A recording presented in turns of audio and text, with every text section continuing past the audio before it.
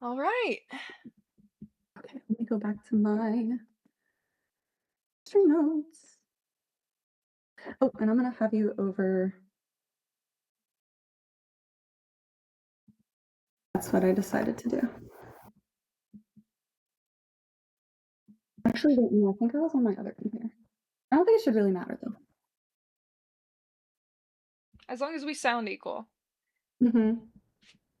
I think we should. I think we should be fine. Actually, no, let me just. Sasha, hi. Okay, wait. Is this happening? Oh, it's happening.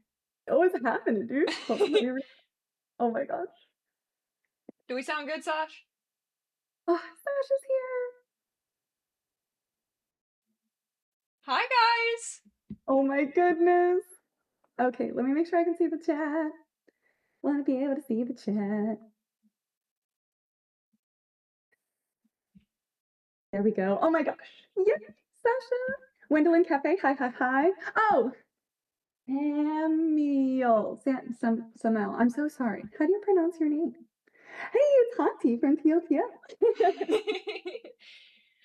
American Choice said my name. Soup Sandwich is here. Hi, Soup Hey. Sandwich. We already have 3 people. We're such a success. We've already done it. All right, let's pack it up. We've done it. So we done it. Okay, everyone go home. Oh my goodness. Okay. Samuel. I hope that's right. Oh my gosh. Okay. Well, Marix, do you think that we should do some introductions? I believe so. Okay. Oh my gosh. Oh wait, hold on.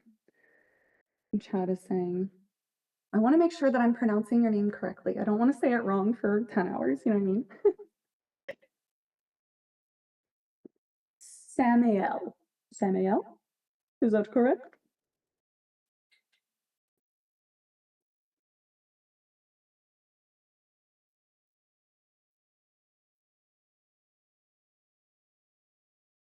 As a person who has like a name that is for some reason really hard to pronounce when you see it on paper, I empathize. I want to be able to say it right. Okay, Samuel. Okay, great.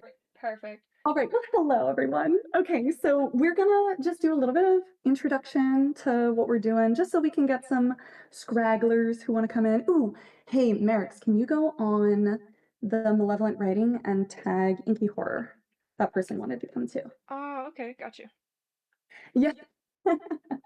Everyone follow Marix on Twitch and Hauntie on AO3 to prove that you're a real one. Follow us on Tumblr. My goodness. No, as long as you're here, that's all that really matters. Okay, so Marix is gonna go tag some people. Yeah, let's do some intros. Okay, for everyone listening to the VOD and for everybody listening to this live stream, holy moly, thank you for being here. I have been so excited to do this. I've been like shaking all morning. I feel like I am electric, like I have caffeine in my blood right now. I'm so excited for this. I've been waiting for this for such a long time. We'll start with people introductions. I'm Hauntie. I'm the writer of The Bartender AU, including For What You Are and To Live Two Lives. My pronouns are all of them, he, they. Hello, hello. Whoever came in. Hey, good to see you. Welcome, welcome. And of course, with me, I have the most amazing, the most talented, Duh. the most handsome, Oh my god. the most infamous and famous Marix Moon.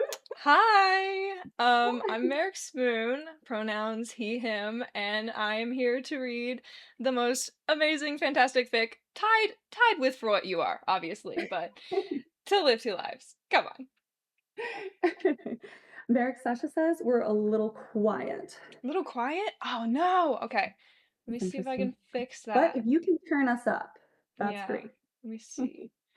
Oh my gosh, I'm so excited that you guys are Should be here. able So to do while that. Merrick's works on a little bit of that, I'm gonna do just like a run through of kind of what the format's gonna be like for today.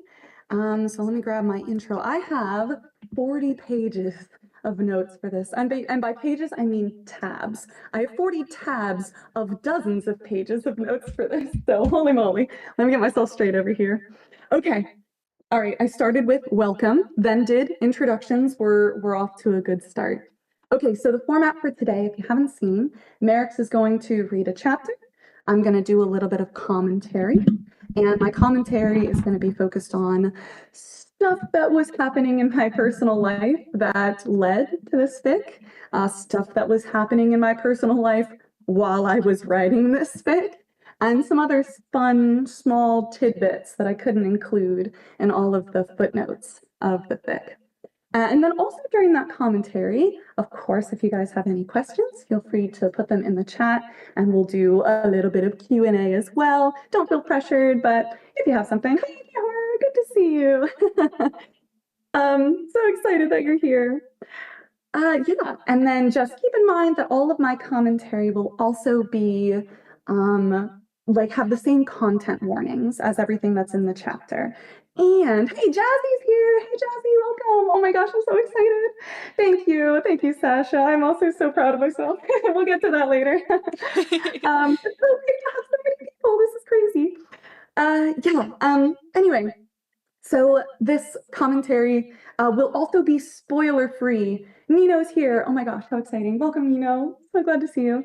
So since this commentary is going to be spoiler free, this is intended for all of the people who want to join the stream but haven't caught up, and or all the crazy people out there that want to listen to this first before they read. I don't know how many that'll be, but just in case there's someone out there, I want to be respectful of all of the cliffhangers and the reveals at the end. So people in the chat, please do keep all of your own commentary just up to the current chapter. If you want to say something about a later chapter, if you can just wait until we get there, that would be awesome.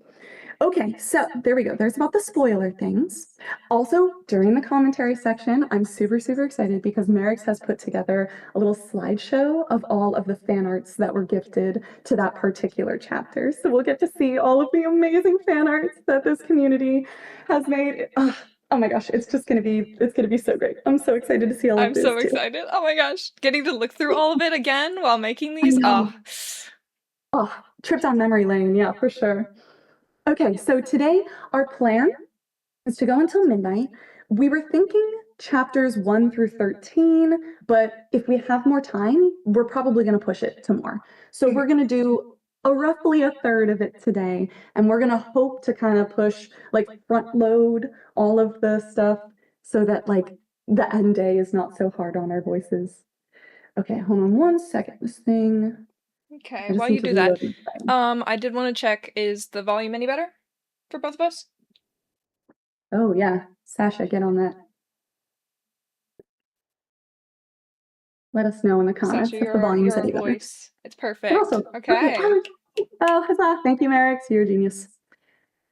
Alrighty, and then, okay, so after we do 3 full days of this live stream, we will be releasing the final chapter live on the stream, so it won't be on like midnight as it's usually released. It's just going to be live so that we can all read it together. And Marix is going to do a cold read of the 40th chapter, which y'all are going to be astounded. Marix's ability to cold read sounds exactly like his ability to read any other chapter he's read 1,000 times. It's crazy. Hello, the other artist. Oh my goodness, it's Ray. Good to see you. Thank you so much for joining us. And then, of course, we're going to have all of these recorded. We've tested it. They do record. We're going to have these recorded for your listening pleasure much later. We're going to be uploading them to YouTube, and we'll be putting like the chapter breaks in there. So if you just wanted to listen to Marix read, you'd be able to skip through. If you wanted to do the whole thing or start and stop and come back, it should be pretty seamless. I want to make this as easily accessible as possible. Oh my goodness, it's so great to see all these people here. Holy moly. Okay, Marix, Marix, is it okay if I tell the story of how this live stream came to pass? Sure, go ahead. Oh my goodness. Okay, so let me take it back to my Discord with Marix Moon. This was January 9th. Oh, sorry, Nina is saying, is Hauntie echoey on purpose, giving John Doe? Not on purpose, but is it bad, Nina? I could probably fix it by muting myself while Hauntie is talking. So if I did like this.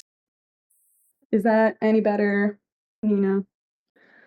It's not indeed giving. It's fine. Okay. All right. Well, let's just. I want you to be able to react and laugh and everything, Merrick. So keep yourself off mute. Okay. Okay. Alrighty. So This is January 9th, all the way back in time. And Marix and I had been friends for a few months. And at like 5:19 in the morning, Merrick saw me snooping around on the Discord. And Merrick knows that Merrick is a person who can be up at all hours of the day, but I am not. I am a normal human being that goes to bed at 10 and wakes up at 7. I am very much one of those people. So the fact that I was awake at 5:19 in the morning apparently gave him a bit of pause. So he was like, "Why are you awake?" And I said, my cat Snodge woke me up. But then also, I'm famous now. Like, I got messages to check, baby. I got Tumblr ads to look at. I got AO3 comments to respond to. I got fan art to look at. Like, why shouldn't I be awake right now? But he eventually convinced me to go to bed. He's like, please, please say goodnight. That was 5:29 a.m. We both said goodnight.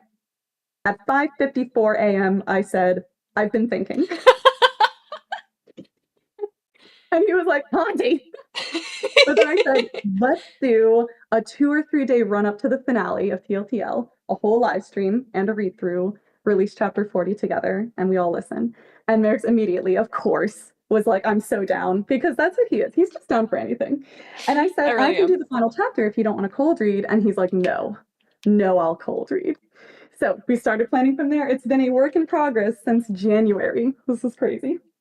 And now it's finally coming to life. I'm so excited. I'm so excited. Oh, Okay. Max, are there any other things we need to cover before? Oh, I should definitely say this beautiful banner art done by the one and only Raph. If you have seen Raph's YouTube channel, it's Raining Monkeys. Oh my goodness, they're amazing. Please go check them out. They're so cool. Oh my god, Nesty's here.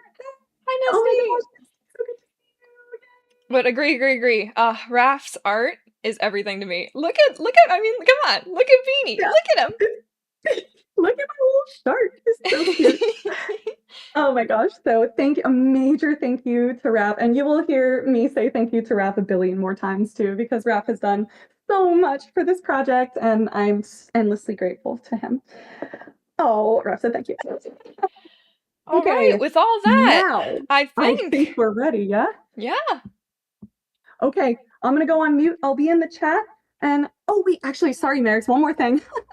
I'm gonna do the tags. I'm gonna read the tags, and then you can start us off with the summaries and CWs, yeah? Alrighty.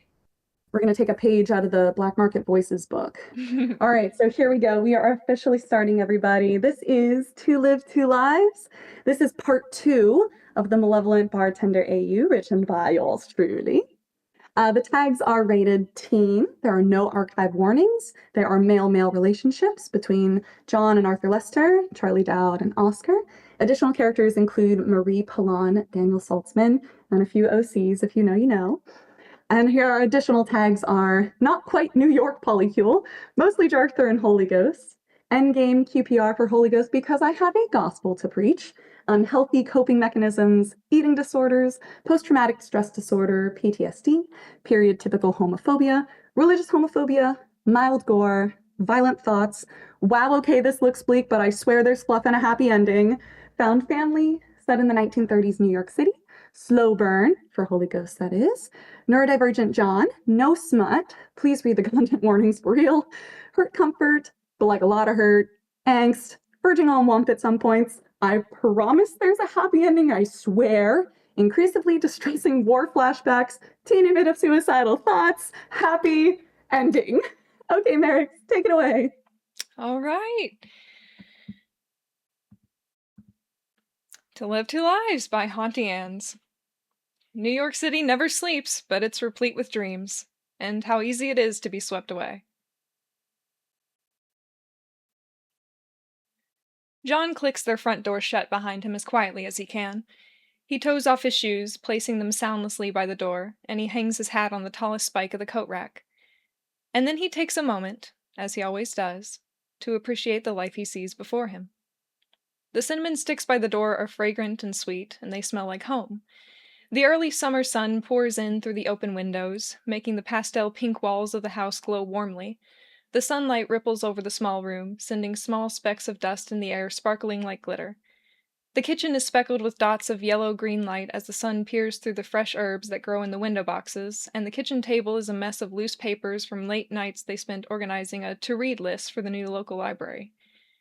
John quietly adds his handful of mail to the collection, save for one envelope. "I'm back, Lily," John whispers excitedly, trying his hardest to keep his voice down.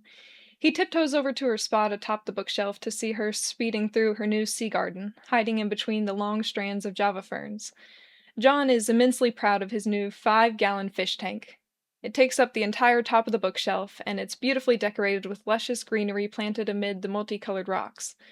The once solitary castle now blossoms like a regal flower from thick, waving foliage, and Lily seems endlessly entertained.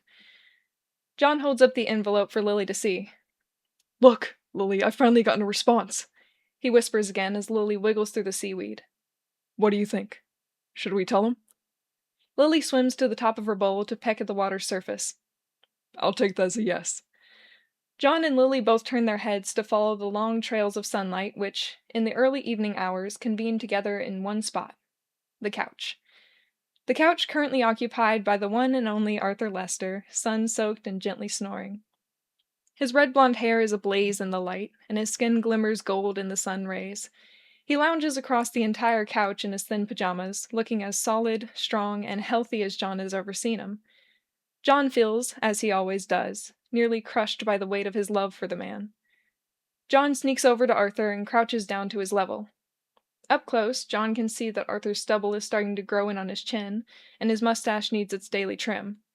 Arthur is finally starting to wear small wrinkles at the edges of his eyes and around his mouth, and his faint freckles across his nose have turned deeper in color as he spent more time in the sun.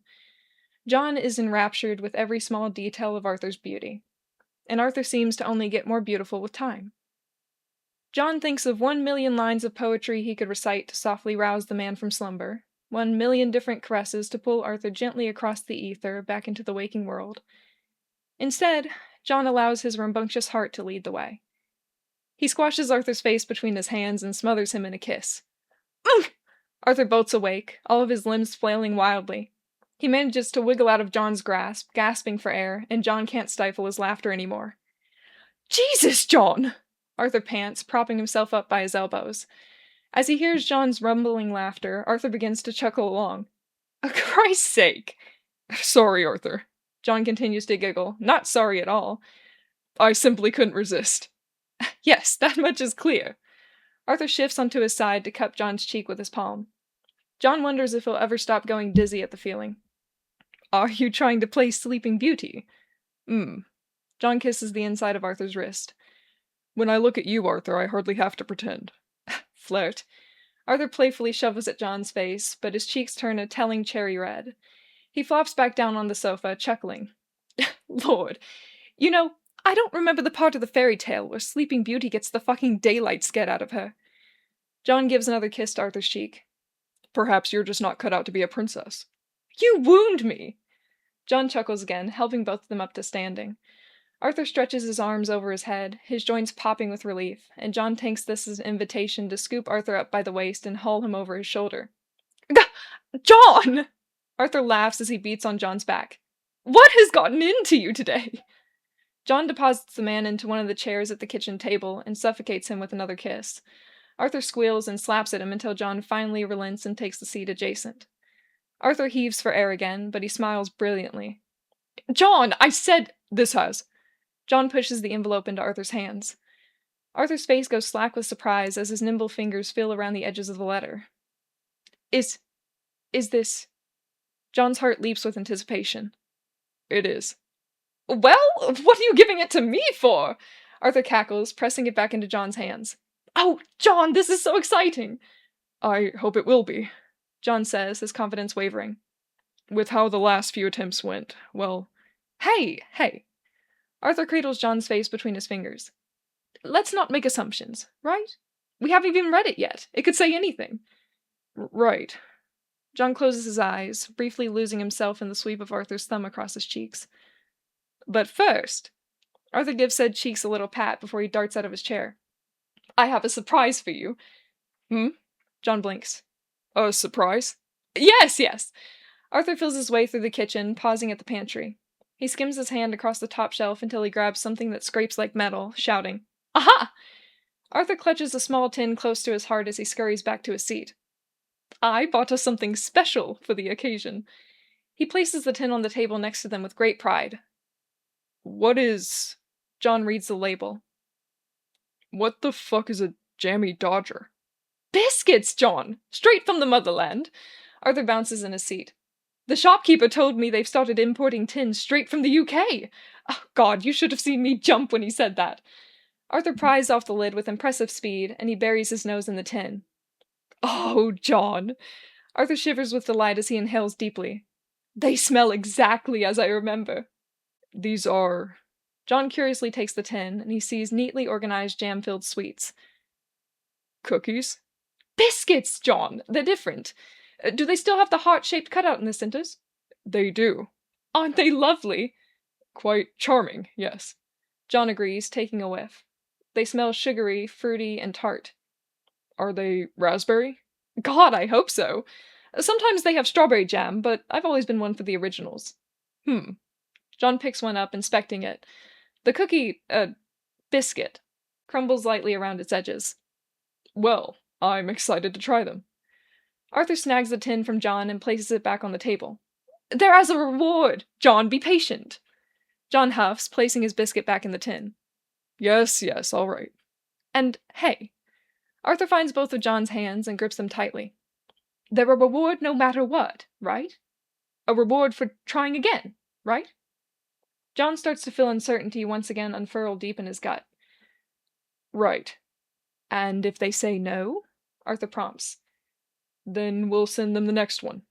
"Then we'll send them the next one." John lets out a nervous exhale. Arthur squeezes his hands again and gives an encouraging smile. "I love you, John." John feels his lips quiver. "I love you, Arthur." "Open it. Go on." John extracts his hands and finds the envelope underneath the biscuit tin. It's stark white, addressed in very formal cursive script, and sealed with wax.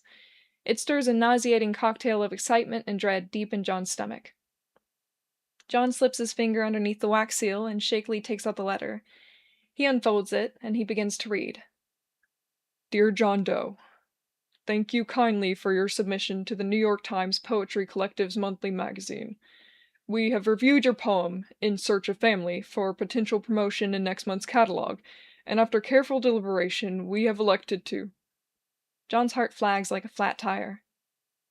"decline the inclusion of this poem in our featured authors section. Thank you once more for your submission, and we hope to hear from you again soon. Signed." John doesn't even bother reading the rest. He feels his body slump, settling like sludge. The thin paper falls from his loose grip and floats to the ground. John feels Arthur's hand rest on his shoulder, but John doesn't look up. He stares at the floor, watching the wood grain turn warped and blurry through his tears. "John, love," Arthur says quietly, giving a small shake to John's shoulder. "John." John wants to answer, but his body gives a reflexive sniff instead. Arthur sighs under his breath, and he uses a long finger to guide John's chin upward to face him. There's a deep sadness in Arthur's eyes, but he puts on a brave smile. "We'll send them the next one, yes?" he says as he wipes a tear from John's cheek. John nods, but he hardly feels reassured at all. Arthur gives him a small peck on the nose. "I'm sorry, John. I know you were hopeful about this one." John's voice turns strained when he says, "I really thought this was the one. Arthur, that poem meant everything to me." "I know," Arthur whispers sadly. "I know." "That was the one I wrote for Sharon, for Jack, for Lily, for you." John loses control over his voice. "That was my poem about my family, Arthur, how I found you all, how I've grown with you all." Arthur wipes away another tear. "I know, love." It's the best thing I've written so far." John closes his eyes, forcing a surge of tears down his face. "I was so proud of it, Arthur." "You still should be, John." "But they didn't like it, Arthur. Why didn't they like it?" Arthur's face falls with heavy sympathy. "I don't know, John." I John snivels. I don't think I can write anything better, Arthur. They'll never like my poetry if they didn't like— "Hey! Stop with that!"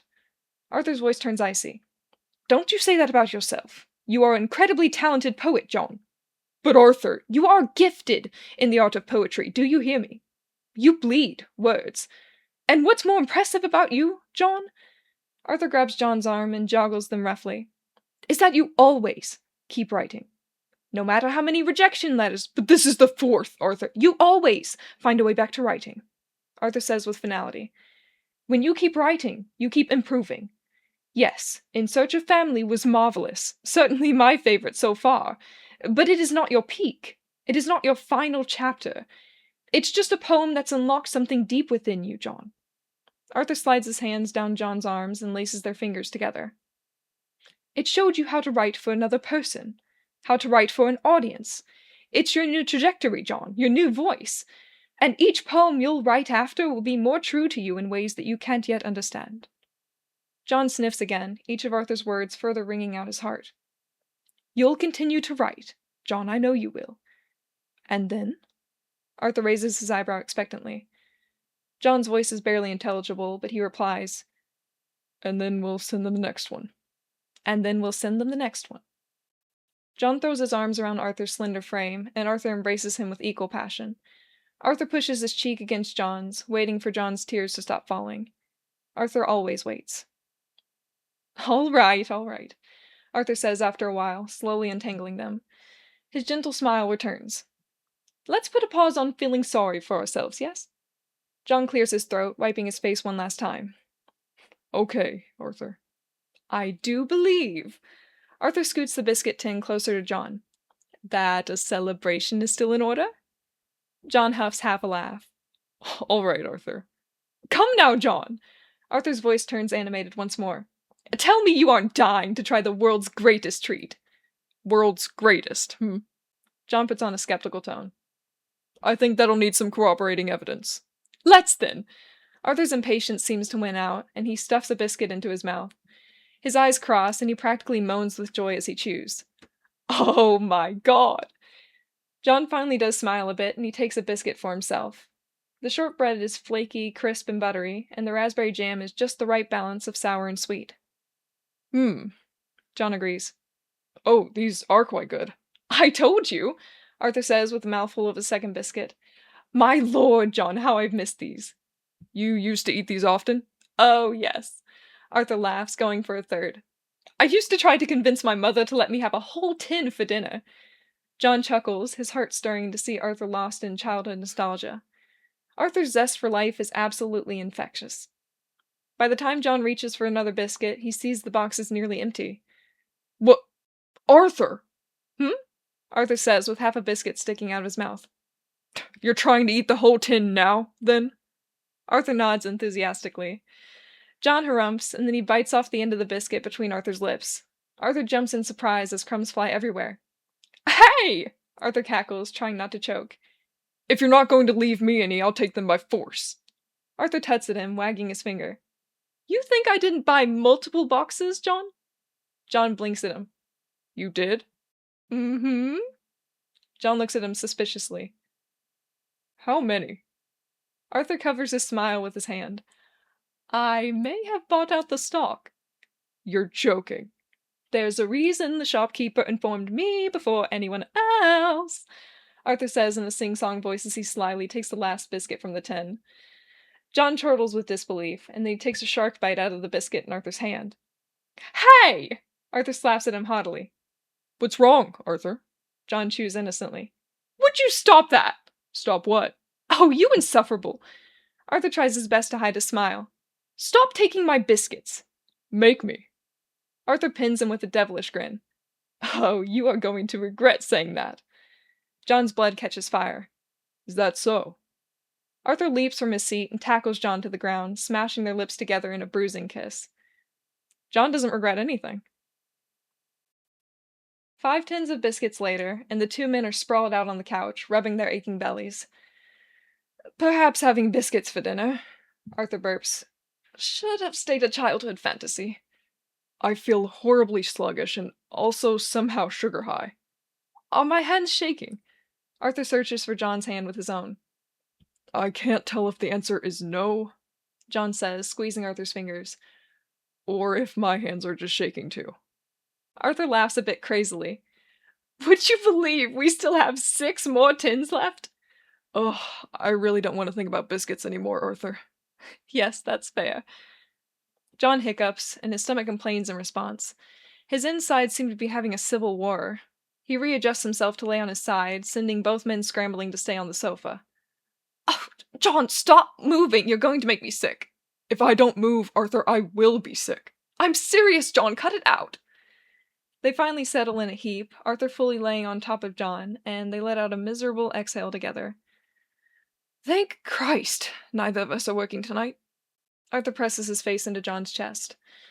John tries to sink further into the couch cushions. I think I would have called out at this point. And leave Charlie all by his lonesome? I can confidently say that Charlie would rather me puke at home than at the bar. You may be right about that one. However, Arthur says coyly, if I didn't show up either, then there wouldn't be a single guest to serve anyway. John can feel Arthur's smile through his shirt. Not to sound too self-important, but no, you're right. The bar isn't quite seasoned enough for a regular crowd yet, but entertainment always pulls numbers. Look at you, applying for assistant manager? John chuckles, and then immediately regrets it with the way his stomach lurches. I think I'd be obligated to take the surname Finley at that point. Arthur laughs, and then also seems to regret it. Why he named the bar with 2 family names when he owns it independently is inconceivable. How many times a day do people call you that? Considering the way Charlie introduces himself, you can assume the numbers yourself. Oh, wait. What was it again? Arthur clears his throat, putting on his best New York accent. Welcome to Finley and Dowd's. Charlie Dowd at your service. I'll be taking the Becks, and my boy Johnny will be taking the calls. Arthur laughs at himself. That's it, isn't it? John snickers along. Yes, Arthur, though your accent leaves a lot to be desired. Oh, please. Arthur blows a raspberry at him. The American accent leaves a lot to be desired. You all bastardize a perfectly good language. We could be worse. We could be Canadian. Oh, God, John, please stop making me laugh. Oh, you're going to end up with vomit in your hair. John politely shoves Arthur away from him. That's it. We're officially having salads for lunch tomorrow. Ugh. Arthur sits himself up, holding his stomach. I don't think I'll ever need to eat again, actually. Good luck explaining that to Daniel tomorrow. Ah. Arthur suddenly starts to fidget with his fingers, his shoulders reaching for his ears. I actually, I wanted to talk to you about that. John doesn't like the tone of voice. He sits up too, taking a second to breathe through the sickening wave of vertigo, and then he scoots beside Arthur. What's wrong? Nothing's wrong, John, Arthur says lightly, as he does when he's trying to obscure the truth. I wanted to bring up something we mentioned a while ago. What does that mean? Arthur presses his lips into a line. I know you're hesitant about this. Yes. And we haven't really talked much about it, but Arthur, for the sake of my nerves, can you just spit it out? Arthur takes a rallying breath. I want you to come to dinner with us. I want him to meet you, John, to finally have you as part of the family. John feels a chill of anxiety fly down his spine. Oh, he says softly, already hearing his voice start to tremble. Not tomorrow, necessarily, Arthur says, rushing to grip John's hands reassuringly. But I'd like to make a plan with him. When I see him tomorrow, I'd like to schedule a date. Right. John breathes slowly, trying to keep the nausea at bay. I mean, it's been months, right? Arthur says, giving a lopsided smile. And he says he wants to meet you. Really, he does. Yes. Arthur's shoulders start to droop. You're still nervous. John feels a violent shudder course through his body. I can't help it, Arthur. It's okay, John. Hey, it's all right. Arthur loops his arms around John's middle, and John instinctively curls around the smaller man. Just what makes you so nervous? I'm scared that... John swallows. I'm not good at hiding things, Arthur.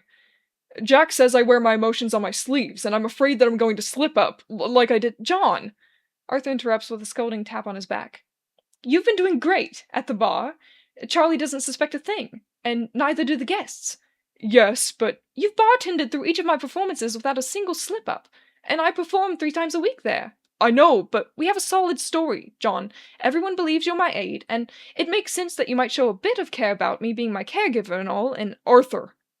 John pushes the two of them apart, holding Arthur firmly by the shoulders. Listen. Arthur's face turns a shade of green from the sudden movement, but he nods. Sorry. Okay. Sorry, John, I'm listening. John slowly guides Arthur to rest against him again, waiting for Arthur's color to return to normal.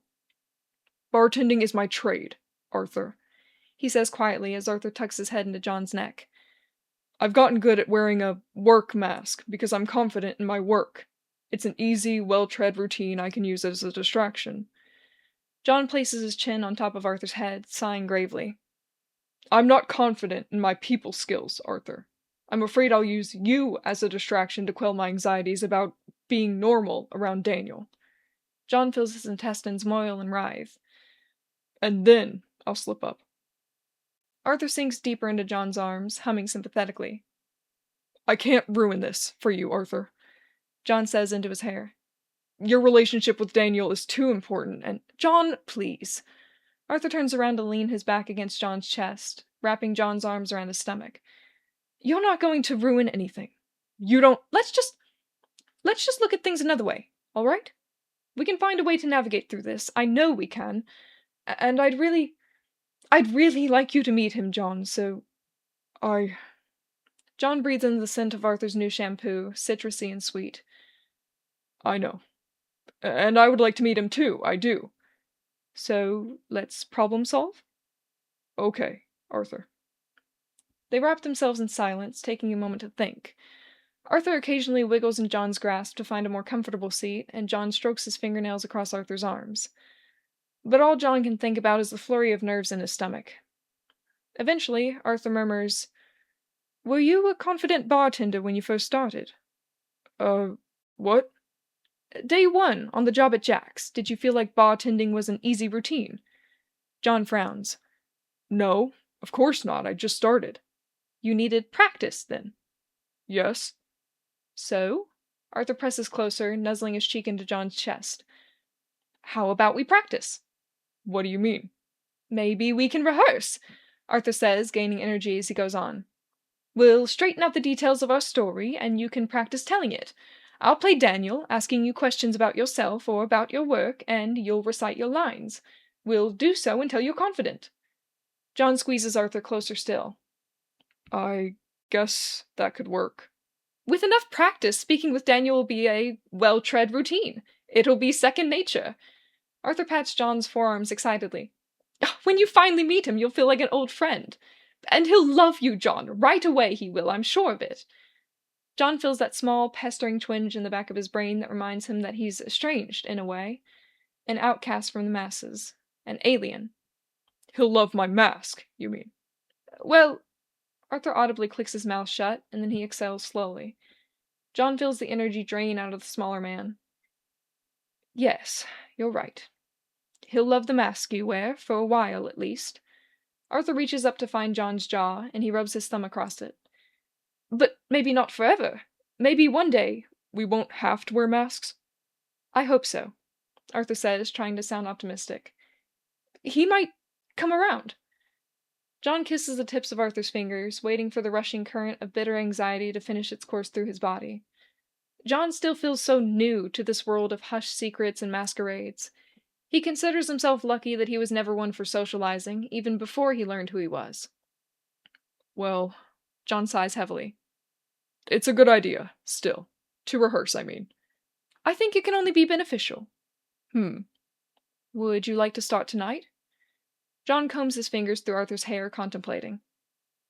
Yes, I think that will at least help my blood pressure. Arthur tilts his head back and grins.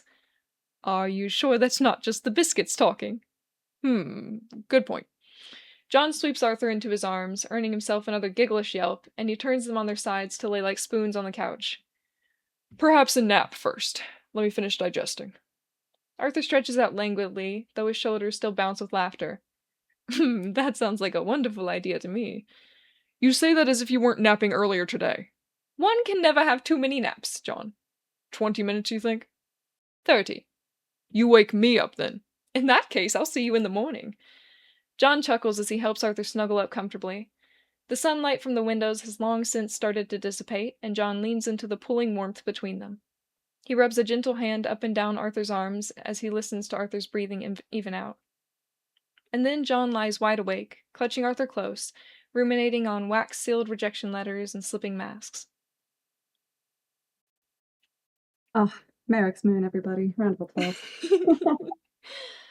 Oh my goodness. Chapter 1, we did it, team. Excellent read, Marix. So you're probably going to hear me say that a few more times. I better hear it every time. I better get constant reassurance. Basically, yeah. All right. I'm like your biggest cheerleader over here.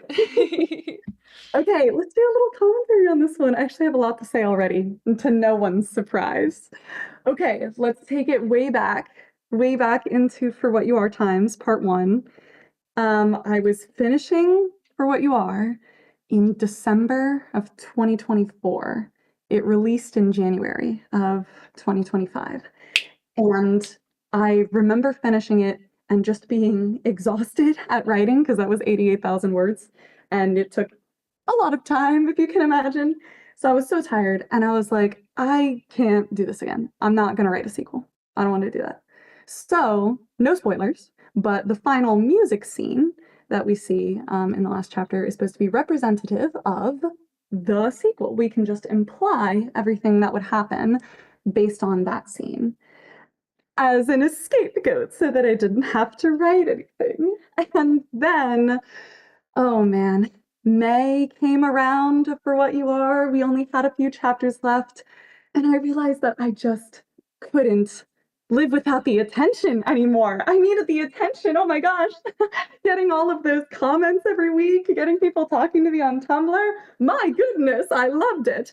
And also, at the same time, I had made some really, really big breakthroughs in my own therapy, which we're going to talk about a little bit later. So I decided that the best way to start a sequel is to just continue writing about my life. So I started writing the outline for it all the way back in May. I'm going to check the chat because Sasha says, asked if you wanted to pin the link to the fic in the chat. I'm working on it. I got it. Nice, thank you. And then, I was going to say fan art, but this was chapter 1. So, all right. So anyway, I needed to start on the outline first, and I worked on Arthur's story arc because that was the one that was most pressing to me at the matter. And I wrote a few more outlines for the other characters and what I wanted their story arcs to be. And it took a really, really, really long time, and I ended up changing a lot of it as time went on. We'll hear about that later. But I started writing the first chapter of To Live Two Lives in very late May. I think it was 1 week before the finale of For What You Are happened. Because I also needed just something to do during my lunch breaks. I was tired of just revising the same For What You Are chapters over and over.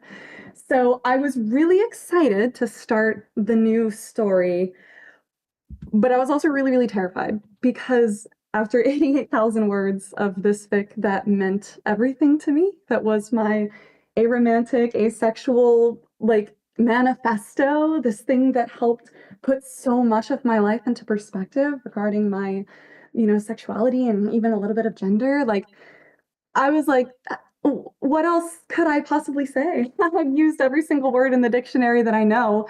How am I supposed to keep writing even more words when I feel like I poured all of them into part 1? So I was a little bit nervous, but I wanted to start anyway because I had already written out the outline. And the moment that I started writing chapter 1, I was on my lunch break at work, and it was like in the summertime, and it was beautiful. And I was like, I'm going to have this whole fic take place during the summer because I just want it to be warm, and I know this is going to go into the wintertime. I'm going to need something to help me stay warm during the winter. And like immediately when I started typing, I was like, I don't know how to do this anymore. Like, I don't know how to write. I've used all of it. I've run out of creativity. I'm not sure what happened. And so I had to push through a lot of immediate feelings of fear. But I was like, I'm just going to start with a John chapter because I know how to write John. I must know how to write John. It's such a familiar voice to me in my head. And so this opening stage of John's like poetry speak when he talks about like how all the plants look and all the sunlight streaming in. This is like what I relied on in trying to respark that creativity that I actively feared that I was losing in the middle. So I was already having a little bit of the theme of this thick cognitive dissonance going on. We're going to hear those words a lot coming up too. But I kept pushing on, and that opening scene is really important to me too because it sets up everything that we've missed from part one until now. And I always have nitpicks with like some writing where they just like give you the exposition, but they just tell it to you, even though it's like a character that should know all of that, just relaying all of that information to a character who should also already know that. So trying to like do a little bit of exposition and make it sound natural so that the audience can be filled in without the characters just repeating stuff they already know to each other. A little challenging, but you know, we push through. And then also this new trajectory thing. So when Arthur has this speech to John about writing for an audience and you know, like his new In Search of Family being this new trajectory instead of the last good thing I will ever write, that is literally me talking to myself and trying to just hype myself up that For What You Are was very good and I'm really proud of it. And it's not my final chapter. I must be able to keep being creative. I'm a naturally creative person. I just have to keep trying. So Arthur was really talking to me right there and not just John. Poor guy. Yeah. Okay. A little bit more. The publishers. Oh yeah. I'm looking at my chapter notes. I'm a little bit everywhere, so just bear with me, everybody. I said setting up the arc for the publishers was fun because I get tired of fluff easily, and I gotta prepare everybody for disappointment. That's very true to me. Listen, I love fluff as much as the next person, but you know, we gotta have fluff as a reward. Oh yeah, yeah. We have to suffer in order to get our fluff. Like a tin of jammy Dodgers after a really disappointing letter from And speaking of, great segue into this idea of a reward for trying again. This is actually something that's really important to me. So when I was in college, um, I had these auditions for my wind ensemble every single semester, and they were incredibly taxing because I had to learn so much music in such a short amount of time and then audition, which I hate auditioning, it's scary to me.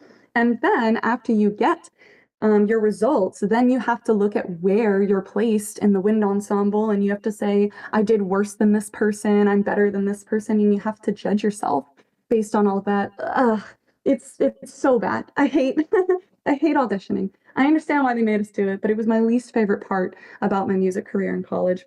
And I remember at one point, like, I never really thought that my auditions were very good. I don't think that anyone thinks that they audition well, if I'm honest.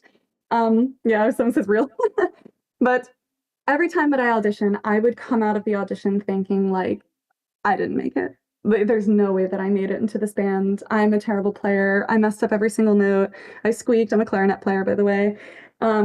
And I would just go home being completely and totally miserable, only to find out like a week later, I did make it. I did okay. But, you know, auditions are stressful and you get into your head. And I remember at one point it was just another audition, and I had done what I thought was a rather terrible job. I walked out of the audition room and my friend was there and he had like this 6 pack of donuts waiting for me. And he's like, I got us this little treat. Like, congratulations on auditioning. And immediately I was like, I don't deserve this. I don't deserve to eat this sweet treat. I'm a terrible clarinet player. Never gonna make it into this wind ensemble. This is the last of my days. I might as well give up now. And my friend was like, don't, come on, like, don't do that. But I was so in my head about it. It was such a hard thing to break. But as the night went on, you know, feelings change over time. And I was like, no, actually, I kind of want a donut because I love donuts. But then also, like, when I ate the donut, like, I I did feel a little better, actually. I did feel like, you know, I tried. I did my audition. It's really stressful. It's really hard for me, but like I should at least tell myself that I'm like proud enough to try and do it again later. Like why should I not have this reward even if I don't think that I did a good job?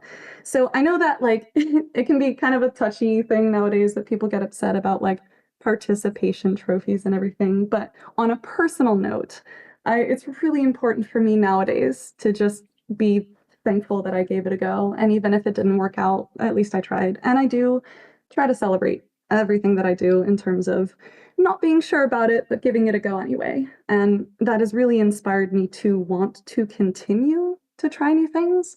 Because my goodness, I would not have kept auditioning had I not been forced to every single semester because I hated it. So, yeah, there's going to be a lot of life lessons sprinkled in here, but yeah, absolutely. I'm seeing some people in the chat saying relatable. Yes, it doesn't have to be, a gallon of ice cream or anything, but some sort of small reward just to keep yourself being motivated to try new things. Incredibly helpful in my life nowadays. So, I hope you guys Real. take that. So real. Yeah. Mm. Okay, a little bit more to fun things on the bottom. Arthur's kind of wealth is my ideal. I want to be so wealthy that I can buy out the store's stock of biscuits. That's all I care about. I just want to have enough money so that I can buy out every single one of the Jammy Dodgers, and that's it. I would spend my wealth on nothing else. Amazing. It's kind of interesting because I did make Arthur like a little bit rich in part one from all the royalties from the things that he got on the radio and stuff. But I didn't want it to be so extravagant, because we're going to get to a little bit of that later. So instead, Arthur falls just on the perfect shade of wealth where you can buy out a stock of biscuits so no one even knows that they were sold in the store, but you're not And hoarding all the all of the children that were money. so happy. Right. Yeah. Also, me and Arthur on naps, absolutely. One can never have too many naps. That's, yeah, no, right there with you. I know. Yeah, I know Marix's Moon is a top tier napper for sure. Oh yeah. I That's gonna I be love thing. I love a good nap. Yep, same. The last time that I saw Marix Moon, I asked him how he slept through the night, and he was like, I took a lot of naps through the night. I haven't slept in years. Oh man. Okay, and then further down on the subject of practicing conversations. So this is an interesting concept to me because I am a neurodivergent person. John is too. And I practice conversations in my head all the time. I like pretend that I'm being interviewed. I pretend that people are asking me on my opinion on things. And I feel like I need to constantly practice conversations so that I get it right by the time I need to talk about it. And I would say it's actually not that helpful. I would say that it gives me way more stress than is helpful to me. And it's also a form of masking. And this is something that I really wanted to start in the beginning of Fic is that John's neurodivergence is with him the whole time, and it's something that he can't escape from. And anytime that he wants to escape from it, the only other option is masking. And that's really how it feels for me to be neurodivergent, and also in some spaces to be queer, to have to pretend that you're not in order to just make it through whatever situation you're in. So I really wanted this masking to be important to him because it kind of shows a little bit of his and Arthur's relationship, where Arthur is, of course, loving and supportive, and John is just like us. Yeah, you're going to say that a lot too. Arthur is loving and supportive, and he cares so much about him, and he just wants to help. But Arthur is not neurodivergent. Arthur doesn't feel the same way. And so him offering this idea of masking this platitude is a very real thing that neurotypical people just assume is going to work. And it doesn't. And of course it doesn't. Like, you can't mask your whole life. That's insane. You can't be yourself if you're masking the whole time. So as much as we love Arthur and how gentle and beautiful that he does have a fault of lack of understanding of the neurodivergent experience. And we start to see that really, really early on. And this is going to cause some rifts because it is really challenging to be neurodivergent in a space where you're expected to be neurotypical. And then also the idea of practicing conversations in my head. I find that one of the other reasons why they're never really that helpful is because you just simply cannot script what the other person is going to say. It's not how conversation goes. So we're going to see a little bit of that play out too. I'm going to check the chat. Neurotypical Arthur gives me psychic damage. hilarious session. Okay, so at the very end, we have to end on a little bit of dread because it wouldn't be one of my stories without pain. And I think that will do it for everything in chapter 1. All right. Oh my goodness. Okay, let me go look at chat that I haven't seen. Treats are important. I'm seeing a lot of highly relatable. Sasha says, also very accurate to the actual process of getting published. You're going to get a lot of rejections before you're getting there. Absolutely. Yeah, that's super, super bad, Sasha. The fact that, it's not going to be a one and done. If you think of all the colleges that you might have applied to, or all of the books that you've tried to publish, or all of the YouTube videos that you've tried to put online that didn't go viral somehow. How is that possible? Yeah, rejection is just part of the experience of trying things, and a lot of people immediately view it as a failure, and it's not always a failure. Sometimes it's what you need to hear in order to keep pushing you to go forward. Yeah, okay. All right. Anything, Marix Moon, that you want to add before we keep No, going? I'm ready to keep going. So Let's excited. do it. All Alrighty, I'm gonna right. go back on mute. I'll let you take over. All right, thank you.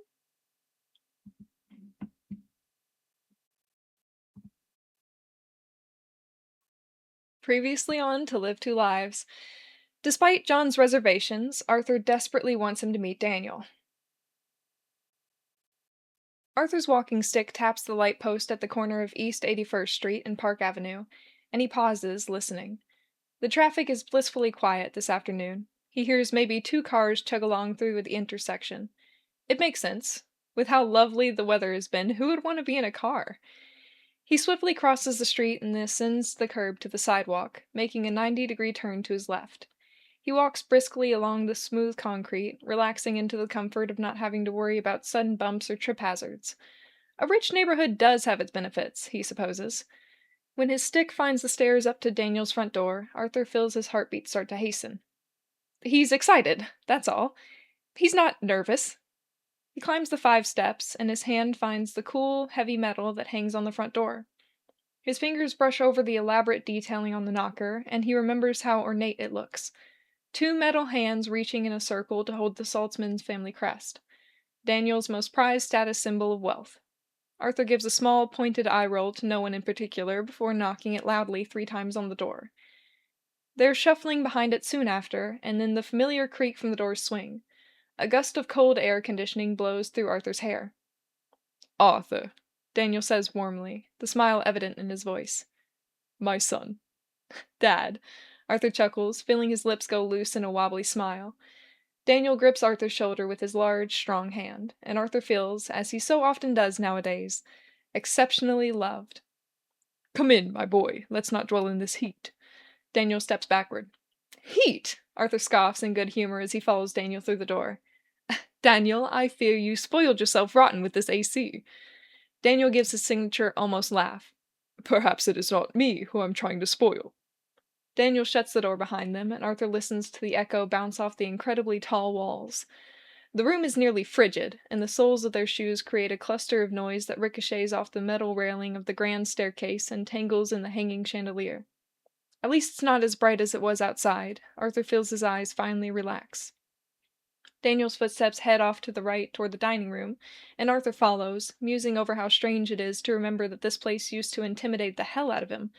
Its immaculate, nearly sterile presentation has brought out all of Arthur's worst insecurities.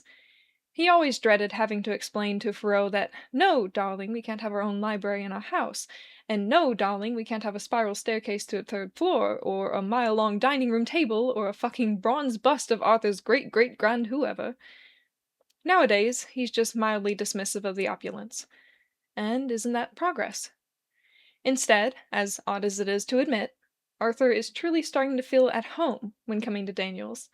He's long since needed to use his walking stick to navigate around, and Daniel's been kind enough to forge easily accessible paths for him around the house. Arthur's even developed a comfortable acquaintanceship with the members of the housekeeping staff. Arthur may not have a bedroom assigned to him, but he feels a genuine relief in coming to this house, knowing with certainty that he'll be welcomed with open arms. What comes after the welcome is a different story, but that's gotten better too. The pressure in the air changes when they finally reach the dining room, where the walls turn from tall to long. Arthur hears Daniel scoot out a chair for him at the center table, and Arthur nods in thanks. "They'll be just a minute," Daniel assures as he takes a seat for himself. "Philip says he's making beef bourguignon, and he wants it to simmer for just a moment longer." Arthur leans his stick against the table as he chuckles. "Philip still thinks I have the refined palate of a French chef, does he?" "He is very passionate about his craft," Daniel says in that endearingly serious tone. "He would never serve something that he wasn't exceedingly proud of." "He could serve me a 10-cent hot dog and I'd be thrilled." "Good grief," Daniel groans. "Please don't mention those around him. You'll never hear the end of his lecture." "Oh my," Arthur chuckles. "Don't let him find out what I had for dinner last night, then." The familiar clicks of Patricia's high-heeled shoes approach the table from the left, and Arthur turns to give her a friendly wave. "Patricia, how are you, dear?" "Oh," she startles, her voice turning bashful. "Why, hello, Hello, Arthur," she says quietly through a small smile. Christ, Arthur can hear the blush on her face. Poor gal. "Good to see you." "The same to you." She goes still, shuffling with something in her arms. Daniel gives a pointed cough, and her heels click in a frenzy. Sorry. Here you are, silverware and napkins." She places a set of each in front of both of them, and then she pauses by the edge of the table. "Thank you, Patricia," Arthur says kindly, and he hears her giggle under her breath. "Yes, thank you, Patricia," Daniel repeats with far more gruffness in his voice, and obvious dismissal. Of course, Mr. Saltzman." Patricia clears her throat quickly. "Enjoy your meal." Her heel clicks retreat down the hall, and Arthur shakes his head, laughing to himself. "You've told her I'm nearly twice her age, haven't you?" "With the way you speak to her," Daniel says tersely. "I doubt it would matter." Oh, so it's one of those days, apparently. Arthur feels his words sharpen around the edges. "The way I speak? You mean politely?" Daniel drops an octave. "You know what I mean." "No, Daniel, I don't believe I do." Daniel sighs aggressively. "Women of her age can be easily susceptible." "I speak to her like a peer, Daniel. I treat her like she's a woman instead of a staff member." "She is a staff member." "She still deserves respect." "Then you will continue to see her respond in such a way." "Oh, you—" Arthur painfully swallows down the rest of his retort, and then he gently holds his palms up in front of him like he's waving a white flag. He takes a long breath before he continues. "Daniel, let's just stop. We've been down this road before. Let's just agree to disagree, yes? We don't need to—" He drops his hands. "There are other things I'd like to talk to you about today." Daniel picks up his silverware and shuffles them on the table. He takes an extra moment to unfold his napkin in his lap, and then an extra moment to breathe on his glasses to wipe them, all while completely silent the entire time, of course, just as he always is when he wants to watch Arthur squirm. Arthur shuts down that thought. There's no need for it. Things are different now. Things are better now. He actively chooses to wait patiently. Daniel finishes his routine, and he exhales audibly. "Yes," he says finally. "You're right. I'd like to hear what else you wanted to talk about today." Arthur feels the tension leak out of his shoulders as a smile creeps along his lips. Things are better now. "Good. Yes, well," Arthur titters. "You know I bring up my caregiver John often." "You do." Daniel's interest peaks. From the left, Arthur can hear Philip's footsteps drawing nearer. "Ah, a moment, please, Arthur. Philip has arrived." "Good afternoon, gentlemen," Philip says on cue. "Good afternoon," Arthur says as a plate is slid in front of him. The smell of savory, salty beef instantly makes his mouth water. "Wow, Philip, this smells incredible." "I am grateful for your patience," Philip replies graciously as he gives Daniel a plate as well. "I am sure that you'll find the sauce to be much more flavorful with the additional simmering." "I'll have Daniel give you my formal review after." Philip barks a short laugh, most likely cut off by a stern look from Daniel. Philip collects himself, though, responding, "I sincerely look forward to it." He places a glass next to each of their plates. "Gentlemen, beef bourguignon with mushrooms and root vegetables, served with pinot noir. Enjoy." His vest crinkles as he takes a small bow. "Many thanks as always, Philip."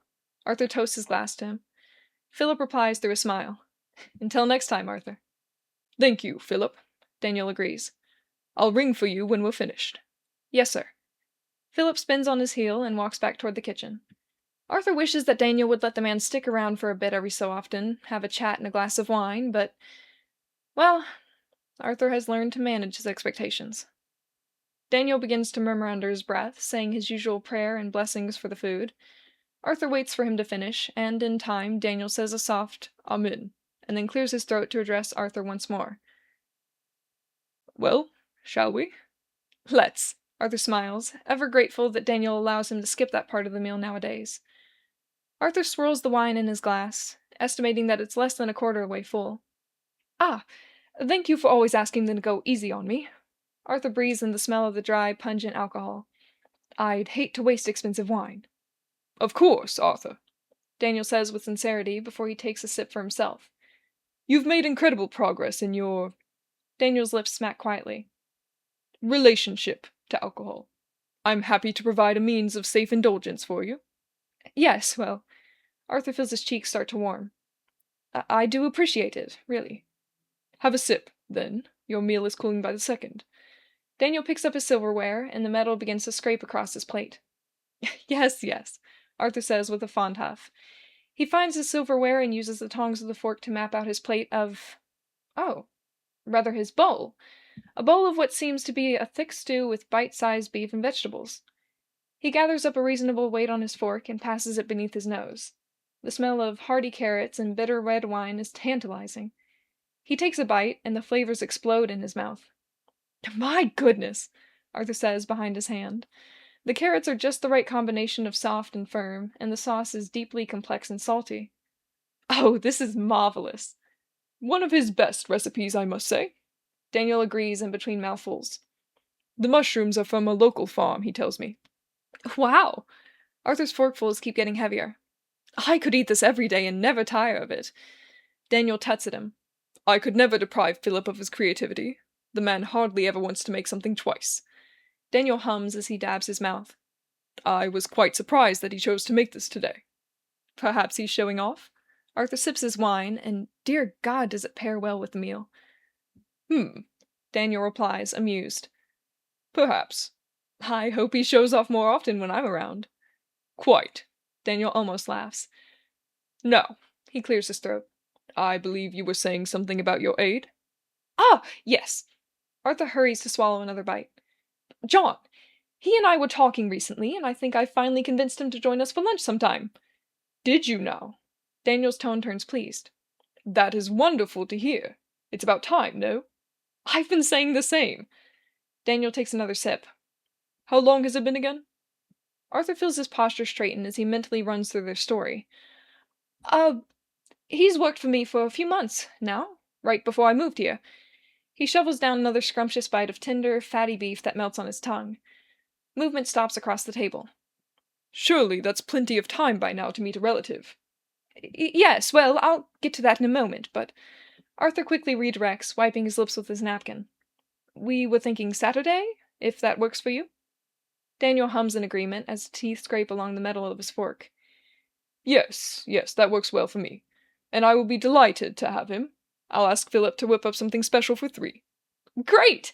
Oh, I know John will appreciate that. Damn, these mushrooms do taste fresh. 1 o'clock will be fine. I know he has a shift later in the evening, but that should leave enough time. Right, Daniel says, his silverware stopping mid-cut. A hint of judgment worms its way into his voice as he says, his shift at the bar. That's right. Arthur tries to swerve around that tone. He continues cutting up a large piece of vegetable as he says casually, and we should be grateful for it. He got me my gigs there, remember? So, anyway, remind me, Arthur, Daniel says, a lot of judgment in his tone. Is John a man of God? Oh, for fuck's sake. Today isn't going to be easy at all, is it? He is not, Arthur says firmly, but he tries to keep his tone neutral. But I'm sure you won't find a more caring and generous man on this earth. You'll see.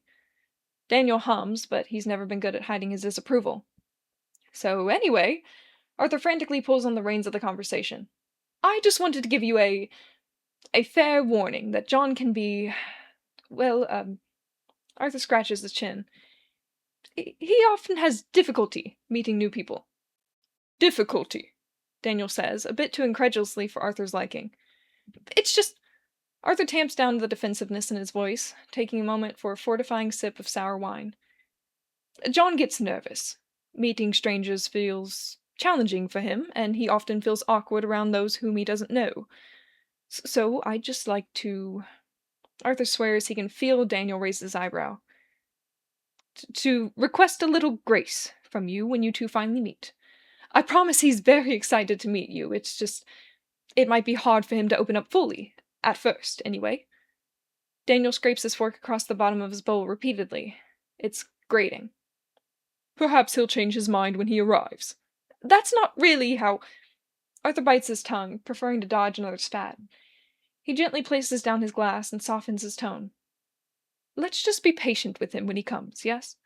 Take it at his pace. He'll open up when he's comfortable. So let's try to make him comfortable, all right? Daniel is quiet again, finishing what must be the last scraps of his meal based on how much scraping Arthur hears. Arthur once again forces himself to sit with the silence, despite the way that it needles every cell in his body. All right, Arthur. Daniel eventually concedes, the tiniest bit of uncertainty betraying the usual self-assuredness in his voice. You know John far better than I do, so I'll follow your lead. Thank you, Arthur breathes out. God, things are better now. He searches the bottom of his bowl for another bite of beef, but he surprisingly finds none. That's odd. He doesn't often finish his lunch, as Philip usually serves both of them portion sizes big enough for Daniel's wide and tall frame. So then, Saturday? Daniel interrupts Arthur's thoughts. I'll ask Philip to have lunch prepared around 1. Yes, that sounds excellent. Arthur shakes his head quickly, jostling himself back to the present. I'll let John know that you're eager to meet him. Please do. Daniel sets down his silverware and his glass. Ah, I see you're finished with your meal as well. Shall I ring for Philip to collect our plates? Oh, yes, sure. Good. Daniel's chair slides across the tile as he stands to ring the bell. The small chime stirs motion in the kitchen. Well, Arthur? Daniel tugs on his jacket firmly, his typical way of changing a conversation. If you would like to join me in the reading room, I believe Patricia should have a cup of tea waiting for each of us. Wonderful! Arthur stands as well, and ow! There's a sudden sharp pinch from the button on his trousers. What in the world? The pain startles him, but it leaves him more confused than injured. Yes, of course. Lead the way. Arthur pulls at the waist of his trousers, and that seems to fix the problem. He must have just stood up at a strange angle. Daniel's heavy footsteps walk further away by the second, so Arthur races to catch up. He follows Daniel across the hall, and soon, all noise is choked by the carpet that swishes lightly beneath Arthur's feet. The air feels heavier in the reading room, as the thick curtains trap the moisture and heat. In comparison to the massive, painting-clad walls of the dining room, Arthur has always felt like the reading room was cozier. Arthur finds his usual chair, and he sits himself deep into the plush cushions. He pulls the lever of the recliner and sighs contentedly as his feet are luxuriously propped up at just the perfect angle. Arthur privately amends one particular judgment about Daniel's excessively lavish home. Tea is to your right, Daniel says, also settling into his own recliner. Cream and sugar on the side, as you like. You do spoil me. Arthur chuckles, and ow! Alright, what the fuck? He wiggles a bit, but the damn button on his trousers is still digging into him uncomfortably. Is he sitting weirdly? He pulls and shimmies the trousers again, but this time to no avail. Are you all right? Daniel asks, stopping Arthur abruptly. Daniel stirs his tea in a porcelain cup, the small spoon making musical clinks around the rim. Yes. Don't worry about me. The stew was so delicious, I fear I may have overstuffed myself. Arthur gives a self-deprecating laugh, spreading out further to lessen the pressure on his stomach. It helps a bit. Daniel sips his tea. I will be sure to give you a review to Philip as promised. Arthur wiggles a little more. There, much better. Yes, please do. So, my son, Daniel says with all the adoration in the world, and it sends Arthur's lips wobbling once more. Tell me how the piano has been treating you. When Daniel opens the front door again, a blast of warm, sweet air feels like a very welcome blanket to Arthur. Thank you again for your visit, my son. Daniel squeezes Arthur's shoulder once again in his thick palm. Arthur covers Daniel's hand with his own, reveling in the love they so openly share now. It is always a pleasure to spend an afternoon with you. Thank you for having me, Dad. Arthur wells up at the word, even after all this time. I look forward to seeing you and John soon. Daniel steps away from the doorway. Travel safe. Likewise. Take care. Arthur gives a small wave and exits outside, hearing the creak and latch of the door behind him. The air pressure disappears, and a gentle wind brushes through his light shirt. Oh, how he's missed the summertime. As he descends the steps and begins his trek home, he feels his stupid trouser button biting into his stomach yet again. What in the hell could it. He must have eaten way more today than he usually does. The stew was incredible, after all. He'll just have to be more mindful about his portions next visit, that's all. These slacks don't stretch like the others do, and that's probably part of the problem, too. No worries. A quick walk will help him digest, and everything will normal out again. Arthur whistles to the beat of his clicking stick all the way back home. Great read, Marix. Thank you. Excellent. I love the owl parts. You do this so well. They're very convincing. The first time you did it, I thought you were hurt. And I was like, oh no. Oh, Samael stares at the tags. Is this related to that one particular tag? I think you might be onto something. Oh my goodness. So right now, let's all take a look at some of the fan art that's going across the stream. We can thank Hollow and Nesty for the ones that I've seen so far. Let me see if there are any other names that I should be mentioning all the way at the top. Y'all, I could not believe that literally chapter two, and these people are giving me fan art. Chapter two. Oh my God. Oh, couldn't even begin to express my excitement. That was incredible. Okay, all right, let's get to it. I want to start by talking about Arthur's POV. Okay, I had a course in For What You Are, written 88,000 words of just John. And I knew that I wanted to do something different for this one because I just I just couldn't do that again. I needed something to keep me interested and something to keep me learning. And also, again, I had run out of words in the dictionary. So I needed something like a completely clean slate. So here we go, Arthur's POV. And one of the things that I was most excited about for this, and also nervous about, is that writing for a blind character, I needed to do a lot of research. I am not a blind person, so I was watching YouTube video after YouTube video of people who are blind explaining to me like how they get through the day. And it was incredibly eye-opening for all of these things that I notice every day, but don't bother to think about because I'm a seeing person. One of the things that hit me the hardest was the room air pressure. The feeling when you walk into, for example, a room that is longer rather than tall. There is a different displacement of pressure in there and you can feel it. Same thing as if you had walked from your bedroom to outside. The pressure is so much different. I had never even considered that before doing a little bit of research, so that was crazy for me. Another thing that some of the people that I listened to were talking about was something called the salad bowl theory. So, okay, this is not echolocation, but there is a certain amount of being able to hear when things are close to us and when they aren't. So if you can imagine holding up like a metal salad bowl directly behind your head while you're talking, you'll hear it echo just a little bit behind you, and you'll be able to know that something is behind you. Maybe you don't know what the salad bowl, but there is something to be said about how our voices and the movements that we make, how we ourselves do echo around us. And there is a certain amount of being able to like find the placement of things around you just by sound too.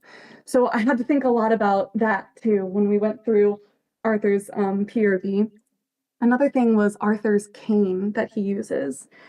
So a white cane is typically one that most blind people use nowadays. When I had written his character, I just said walking stick, and I imagined that it was black and not white, but I think that they're going to function basically the same. And I did not know, but the movement of the cane is actually not constantly scraping on the ground. You're not constantly like rolling the cane over top of every surface that you're walking on, and it's more likely to be an arcing movement back and forth in front of you with a few clicks or taps here and there.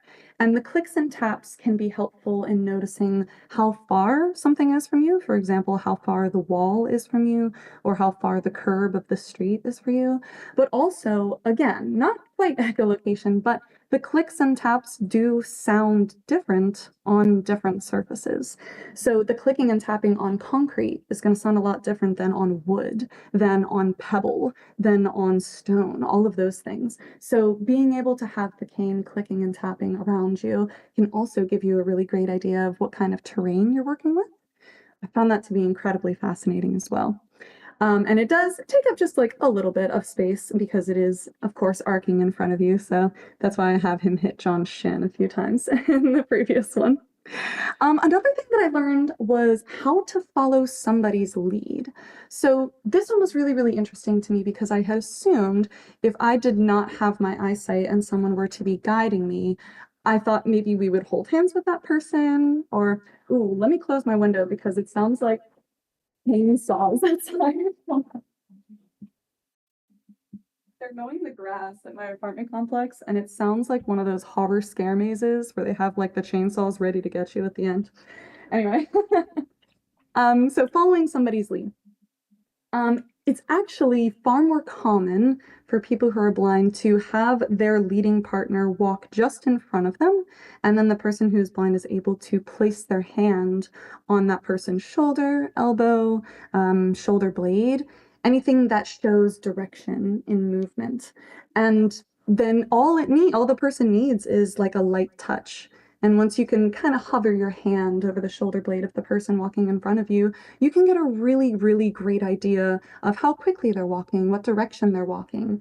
And I actually had to try it out a few times for myself just so that um, I could get the feel for it too. And it's incredibly useful, especially since again, with the sounds, you can hear the person in front of you walking. So you can match with their speed of their footsteps. You can hear how close the footsteps are. That's just, it's a lot easier than I thought it was going to be, but I didn't know that you would need to like grasp someone's shoulder as opposed to holding their hand. That was something else. And then finally, one other thing that I thought was really cool when I did this research, how to find food on a plate. I think another thing that I just take for granted is that I'll just see all the food that I want to eat and then I just shove my face into it and I go from there. But if you're a person with blindness, you will probably use both your fork and your knife to first map out what's on your plate before you even touch it. So of course you're going to go through the sense of smell and everything. But using your fork and knife specifically just to find where things are placed on your plate is really routine. And then, of course, when you're touching food with the fork and the knife, you can feel how soft it is. You can feel its give. You can feel how big of pieces that you're working with. So yeah, that's like a really common practice too. And so when we see Arthur going for his food, he is surprised to find that, oh, it's in a bowl today instead of a plate. Because of course, how would you know just by the sound of ceramic clicking on the table? So only once he grabs his fork and his knife is he able to find exactly what's going on in front of him, and he's able to adjust from there. And he's able to cut larger pieces into smaller pieces because you can feel those. And then, of course, you can feel the weight of food on your fork as you're eating. So you know how much is still on your fork, if anything has fallen. So all of these things I found them to be so fascinating. And I'm endlessly grateful to all of the people on YouTube that were giving me a little inside look on how to navigate the world through blindness. Oh, really quick, one more. Crossing traffic. That was another one that the person told me about that I found really interesting because that would terrify me. Um, but the person I was listening to was talking about how at intersections, they wouldn't even bother listening to I don't know if anyone else has these in the places that they live, but there will be crosswalk buttons that you can press and it'll say like, wait, or it'll shoot a machine gun sound at you to tell you. Um, this person actually disregards those entirely, and they choose to take an extra few moments to just sit and listen to the patterns of traffic. So, of course, there will be moments where the traffic must come to a complete stop, and you hear no movement of cars, you only hear the cars chugging. And then that person will track how many seconds it takes in between all of those silences and noises. And then also, again, you can still kind of hear direction without your eyes. And so that person will also take into consideration when cars are moving across their field of vision or when cars are moving from the side of their field of vision. And that person would wait for a few cycles at the intersection before knowing exactly when the cars are going to go where. And then they cross knowing when the cars are, parked and they're able to move. So, oh my gosh, I found that to be incredibly fascinating. It would take a lot of extra time, I can imagine, to have to wait for a considerable amount of time before you cross the street safely. So again, another thing that I've taken for granted as a seeing eyed person. But fascinating that just simply by listening, you don't even need the aid of any of the crosswalk buttons. You don't need the aid of streetlight signs. You're able to figure it out just by deducing what you hear. So, so cool. I know, Sasha, I know. So it's so interesting. So I was really, really grateful to be able to do some of that research because I knew that, I was going to need to play with a lot of different senses here, smell and taste and stuff like that. But yeah, truly, mapping out the world without sight has so much to it that I hadn't considered until I did this research. So I really, oh, thank goodness to all those people. I think it made this fic a lot better. Okay, so that's a little bit about Arthur's POV. Oh, another thing about Arthur's POV, his internal monologue. So one of the things I was so excited about was that I no longer needed to be confined to John's way of thinking anymore. And John's way of thinking is inherently neurodivergent. He misses things in conversation. He's confused at small things that we as the reader might be able to pick up on that he isn't. Arthur picks up on all of that. So being able to work with this new internal monologue that was hyper aware of the situation was so fun. All of little Daniel's remarks that just had just a bit of stink on his tone of voice, Arthur can pick them up and he can associate them with exactly what's happening in Daniel's mind. And he's so in tune with whatever Daniel is doing and the people around him. He's so in tune with how Patricia is obviously trying not too hard to flirt with him. He can sense that immediately. He can hear the blush on her face. That was so exhilarating to be able to feel like I had this whole open world now where Arthur can be so in tune with everything going on around him. Such a difference from my poor John, who's a little bit of a blockhead sometimes. Also, the other thing I was so excited about for Arthur's internal monologue is that this man, he's a little bitchy and he deserves to be. And I love that for him. I love that Arthur, he's a little sarcastic, he's a little snippy. I feel like when John is petulant, Arthur is bitchy and bitter. And I like that difference. I like that Arthur just has a little bit more bite into everything that he says, and it's a little more scathing. Exactly. Sassy is a great word for him. Yeah. He's a little sassier. I love that for him. Especially when he's making all these judgments about Daniel's wealth. Like, oh, go off king. And this is coming from a man who is kind of wealthy himself, enough to buy out the stock of Jammy Dodgers. So the fact that he can have all of these moments of like small judgment and just nitpicking other people was such a relief from what I was coming from. And I was so excited to get to explore more of that via Arthur. Also, I feel like all of these characters are me in a way, of course. But yeah, absolutely. Him being a little bit of a shit, me too. Me too. I too am a little bit of a shit sometimes. And it was nice to be able to feel justified in writing that. Okay, let's move on to the importance of Arthur and Daniel's relationship. This is huge. Okay, so the thing that's so crucial to me about Arthur and Daniel is that beyond anything, they are trying. They don't line up exactly all the time. They don't see eye to eye all the time. But more than anything else, they are still trying to be there for each other. They are still trying to love each other. They're still trying to have this relationship. No matter how many times they get under each other's skins, it is always the foundation of their relationship is that they do love each other and they do want it to work, but they're just slowly figuring out how. And oh, that is so, so, so important to me because of my relationships with my current friends that I have and all of these people that are in my life. Many, many times during my life, it seems more and more, I have had to completely dismantle and rebuild a relationship with a person. And it is incredibly taxing, especially if that person has hurt you or taken advantage of you or betrayed your trust or whatever it is, even done something that you feel like is unforgivable.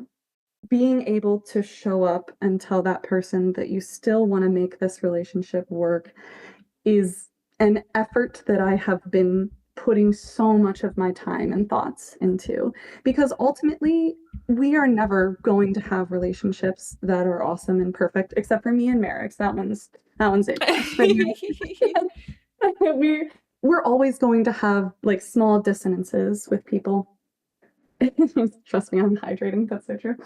And there will always be times where it's just not going to line up perfectly, and there's going to be moments of disagreement, and there might be moments of really hurt feelings. And that is just part of the relationship, and more importantly, something that you must work through together, something that you must acknowledge, something that you must take time to figure out. Because I have decided in this stage of my life, I'm probably a little bit older than some of y'all, but I'm young-ish, so I still have my whole life ahead of me. And I am aro ace, so I'm aromantic and asexual. I'm not going to be a person that gets married. I'm not going to be a person that has a bunch of kids. My friends are my family from now on. This is it for me. These people that are in my life, Arrow Gang, rise up, I'm saying. Yeah, these people in my life, they must be here forever because I'm going to need them. I'm going to need people to help me. I'm going to need people to rely on when I need to go to the hospital at midnight. Someone needs to drive me because I ain't paying for an ambulance. I live in America. That's That's ridiculous. real. That's real. Yeah. So I need these friends. I must have them with me. They're so important to me. And in those moments when they hurt me, that just can't be the end of it. It can't. I view all of my friendships as investments now. I must invest in every single person that I care about. I must show them that kind of forgiveness and talk to them about things that have hurt me.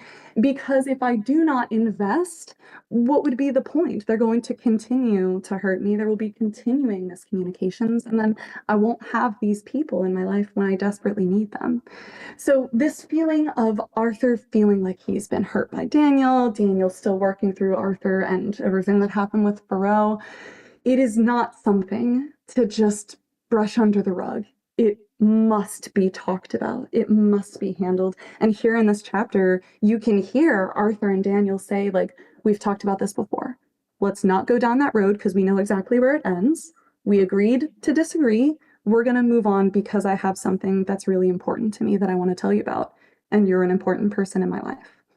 So, this is such a strong relationship in my mind, even though it feels like it's crumbling beneath them.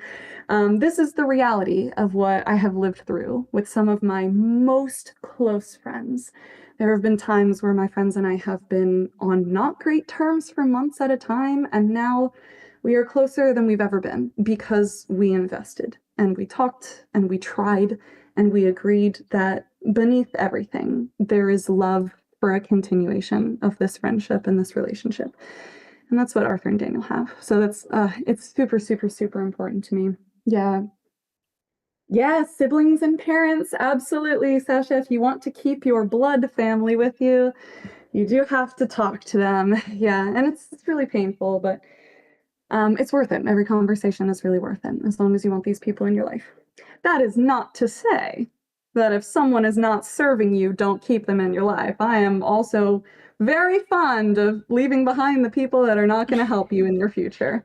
But for the people that you do trust, putting in the investment is absolutely something that's on the forefront of my mind all of the time. Okay, alrighty, let's keep going.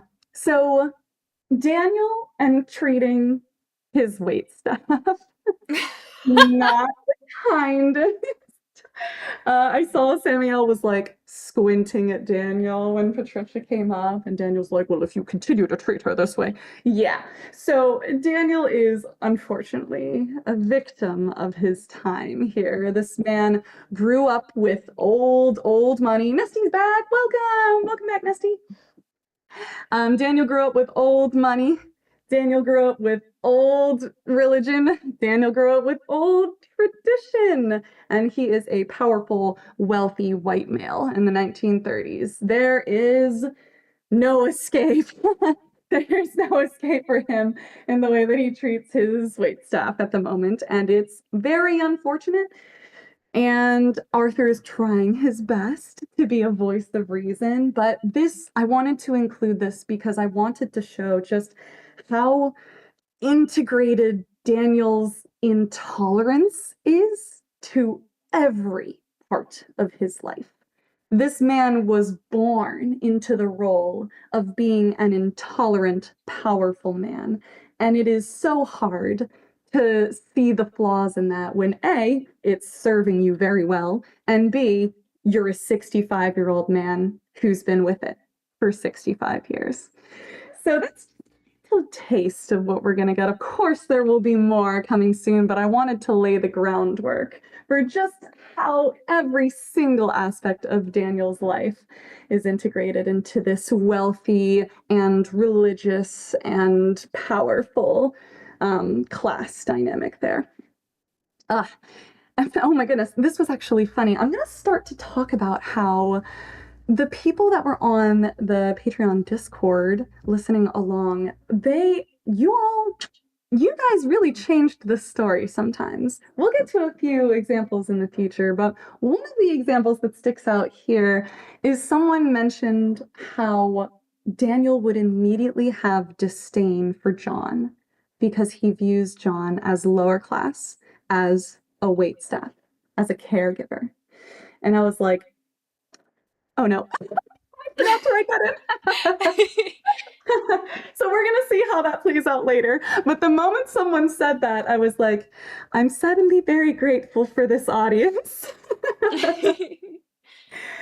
Oh my goodness. Okay, speaking of Daniel's distaste, we can also see here that Daniel has opinions about Arthur's alcoholism that was present in For What You Are. He has a lot of opinions on it, but the reason why he's moved past it is because Arthur is not an alcoholic anymore. Not necessarily because of the journey, but because he's reached the destination. And I think that that distinction is really imperative for Daniel's character too. Because that's going to come up later as well. But we're going to see how alcoholism is fed into the rest of the story. And as Daniel is currently very tolerant of Arthur, needing less wine in his glass and needing that commendation and needing that accommodation and commiseration of, oh yes, well, you've done so well in your journey. You're such a success now, you're no longer an alcoholic. He absolutely views that as the higher importance than everything that Arthur did to get there. Also important in this, yeah, Samuel, you've had a few spoilers. They might come up later. Also important is this Arthur's love for food in this chapter. There is a lot of food in this story. There is so much food in Oh, this story. really?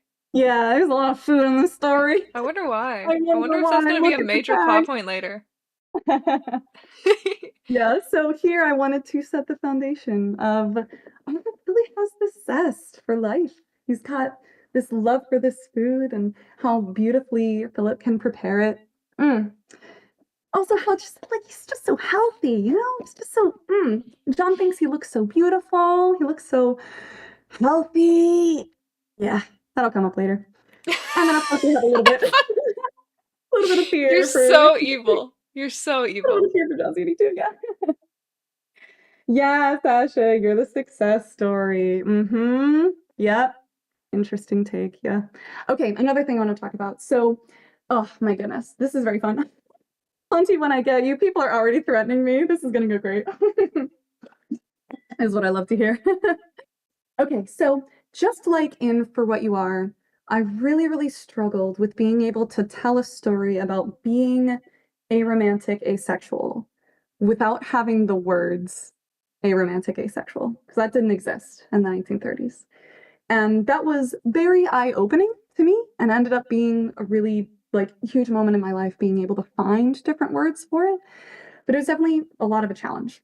And this one too, not having the words for neurodivergent, I think just really speaks to how challenging it is for people, or I guess was for people with neurodivergence back in the 1930s.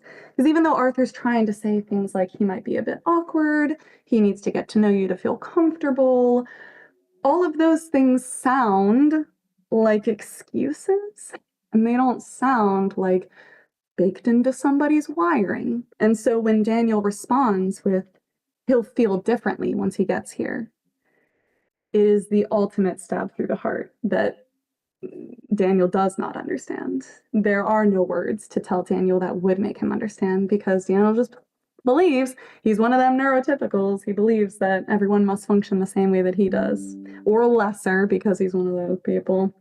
Yeah, but that moment shows just how rigid Daniel's thinking is. And even though we talked a little bit about how Arthur, also doesn't have a full understanding of neurodivergence, he's at least trying to help in some way. So now we have like a full spectrum of people understanding neurodivergence. We've got John, who's in the thick of it, Arthur, who has his blind spots, pardon the pun, but is still trying to be helpful, and then Daniel, who doesn't get it at all. And it's interesting to see how the three of them work together. We'll see more of that later. People immediately started being like, oh my gosh, when's the meeting? Is it next chapter? Is it next chapter? Since chapter 2, people were like, oh, I can't wait for the Daniel meeting. Yeah, Nesty. Yeah, writing Arrow Ace and Neurodivergence. Hit them with all of the beams. It hits me too on a personal level. Okay, the pants button. Let's talk a little bit about this. I saw Samael immediately being like, what? What about the pants button? This is taken directly from my life. So I am a person who has an eating disorder. We're going to talk more about eating disorders later on, but specifically, I had something called SIBO a few years ago, small intestinal bacterial overgrowth. Inky's back. Hey, welcome back. This is a type of like infection where some sort of bacterial gets into your small intestine that's not supposed to be there. And then all of the food that you eat that is supposed to be digested healthfully through your small intestine and into your body suddenly gets digested unhealthfully and feeding the bacteria instead of you. And one of the very common side effects of this is a distended stomach. And so I lived with this for 2 years. And it was infuriating because the thing that affected my life every single day was my goddamn pants buttons. I was always worried that they were too tight, that they were going to pop, that they were going to like actually break apart in the middle of the day. I was always, always concerned about this. And this, of course, did not do great things for the eating disorder, but we'll talk about that later. So when I was thinking about how I wanted Arthur to start this journey, I was like, oh boy, do I know exactly where he needs to start with this? Because nothing can be worse than this feeling that you're not used to, that's different on your body. And oof, gonna be good. So when I originally, oh, thank you guys. Hey, don't worry. I'm gonna tell you some way more horrific stuff later. Don't you worry. It's gonna get worse. Oh, what a relief. It's a commiseration. I appreciate that. Thank you. You might just want to hold on to it because you're gonna be saying that a lot. But anyway, so when I introduced the pants button, I actually got like a 50-50 response. Some people were like, I think I know where this is going. And some people were like, I got nothing, man. Like, what's up with his pants button? What are his buttons doing to him? So I got I found that to be exciting. It's one of the things that I really love about writing a super long fic and having it all mapped out and knowing exactly where it's going to go, is that I love seeing like the ratio of people who are accurately predicting stuff and the ratio of people who are not accurately predicting stuff. And I always want it to be like 50-50 because I want people to feel like they're able to guess the story and feel validated when they get it correctly. But then surprise people, you know? If I just had everything predictable, it wouldn't be a fun story. But anyway, so that was pretty exciting to see how people were like, ooh, I don't know about this pants button, but I feel like it's important. Okay, let's see. Oh, this is a really funny thing. We were thinking Saturday. Okay, anytime you hear me write a time or date, I had to go back and change that and obscure it more because I kept messing up the timeline. Okay, what's really bad about this fic is that I needed it to be within time, but then I kept forgetting that it was supposed to be within a certain amount of time, and then suddenly I was mentioning something that didn't happen yet, or I said something was yesterday, but it was actually a week ago, and it was a nightmare trying to web this whole thing together. Yes, Sasha, this was insane. This was crazy. Doing this long fic of webbing everything was terrible. I had such a bad time. Even when I wrote out a timeline in my like spreadsheets that I make. Even then, I could not find it. I could not make it work. So every single time that I have is a vague day of the week when you don't know what day of the week we're on currently, or oh, what's it been? A few weeks? Oh, what's it been? A few months? What's it been? A few days? Even the characters don't know how long it's been because I didn't know how long it was. So just keep that in mind. Please do not put this on a calendar. It won't make any sense. Okay. Yeah. Yeah, the spreadsheet process. Absolutely, bro. I had so many spreadsheets going on here. I had my outlines, I had my statistics, I had it was such a mess trying to put all of them together. I can't believe it worked out to this day, honestly. And even then there are times where I'm like, no one's gonna notice. And I'm not gonna say it on the live stream, so no one will notice. So if you find something that's wrong, don't tell me. Don't mention it. Don't say anything. Unless it's me. Yeah. And Unless I'll it's tell you Mary. secretly so you can go and fix it, and then nobody will know. Yes, that's Which has right. happened multiple times. Let's not say multiple. Let's say a few. Let's say just like maybe once or twice. Let's say less than twice. a generous few. A generous few. Yeah, thank you, Sasha. I had to push through one way or another. The other thing that last thing that I wanted to talk about for this particular chapter was Marix, this was the first time I heard one of your readings. Oh, Do you remember? This was I back, do. yeah, this was back in October. So leading up to this, I had not met Marix Moon. I didn't know anything about the Patreon Discord fanfic readings in general until one day in the summertime of 2025. Ellie actually sent me this amazingly sweet comment saying like, hey, one of my friends read For What You Are from top to bottom. It took 6 hours or longer. I just want to let you know we had a really good time. And I was like, I'm sorry, what? 6 hours? It turned out it was 12. Ellie had absolutely gotten the time wrong. It was 12 hours. And I was blown away that A, anyone would want to binge that in one day. That's a lot of words. And B, that someone would willingly read that for other people for 12 hours. I was like, that cannot be right. That is insane. That cannot be right. So eventually Ellie got me in touch with Marix. And Marix was like, you should come to the fic readings because I'm currently doing your new fic every week. And I was like, incredibly flattering. Also, Marix, I don't know if you remember, you said to me, if you don't want me to do this, then I'll stop. Do you Yeah. remember? Why would you say that? I don't know. I mean, I didn't know you at the time. I was like, maybe this person would feel uncomfortable with this. I probably should, like. Can you imagine what a different world we would live in if I said that makes me uncomfortable? I wish you would stop. I don't want to imagine that. Don't make me. No, okay, I won't make you. Stop, I can't cry yet. Yeah, right, no, it's too early, it's too early. Yeah, so anyway, Marix was like, "You should come to the weekly readings, we're doing chapter 2 this week." And I was so nervous, oh my god. First of all, I had to sign up for the Patreon Discord. I didn't know that you could link your Patreon to the Discord, so I had to go through all of that. And then the moment that it started, I was like, "Hey, is it cool if you, like, let me know what time you're doing it? And, like, can you, like, give me some details? Because I'm feeling a little nervous about it." Marix was so helpful, as he always is. He's a mod there, so he's used to handling stuff. And I saw Marix's name in the Patreon voice chat, and I was, like, dry heaving. I was like, "What? Oh my god."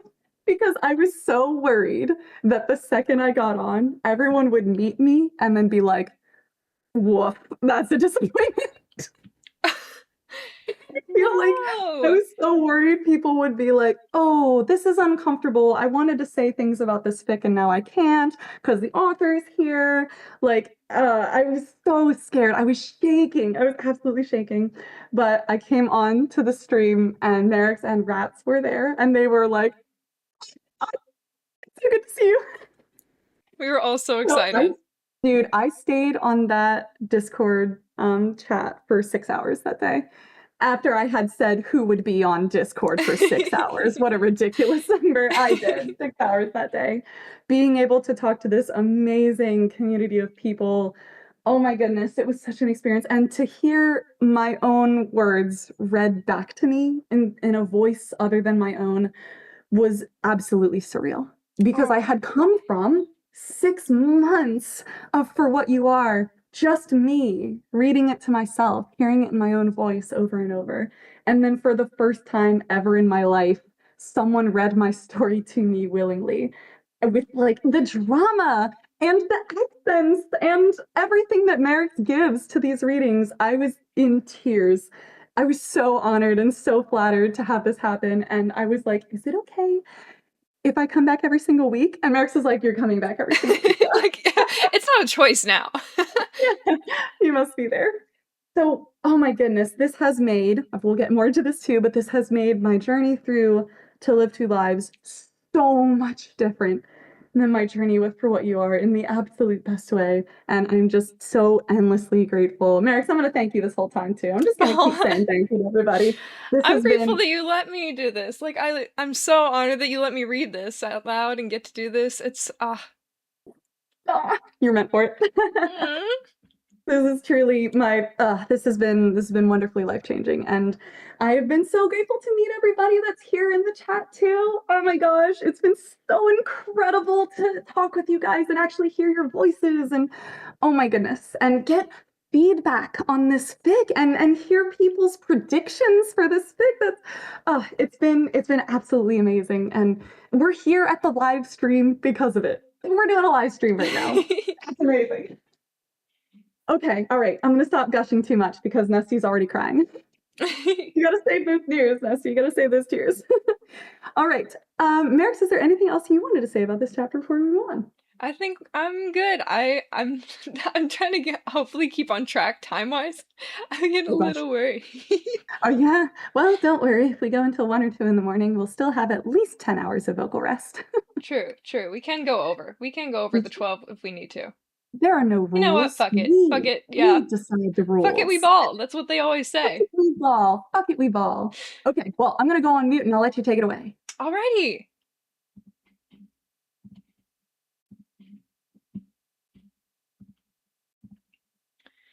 Previously on To Live Two Lives. At the local bar, Finley and Dowd's, Arthur is scheduled to perform multiple times a week. May the Lord bless us, protect us from all evil, and bring us everlasting life. Oscar closes his eyes briefly as he signs the cross over his chest. Amen! Miss Pylon nods, endearingly formal. Well, Oscar smiles at the old woman, who dabs her thin lips with a napkin. Shall we meet again next week? We shall, she replies in that long, voweled, ever-serious voice of hers. Thank you, Oscar. You are very generous to come all the way to an old woman's house when she can't make it to the Sunday Mass. Miss Pilon, he says with a warm chuckle. She and he both know that her knees won't be feeling up for the walk next Sunday either. "You'll know this is my favorite part of the job." She gives a curt nod, and Oscar's heart swells at the sight of warm, early sunlight bouncing off the yellow walls of her kitchen and making her fluffy white hair glow like a halo around her head. This is his favorite part of the week. "Well," she harumphs, "I'm a very fortunate woman, then." "We are both fortunate." Oscar begins to clear her little white cloth table of communion supplies, packing them all away into his bag. "I've always preferred home visits to Mass. They're more intimate, more person-centered." He raises an eyebrow. "We wouldn't have half of our conversations if I only saw you at the church, now would we?" Miss Pylon concedes. "I suppose you're right." He zips his bag when everything is put away, and then he tightens the tie in his left sleeve beneath his partial arm. I like the freedom of these visits with you, Miss Pylon. I know that some priests prefer standing on the pulpit, reading a sermon to a quiet congregation, but I prefer discussion. A shared homily with you you and I write together, tailored just for us. Perhaps it's not entirely conventional, but..." Oscar shrugs with a knowing smile. "When have I ever been?" Miss Pylon huffs, her typical substitute for a laugh. "Regardless," Oscar replies in kind. "I enjoy our time together, Miss Pylon. I wouldn't trade it for the world." She purses her already tight lips, but her sharp eyes soften ever so slightly behind her thick glasses. "You're a good boy, Oscar." "Mercy, Miss Pylon." Oscar gives half a chuckle. "I'm nearly 40. "When you get to be my age, boy," she tilts up her nose, "you'll realize what a boy you still are." "I..." He gives the other half of the chuckle. "Perhaps you're right. Well..." He pats his leg, standing up with his bag, and he smiles sweetly at her. "Sleep in next Sunday, all right? I'll be here again next week." "Running out of my house already?" she says pointedly, crossing her short arms. "You're not going to stay for tea?" Oscar sighs out of a genuine laugh, setting down his bag next to the wall. "Well, if you're going to twist my arm about it." "I'll put on the kettle," she says primly, finding her balance as she stands up from the chair. Mercy, Oscar always forgets that she and the chair are nearly the same height. "Crackers are in the pantry, boy." "Aye," Oscar says, as if he didn't put away her groceries for her last week. As Miss Pylon fills the kettle, Oscar plucks a new box of crackers from the shelf and peruses her photo-laden fridge to find her favorite cheese. He slices up half the block onto a plate, pours a handful of crackers alongside the cheese, and by the time the kettle whistles piercingly on the stove, Oscar has their snacks in 2 little porcelain cups ready on the table. Miss Pylon waddles over to him, struggling with the heavy kettle. He takes it from her easily, as he always does, and she gives a small nod of appreciation. After Oscar pours the water over the tea bags, they sit with their hands together for prayer. "How about I lead the grace today?" Oscar says, trying to keep the amusement out of his tone. "Absolutely not." Miss Pylon shakes her head, her glasses jostling on her nose. "We have a family tradition in this house." Oscar groans fondly. "Miss Pylon..." "You won't be allowed to eat if you don't participate. That is the rule." "But..." Miss Pylon clears her throat aggressively, narrowing her eyes at him. Oscar suppresses his laughter. She closes her eyes, tilts up her nose again, and very properly says, "Rat-a-tat-tat, pitter-pat-pat. Thanks for the chow and the chitter-chat-chat." Then she glares expectantly at Oscar, who tries not to smile. "Oscar?" she warns. He gives an exaggerated eye roll, sighing.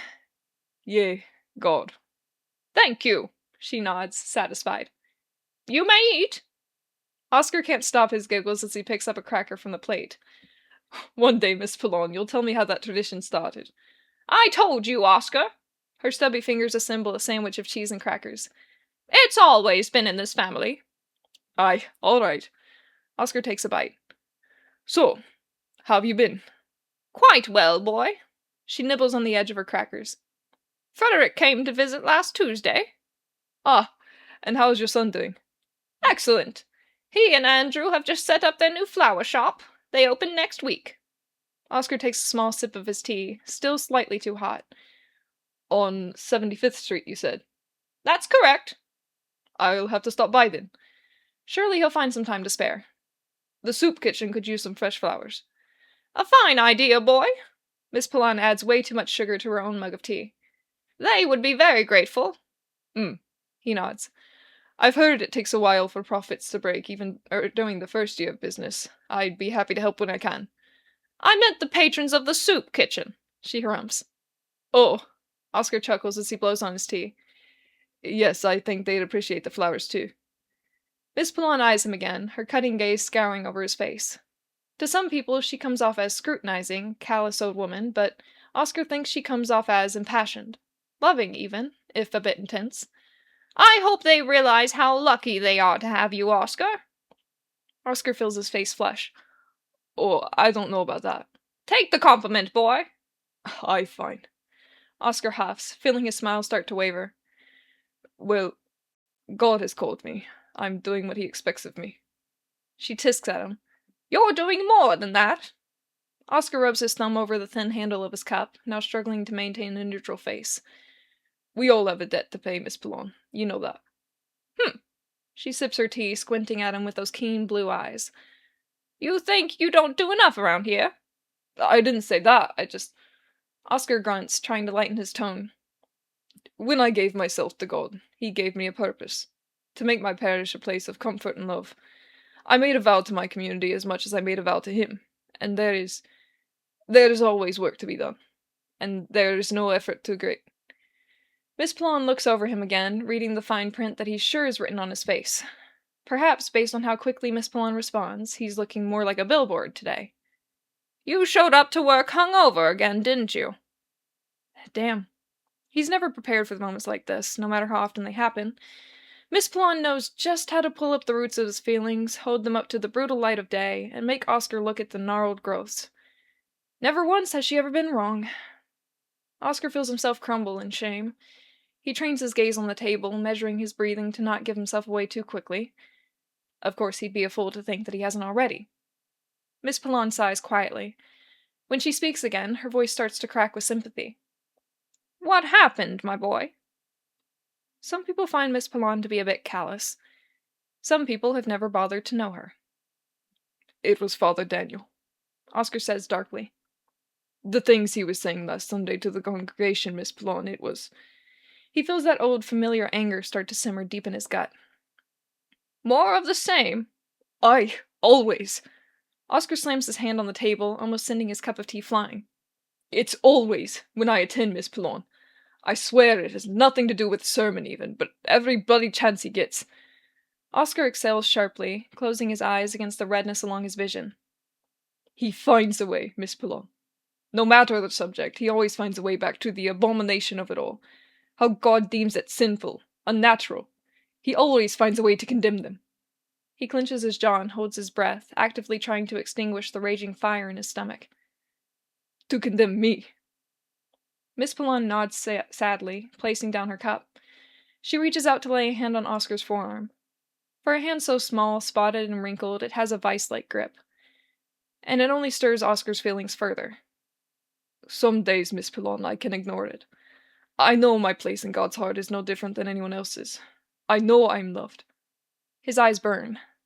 But sometimes, when Father Daniel preaches, I swear, Miss Pillon, I can hardly stop myself from clawing through the pews, from screaming at the top of my lungs, from ripping the crucifix off his neck.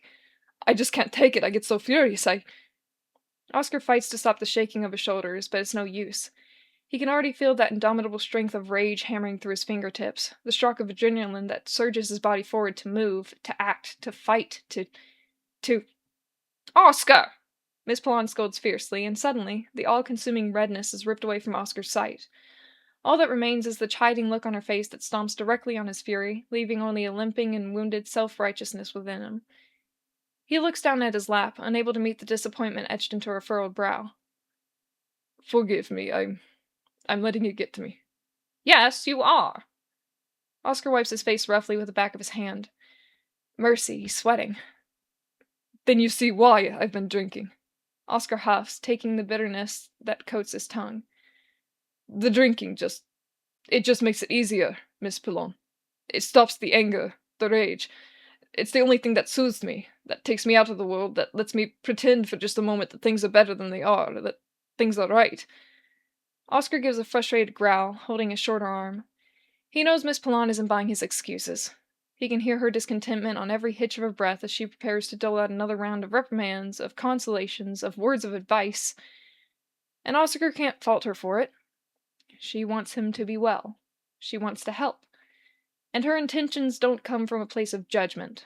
Far from it, in fact. But they do come from a bone-deep lack of understanding. It's not her fault that she hasn't walked in Oscar's shoes, and it's best that she never does.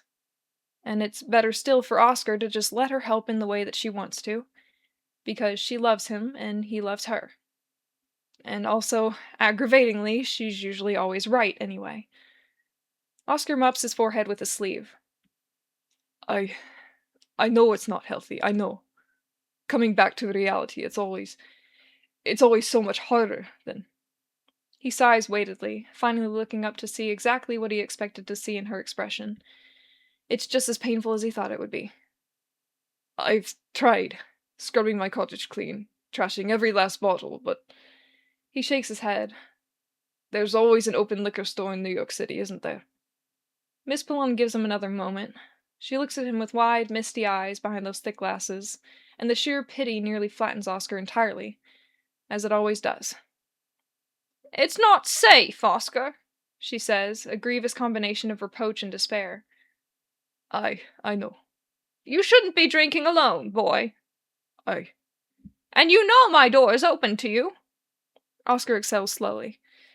Miss Pallone, we both know there's a threshold. She scowls. You wouldn't want me to come knocking at 3 in the morning, he says dismally. Especially not as often as I would. She humphs, but she doesn't disagree. I'm not your responsibility anyway, Miss Pallone.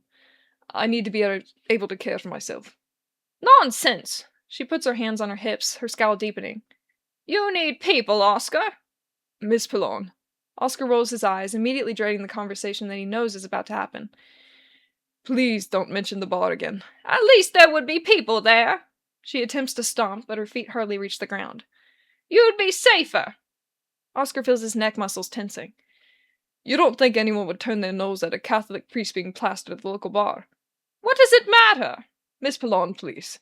At least the staff could look after you. Oscar laughs humorously. The staff only see drunks as easy money. Miss Pallone points a razor-sharp finger at him as she snarls. At least Father Daniel wouldn't have to call the ambulance for you again. Oscar blanches, humiliation strangling his words. His memory of that night narrows down to just Father Daniel's face, his crushing expression of disappointment and disgust. That was a year ago, Miss Pallone. Oscar remembers waking up in the hospital, queasy from the stomach pump, having to explain why he chose the communion wine. I haven't been... Oscar shakes his head vigorously, desperately pushing down the roaring desire to find something strong to blur out the memories. Damn.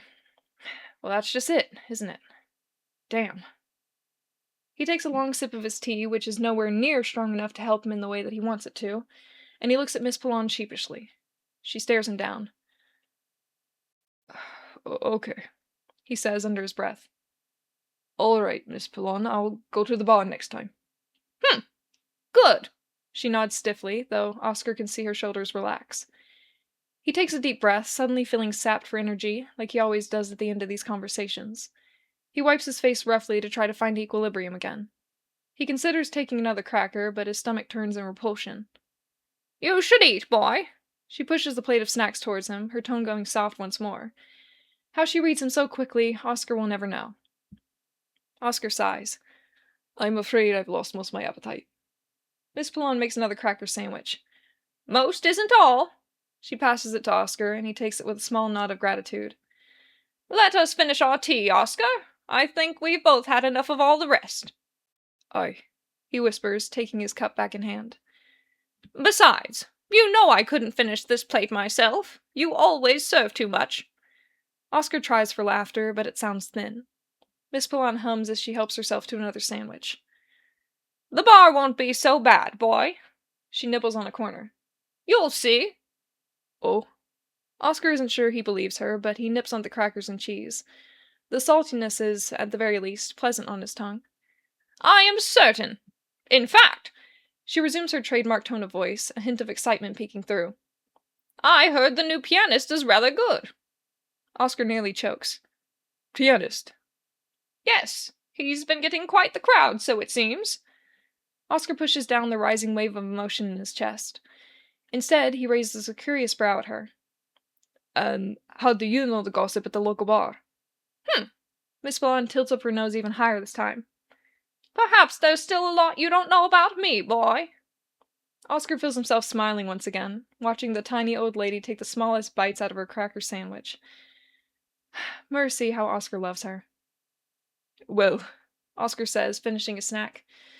It seems I must go then, if only for the show. You tell me about it next week, she demands. Aye, he laughs. Will do, Miss Pilon, I promise. They polish off what they can of the crackers and cheese, and then Oscar tins the rest, since he always serves too much. Oscar waves goodbye to Miss Pilon as he descends her front steps.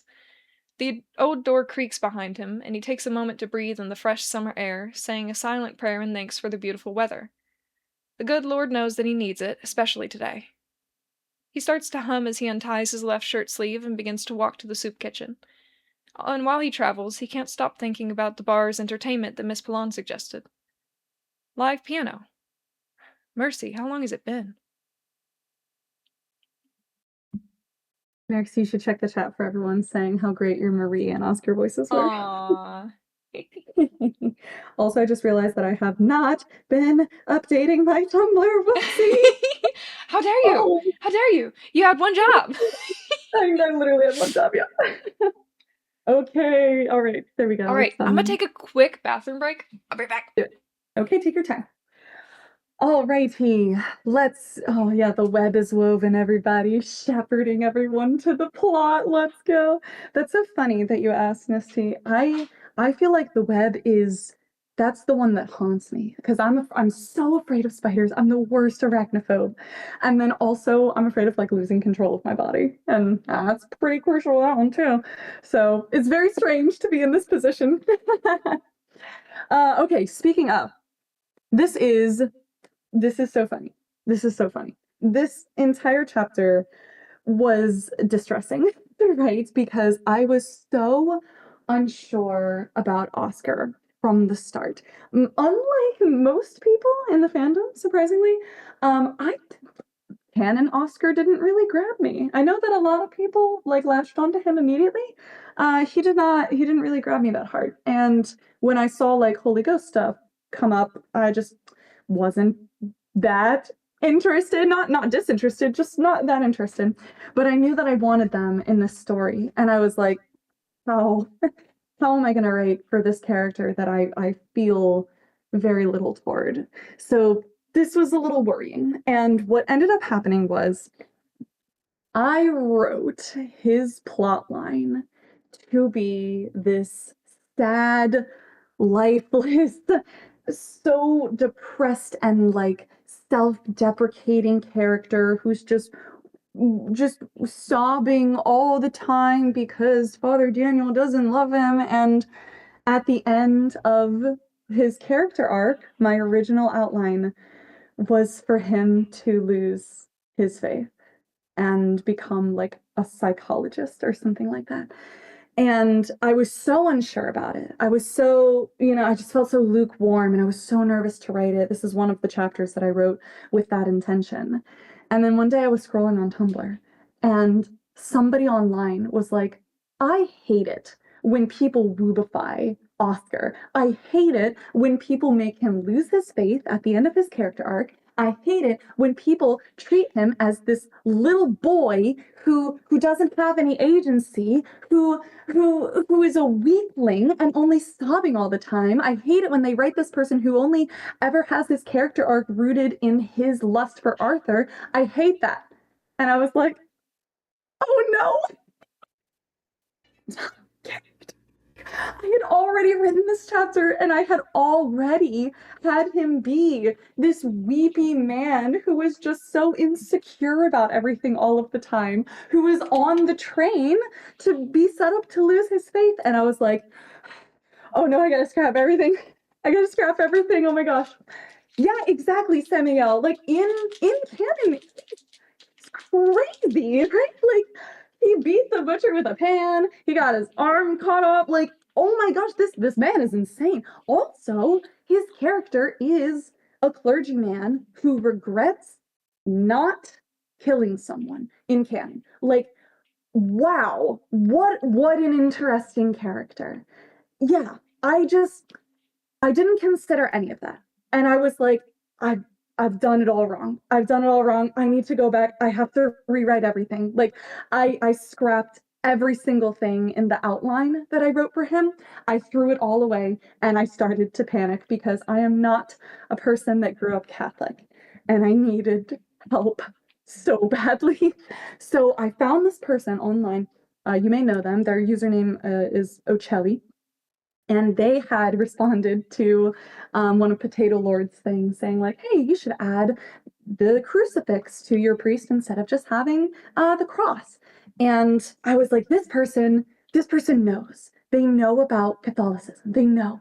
So I messaged them out of the blue and I was like, hey, would you tell me about how you view Oscar? Tell me about how you view his queerness related to his faith. Tell me how you feel about how he views his murder. Like, tell me about all of that. And oh, Charlie, oh my goodness, just absolute shout out to this person. They gave me so much of their time and love, and they talked to me so often. And I asked them so many questions throughout my writing. They were so patient with me. And I've just, oh my gosh, endless appreciation to that person. This fic would not be what it is without them. So thank you, Ocelli, if you ever get around to listening to this. You're an MVP. And I had to restart his entire character arc to where he was not just powered by sadness, but instead he was powered by anger. And like, of course, I don't know how I didn't see this in the beginning. Of course, anger is such a better, root cause for all of his actions is because anger forces you to do things. Sadness is what makes you retreat. Sadness is what makes you withhold information. Sadness often leads to isolation, but anger almost always leads to confrontation. And that's such a better place for him to be in this plot, is for him to be going out and doing as opposed to just be reacting to everything on his own.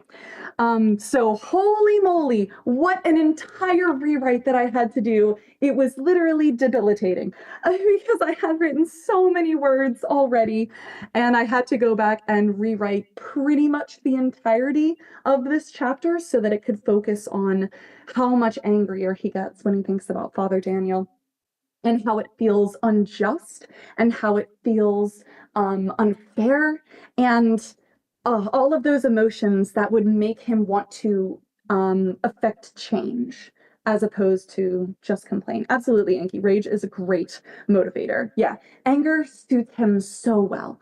And I don't have a lot in common with Oscar maybe, but I sure have been rage filled before, and that was much more exciting to write for me anyway. So, oh my gosh, endless blessings to not only Ocelli, but I also had to talk to a bunch of my friends that grew up Catholic. I had to read a bunch of sermons. Man, we'll get into that later. The amount of research that I had to do for this fic is nearly equitable to the amount of time that I wrote it. It's insane, but it paid off, so I'm pretty happy. So anyway, yay, no woobified Oscar, and he's not gonna lose his religion, and that is, I'm happy it's this way instead. So, oh, thank goodness. Okay, let's keep going. Fun little tidbit. Yeah, fic research for sure. Fun little tidbit. The rat-a-tat-tat was actually the more common rub-a-dub-dub. Thanks for the grub. Yay, God. But then I realized that that was like a Simpsons joke. I didn't know that. But I found it was a Simpsons joke, and I was like, I should probably be a little more creative than that. I should probably think of something from my own. So I thought about that one while I was sitting in a session with a client at work, and I was like, okay, rat-a-tat-tat it'll be. Okay. What else do I want to say about this one? Here we get just a little bit. Oh my goodness, Sasha, you are very strong for staying awake. I'm very proud of you. But feel free to come and go as you need. I would never expect anyone to be here for the whole 12 hours, except for Marix. I But yeah, have no please take care choice. of yourself. Oh, welcome back. Yeah, please take care of yourself. Do whatever you need. This will be recorded. You can come back to it whenever. Okay, yeah, let's keep going.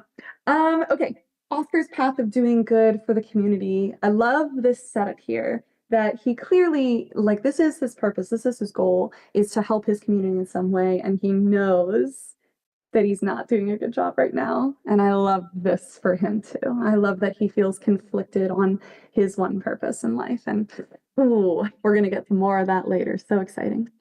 Okay, the live piano at the end. Oh my goodness. So many people had predictions about this in a way that I was not expecting. A lot of people thought that Oscar was already going to know Arthur. A lot of people thought that they had like grown up together and were like childhood friends. Of course, I won't say what it is because we are in fact avoiding spoilers, but I was so I was just infatuated with how many predictions people were giving me. Because I really felt like in For What You Are, a lot of the reactions that I got were reactionary and just telling me how they felt about the chapters, but especially in being able to connect with this community, seeing people start to have ideas. Both a blessing and a curse, mostly a blessing. But this one was very fascinating to see what people thought the connection between Oscar and Arthur was. But I still managed to surprise quite a few of you. Okay, another thing that I thought was really sweet, untying his shirt sleeve and tying it. Oh, this is so important to me. Of course, having Oscar's tied shirt sleeve on his arm makes it much more visible where his arm ends. And I love that he's able to do that with the people that he is very trustworthy with, that he cares a lot about. So I love being able to see when in this fic Oscar has his shirt sleeve tied and when he doesn't. So keep an eye out for that one. Ooh, Inky says they have not heard it. You know, I think that you're going to be very excited. This is one of my favorite plots in this one. Yeah, the predictions were absolutely wild. Michelle, yeah, it was crazy. And then As a also, of course, popular oh, predictor myself. yeah, yeah. A prophet, one would say. Uh, okay. The other thing that I wanted to mention is that so many people did not put together that Father Daniel was Arthur's Daniel. That was super fun. Oh my goodness, that was super fun to watch people have it dawn on them that the web Really? is woven. What'd you say, Marix? I said really. I picked up, I think, immediately. Mm? Or was I Was one that of the you? people? Wait. I think No. you're one of the people that was like, oh my god, no way, no. I think after I read the chapter I came to you and I was like, they're not the same Daniel, right? There's no way. Oh yes, indeed. Oh Yes, no. indeed.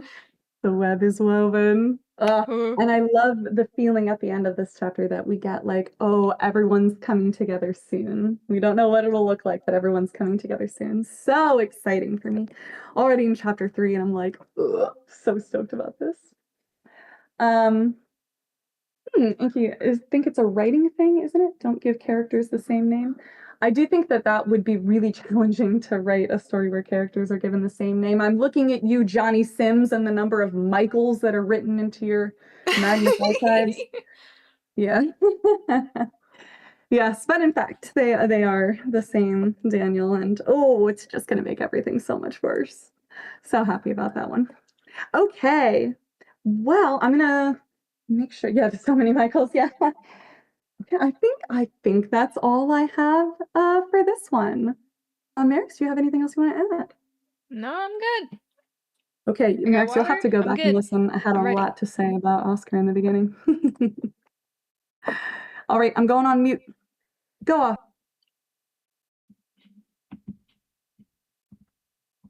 All right. Previously on To Live Two Lives, Marie encouraged Oscar to attend the entertainment nights at the local bar, Finley and Dowd's. The low rumble of the approaching tanks is more of a feeling than a sound. A feeling that the plates of the earth are struggling to stay intact. A feeling that Charlie's joints are shaking out of their sockets.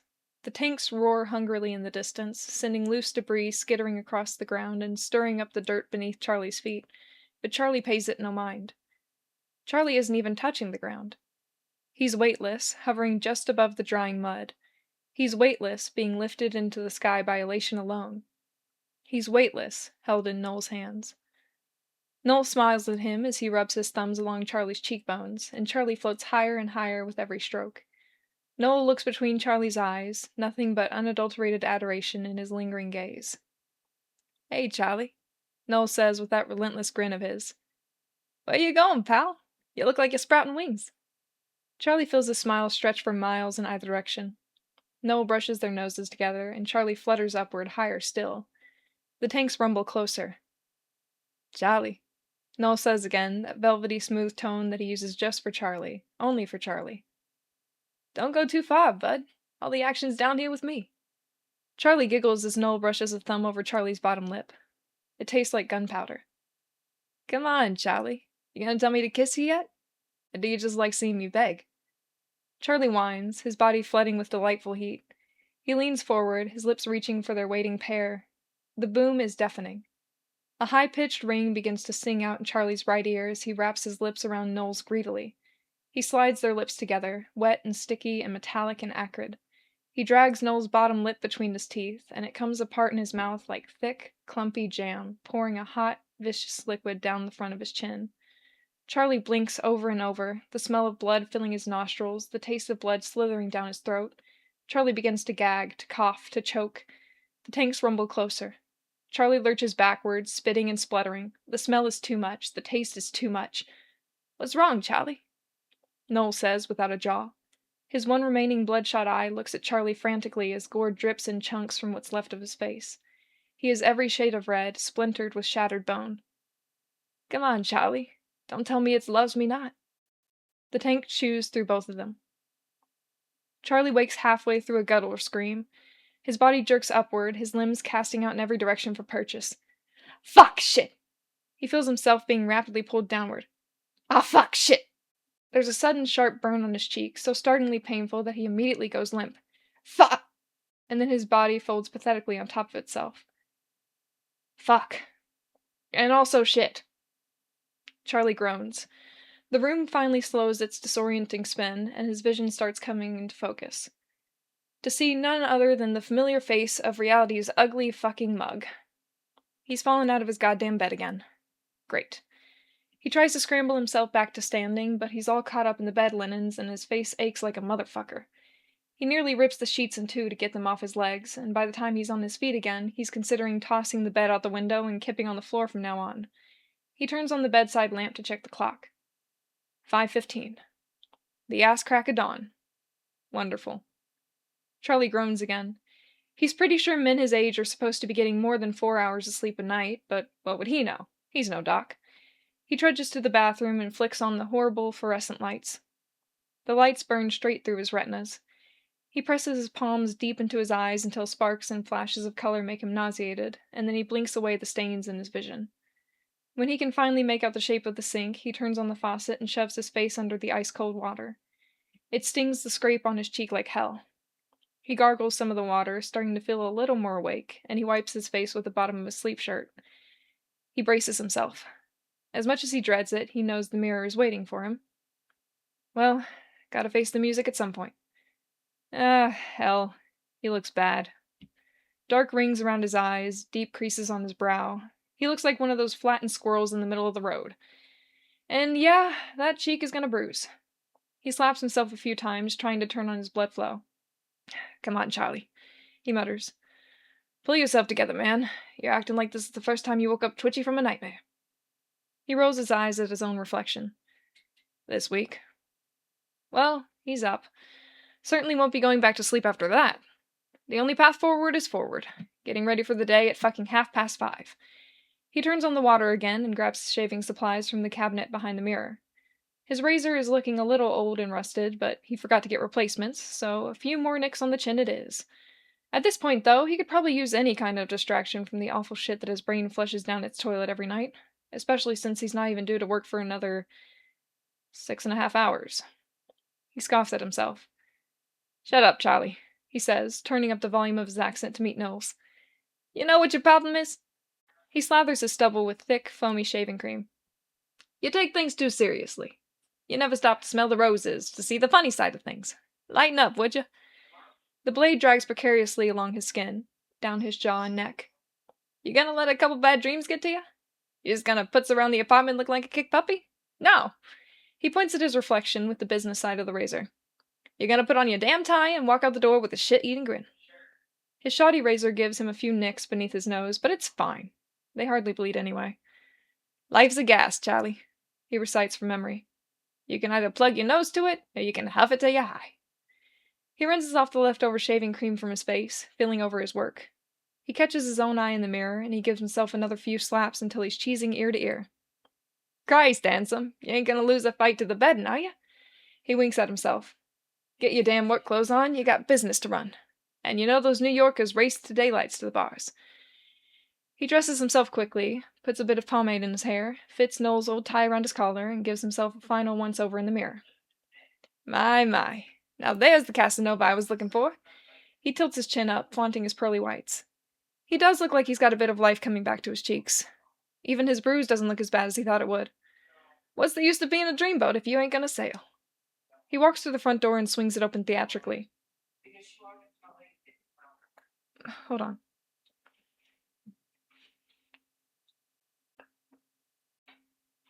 Oh my god. He walks to the front door and swings it open theatrically. The musty smell of garbage and city life hits his nose instantly, but he breathes it in like it's a floral bouquet. He locks his door and starts to whistle as he exits the building, twirling his keys in hand. He's fine. He's great. He just needs a little fresh air, that's all. He just needs a nice, leisurely stroll before the sun comes up. And what could be better, really? Charlie sweeps the bar floor, trying not to mind the anxiety that's knocking on the back door of his brain. 4 hours gone, and he's only had 6 customers. It's more than yesterday, but it'll hardly meet the quota for the week. Yeah, I hear you over there. Charlie smirks as he brushes a corner stubbornly. Charlie Downer, at it again. Like I haven't heard you say it enough. I know you're popping champagne at 6 customers, Noel. You're an optimistic loon. He walks behind the counter to grab the dustpan. The best of us, ya. Always keeping me on track, never letting me fall behind, never letting me lose sight of what's important. Never letting me doubt for a goddamn second that we're gonna fucking run this city before we go gray. He scratches the hair just above his ear. Completely gray. Charlie huffs a laugh as he sweeps the dust and crumbs into the dustpan. God, to think I doubted y'all those years ago. You know I did. I said there was no way some tailor's son was going to be able to run a hoppin' joint for the goons of New York City. He chuckles, almost feeling the rough housing rustle through his hair. Charlie sets the broom against the bar table, walking the dustpan over to the trash. But man, no. Look at us now. All those fairy tales and happily ever afters you've been spinning for years are coming true, ain't they? 6 customers at a time. And you want to know why? He empties the pan, banging it a few times on the side of the can for good measure. 'Cause we're together. 'Cause I got you with me. He closes his eyes. And I always will. He takes the supplies back to the closet, hanging them up. Our names are side by side on the front door, right? And that means one thing and one thing only. Say it with me now. He gestures dramatically to the bar logo like a magician's assistant. Wedded by the business partnership agreement. Till foreclosure do us part. Charlie laughs full-heartedly, squeezing his arm in a tight, familiar embrace. Yeah, that's right. Well, pal. He walks back to the counter, and he surveys his work with his hands on his hips. The bar may be empty at the moment, but damn if it don't look good. You ready for second shift? Charlie dusts his hands, and then he grabs a washcloth to start wiping the counters again. He can practically hear Noel lecturing him about the importance of keeping the bar spick and span. And I think we better crank up the charm tonight, yeah? Slim's coming in for entertainment, and he always draws a decent crowd. He clears his throat, perching his tongue to swing his vowels as hard as he can. Let's give 'em a night to fucking remember. Just then, Charlie hears a certain thunderous set of footsteps right outside the door, and he snickers to himself. A large, looming shadow crosses in front of the entrance. The little cherub is here. John pushes through the door, carefully squeezing his mountainous body through the frame like a giant playing in a dollhouse. When the door shuts behind him, he unfurls his shoulders and stands like a damn colossus, chiseled muscle and all. He's got that mean motherfucker look on his face. His natural default, of course. But when he sees Charlie, his face softens into a timid little smile, and he gives a tiny wave. Now don't that just melt a guy's heart? Good evening, Charlie, John says formally, his deep voice like a timpani. He takes about 2.5 steps to span the entire bar room, and he meets Charlie behind the counter. How are you? Better for seeing you, Johnny boy. Charlie winks as he wrings out his rag over the sink. John hums, but Charlie counts as his laugh. How's it going with you, pal? Fine, thank you. John sticks out a massive hand to take the rag, and then he brings it to the tables in the barroom. How has the business been today? Soaring, pal! Charlie grins. 6 people since noon. Soaring indeed. John chuckles quietly, starting to clean. Your optimism is your most admirable quality, Charlie. Christ, if that behemoth ain't endearing. Charlie remembers the absolute terror of seeing John in the bar for the first time, nearly crunching through the floorboards as he strode up to the counter. Charlie was so certain that John had been hired to pocket the keys to the bar and take Charlie out with the trash, but little Johnny was shaking like a leaf, asking if Charlie would be so kind as to give him an interview for the job. Turns out that solid brick of a man had a surprising gooey center, and Charlie hired him the same day. Who couldn't love a guy like that? A real-life 7-foot-tall teddy bear. What a sight. Gotta be optimistic, Johnny. You either spend your life dreaming or you live the dream. He tidies up the register to start a new shift. It pays to be a glass-is-full kind of guy. Trust me. John frowns, pausing his work. I thought the expression was glass half full. Yeah, pays to be a bit delusional, too. Charlie leans on the counter. Speaking of optimism, how goes the poetry? Uh-oh. John's shoulders fall immediately, and he ducks his head to fiddle with the washcloth. Poor guy looks like he's about to tell Ma and Pa that he got a bad grade on his report card. Not optimistically, he says quietly. Ah, shit. Charlie scratches his neck. Yes. John's voice goes even softer. This is the 4th rejection. Damn, the guy sounds heartbroken. Can't have that. They got a full house coming in soon. Charlie puts on an award-winning grin. You just ain't got a flowery enough pen name, John Doe. That's your problem.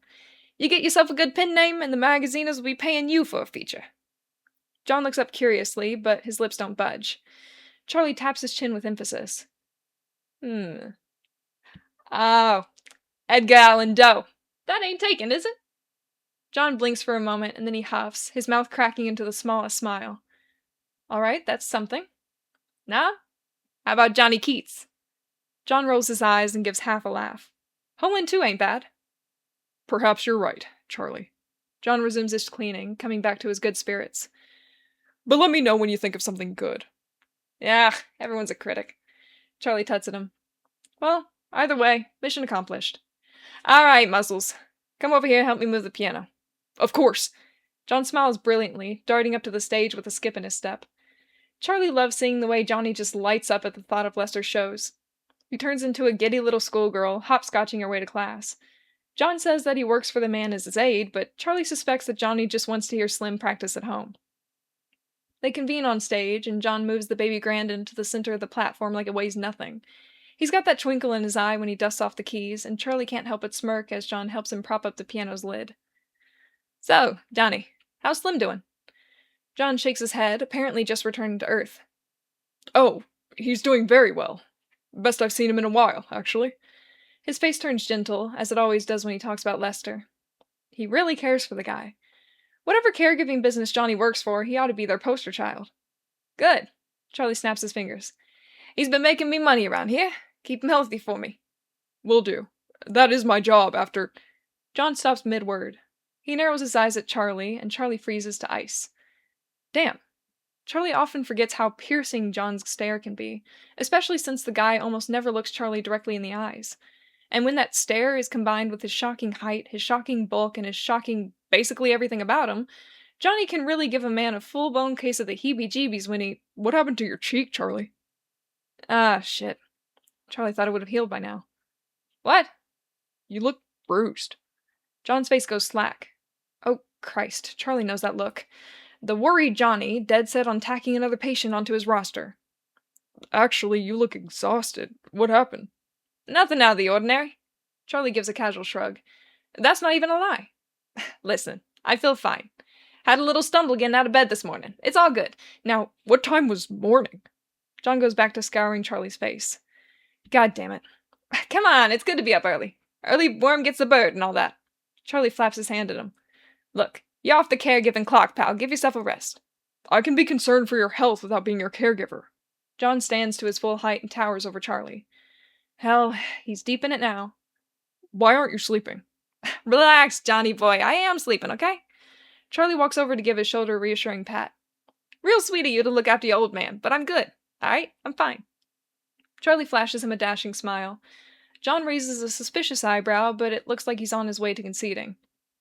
Plus, if I look too good, the ladies will carry me out on their shoulders. Charlie hops off the stage and walks back to the counter. You feel like manning the bar by yourself?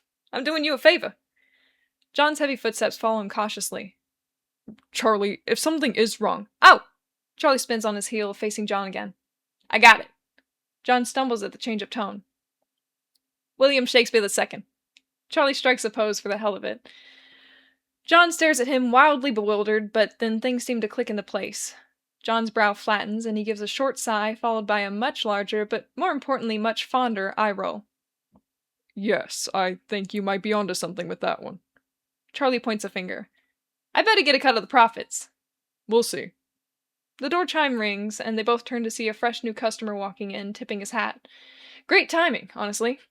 Hey, welcome to Finley and Doubt's, Charlie says with a blinding smile as he waves John over. Charlie Dowd, at your service. The bar is really starting to fill now. Any schmuck off the street might even believe that Charlie's been paying his electric bill on time. People are clamoring to get their drinks so they can grab a seat close to the stage, and there's an uproarious energy in the bar room. Laughter, whooping, a constant drone of murmuring, like a real bar. The live entertainment tonight banner hangs ceremoniously on the brick wall behind the piano, and Charlie swears that the guests bow to it like a shrine. Hell, Charlie should bow too. Slim's the reason he's still in business right now. John is in his usual entertainment night good mood, smiling and serving the bar-goers with an extra enjoy the show. Charlie smiles, watching Johnny prance. His excitement is honestly infectious. Charlie appreciates his enthusiasm almost as much as he appreciates keeping his profits in the green. When Lester finally arrives through the entrance, John nearly bounces in place. Charlie walks out from around the bar, and he greets the slender man, who's decked out in a three-piece suit and matching hat. For a man with no sight, he's got a keen eye for style. Slim, my man, you come here for a show or for a date? Lester smiles beneath his neatly trimmed mustache, raising an eyebrow. Charlie, good evening. Would it be fair to say I have a date with the piano tonight? With the crowd you're bringing in, you could kiss the damn thing for an hour and I'd still pay you. Charlie claps a hand on Lester's back, and Lester chuckles softly. You need a drink? No, no. Lester starts to walk toward the bar counter, his walking stick nearly taking out Charlie's shin. Just let me give John my hat, and then I'll be ready to start. You got it, Chief. Charlie walks with him, fending off some of the patrons that want to get a good look at his prized possession up close. Arthur, John calls to him warmly from behind the counter, and Slim reroutes toward his voice. A ship to a lighthouse, Charlie swears. John clears his throat once, affecting his tone lower and putting on his work voice, as Charlie likes to call it. Welcome. Do you need me to hang up your hat? Lester smiles, handing it over. Thank you, John.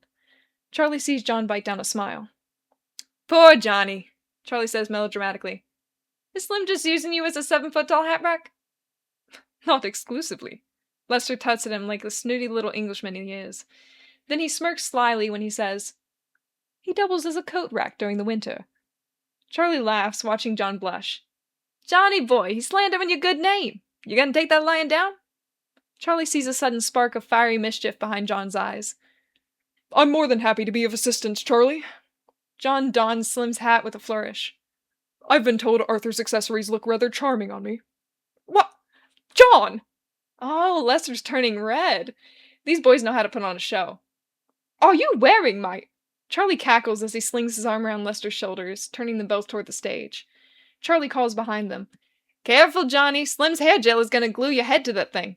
John! Lester squirms as Charlie walks them away from the counter. Come on, Slim. You got a date, remember? Charlie grins as he finally lets the man go. And the crowd is waiting. Lester huffs through a smile, straightening his jacket. He takes a breath to respond, but then his face abruptly pinches. He runs a thumb behind the button of his suit pants, frowning deeply. Lester says, continuing to feel along the waist of his pants. Do you mind if I, let me make a quick stop to the restroom before we get started? Oh, sure, pal. Charlie blinks. You know where it is. I'll wait for you. Yes. Lester says distractedly as he turns stiffly to guide himself toward the bathrooms, his hand returning to his waist. Huh. Weird. Whatever. Charlie starts to walk back toward the bar to help John with the line when he hears the door chime again. There's a broad figure at the door, halfway through the entryway, looking with one hand on the door frame. The man looks squeamish, his eyes darting around the place like he's a wanted man on the run. He quickly scurries over to the first open CTCs, which happens to be at the very edge of the bar counter, and he sits rigidly, pointedly looking at the stage. Also weird. But no worries. Charlie knows how to deal with all kinds of people, even the ones with a demeanor like a spooked squirrel. Charlie walks over nonchalantly, trying not to make any sudden movements. "Hey there," Charlie says lightly, but the man startles like he's been electrocuted. "Alright, well, so much for that. Welcome to Finley and Doubts. Charlie Dowd at your service, and I don't want anything," the man says, avoiding eye contact. He's got an accent thicker than his facial hair. Charlie gives him a toothy smile, easily dodging the sour mood. "Whoa, we got a leprechaun in the bar tonight?" The man hesitantly turns back to Charlie to give him an absolutely puzzled look. Charlie purses his lips. "You ain't Irish?" "I'm Scottish." Well," Charlie scratches his chin. "I can see why that one didn't land." The Scottish man blinks once at him, and then he repeats, "I don't want anything, Mr. Dowd. Thank you for the offer, but I'm here for the music tonight." He returns his gaze toward the stage, and he curls over himself. Charlie notices that one of his sleeves appeared to be almost empty, like he's missing like he's lost a... Jesus Christ, did the man lose an arm? Jesus fucking... Charlie witnessed someone lose an arm when he... Red-stained memories start to wrap around his brain. Sergeant McAllister had run full throttle to the trench at the sound of the rumbling tanks growing nearer and nearer. He stumbled through the blood-sticky mud, slipping as his boot was sucked into the ground, falling to his knees, but hectically crawling forward. The gunfire started again, the bullets completely invisible, but the sound so fucking loud. A scream of agony, McAllister's arm hanging off his shoulder by long, ropey strands of muscle. "Are you all right, Mr. Dowd?" Charlie shakes his head, suddenly seeing the broad Scottish man looking at him uneasily. The man hides his left sleeve with his other arm. Fuck. "Oh, ha!" Charlie laughs, shaking himself aggressively again. He frantically breathes in, trying to steady himself the way Noel does. "In through the nose, Charlie. A little dizzy spell, just the life of a bartender, you know? You ever try living on a diet of bar nuts and martini olives?" The Scottish man says wearily. "No." Out through the mouth. "Yeah, I can't recommend it. Kind to the wallet, not the old organs. Okay, he's fine. Anyways, you sure I can't get you nothing?" The man shakes his head firmly. "No, just here for the music, thank you." He resolutely turns back to the piano, and that's class dismissed, apparently.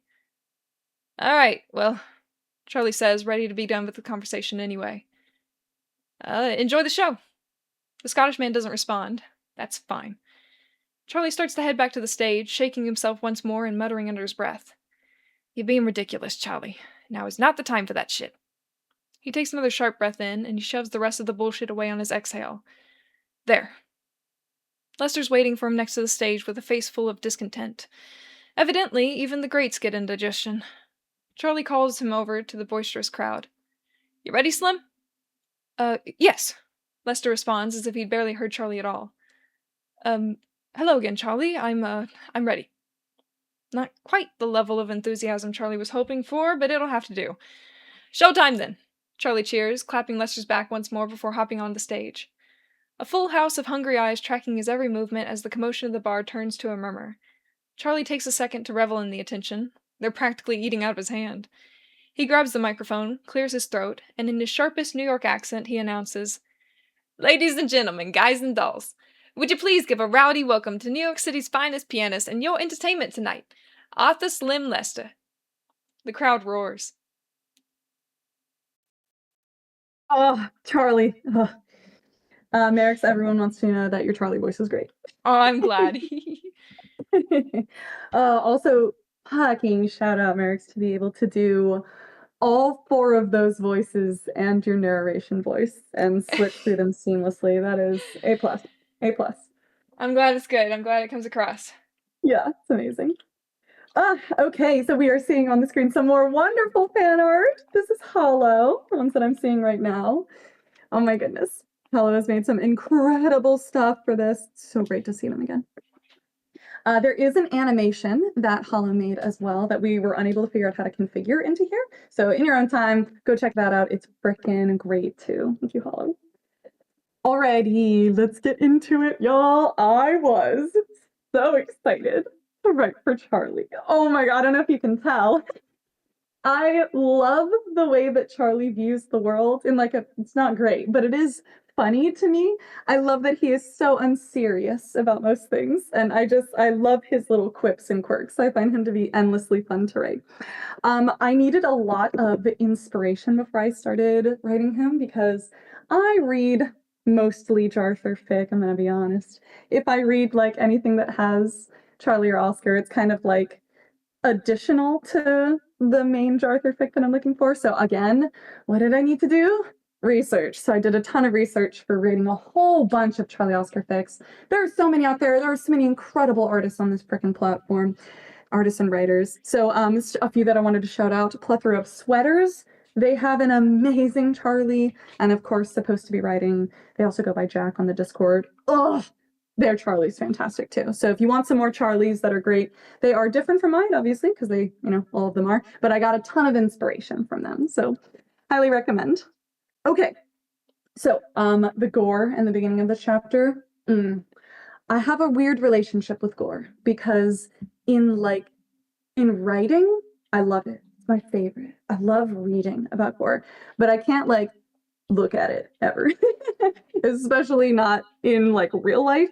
If you show me a movie that has gore in it, I'm not cool with that. But if it's written out, if it's all of the Flesh episodes of the Magnus Archives, I am there. I am so there for gore. So I wanted to be able to share some of that in this particular one with all of his PTSD flashbacks. Oh yeah, of course, Raph, appreciating to strive for portraying blindness accurately. Yeah, you are so welcome. I'm happy to do it. Okay, so back to the gore. I really, really like this beginning because I love this idea of Noel's jaw coming apart in Charlie's mouth when he tries to kiss him. It's disgusting. It's so metal. I love it. And yeah. And it's also I wanted everyone to hear Noel's voice in his own mouth before we hear it in Charlie's. I wanted that to be the setup for it. Yeah, Nesty says it's very different to read gore than to look at it. I think it's because what you're capable of imagining has a threshold of your own comfort level, you know what I mean? So it's easier for me to enjoy the gore when I kind of get to decide exactly how horrific it is. Whereas if you show me something on TV that I've never seen before, yeah, not so great. Yeah, ooh, delicious. Okay, some fun things about Charlie's internal monologue. I love it, obviously. I think it's so hilarious. But I actually toyed with it for a while. For a long time, I actually had his monologue, internal one, written with all of the apostrophes, too. So it said fucking and bribin and all of that in his internal monologue. And it was so annoying. It was terrible. It looked terrible. It read terrible. I hated it so much. So I had to go back and edit, of course, the entire chapter to make it back to normal. And he still says things like kinda and gonna, and he says slang like that because he talks very casually. And he'll still say ain't every once in a while. And that kind of distinguishes his internal monologue from other people's. But holy moly, to do the full New York accent internally, count me out. It was terrible. Plus, no spoilers. But later on, I think it's more thematic that way. Okay, yeah. Also, very fun when we have Charlie talking to Noel in the beginning. He's telling him all about oh, you had this fantastical idea. Can you believe it's coming true? Originally, first draft of this, I was all in the past tense. And I was like, what would be way more painful if it were in the present tense and he was talking to Noel as if he were still there with him. And that sparked a lot of change in how I crafted the story too. But I love that because it's so much more devastating. Yeah, the tense shift is so much more impactful to know that every day of his life, he is currently pretending that Noel is still with him. It is an ongoing, every single day thing. And I mean, we even hear it in the parts where he says, wedded by the business partnership agreement, till foreclosure do us apart. He can't say, till death do us part. He can't say the words because he refuses to believe it. I think that's so rooted in his own brand of cognitive dissonance that he's got going on. I feel like some of our characters, their cognitive dissonance kind of like melds as the story goes on, and Charlie comes out swinging. He comes out absolutely swinging with his inability to reconcile what's happened to him. Also, the name Slim for Arthur. Y'all have guessed that that's going to be important later, but this was inspired by, I don't know if anyone's ever heard the old 1950s Fats Domino. He is a great pianist, composer. He did the song Blueberry Hill. It was a really popular one back then. I remember hearing his name, everyone calling him Fats. Of course, that's not his first name, but that's what everybody called him. And if you can imagine, he was a hefty guy. And I just remember being like really upset about that. I don't know if he made that for himself. I don't know if other people made that for him. But I remember hearing that and being like, I'm not sure I would want to be nicknamed based on how I look in terms of my weight. That feels terrible. And I was like, well, I mean, I think that's pretty thematic for this. So we'll call him Slim. Well, when in Rome. Yeah, when in Rome, indeed. So that's how we got Arthur's nickname of Slim, just the opposite of Fats from Fats Domino. Okay, the other thing that I was so excited to write was seeing John through Charlie's eyes. This is the most exciting one for me personally, because this one really shows how like scary John is. I think since we all come into these fics having already loved John, like everybody comes in already loving this guy, and no matter what he's like, we are immediately willing to dismiss it all because of our love for him. This boy can do no wrong. We love John. But now we're able to see through different people's eyes, like exactly how the rest of the world outside of us views John. And it's scary. He's terrifying. He's 6'9". He's 300 pounds. He's like bulky and muscular. And so when Charlie first sees him, like, of course, his first thought is that John is here to kill him. John is here to like, he's a hitman. He's gonna take Charlie out with the trash. Of course, but then because John is who he is, he's able to just be a little bit vulnerable for Charlie. And Charlie is such a wonderful person that he I latches love onto him it so immediately. much. Yeah, right. I think that says so much about both Charlie and both John as people in their own vacuums. That the moment that Charlie saw John shaken because he was so nervous, Charlie was like, I love this big goof. My goodness, what a quirky little man.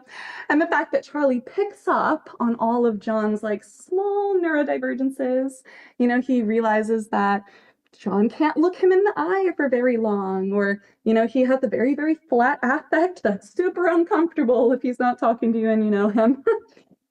So Charlie finds those to be quirks of his personality, but things that he finds endearing. And then he just kind of loops how John interacts with Arthur into that, which I think is good for him.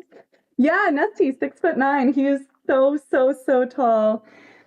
Everyone keeps saying 7 foot because you just round up, but he is 6'9". He's a tall guy. He's so scary. Okay. Also in this chapter, we get to see, since everybody has now come together, we get to see these burgeoning bits of dramatic irony that I love so much. You guys will see that dramatic irony is my favorite thing to write. That's the realization that the reader has more information than the character that they're reading has. And so immediately when we see Arthur like running his thumb over his pants, we know what's happening. Charlie has no idea. When we hear John talk about his rejection letter, we've heard the whole story and Charlie has no idea. And even like when Oscar comes in and he's looking all skittish, we know why he's feeling that way, but Charlie is just he's so lost on it all. I love that stuff. I think it gives us such insight to not only how Charlie views this situation in this world around him, but yeah, just how everyone interacts with each other and like what things they choose to hide from each other, what things they share. I think it gives us such great insight to everybody. Love it. John is his favorite big goof. Absolutely.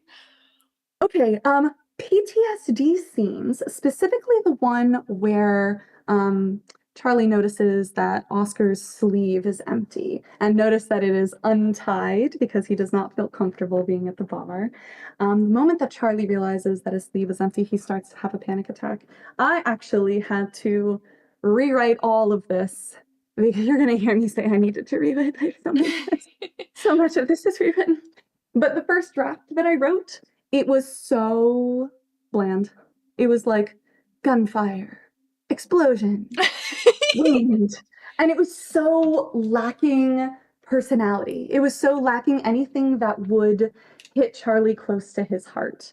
And so when I rewrote it, I wanted to make sure that there was a person involved in it, someone that like Charlie would have an attachment with, someone that he would have talked to. And so when we hear about this private or this general and hearing like, oh, his arm hanging on by like ropey strands, we know it's not just some guy, some casualty of war.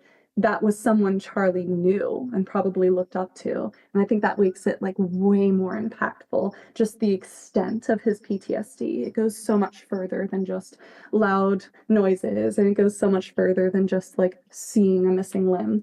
It's seeing his friends mutilated in front of him. Ugh, horrific. I love it. Okay. I love the pain. Anything else? Yeah. Okay, I wrote that I got more specific predictions of what was coming up, but I didn't write what they were, so I don't remember. But I did write the note. I needed to have faith that the story was going to serve itself. Because one of the things that I will also say many times is there were so many predictions that I got from y'all that were delicious and tempting, but they would have skewed the whole plot. And so I just had to like stick to my guns and believe that the story that I wanted to tell was the way that it needed to be. And it was so hard sometimes. I can think of one in particular that's coming up soon, so I'll get to that one when I do. But oh my goodness, y'all are creative. Y'all should write fic. That's what I'm saying. Okay, and then let's see. Finally, we talked a little bit about cognitive dissonance and then the Charlie-Noel relationship. So I find this to be absolutely fascinating. I don't personally have this own problem in my life where I'm, imagining someone as alive and they're not. But I definitely have had times in my life where I have imagined, of course, all of those scripted engagements that I would have with another person and how those scripted engagements would not go my way and how I would have ended up spending so much time living in this world with a person that essentially I was making up, only to realize that I had been wrong the whole time and they would have never said those things in the first place. And why would I bother scripting anything when you can't write for another person? But I do feel like in my life, I have had so many times where I have felt like strong connections to a person who didn't exist, or I have felt anger toward a person who didn't exist, or I would feel any sort of real, actual, affecting emotion that may influence my mood over what is essentially a character that I've made up in my head because I was trying to script for someone else. I was trying to write someone else's part. So that's where this sort of Charlie-Noel relationship comes in. And I find it to be incredibly interesting and also very, very sad because I know what it's like to be able to hold all of these strong emotions for this person and then find out that it was all for naught. It was a waste. That person was never who you thought they were. Man, that's going to come up later too, isn't it? Oh, okay, I think that's all for this one. Some of these early ones I don't have too much to say because when we get into the meat of it, that's when Marix is going to be like, Hauntie time. I'm over in the corner, just whispering, like, Hauntie, Hauntie. I'm just like tapping my watch, Hauntie. 1 more hour. You get 1,000 Discord DMs saying like, Hauntie, please, oh my God, stop talking. Okay, Marix, is there anything you want to say before we end? No, I'm enjoying getting all the background info though. This is so interesting. I'm loving this. It really pulls the whole thing together as soon as you see exactly the mess that's going on in my brain. Yeah, Nesty says the same thing. Really interesting to hear. Man, y'all, this is what I have been living with for over a year now. This is crazy that I'm able to share this with everybody. And just know that every single thing that I'm saying about this fic, all of the hours that you were going to be listening to me talk about it, I have the same amount of hours for what you are. You got so much. There's so much. Stay But tuned. We're going back. We're yeah, gonna stay do tuned. another live stream Gonna do the for what you are live stream. for what you are live streams. Oh my goodness. Just so Alrighty, Hauntie well, can talk more. Hauntie does love talking about themselves. Let me just say, I am the most arrogant bitch on earth, y'all. I was like, I can't wait to talk about my life for 3 straight days and force people to listen to it. Let's go. Alrighty. Okay, well, I'm gonna go on mute. Marix, take it away. Alrighty. Previously on To Live Two Lives. It's been a long time since Oscar has heard live piano. Alright, well, the overeager bar owner starts to back away, finally. Enjoy the show. Mercy. He didn't recognize Oscar. It was foolish to think Oscar could sneak in unnoticed, but it's alright. The bar owner didn't recognize him, and, God willing, no one else in the bar will either.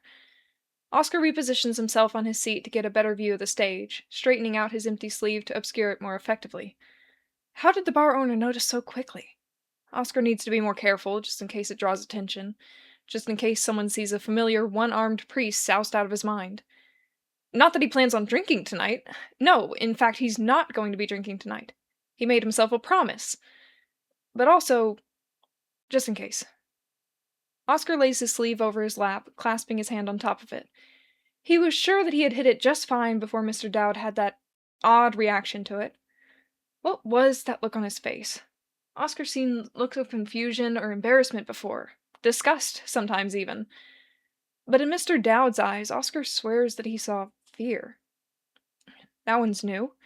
It was almost unsettling for Oscar to watch, the way his jaw went completely slack, the way he froze like a statue, the way his pupils shrank to the size of a needle tip. It's not Oscar's problem. If anything, it was helpful. Maybe it'll persuade Mr. Dowd to keep his distance. To leave Oscar be.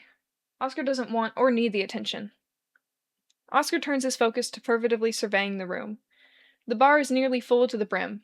Every seat by the stage is taken, and some bar patrons have even taken to standing against the wall to get a decent view. Those who wade through the crowd to meet their friends or find a restroom have to squeeze past the other patrons like they're paddling through a tar pit, but their sheer excitement seems to steer them onward. The bar owner is standing by the stage in front of someone, maybe the performer? Oscar can't get a good look at either of them since they're both cloaked in shadow, and Mr. Dowd is a whirlwind of motion with his hand gestures.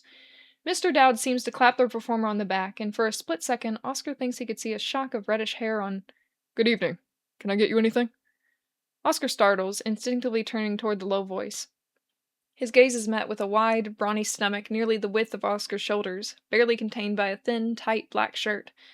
As Oscar's eyes travel upward, he sees miles and miles more of dense muscle bulging behind the fabric until he meets a small set of piercing amber eyes, which stare back at him expectantly.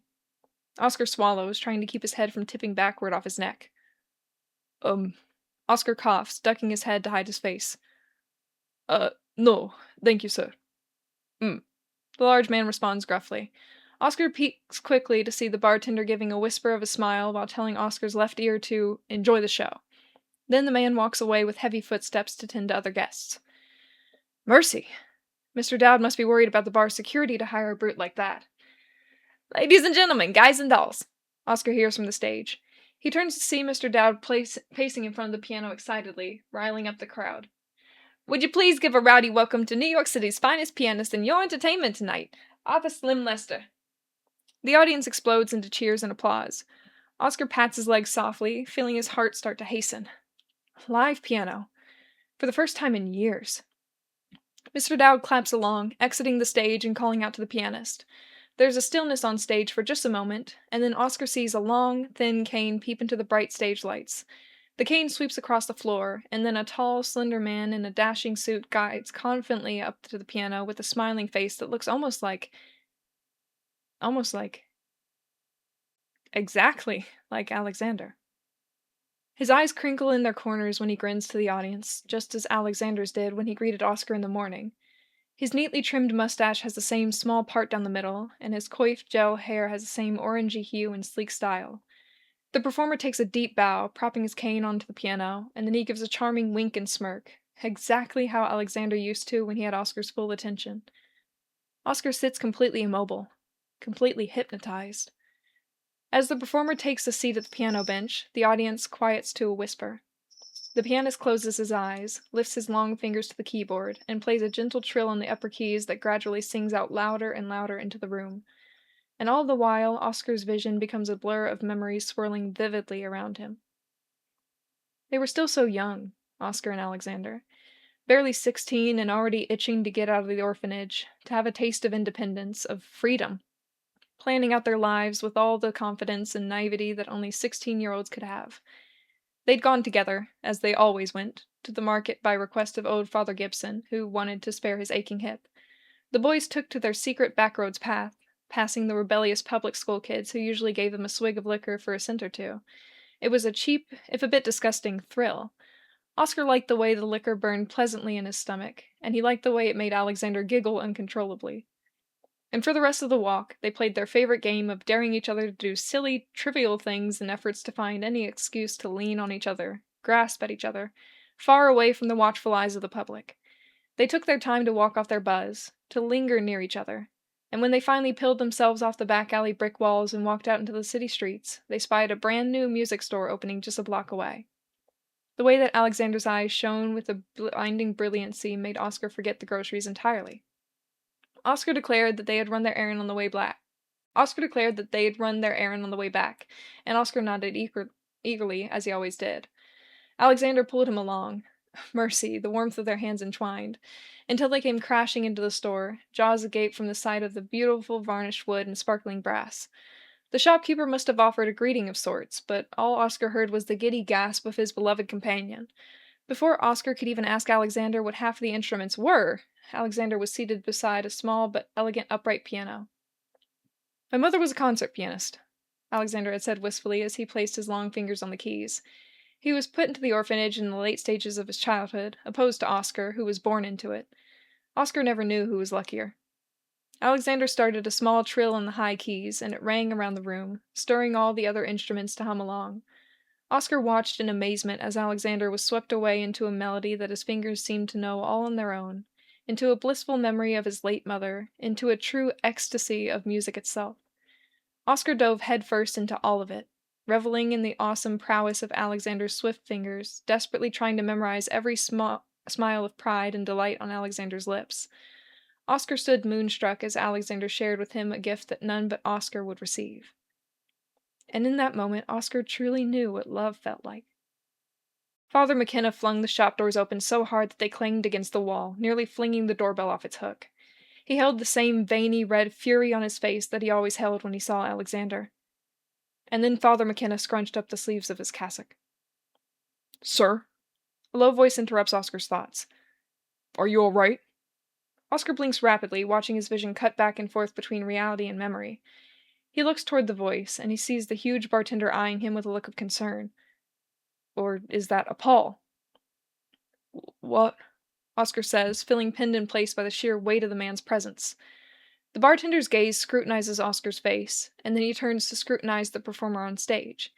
He looks between the two of them once more before narrowing his eyes. "I'm asking you what's wrong," he says with a strange suspicion in his tone. Oscar can't place it, but he knows it's not friendly.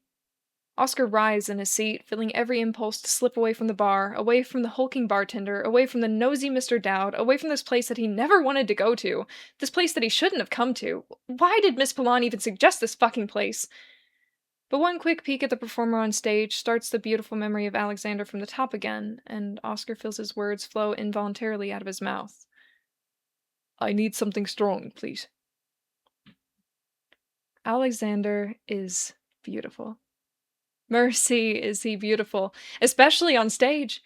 The stage lights are so flattering on his high cheekbones, the gold tones in his hair, the neat polish on his fingernails. He sways and lilts to the music so effortlessly, so passionately. It's as if the music is flowing directly out of his body instead of the piano. Heavens, what a divine creation he is. Liquor dribbles from Oscar's lips as he knocks back another shot. Ugh, his head is swimming.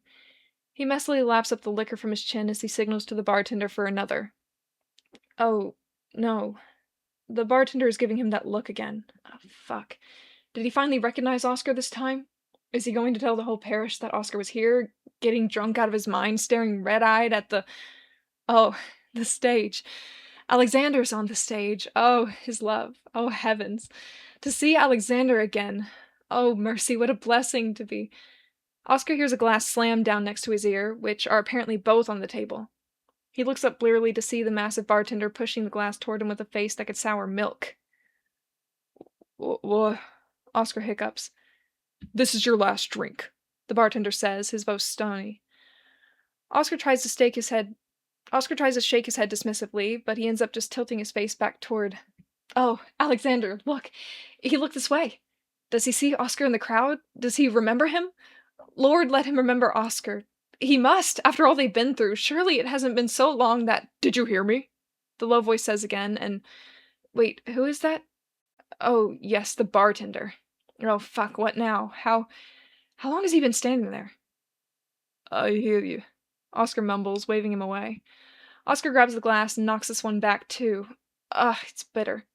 Oscar thought he'd be past tasting at this point.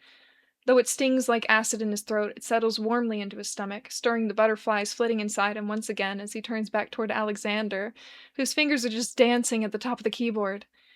Mercy, his talent is unrivaled. How lucky Oscar is to know him. Why do you keep looking at him like that? The voice booms, sounding angry. No, not angry. Hostile? Oscar blinks a few times to get the gunk out of his eyes, and he faces the bartender again. Why does he look fuming? His gaze slashes back and forth over Oscar's face like he's trying to saw his head in half. His body is arched over Oscar in a way a massive wave crests over the shore, and Oscar feels helplessly caught in the undertow. What?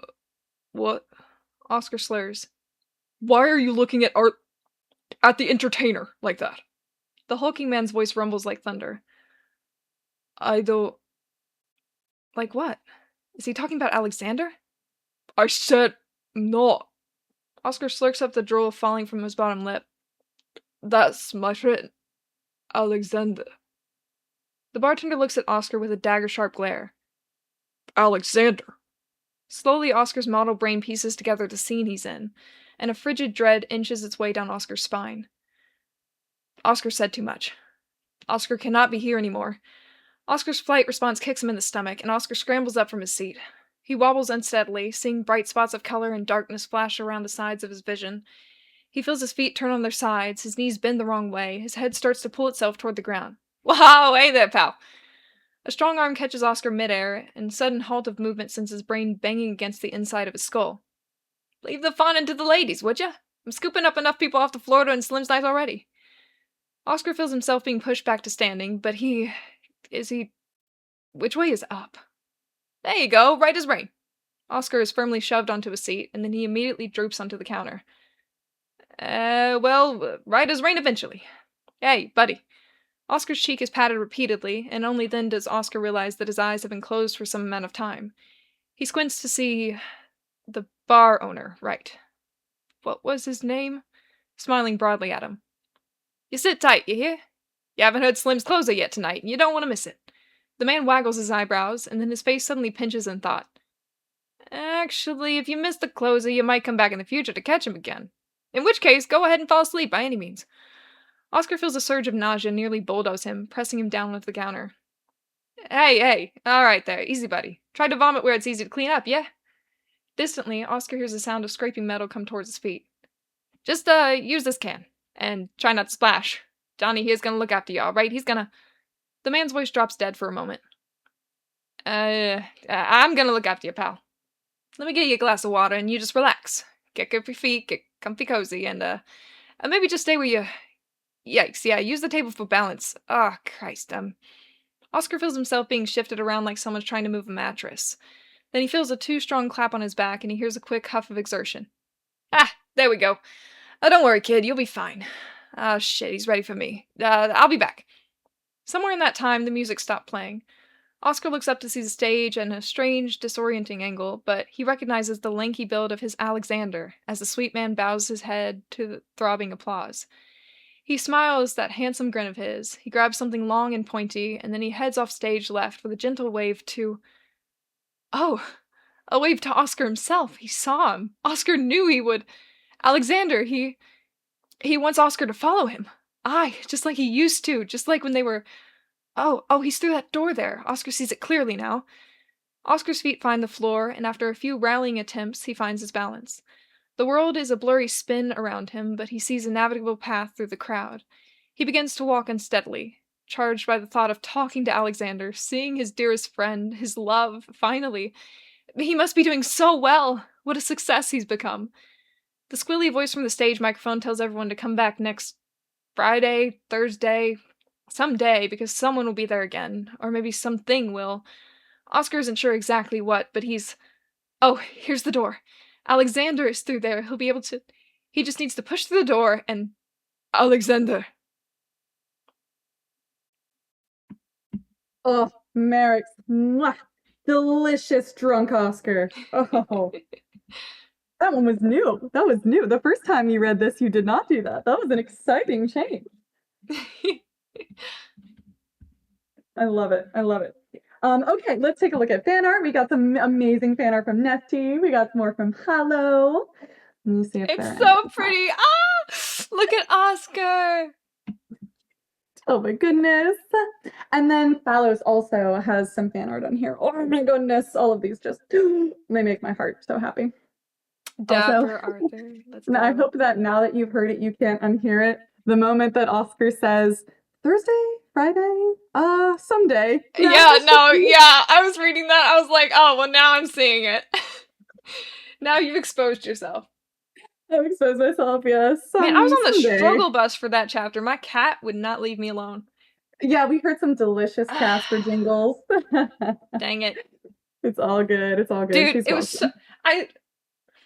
Okay, in between the last chapter, like after I finished reading, I snuck out and I got me some more granola bars, and then I laid one on the floor, and while I'm in the middle of reading, she's pawing at it. She's not even eating it, she's just pawing at it and making noise. And I'm like, why are you like this?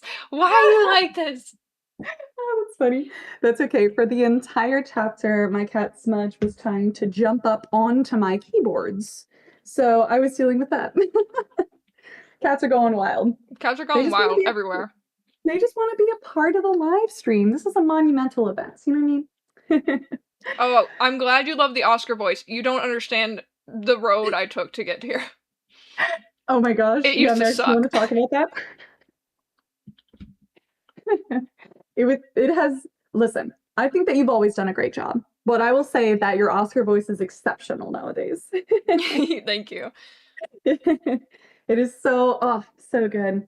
You know what's so fun about listening to these is, of course, there are moments in these chapters where like a new voice will cut in and, you know, we'll be able to know who it is based on the context, especially of what words they say and how I write them. But it is so fun to hear it with the action and to hear it with the voices. It's so like brought to life where I no longer have to infer things. They're just told to me. Oh my gosh. So fun. You're doing so well on that. Thank you. Okay. All right. Let's start on this one. Okay. Oscar's reaction to John, of course. Oh my goodness. Another great look into what the rest of the world sees. Oscar clearly is a little bit more in the I'm still scared of this man camp than Charlie is. And I love that for him. Somebody has to be like absolutely terrified of John. And then also, I mean, it really doesn't help the way that John treats him throughout the rest of the chapter. So I can imagine that he would remain scared of him. Speaking of John, oh my goodness. Of course, everyone picked up on John's jealousy immediately. I just want to say thank you to Harlan for that absolutely delicious canon nugget that every fic writer can exploit to their heart's content. John being jealous of Oscar. Oh, it's like I've been handed a gift from the creator. Oh, I'm so happy that we have that. And it's not just something I've made up for the story, but something that relates back to canon. That's amazing. Harlan, you absolute king. Okay, some fun things about syntax and like literary devices here. This is the first instance of us having dialogue as a timekeeper for us. So when we hear Charlie say like, put your hands together for Arthur Slim Lester, the man of the hour, whatever he says there, immediately we are oriented to the time and space that we're in. And I love that because then we don't have to sit there and be like, now the performer is going to play. We can just have that sort of auditory cue, and then immediately we know where we are in the story. Because as these interweaving POVs happen, they're not always going to be exactly chronological. And I have to find a way to make sure that every reader knows exactly where we are. I'm not going to say exactly where we are in the timeline. I'm going to say relatively where we are in the timeline, because does anyone know what the timeline is?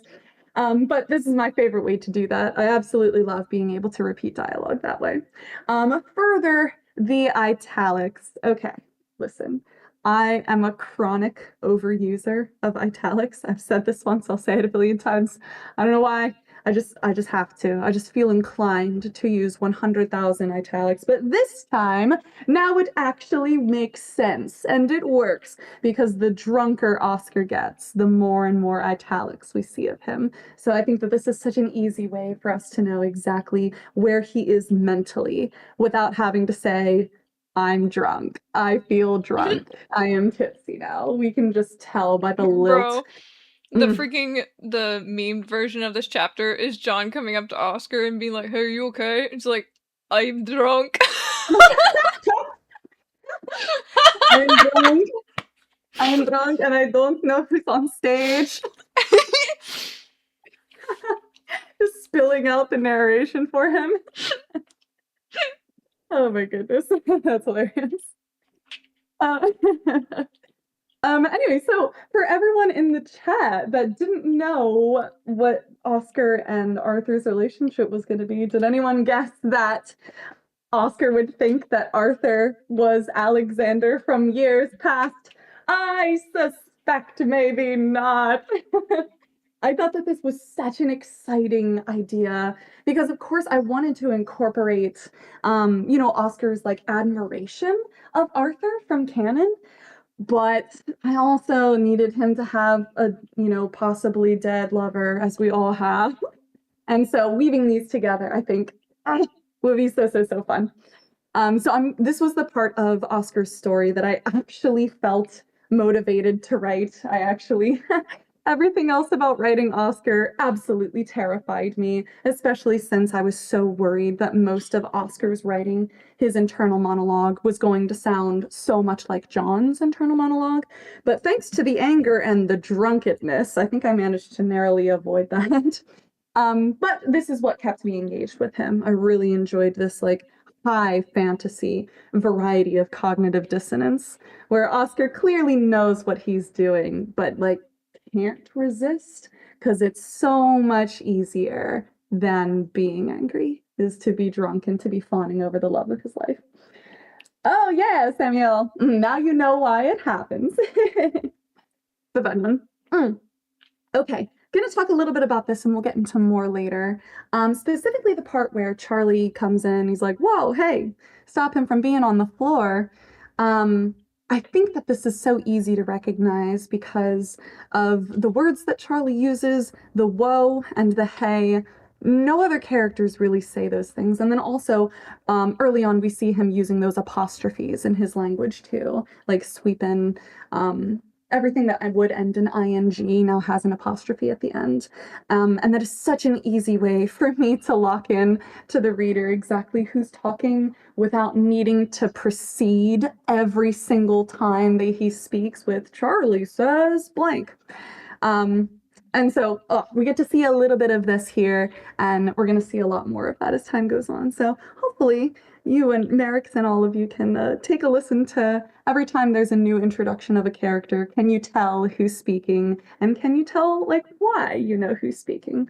I put a lot of effort into that, okay? I want to be proud of it. I did tell you that I'm the most arrogant bitch on earth, so a lot of this is just tooting my own horn, and I'm not sorry.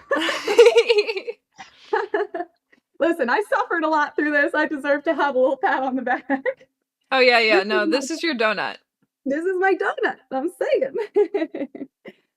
Okay, one thing that I will talk about was, of course, early on, since I had to rewrite all of Oscar's character arcs. There were so many times where I needed Oscar to be in a place in a time, but I had very little reason for him to be there. And it took so many drafts for me to figure out why he was justified in being where he was. And the whole entire, every first draft of Oscar's chapter was just so, it just felt so shoehorned to me. And it felt so like, oh, this is clearly just the writer wanting him to do this instead of the character wanting him to do this. But now I think this one's kind of reasonable. Like he's feeling sketchy at this bar because he doesn't want to be noticed. He doesn't want to be noticed because he has a reputation in the community of being someone to look up to.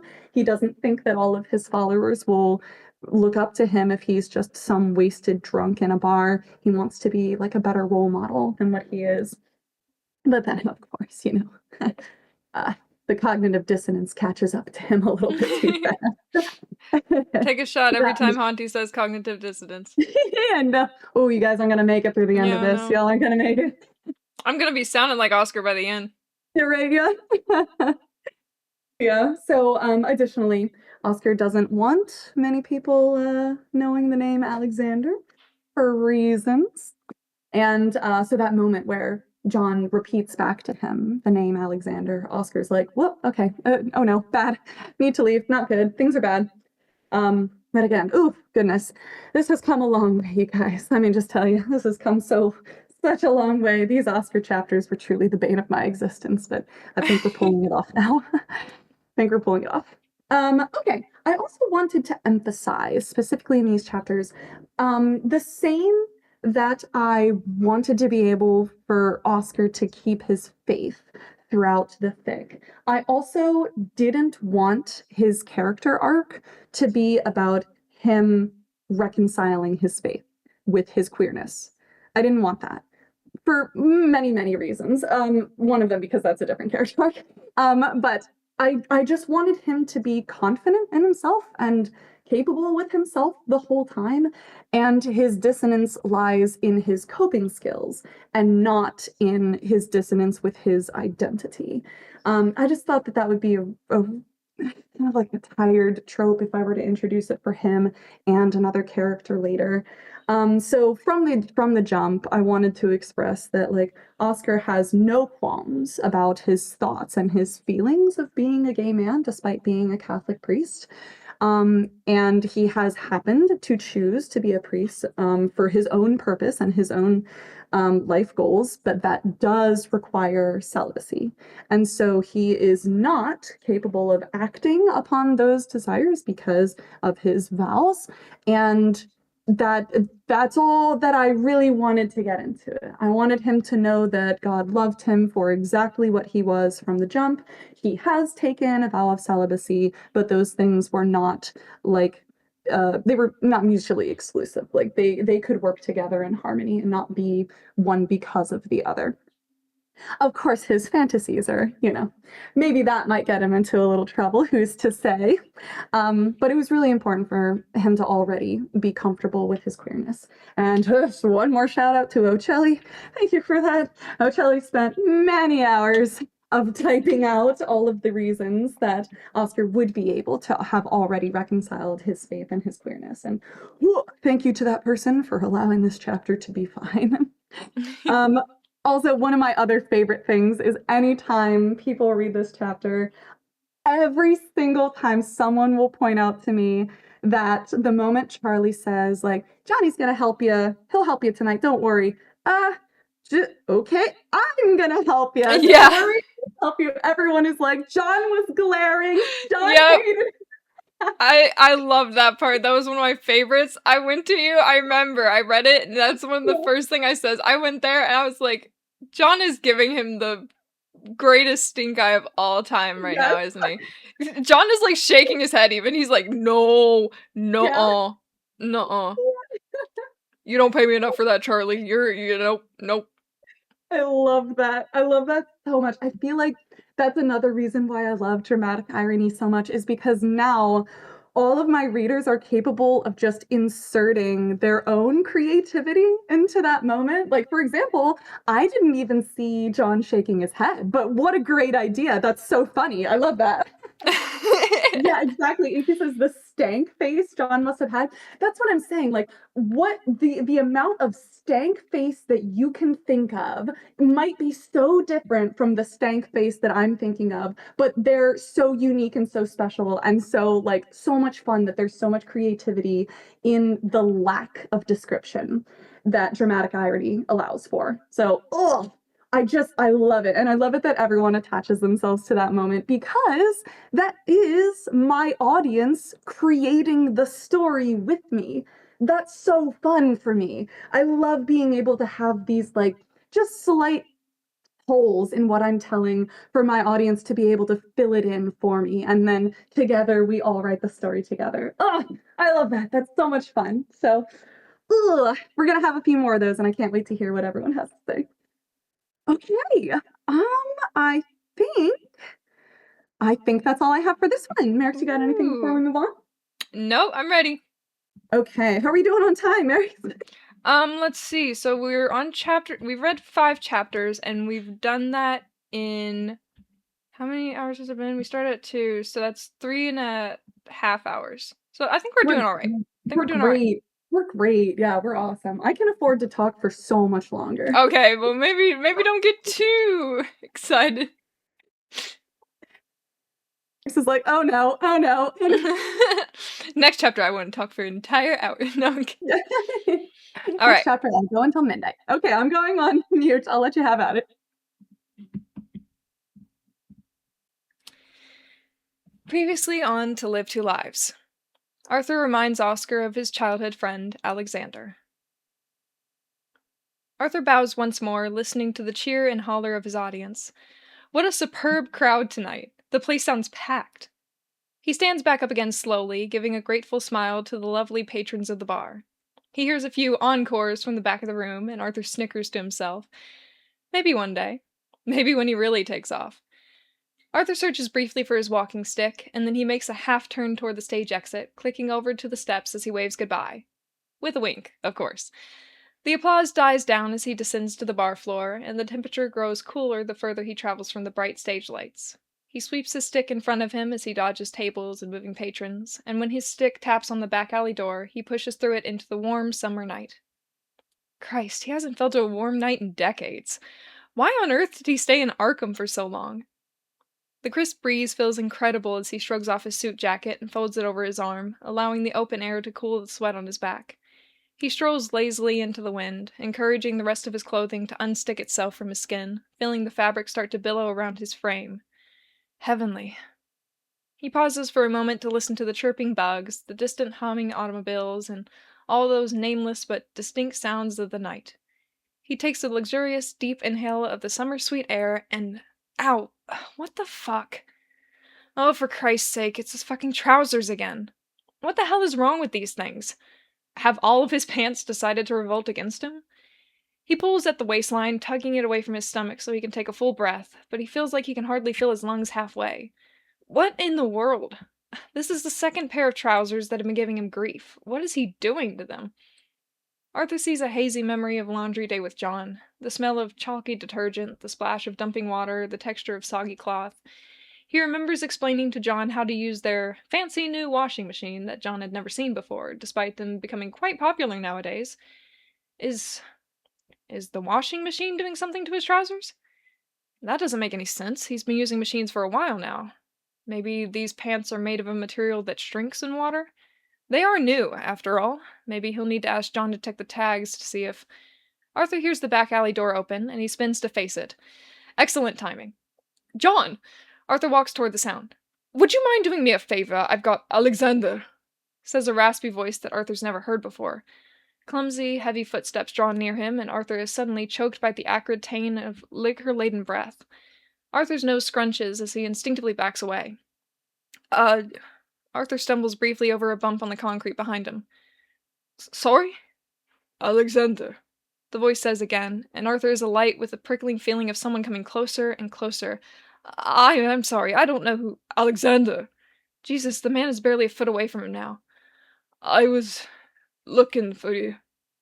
Arthur feels his shoulder blades hit the wall behind him, and panic builds furiously in his chest. He holds his stick in front of him like a barrier, feeling the man's thick stomach brush against it. Listen, I don't know what you want from... The man presses against his stick, and Arthur's flip switches. Stay back! Arthur snarls as he pushes with no small force. The sturdy man staggers backward with a grunt, and then he fumbles to catch his balance. When the movement finally stops, Arthur hears a small gasp. Oh, mercy. The man slurs with the sound of absolute horror in his voice. Oh, mercy, I'm so sorry. Arthur's stick is still positioned defensively in front of him, but he doesn't strike again.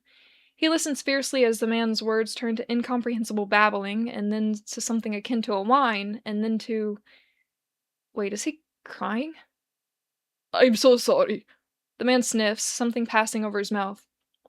I shouldn't be here right now, I'm so sorry. The man tries to stifle his tears, but apparently to no avail, as he immediately begins to sob in earnest. Damn. The poor man must be absolutely canned. Arthur feels his heartbeat start to lag, and he lowers his walking stick. It's quite all right. It's not. The man weeps. You're not Alexander. I shouldn't have come out here. I shouldn't have done that to you. I cornered you. I'm so sorry. Hey. Arthur hushes, waving his free hand. He takes a small step closer. It was just a misunderstanding, all right? And neither of us are hurt. It's okay. You're not him. The man continues to bawl. Why did I think you were him?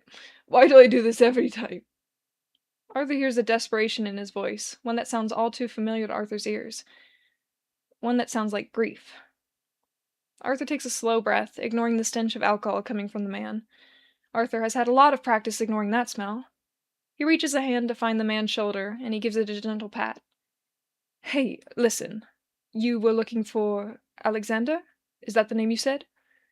The man's whimpering stops abruptly. Arthur feels a subtle shift underneath his palm as the man nods his head. Well, you're right. Arthur exhales. I'm afraid I'm not, Alexander. But it sounds like he meant a lot to you. Arthur feels another nod.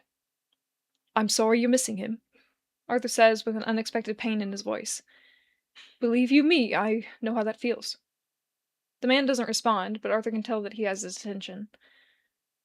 Well, I can't say that I can bring him back to you, nor can I stop the grief. He gives the man's shoulder a squeeze. But I can tell you that everything's all right between you and I, okay? No hard feelings, no bad blood. The man sucks a breath through his teeth. Arthur gives a small smile. Actually, maybe we should have a do-over on this whole thing. What do you think? Shall we try again? Meet each other a little more formally this time? Arthur lets go of his shoulder to hold out his hand for a shake. A pleasure to meet you. My name is Arthur. The man shuffles in place. Arthur waits patiently, a bit concerned that this man might not have the brain capacity for a simple handshake at the moment, which is a considerable feat for drinking. The man mumbles. Right-handed. Oh! Arthur gives a short laugh. Apologies, as am I. He clicks his stick on the ground a few times for emphasis before tossing it into his left hand. Here, let's try that once more. He sticks out his right hand, and the man does eventually take it. His grip is loose, sweaty, and trembling slightly, but Arthur's enthusiastically shakes their hands. It seems to nearly overbalance the poor sod, as Arthur has to stay latched onto him to make sure he doesn't topple. Then something changes in the man's posture, and he suddenly clings onto Arthur, his breath starting to stutter once more. Oh dear. He hiccups. You're just like him. Hold on, friend, Arthur interrupts, quickly trying to steer them back on track. You haven't told me your name yet. Oh. Arthur feels the man go limp in his palm. Sorry. He exhales deeply, filling their space with the smell of liquor once more. The name is Oscar. Oscar? Arthur's brow furrows, something niggling in the back of his brain. Why does that... That sounds familiar to me. Have we actually met before? No. Oscar snatches his hand away, and he wobbles backward. His tone turns panicky when he insists, No, we haven't met. You don't know me. Oh! Arthur holds up his palms. All right, my mistake. He tries to coat his words with his gentle smile. Seems like we've both mistaken each other for someone else tonight, eh? Oscar says nothing, but Arthur can smell the embarrassment wafting off the man. Poor, poor sod. Listen, Arthur says quietly, a part of his heart breaking for the scared, drunk man. You don't have to be, I know that... He huffs quickly, straightening out his words. I'm no stranger to the bottle myself, all right? I stood in your shoes not 2 years ago, Oscar. I know what it's like to feel like you've hit bedrock. To feel completely out of your own control. To feel like the only way to keep going is to dull the pain, but... Arthur clears his throat, not wanting to wander too far into his memories. But I can promise you this, Oscar. You coming out into the public, meeting a new face, learning a new name, that's what dulls the pain. Living in spite of it all. That's what helped me, anyway. Oscar is still silent, even his breathing has stopped. I'm glad that you came to my show tonight, Oscar. Arthur continues, rallying his energy. Come to more of them. Come to the bar throughout the week, become a familiar face, meet the patrons, make a new friend, and I'm certain, Oscar. Arthur hears his own voice turn raw. I'm certain you'll be better for it. Arthur listens intently, hearing nothing more for a few seconds. Then Arthur feels a rush of motion in front of him, and Oscar grips his hand with the strength of an ape. You're just like him, he whispers maniacally. Lord in heaven, he's just like him. Oscar sags with disappointment. No, Oscar. Get off him! Roars a voice as the bar door slams against the brick building. It startles Oscar, who immediately stumbles away from Arthur. John? Arthur says automatically. Why does John sound so... furious? John's hefty footsteps clomp up to the two of them, and John steps protectively in front of Arthur. Keep your hands off the performer! John growls in a voice that Arthur has seldom heard, in a voice that John himself hates to use. What is happening? Oscar stammers, clearly petrified. I'm sorry. Hey! Arthur puts a stern hand on John's shoulder blade. John, it's all right. He wasn't doing any harm. You didn't see him earlier, John says over his shoulder, stepping unnecessarily further in front of Arthur. He's been trouble all night. I didn't... John! Arthur pushes John out of his way to face him properly. Stop this. I'm telling you that we're fine. Oscar and I were just talking, that's all. John leans into Arthur's space. He had his hands on you, Arthur. It was a handshake, Arthur says, completely baffled. Do I look harmed to you? John doesn't reply at first, but Arthur hears him shift as he looks back and forth between the two men. I need to make sure you're safe, Arthur, John says darkly. That's my job. What in the... Well, congratulations, I'm safe. Arthur scoffs, not liking 1 second of this. I was safe before you got here. Oscar and I were just getting to know each other. Isn't that right, Oscar? Oscar starts to totter further away. I should... Hey, Oscar, really? Arthur encourages, leveling his hand to calm everyone down. You're all right, you understand? Everything's fine. You were just leaving. John, honest to fucking God, threatens the man. Don't you have somewhere else to be? Oscar audibly gulps, and then Arthur hears blundering footsteps scamper up to the bar door. The door unlatches and latches again, and then John and Arthur are left standing in the open, quiet murmur of city nightlife. Arthur feels his blood pressure start to rise. Are you all right, Arthur? John asks with that fucking soft concern of his, as if he didn't just shoo away a man like he was a pesky little gnat. What the fuck was that? Arthur spits, spinning on his heels to glare at John. What? John says meekly, and no, Arthur is not putting up with this. You were just leaving. What the fuck was... How could you treat him like that? John's voice hardens. I told you, Arthur, he's been trouble all night. Nothing he could have done should warrant that. You weren't there, Arthur. You didn't say the way he was looking at you. Yes, you're right. I didn't fucking see it. Arthur jeers. He knows it's a low blow. He doesn't care. You know that's not what I meant, Arthur. John makes the huffing noise that he always does when he rolls his eyes. It does not help Arthur's blood pressure. I'm telling you, he's dangerous. Enlighten me, then, Arthur stomps. What was so sinister about the way he looked at me? He was just... John grunts, his tone turning frantic. He was just watching you, Arthur, constantly. He wouldn't take his eyes off you, following your every movement. Yes, God forbid the man watches the entertainer when he performs. I told you didn't see what I saw. Then describe it to me! Arthur throws his hands in the air. Tell me something convincing, because right now, John, you're just dictating the actions of a normal audience member. He kept drinking, John shouts. He was getting absolutely sloshed, and he just kept asking for more. It was like something about him watching you made him worse and worse. John, he's an alcoholic. He got caught up in himself. He thought I was someone he used to know, okay? It was just a misunderstanding. He followed you. John turns desperate. He snuck away from Charlie to come put his hands on you. I told you, it was a handshake. He's a danger to you, Arthur. You're being ridiculous. He's unpredictable. He clearly has no qualms about respectable manners. He's just a fucking boozer pouring out his goddamn life down the drain. Trying to suck you into it, too. Arthur's anger overboils, and he feels every muscle in his body contract at once. He's a drunkard, Arthur, John says with a horrible condescension. He's not worth your sympathies. Arthur burns, feeling like he might melt the concrete beneath him. His heart whirs faster and faster until it sparks, and he feels smoke fume out of his nostrils.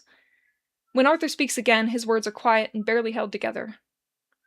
I remember a time when you had a lot of sympathy for a drunkard at the bar. Either John goes still, or Arthur can't hear anything past the ringing in his ears. There's a lingering pause between them, and the only reason Arthur hasn't kept going is because he's trying not to fucking breathe fire when he opens his mouth. John starts and stops, his jaw clicking. Arthur hears him shift between his feet distressedly. That was different.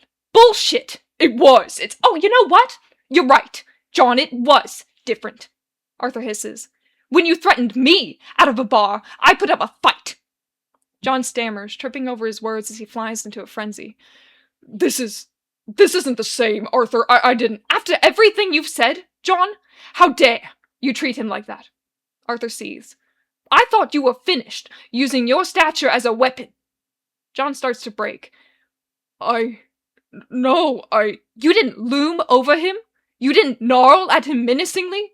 Arthur, tell me the look on his face! Arthur slaps the stick against the ground. Tell me what you saw in his fucking eyes as he ran away from you. Stop! John wails, the sound reverberating off the brick walls in huge, crashing waves. It takes a moment for the echoes to find their way out of the enclosed space, dissolving into the open air above the buildings. Even the rustling city life holds its breath before slowly starting to murmur again. Arthur can hear John choking on his inhales. Each breath seems to teeter on a sob. And Arthur lets him stew for a moment, if only to allow Arthur's own anger to finish flushing through his veins. He feels like his skin has been seared from the smoldering heat inside of him. After a while, John eventually whispers, I'm sorry. Arthur can't help but scoff once more. Clearly, his anger hasn't completely run its course yet. It's not me who deserves an apology, John. John scratches his skin in long strokes. I need to talk to Lily. You need to talk to Oscar. I need to talk to Lily. John gruffs, and, well, looks like anger isn't finished with him either. Arthur exhales sharply, tossing a suit jacket over his shoulder. It seems that they're both done with this conversation. All right, John, Arthur mutters. Help Charlie wrap up the rest of the night. I'll wait for you out here. John lets out a long sigh under his breath, and then he gives another. There's a scraping sound on the concrete as John spins toward the door, but then his feet halt in place. Arthur? What? You're wrong about something. Oh, for fuck's sake. I do owe you an apology. John's words are brittle and strangled. I'm sorry I yelled at you. Oh. For fuck's sake. Arthur feels his posture going limp, as if the ire that strung his limbs together had snapped. He scratches the back of his head with a tired breath. Okay. All right. Thank you, John, and... Arthur's hands falls loosely by his side as his last bit of energy dribbles out of him. I apologize for how I spoke to you as well. John breathes for a minute, and then he whispers almost too quietly to hear. You're right. I need to think. Arthur nods in return, too exhausted for anything else. Then Arthur hears John hesitantly walk closer, like he's silently requesting permission to enter Arthur's space. When Arthur allows him, he carefully takes Arthur's jacket, using it to disguise a subtle but tender squeeze on Arthur's shoulder. John's discreet way of saying I love you in a public space. And damn it, Arthur hates how instantly that works on him every time. Arthur already feels a smile trying to tug on his lips without his consent. "Let me put this with your hat," John says quietly in his work voice, as Charlie calls it, an extra precaution for moments like this. "Enjoy a night walk unburdened. I'll return when Charlie and I have wrapped up the bar." "All right, John."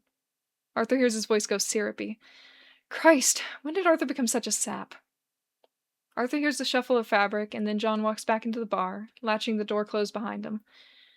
And Arthur finally gives in to the little smile as he takes in one last deep breath in the stillness of the night, letting all of his lingering feelings evaporate into the air with his exhale.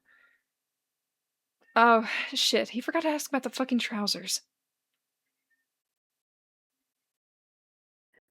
Oh my goodness, Marix, the amount of kudos that you've gotten for switching between the characters on this one. Oh, I had to lock the fuck in.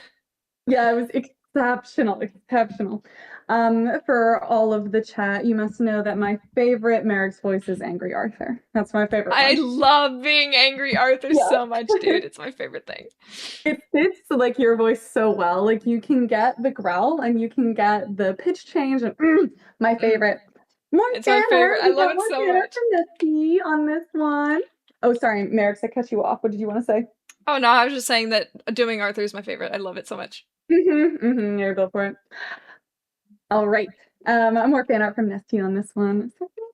That did the fan art. I love their Oscar so much, and their Marie, and their Charlie. Their Charlie is everything to me. Oh, the long-haired Charlie. I don't see a lot of long-haired Charlies, and I'm grateful that I get to see at least one. Amazing. Okay. Thank you so much, Nesty. So beautiful. All right, let's get into this one. Oh my goodness. A first big action scene. I was so excited to write this one, truly. Though this one turned out to be rather tricky because doing an action scene with a blind character was a task. I needed to make sure that there was constant movement happening since of course Arthur relies on mostly movement to dictate like where people are, and I needed him to, like, for example, have his hand on Oscar's shoulder for a long time so that he can like feel Oscar's neck moving when he nods. He can feel the distance from Oscar around him.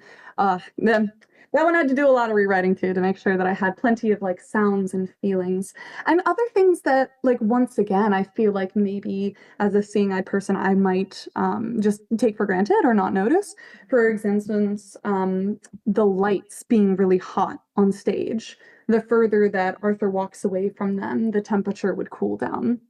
Something I might not think of when I just think of like, oh god, these lights are so bright. Might not think of the heat that comes with them. I was really proud of this one. The nameless but distinct sounds of the night. I spent a lot of time on that line because that was the only way that I could describe what night sounds like to me. I don't know exactly what it is. It's a multitude of things. But if you were to send me a sound clip of a nighttime, I'd be like, oh, that's a nighttime. I know what that sounds like. That's night right there. So I don't know how to describe that. But as soon as Arthur walks outside, I can imagine that he would be like, it's nighttime because it sounds like it. I bet it smells like it too. Like sometimes, yeah. I swear, it smells like night. Yes. No, totally. Yep. There's a smell of night. There's a smell of every season too. Like Yes. summer smells so different than fall. Smells Oh so my different god, than I winter. love fall. Wet leaves. Yeah. Yes, I love the smell of that one too.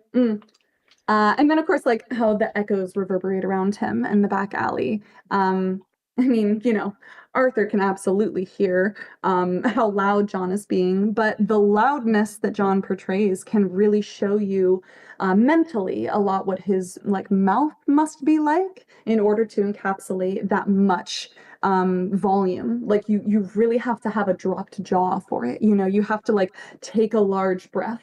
There's so much that goes into producing a scream, a loud sound that our minds can automatically think of.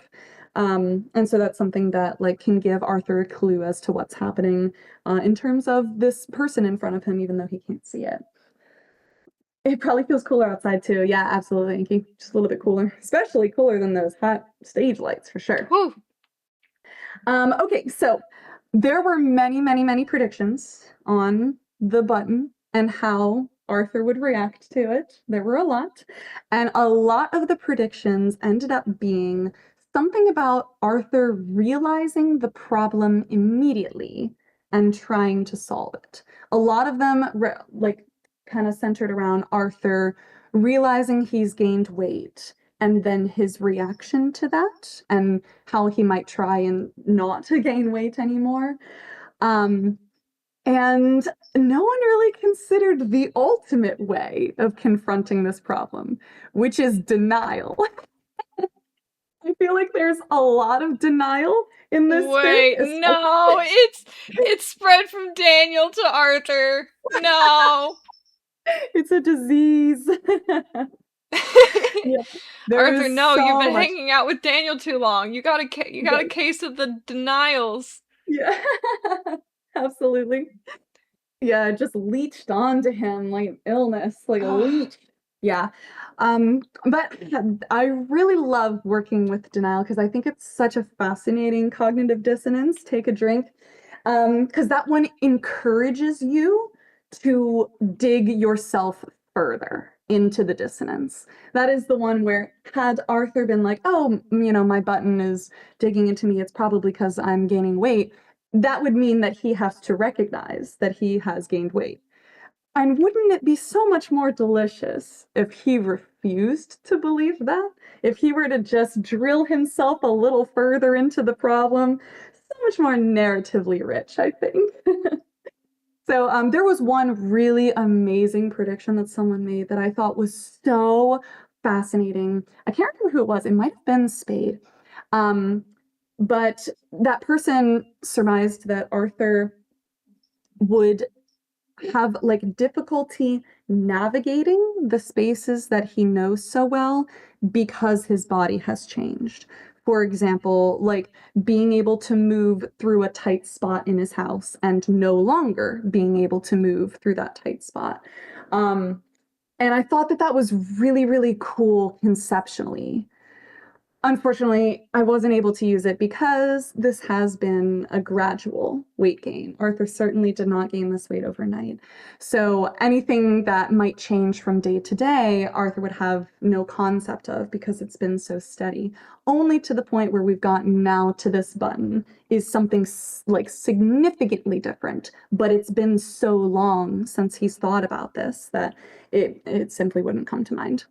But I really thought that that was such a cool way, especially with navigating his eating disorder and his blindness. So it was one of those moments where I was like, oh, you guys are so clever. Oh, you guys are so like creative.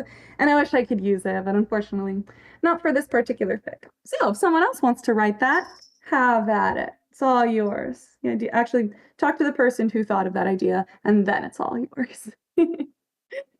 Okay. Another part of this that I am just tickled over. So Arthur's immediate empathy for Oscar. I thought it would be really fun to have basically like an inverted trope of this like big speech that solves all the problems. And in so many stories, it only took this one person telling you the exact right thing that you needed to hear, and then the whole thing was turned around from there.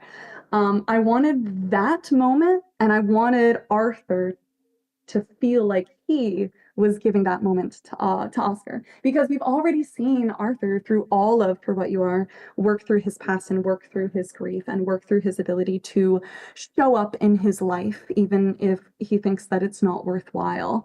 And so Arthur comes at Oscar with this whole life lesson that is so important to him, and he says it from the bottom of his heart and he means it, and he really feels like he's giving Oscar this gift that Arthur has been given.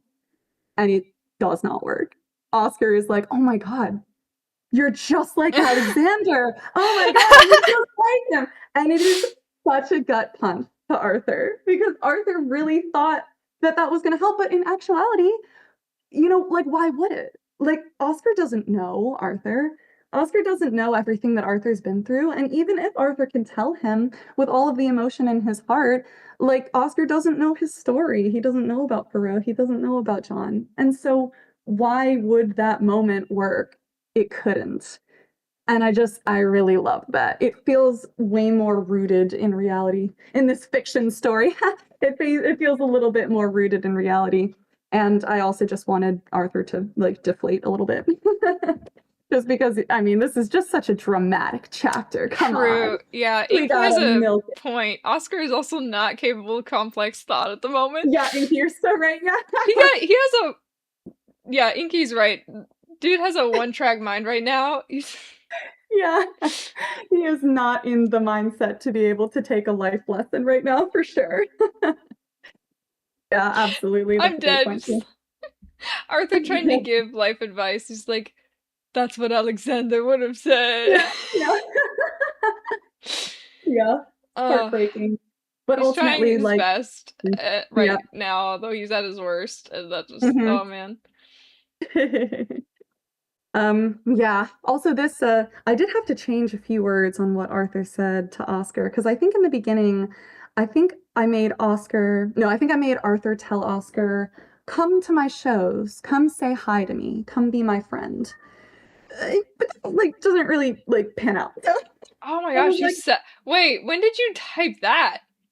oh, that was draft one. Okay, That I was was about to that say, was like, long since that, gone. that was, that better have been draft one, because, like, ooh, Yeah, ooh, no. yeah, no. Mm-mm. Yeah, okay. All right. This is what I'm gonna say, and you're gonna hear me say this a million times too.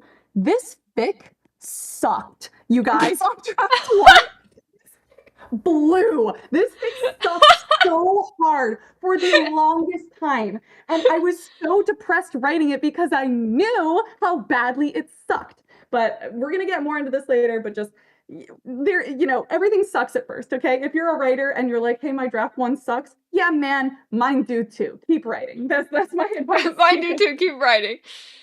Go Yeah. over those drafts.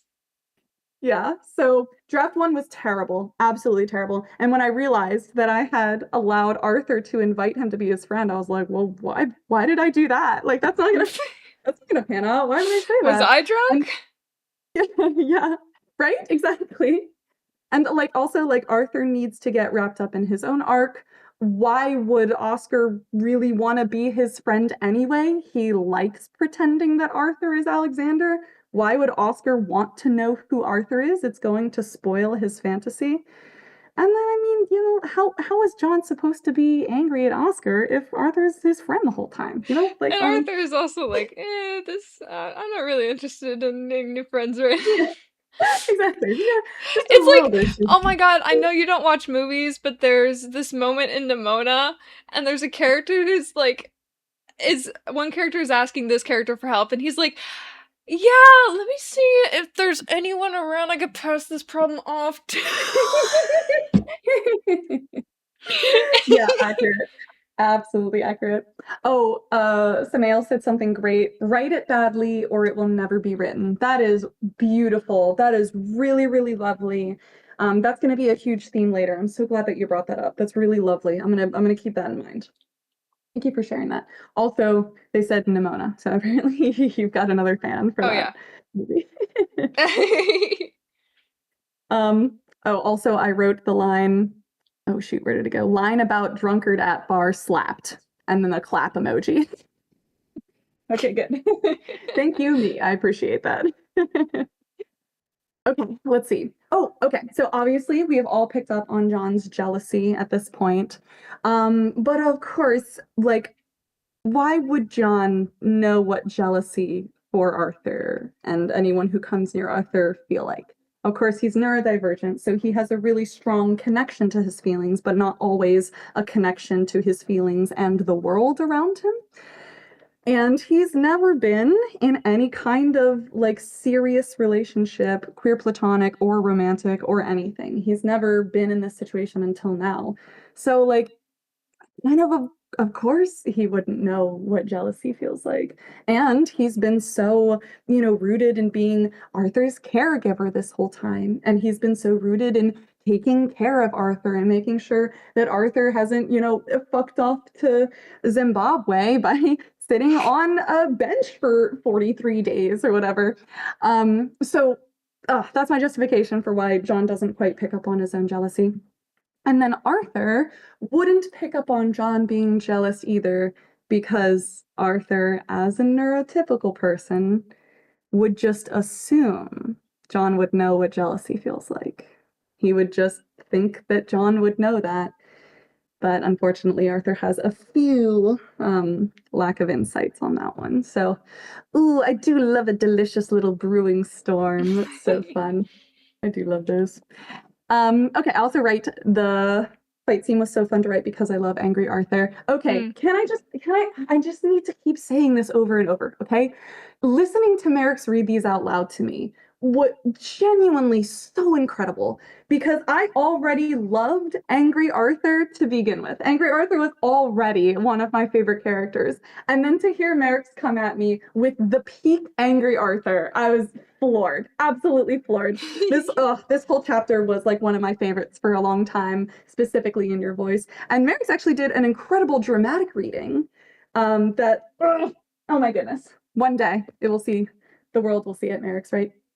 I don't know, man. I don't know. That might be just something that you get as the author. Author privileges. Author privileges. Author privileges. Either way, Marix does such a great job on this one. But during the scene, I really wanted to make it clear that we have missed time between Arthur and John. To Live Two Lives does not start immediately after For What You Are, and it's been an amount of time. I don't know what the timeline is, but it's an amount of time. But it's certainly been enough time for them to work out the kinks of their relationship, learn how to live with each other, learn how to communicate with each other, learn how to end their fights when they start. And so even though we have a little bit of a divorce here, because what great fic doesn't have a Arthur divorce, it was really important to me that they were able to make up relatively quickly, because that does show how much work that they've put into their relationship. And this is stemming back to the same feelings that I have about Arthur and Daniel's relationship, where there's work put into them, and the work is really, really hard, but it's the love that forces the work, and they've done it because they love each other. So they're able to clearly communicate and trust, and so the divorce arcs are never that long, but everybody argues every once in a while. My last thing that I wrote, when did Arthur become such a sap? Bitch, you always been a sap. What the fuck? Yeah, that's true. Arthur, been sappy since day one. How dare he think that he's been a put-together man this whole time? What reality is he living in? That's the true cognitive dissonance right there. Oh my goodness. Embarrassing, Arthur, truly. Okay. I think that's everything for this one. Marix, you got anything else you want to add? Nope. I just love this chapter. It's one of my favorites. I get to argue with myself. Yeah. You did it with puppets one time. That was great. Oh my god. I forgot about that. Yep, the whole puppet experience. We got a live action version. It was That incredible. was so funny. That was so funny. Yeah, drink fortifying sip, as Arthur would say. Oh no! How dare you reveal that to everybody? No, listen, guys. Fortifying sip every single time he drinks anything. That's a Hauntie exclusive. I've gotten it straight from Hauntie. It's Hauntie's fault, and I say it all the time now. Goodness. Oh my god. I'm going on mute. Goodbye, everyone. Going on mute forever. Alright. Moving on, next chapter? Let's do it. Okay.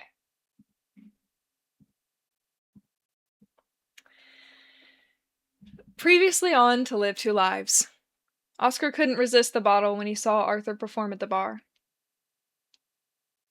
Oscar gropes the handle of his door, searching with his thumb for the keyhole.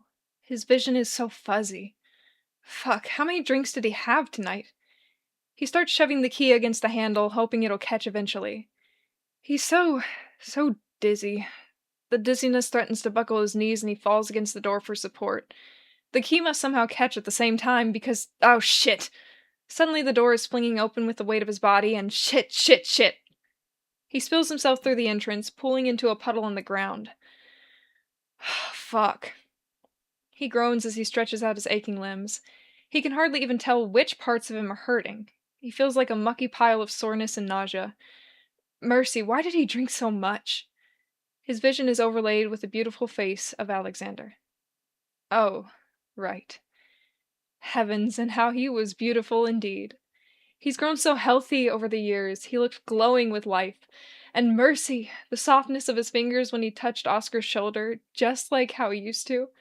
How long has it been since Oscar had been touched like that? The warmth that spread through his arm, that spread to his toes. Oh, how Oscar had longed for that touch. For Alexander's touch that... Wait. No, that wasn't... Alexander isn't... Oscar doesn't know Alexander anymore. Father Jameson had shipped Oscar away to America while Alexander was still in a coma. Oscar hasn't seen him in almost 20 years. Oscar curls into a ball on the floor as a sickening grief starts to erode his insides. Fuck, it's been so long since he... Alexander has probably changed so much that... Is he even in Scotland anymore? Is he still in the faith? Is he even still alive? Stop, of course he's alive, don't think that. He's alive somewhere out there, and... Fuck, Oscar misses him. Lord in heaven, he misses him.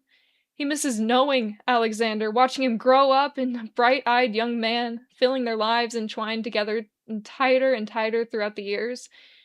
Oh God, God help him. Alexander never deserved what happened to him. The treatment he was given. He was such a kind boy, such a loving person, such a joy and light to those around him. To Oscar, it was unjust. It was the devil that put him in the coma, the devil himself. McKenna was no man of God. He was the devil incarnate to put such a tender soul through that torture, through that anguish, through that hatred. Fuck him! Fuck McKenna and his abuse. Fuck him and his misuse of power. Fuck him! He deserved what happened to him. He deserved every bit of... He deserved to...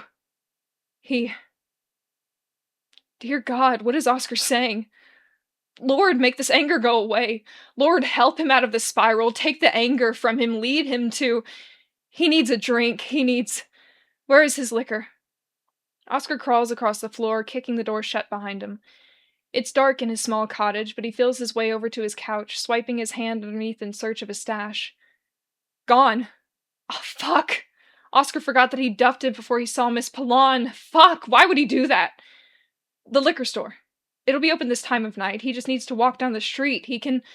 Oscar attempts to stand, but... Oh, mercy. He feels his blood plunge to his feet. His vision goes staticky and gray, and he... Oh, fuck, he nearly collapses, barely catching himself on the arm of the couch. Blasted. His head throbs as if his skull has suddenly shrunk 3 sizes. Fuck, can he even make it to the store at this point? It's at least 5 blocks away. Can he even...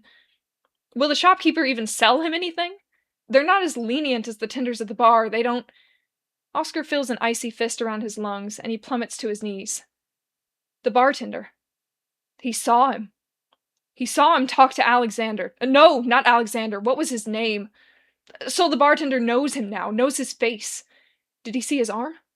Oscar can't remember. It was all... He said there was somewhere Oscar was supposed to be. Did he mean the church? Does he know? Oh no. Oscar told him Alexander's name. And the bartender became so irate, he threatened Oscar. He must have figured out who Oscar is, what Oscar's done. Oh mercy. Will he tell anyone? The bar owner? The patrons of the bar? Oh no. Oscar can't go back there. He can't show his face again. He needs to stay away from the bar. Stay away from Alexander. No, not Alexander. What was his name? Fuck, he can't remember the man's name. All he can remember are those sweet smile lines, the little creases at the edges of his eyes when he grinned at Oscar. The gentle way he put a hand on Oscar's shoulder.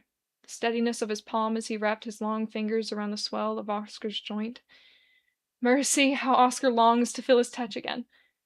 Just once more, Oscar would give anything to feel held by Alexander once more. To be back in his arms, back in the woods, back when they were free together in those small moments. Oscar was safe with Alexander, always safe with him, always comforted and warmed by Alexander's presence alone, always...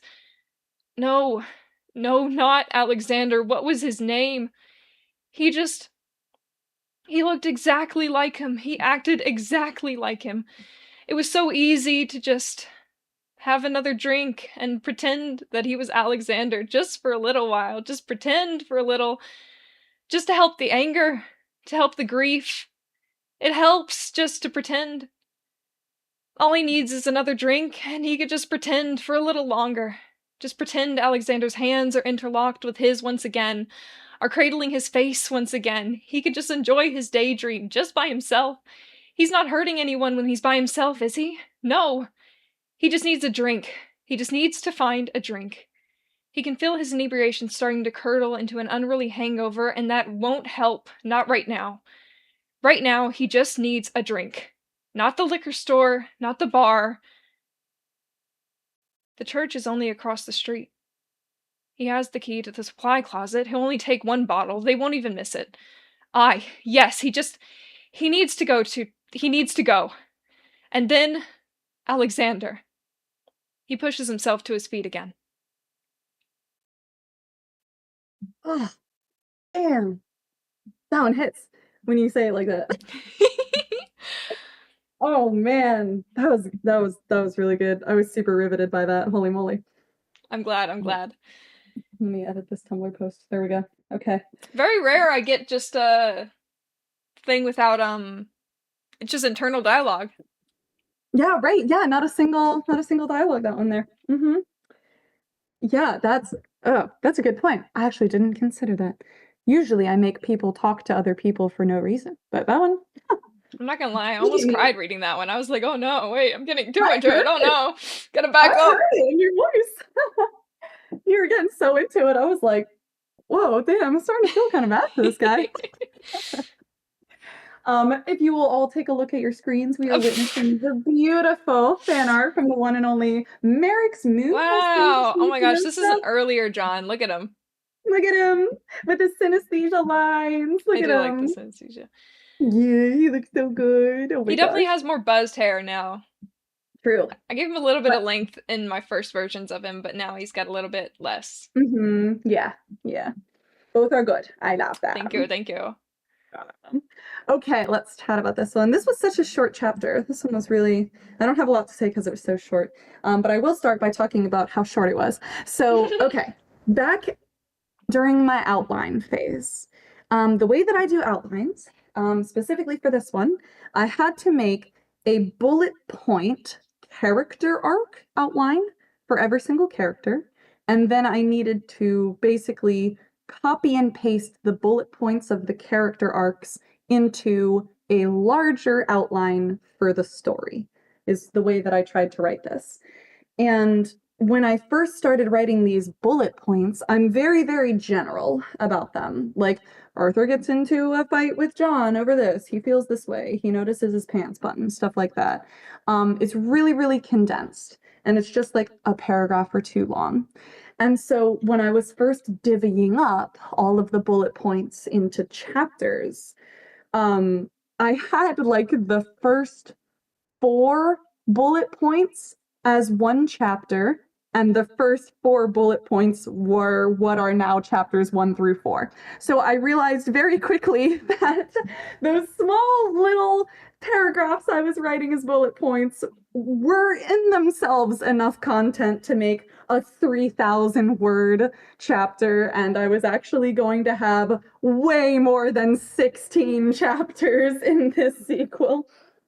But for this one, I knew that this one was going to be short kind of no matter what, because I think that there's a limit to what you can do with confusion. I feel like after a while, confusion gets really stale really fast, and I cannot imagine what this chapter would have been like had it been that for 3,000 words. For reference, that chapter is 1,000 words. So I knew that this one was going to be short. I just knew it. So originally I did plan to have this one as a tag ending for chapter 6. But then I was like, no, the flow is going to be so much better if it's its own chapter. We're going to feel like we're going to have a moment of breath between, wrapping up something that actually feels like a resolution, kind of, with John and Arthur, and then coming to something that feels like entirely unhinged. It's going to be a good distinction between the chapters. But then I was left with the feeling of, oh no, I'm only going to post 1,000 words in a chapter that people have waited a week for. And I started to spiral. Because I know the feeling. I will not say which fic this is because I love this fic dearly and I never want to complain about it. But there was definitely a time where this fic was gone for kind of a few months. And when it finally came back with an update, and I was so excited, and I planned my whole lunch break to read it, and I was just thrilled. The moment I got the chapter, it was like 500 words. And I was like, no. I was like, I've been robbed. That is just, of course, me being incredibly greedy and just wanting all of the content ever. But I was so worried that I was going to give that feeling to another person. So I genuinely had to have a conversation with my friend. And we see at the end of this chapter, my friend says, you know, if you don't love me at my 1,000 word chapters, then you don't deserve me at my 10,000 word chapters, which did help a little bit. But genuinely, in the run up to this chapter, I was feeling so anxious, thinking that everyone was going to be like, that's it? That's all you wrote? We waited a week for this? Okay, that's the brain worms that I was working with while I was dealing with this. So, on top of writing this Oscar chapter and draft one being garbage because it was, and thinking that everyone was going to hate it, I had to deal with that. It's been a long road, y'all. Journey over here. But I think it turned out okay. When I ended up posting it, so many people were so kind to me. And they were like, no, this is more than enough. Like, we're just happy to get a chapter. Also, it's weekly. Like, it's not like we waited 5 months for this. So that kind of put things into perspective. And I'm endlessly grateful to all of the people that were incredibly reassuring during all of my Oscar chapters. Thank you for that. Also, sorry if you hear my cat. He's yowling in the bathtub for reasons unknown. Chilly? So just know that it's chilly. Chilly. Silly Yeah. chilly. Just yowling. Just wow. He's really something in there pissed him off. I'm not sure. Okay, so let's You talk a better little bit about check. It might be a blue if ceiling it's a crab or spider. whatever. That will not be going. What does the cat have to say about this chapter? Great question, Soup Sandwich. Not a lot of great things because he won't shut up. I don't know. He seems pretty pissed off, if I'm honest. Hey, welcome, Law School Chambers. Thank you for making it here. So excited to have you. We're doing a little bit of commentary, and let's continue with it. I really wanted this chapter. I got huge inspiration. You all have probably heard the Magnus Archives. I'm just like going on the assumption that most people have heard the Magnus Archives. Episode 74 is called Fatigue, and I won't spoil anything in the episode, but I will say that the feeling that I got from that episode was disorientation in a way that I hadn't ever felt before in my life. And the story would take itself to these places where I didn't realize how we had gotten there, but I followed it nonetheless. And it felt so jarring and so disjointed and so many like emotions flipping so quickly. I wanted to like embody a little bit of that in this chapter. So I feel like as Oscar is going through his internal monologue, through his stream of conscious, he like logically works his way from one emotion to another, but it still feels like a mess.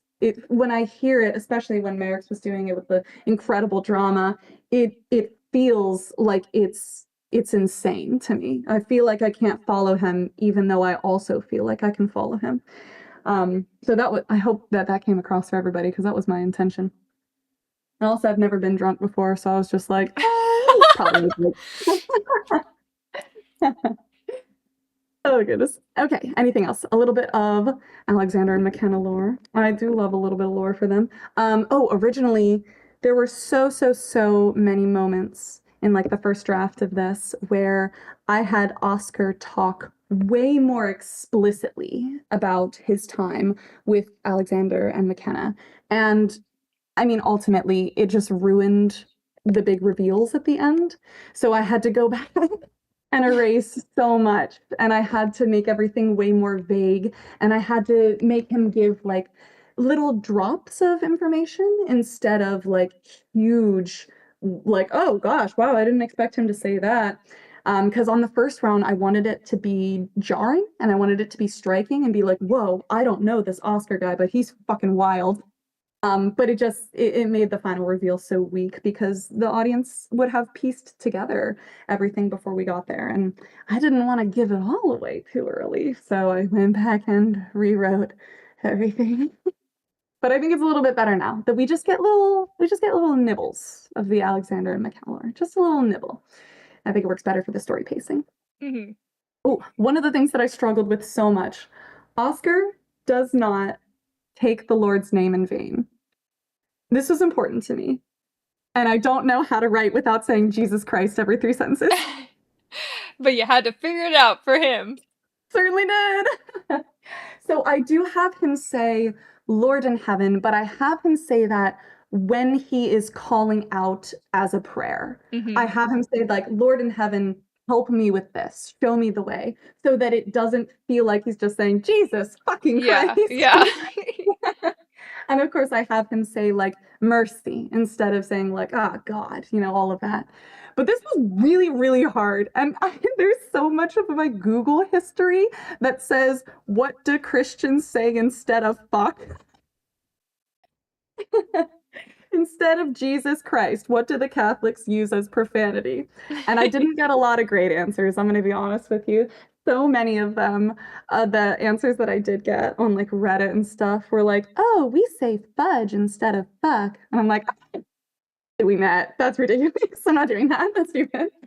So I like how when says. you said that, Raph was like, you could have asked me, and then Soup Sandwich was like, oh darn. And I'm like, bro, Raph says oh darn quite a lot. Oh, Raph, I didn't know you. I didn't know you when I was writing this, unfortunately. I know you now, which is lovely, but had I known, I would have asked. Mm-hmm. Let Oscar say fudge, says Inky. That's so funny. Hey, look, Yeah, we still have one more chapter. We still have one more chapter. Come on, Hauntie. Let Oscar say fudge. That's so funny. I won't spoil too many things. Inky says the amount of rewrites are astounding. I don't have the attention span to even write one draft. Bruh. We haven't even gotten to the worst of the rewrites yet. We haven't even gotten there. Raph says he's Scottish. You have so much material. Listen, I was doing this all on my own, Raph. I was doing this with just me and Reddit against the world. I did what I could. I think it turned out okay. I think it turned out all right. Plus, like, it makes, again, like, the ability for the reader to know who's talking far easier. Because if every single character, including Oscar, says Jesus fucking Christ, we're never going to know who's saying that. So we gave him mercy, we gave him a few other things, and we just had him not use the Lord's name in vain with other ways of calling out. So we made it work. Hooray. Oh, thank you, Raph. Lost Gold Chambers. Since you're new here, I just want to let you know that we are doing spoiler-free stuff for anybody who hasn't read and or hasn't caught up and they're reading along now.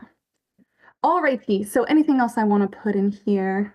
Oh, okay. You're gonna hear this a lot from me specifically during the Oscar chapters. No worries, Lost Gold Chambers. Just want to let you know because you probably hadn't heard me say it before.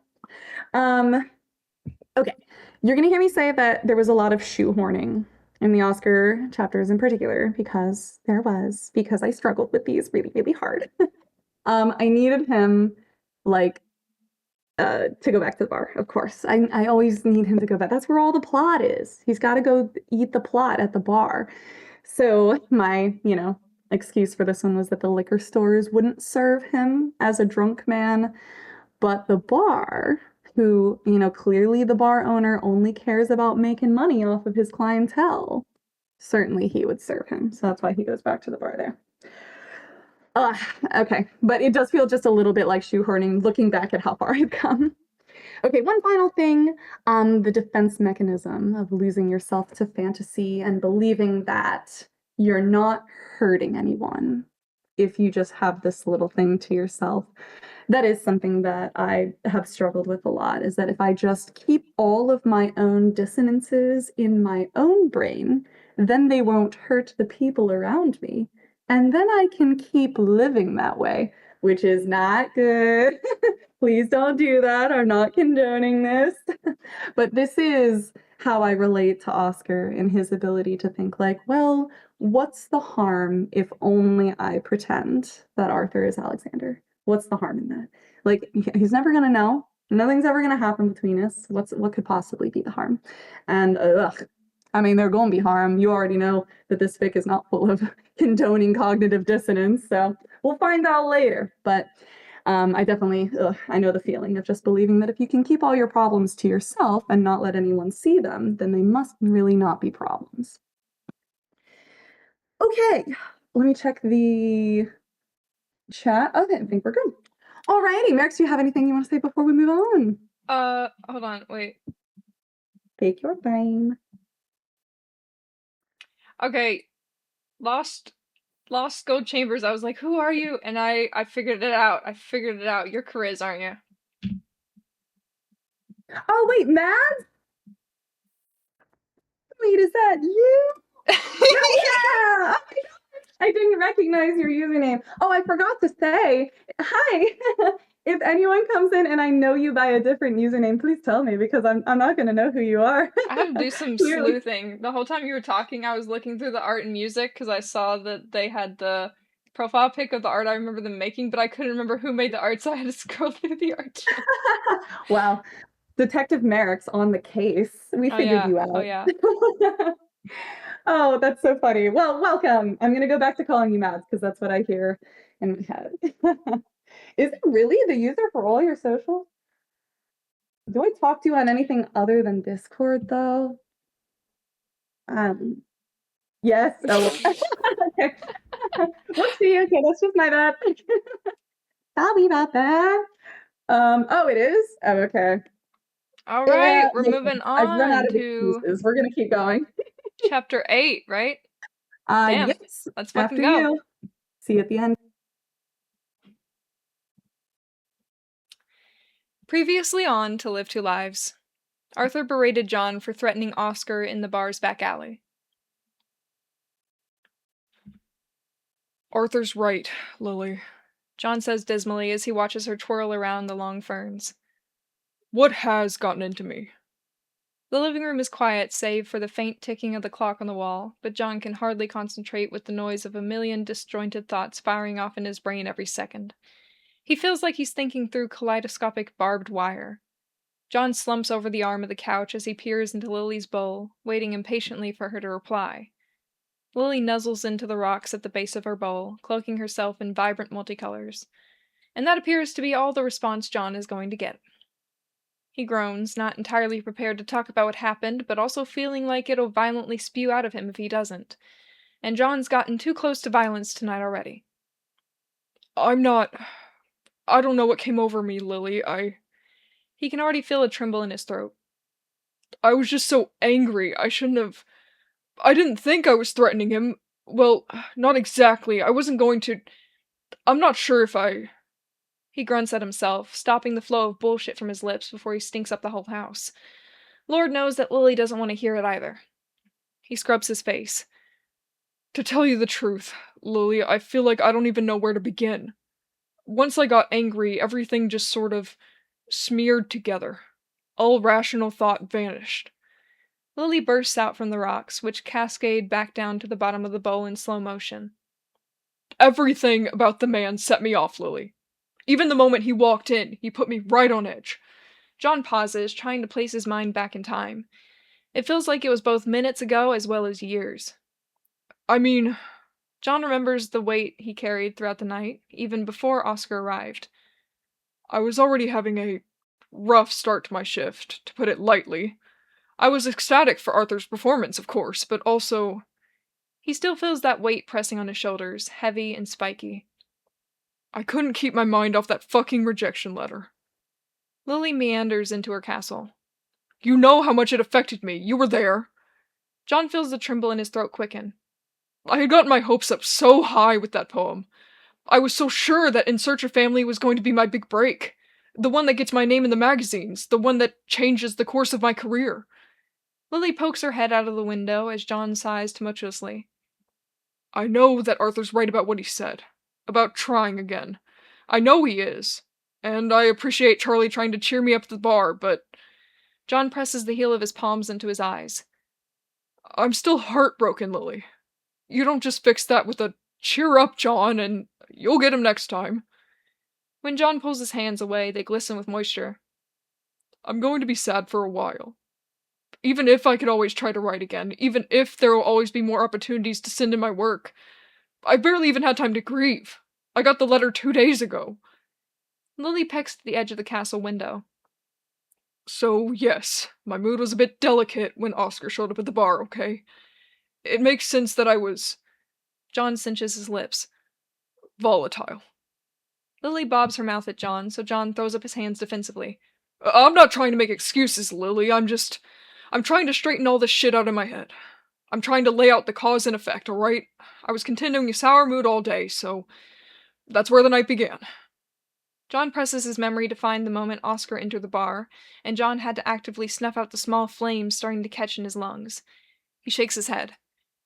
He seemed suspicious walking into the bar. Uneasy. Like he knew he wasn't supposed to be there. John stands up to pace around the living room rug, trying to scrounge up every detail he can remember. He kept giving shifty glances around the bar, as if he were looking for someone. Or maybe looking for someone to avoid. Lily swims around the perimeter of her bowl, nudging her purple-striped rock in passing. That's never a good sign, Lily. That almost always calls for drama. And I was already struggling to be less strung tight, so... John feels his shoulders start to rise. That certainly didn't help. He picks up his pace. I was cordial at first, I was. I was polite, respectful. I even told him to enjoy the show. John feels those flames start to lick up the sides of his lungs. But the moment he saw Arthur... John's vision is painted over by the sight of Oscar's face. His eyes as wide as dinner plates, his pupils blown to the edge of his irises, his jaw slack with awe. All of his rapt attention rigidly fixed on the brightly lit stage. All of his focus attuned solely to Arthur. John feels his heart kick like a caged beast. The way he looked at Arthur, Lily. He hears his voice drop low. It was... John feels a sweat break out on his back, and he pulls aggressively at his collar. He swears that he can see steam billowing out from underneath his shirt. It wasn't appropriate to... He didn't have any right to... John nearly stomps through the floor. And he kept drinking, Lily. Every time he looked back at the stage, he'd signal for another drink. Rudely, I might add. With no basic politeness or general decorum. He'd just snap his fingers at me or mumble incoherently at me or... John feels like his skin above his knuckles might tear from how tightly he's clenched his fists. I told him I was cutting him off. I was not going to call an ambulance for his sorry ass. I wasn't. And when I asked him why he kept looking at Arthur like that... John can't stop the flames inside him anymore. They bloom and crackle freely, spreading into his limbs. He tried to just piss off. He decided that I wasn't worth his fucking time, and he tried to just fucking leave before even answering my questions. Who does that? Lily peers out of her garden, nibbling at the edge of a fern. Exactly. And then... Charlie tried to dump the guy on me. He tried to make me babysit this fucking drunkard. John nearly howls with anger. Well, I refused. Not a fucking chance. He was Charlie's problem as far as I was concerned, since the guy clearly wanted nothing to do with me anyway. John stops, feeling his rage coming to a breaking point.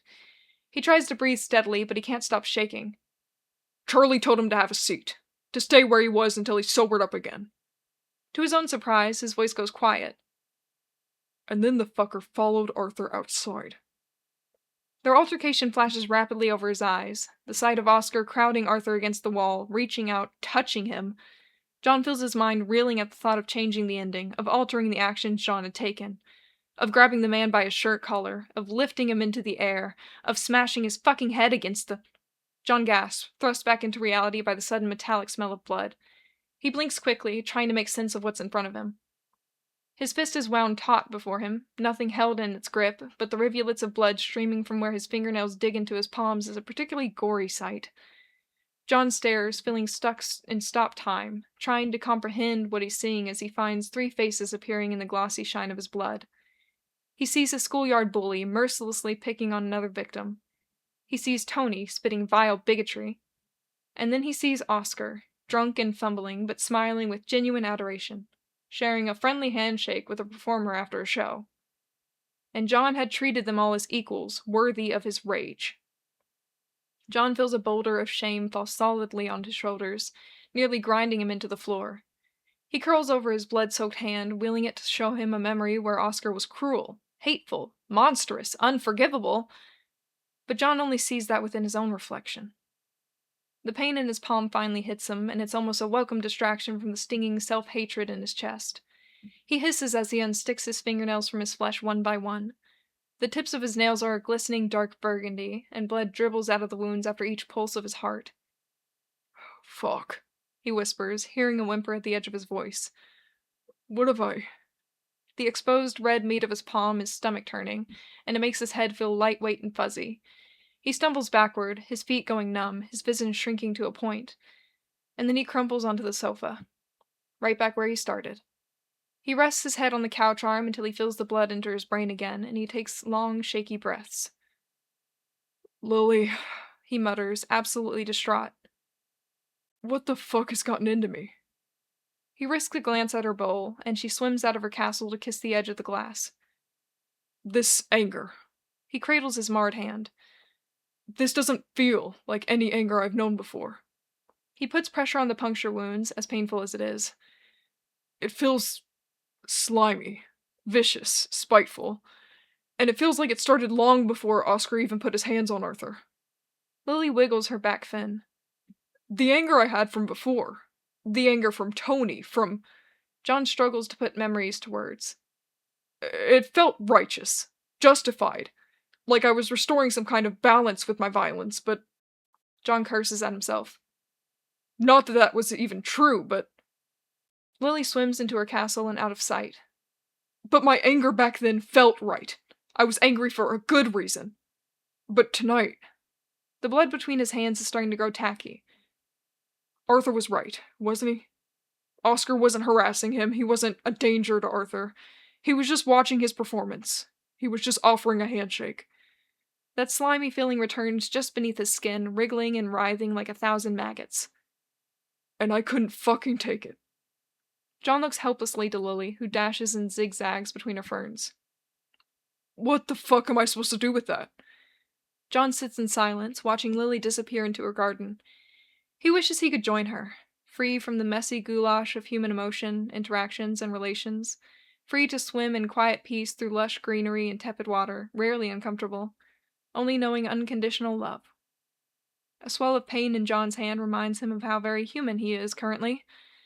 John grumbles, adjusting his grip. "I suppose I should be counting my blessings, shouldn't I? I'm lucky Arthur stopped me before I did something like this." He gestures lamely.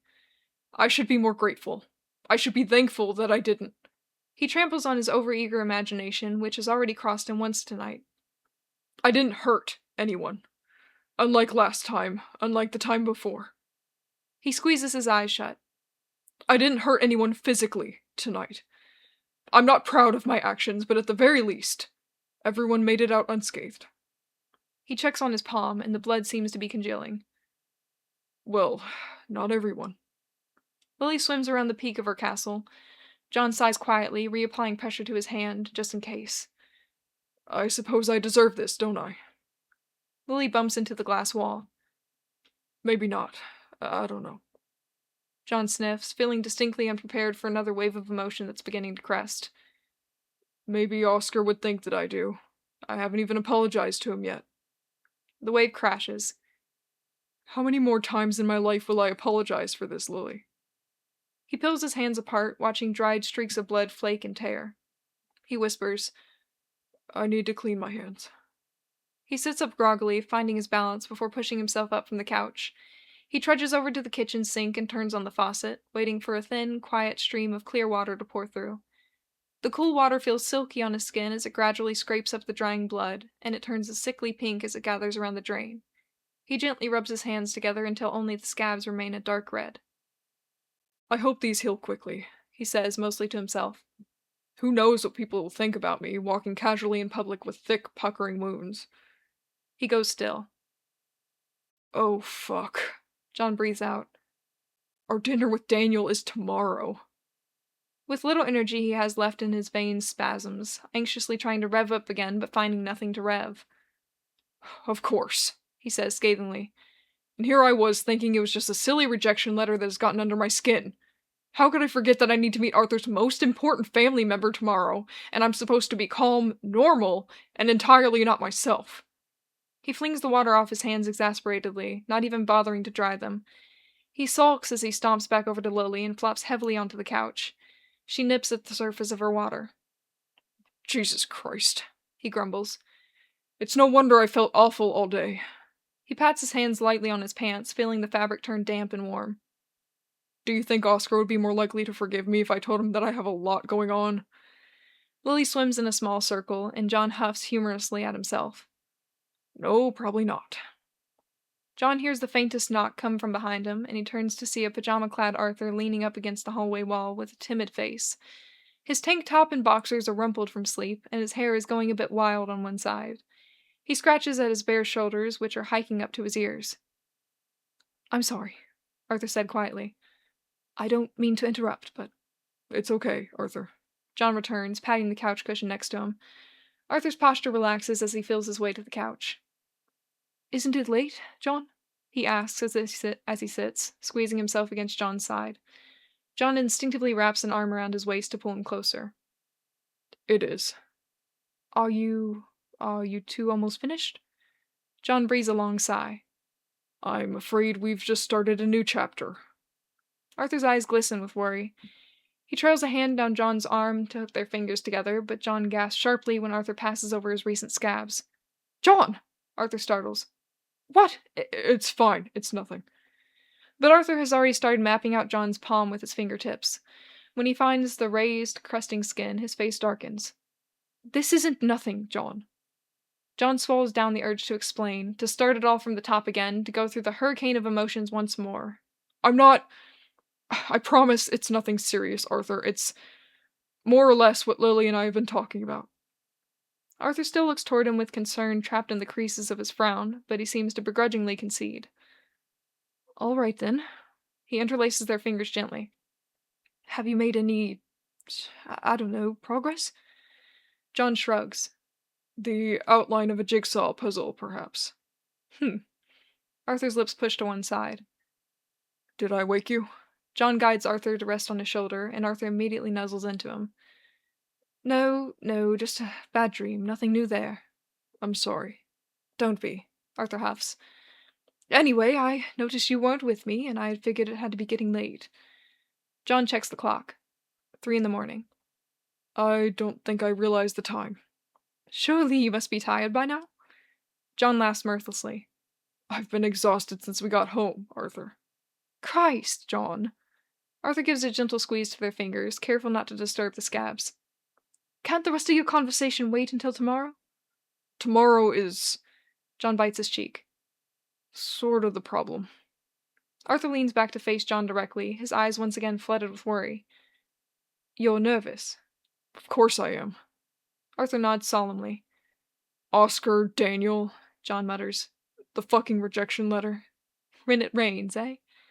Yes. Arthur runs his thumb in a circle over John's knuckle. Well, he gives himself a rousing breath, and then he straightens his posture. Guess we'll just have to eat the elephant then, yes? John huffs, almost a laugh. Come on, John. Arthur gives him a tiny smile. Maybe the first bite should be more rehearsing? That's a more pressing matter chronologically, right? I thought the first bite would be going to bed. John raises an eyebrow. Arthur raises one back. Are you actually going to be able to sleep? No, John sinks. Then let's rehearse. You're not tired? Arthur pushes further backward to prop himself up against the other arm of the couch. I've been exhausted since we got home, John. He smirks, and then he cracks his knuckles dramatically. Let's take this from the start, shall we? John can't help the half-chuckle that escapes his lips as he privately adores the contrast between Arthur's sudden vigor and the imprint of pillowcase seam on his cheek. All right, Arthur. All right. Arthur clears his throat. We walk into Daniel's house, and Daniel reaches for a handshake, saying, John, a pleasure to meet you. They stay up running lines until they hear the birds begin to chirp, and then Arthur decisively drags them both to bed. But even after the rehearsal, even after Arthur tucks both of them under the covers and kisses John goodnight, John still feels a trickle of dread pulling in his gut, its tide rising higher and higher. This book's kind of good. A little bit. A little bit. It's got a charm.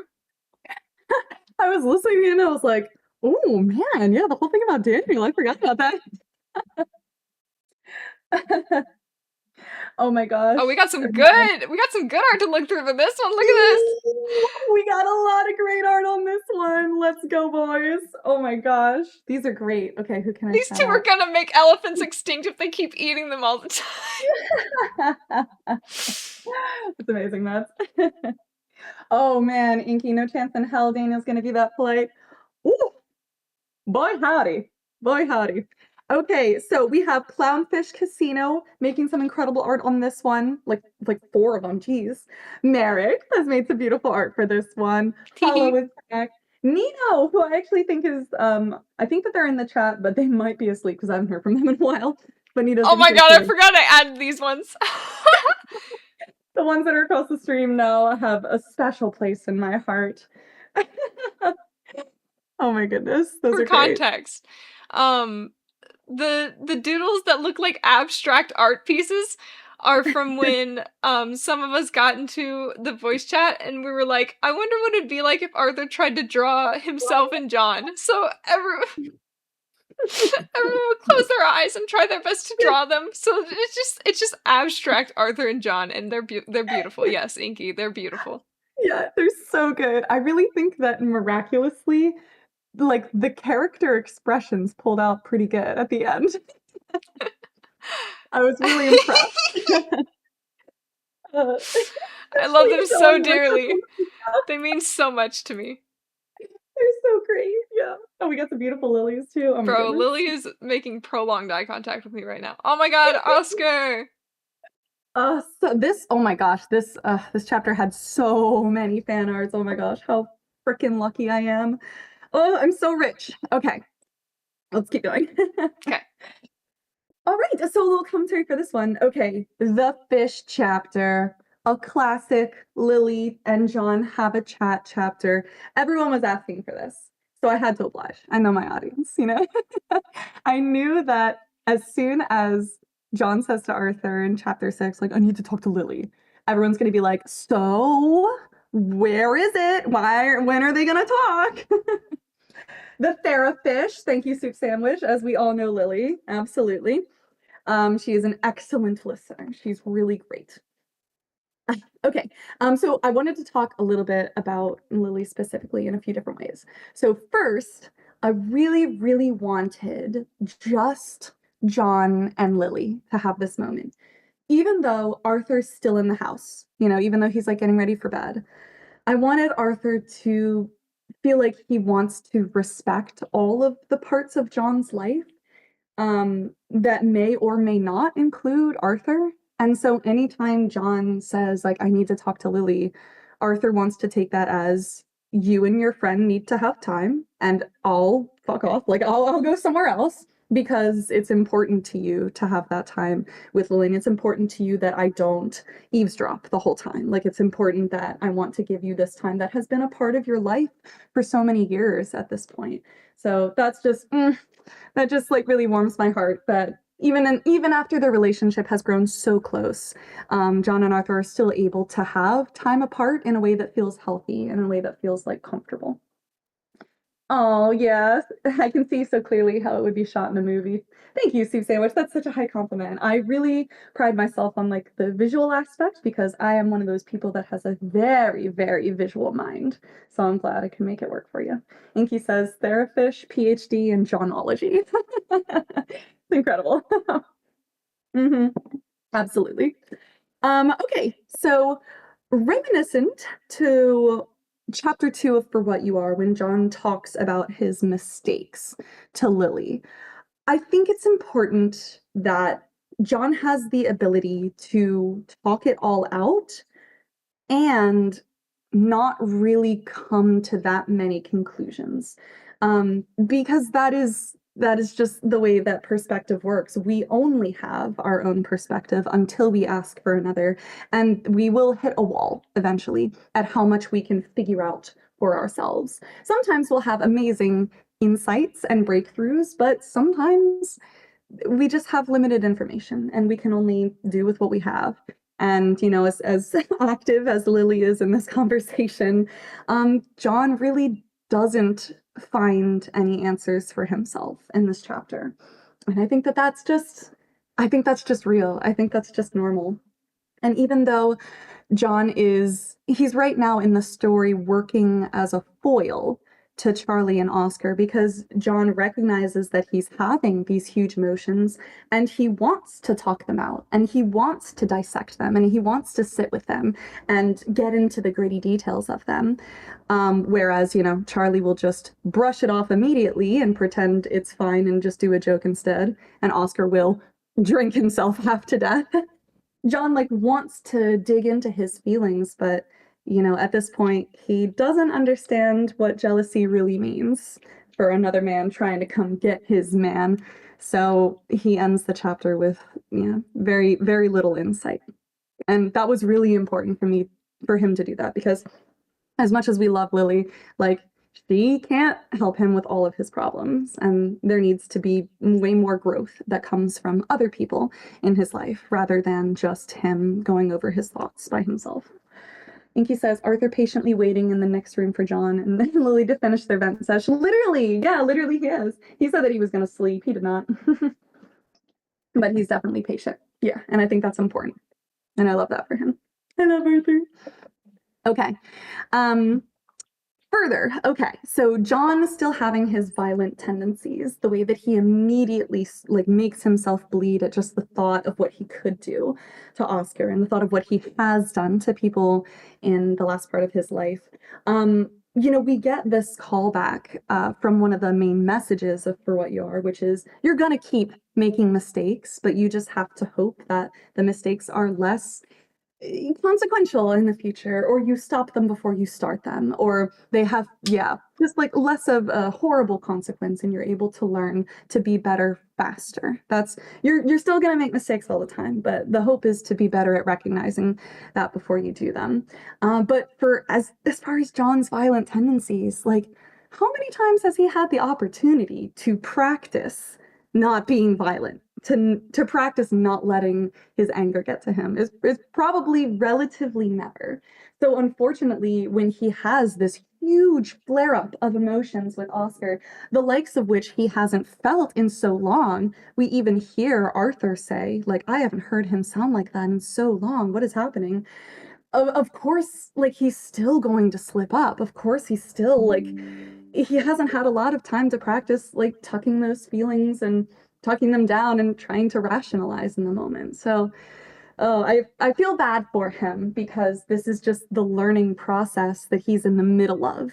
But he, as many of us are impatient with ourselves. And if we make one mistake, we don't want to make it again. And if we do, we assume that we're being bad at learning from our mistakes, but that's just not the case. It takes many, many tries before you really learn how to not make the mistake in the future. So, that was important to me too. This one has a lot of realness in it.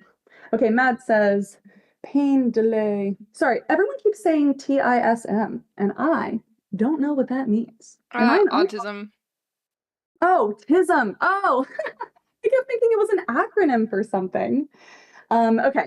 Matt says, pain delay / mind and body separation was incredibly well portrayed. Oh, thank you. I absolutely love the way you work with these certain to easy miss traits within John. Thank you so much. Yeah, absolutely. Yeah, the recognizing all of these things way later for sure. That's why he keeps saying I need to talk to Lily because he knows he can only ever tend to his emotions afterward. Oh, thank you so much. Appreciate it. Okay. Let's see. Okay, we're gonna get into this. Y'all, we need to talk about Lily, okay? We need to talk about her. And I'm gonna say something, and none of you are gonna be happy with me. Everyone's gonna be really mad immediately, but I need to say it, okay? Here we go. Lily is not special. Sorry. How dare you? She is the most special little snowflake. Okay. Sorry, I gotta speak for the people right now. You're wrong. We're right. Oh my gosh. Okay. This is working toward my favor, okay? I'm gonna say it again. She's She's just not. She's not special. She has the ability for memory and recognition. Actually, Fractals is the one who first shared with me a really cool Tumblr post about this person, sharing how they interact with their goldfish and their ability for memory. But even though she has memory and recognition, Lily does not love John the way that he loves her. I'm so sorry. Listen, even Mads is like, you're putting the mad in Mads. Those are fighting words. Jazzy says gas. Okay. Inky, we're going to get back to Lily is special to me at least. So Lily does not have the human capability of love. She does not understand his poetry. She does not respond in any human-like ways to the way that he talks to her. She is a bog standard county fair goldfish. And also, you guys are going to hate this, she probably doesn't even have the iridescence on her scales that John sees in her. I know. I said it. Steve Sandwich says she's perfect. She has her preferences. Okay, listen, there's a reason I'm talking about this.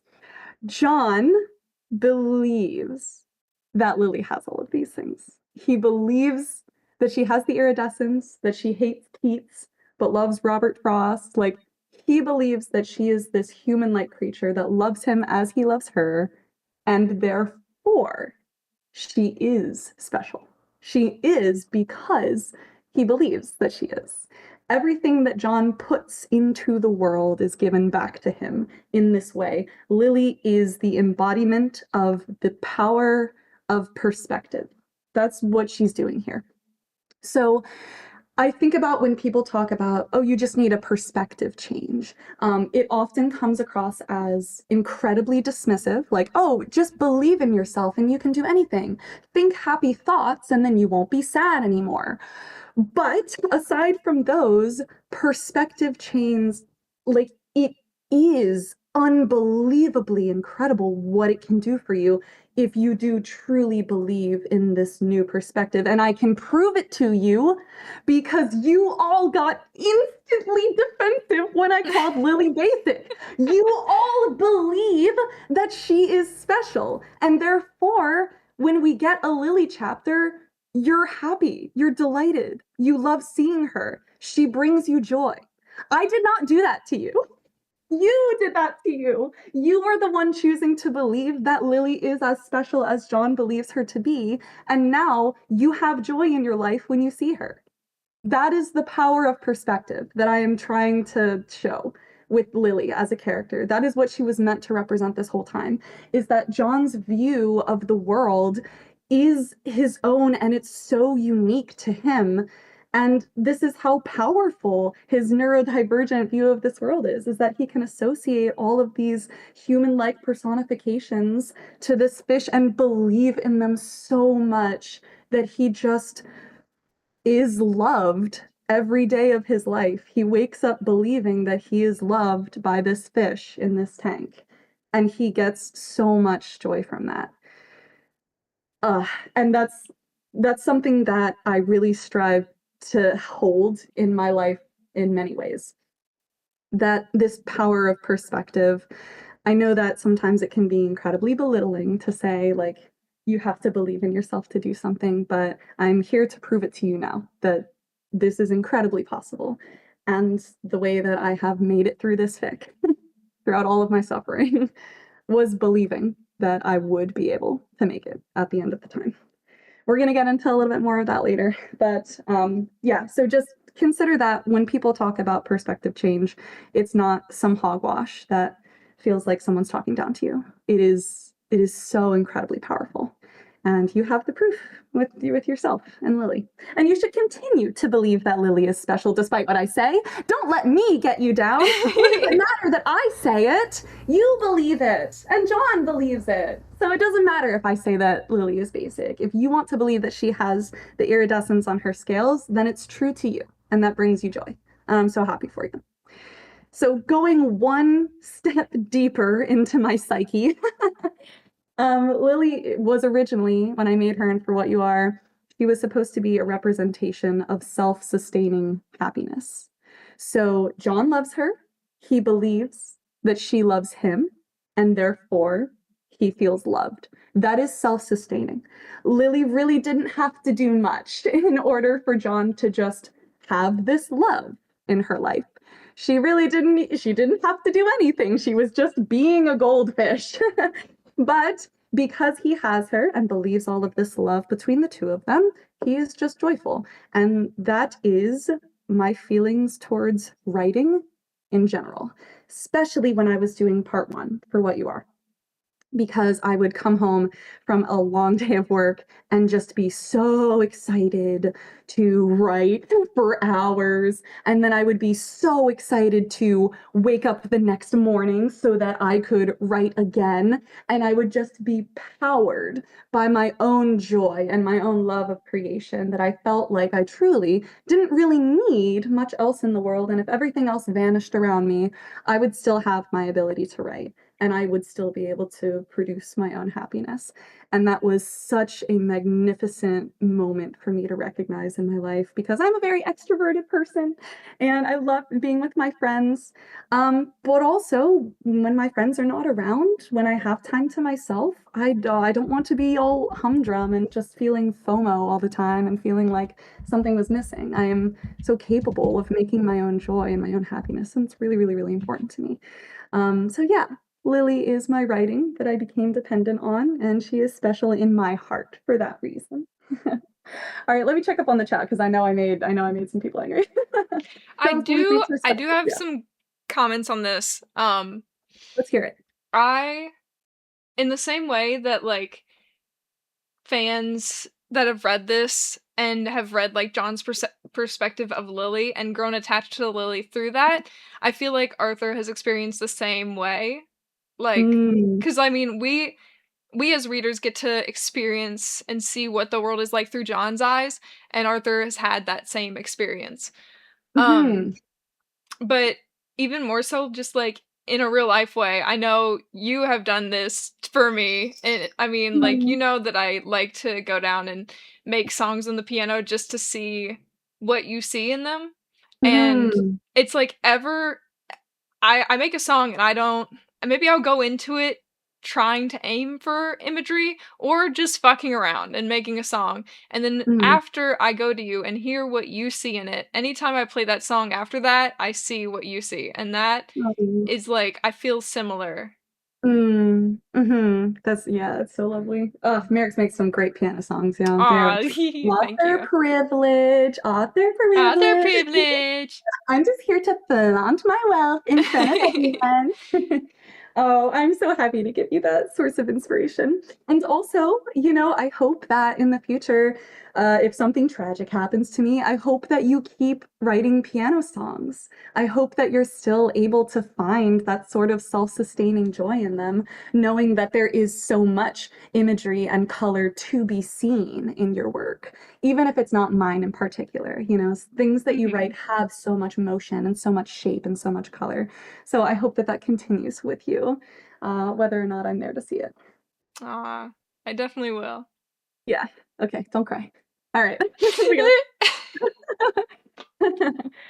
and you were talking about Arthur too, how Arthur sees John the way that we do. And I fully believe, yeah, I fully believe.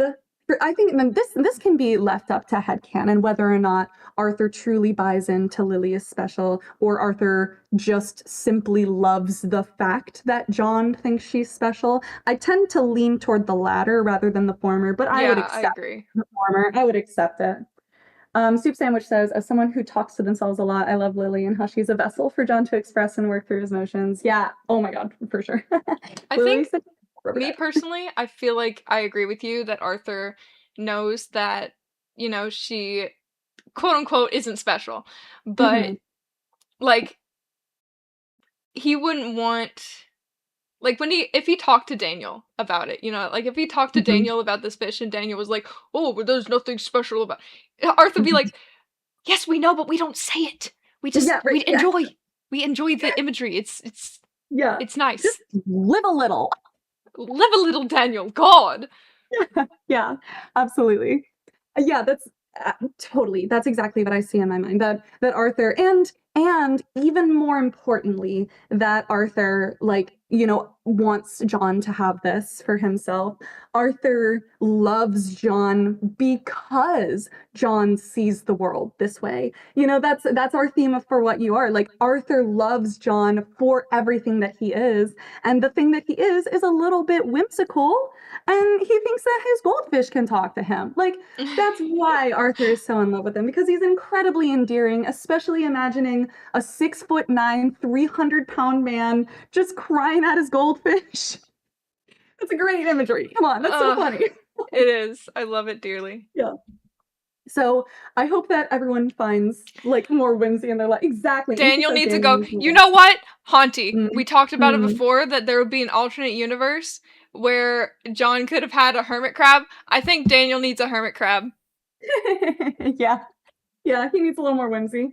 He needs somebody to talk to. Absolutely.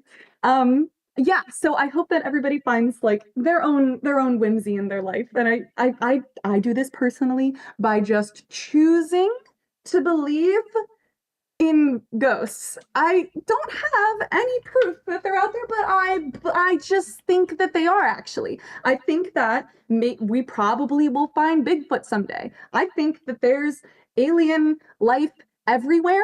And yeah, some fucker from Arizona probably did see something the other day that was not from this planet. Fuck everyone. I think that's a way more fun world to live in. The one that has all of the mystic fantasy, the one that's got all the cryptids. The ghosts are real. I'm saying, Inky. I'm just saying that it's way more exciting in my life to believe that the paper towel machine turned on 6 feet away from me because it was a ghost and not because it was a malfunction. Tell me which one is more exciting. That's all I'm saying. Anyway. So there you go. That's my 2 cents on that. Okay, people doing Project Hail Mary mentions. Raph is gonna lose his mind. Okay, Soup Sandwich says the cure to all of Daniel's problems is more whimsy. Yeah, I'm saying the cure to everybody's problems is a little more whimsy. That's what I'd be saying. Okay, let's keep going. I have a little bit more to say. Arthur, I just want to talk about Arthur. I love him. Okay, let's be so honest right now. Arthur coming out to talk to John in his little pajamas with his little muscled hair. That's fan service. That's fan service specifically for me. The tourists wanted to see that, and the tourists are gonna get that. They will get that. Wink. Oh my gosh, wait. I should explain what the tourists are, because this is so funny and I'm gonna say it a lot. Okay. Everyone bear with me. Steven Spielberg, okay? Steven Spielberg. He was hugely important to the birth of Universal Studios. I am a theme park junkie. We're going to talk about that too. Yeah, he's hugely important to the Universal Studios because so many of his movies were featured as the rides of the movies that were originally built there. Think Jaws, think E.T. And so at one point, the Jaws section that they had in like the train ride that kind of took you through all of the movies so you could see the sets of all of the different movies, it had the boat from Jaws. I think it was called the Orca. Yeah. And it was like a really hard to maintain prop because it was super, super, super big.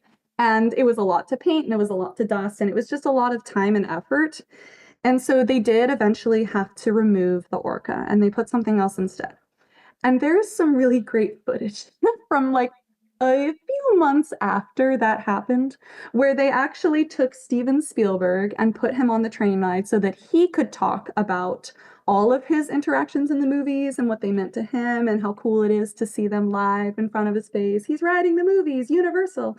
And they got to the Jaws part and he was like, I think that people would like to see the Orca back. I think the tourists would like to see the boat. Yeah, I mean, if we could get that back, I think the tourists would really enjoy that. And Steven Spielberg meant he would really enjoy it. Now, every time I want something, I say, the tourists would like this, please. So you're going to hear the tourists a lot. The tourists had a lot of things that they wanted in this fic, and I'm here to give it to them. I am nothing but a gracious The God. tourists also had a lot of things they didn't want and weren't ready for, but they will get it anyway. Yeah, that's true. Yeah, that's true. Yeah. Very true. So the tourists wanted Arthur fan service, and my goodness, I'm gonna give it to him. Absolutely. I also wanted just to show like how domestic their lives are. Because Aw. we need a little bit of reminder of the good before everything goes Just right crashing before, downhill.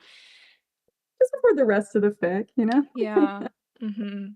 Oh my goodness. Okay, I think that's everything that I wanted to say on that one. Let me check the chat. The tourists will want that. Absolutely, sea sandwich. Okay. Inky Horror, you said no idea what that is. And if I can help you answer that question, you let me know. Unless it's Project Hail Mary, because I don't know anything about that. But Raph is your person to go to. I think they were Soup talking about sandwich is- not knowing about the tourists or about Steven Spielberg or whatever. Oh, okay. Yeah, great. You should, if you have the ability to go to Universal Studios in Orlando, Florida, and ride a few rides, you should do it. It is really awesome. Soup Sandwich says Lily Therapish prescribes everyone more whimsy. That's true. Thank you, Lily. 25 milligrams of more whimsy every morning. Before the horrors, TM. Absolutely, Mads. Okay. Well. Are we ready to start the next one, Marix? Yep. Let's do it. After you. Previously on To Live Two Lives. Oscar went to the bar for the first time yesterday. Charlie whistles as he parks his truck in front of the long, familiar brownstone house.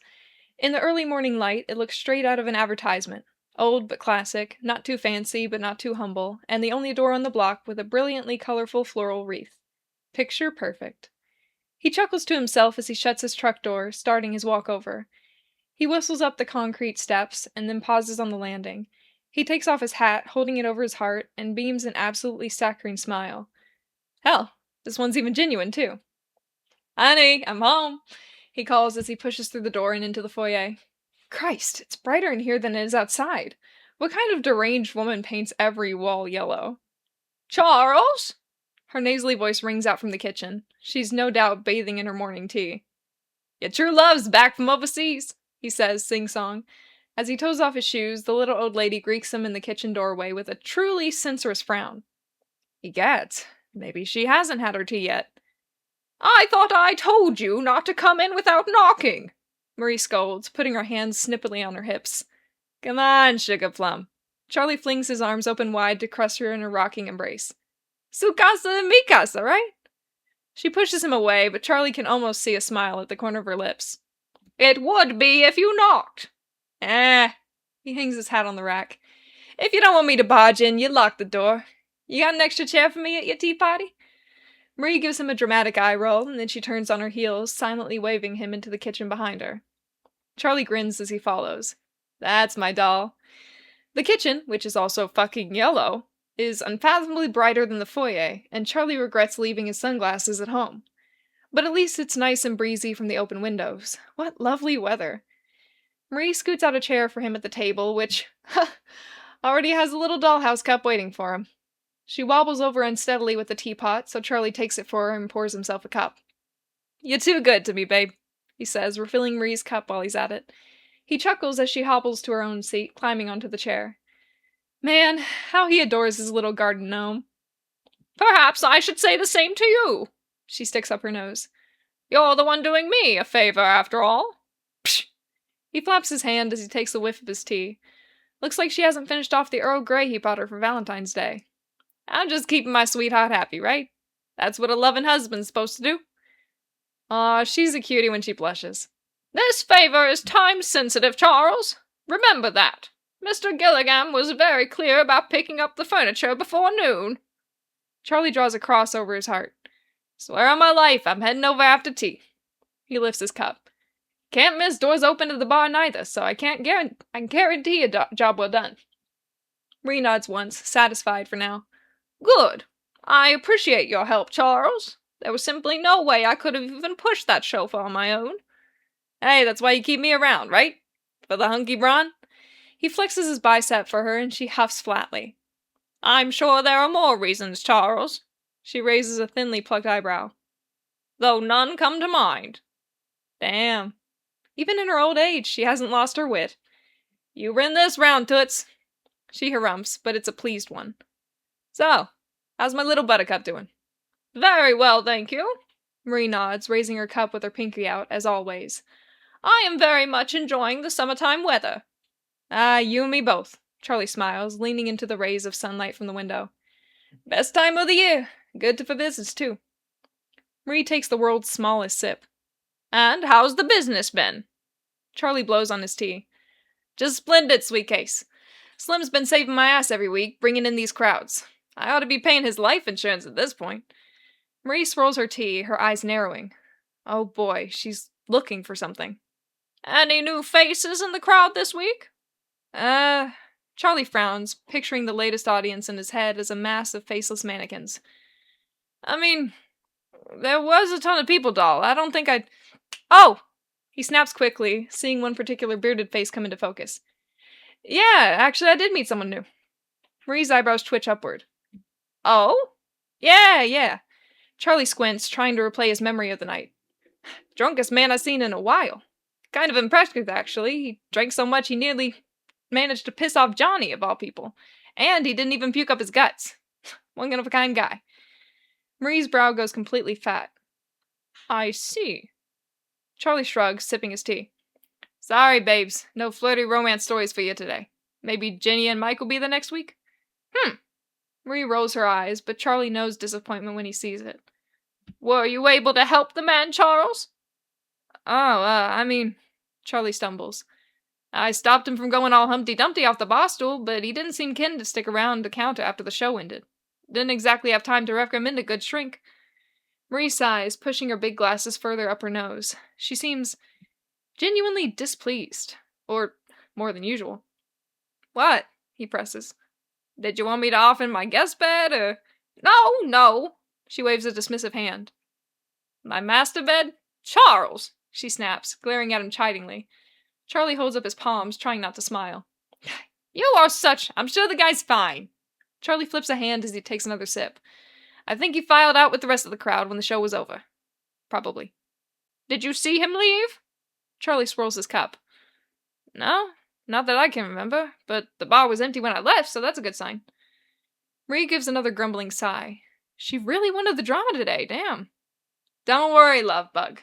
If something had gone wrong, I'm sure Johnny Boy would have told me, so no sweat. And, Charlie winks, that was a joke about the master bed. I'd never be unfaithful to you. Marie gives him an even bigger eye roll. Perfect. I swear, Charles, you... She scoffs in lieu of something that Charlie was hoping he'd get to hear. Are you nearly finished with your tea? Charlie knocks back the rest of it and passes her the cup. Kicking me out so soon? Not soon enough. She huffs as she gathers the dishes, shuffling off her chair and toward the sink. I need to give you the envelope with Mr. Gilligam's address. Yeah, that would help. Get it for me, would you? It's hanging on the refrigerator. She nearly yells above the sound of running faucet. Not that the faucet was loud whatsoever. Charlie's chair scrapes against the old wood floors as he stands, and he brushes a hand along Marie's shoulders as he passes behind her. He bends over to search through the 6.5 billion things tacked onto her poor, croaking fridge. Ah, he says when he sees her surprise, which is stuck on top of 10 other things stuck on top of a dozen pictures. 72nd Street? That's the one. Charlie takes the envelope, revealing another layer of pictures, collages, and memorabilia. Someone is going to get lost in that fridge someday, Charlie swears. And, damn, the envelope is heavy. Hell, how much money can one sofa cost? Christ, but read this sofa made of gold? It's an antique, she says haughtily, turning off the faucet and drying her hands. You pay extra for the mildew, then? Or does that come... Ow! He pouts as he rubs his bottom where Marie had gotten him with a hand towel. She holds the damn thing like a warrior's sword. You be careful when you load it into the truck. Antiques can be very fragile. Yeah, all right. I'm serious, Charles. Marie points a sharp finger at him. If that sofa comes back with one scratch on it, I will start locking the door. Charlie grips his chest like he's been stabbed in the heart. You wound me, sweetheart. After all the years we've been going steady? Charles? He taps on his lips. Actually, how long has it been? You just turned 100, right? Ow! Hey! Marie winds up the towel once more, but Charlie backs away in surrender. Okay, okay. I swear on my stinking grave. I'll be careful. Good, she says triumphantly, hanging up the towel and strutting back to her chair like a damn pageant queen. Yeesh. Charlie rubs his stinging bottom again. How is she so good at that? Alright, is this my cue to exit? Marie crosses her arms again, piercing him with that glare of hers once more. That depends. Her eyes somehow get more intense. Were you going to tell me about the nightmares? Fuck. Charlie sees remnants of the freshest ones creep back into his mind, but he's already stomped the majority of those down the drain this morning. He takes a deep breath, and then he turns up the brightness of a smile. Nightmares? What is that, French? Never heard of it. Charles? Listen, honey, he says smoothly, grabbing his car keys from his pocket. Don't you worry your little old self. I've been dandy, sleeping like a baby every night. Yeah, that one's actually true. Babies wake up screaming every 3 hours. Babies wake up screaming every 3 hours, Charles. Ah, shit. Alright. I slept like a baby doll, okay? He starts walking toward the foyer. That good enough for you, baby doll? He hears Marie's slippers pat behind him. Charles, this isn't something you can just... Charlie spins around to throw his arms around the lady once more. Thanks for the tea, sugar, but I believe I got an errand to run. Marie huffs at him as he puts on his hat and shoes. If you think this conversation is over, gotta dash. He waves as he swings open the front door. My gal will get crotchety if I'm late. Marie groans. Goodbye, Charles. Charlie blows her a kiss and latches the door behind him. The warm air outside is starting to carry sounds of life as the rest of the world is finally getting on with the day. He takes a second to shake everything out of his system, finally sweeping away the litter from last night's hell-themed party. With a hearty breath, he feels Noel's cool and collected demeanor fall over his shoulders once again like a thick cloak. He descends the steps, whistling as he walks briskly over to his truck. And to think a moment like that would have kneecapped him a year ago. He's been getting better at this, hasn't he? He hops into the truck, gets the old thing purring, and then he heads south to pick up some ancient sofa worth more than his damn apartment. Well, the snap was really good. That was exciting. A little bit of Foley work over there. Awesome.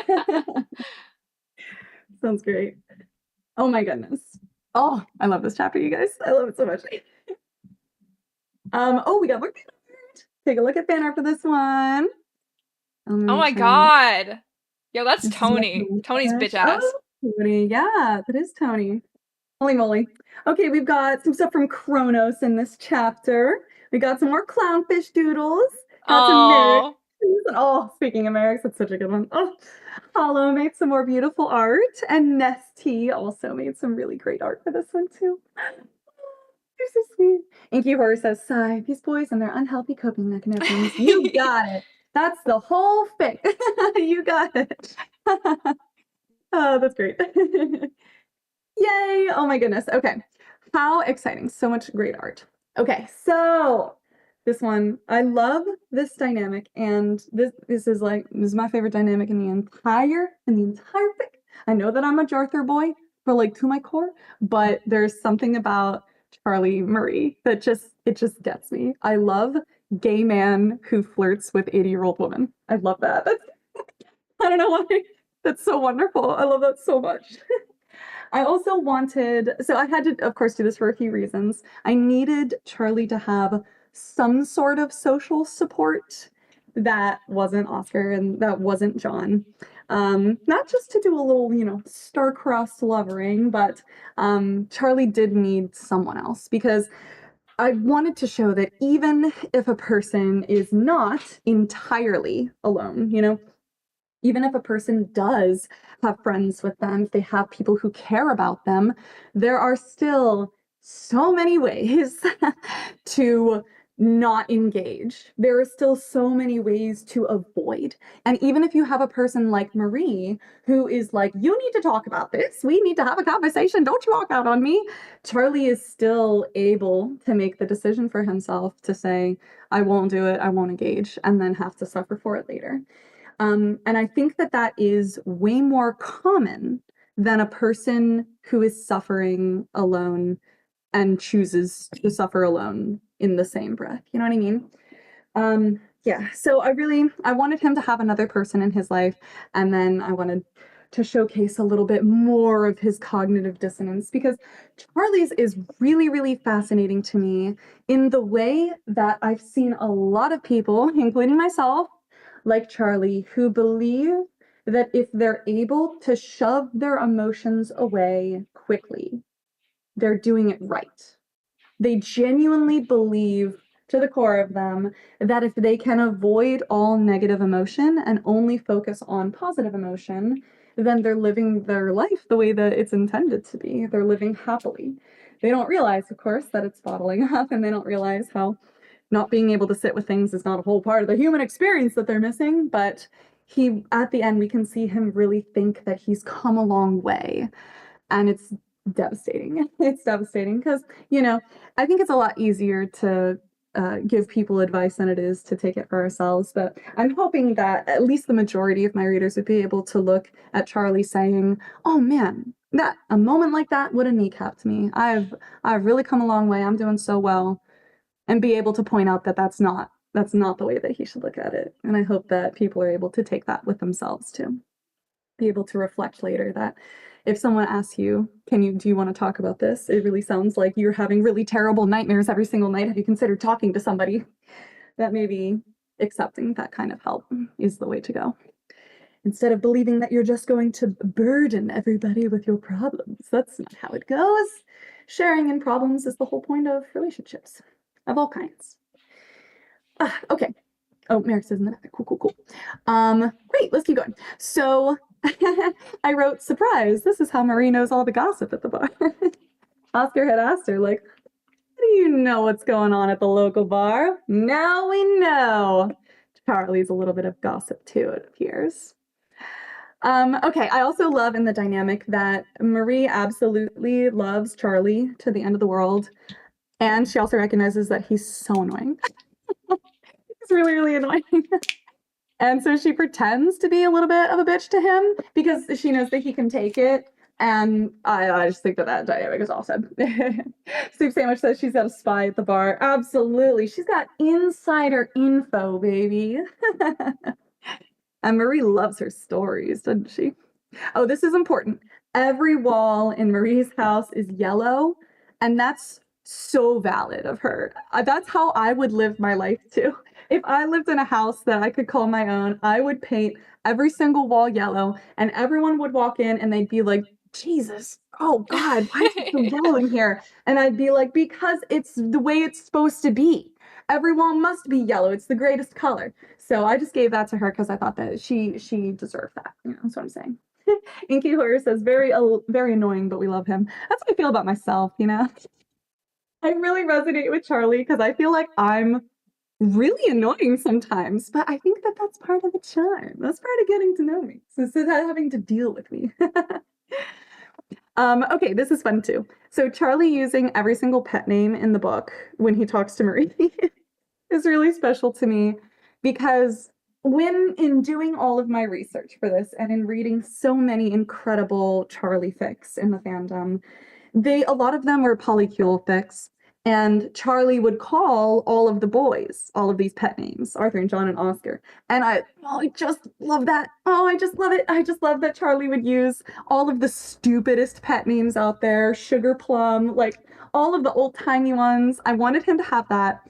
But obviously, like, this is set in 1930, so like you can't do that ever, especially not in public. So I was like, well, Marie is going to get the brunt of it. She gets every single pet name. And I really support that for him. Poor Marie. She has to deal with that, but she calls him Charles, so I think it's fair. I think that's strong, Tit for tat. Yeah, exactly. A Soup Sandwich says, old-timey, but it's just the 30s, so it's just timey. Exactly. That's exactly right.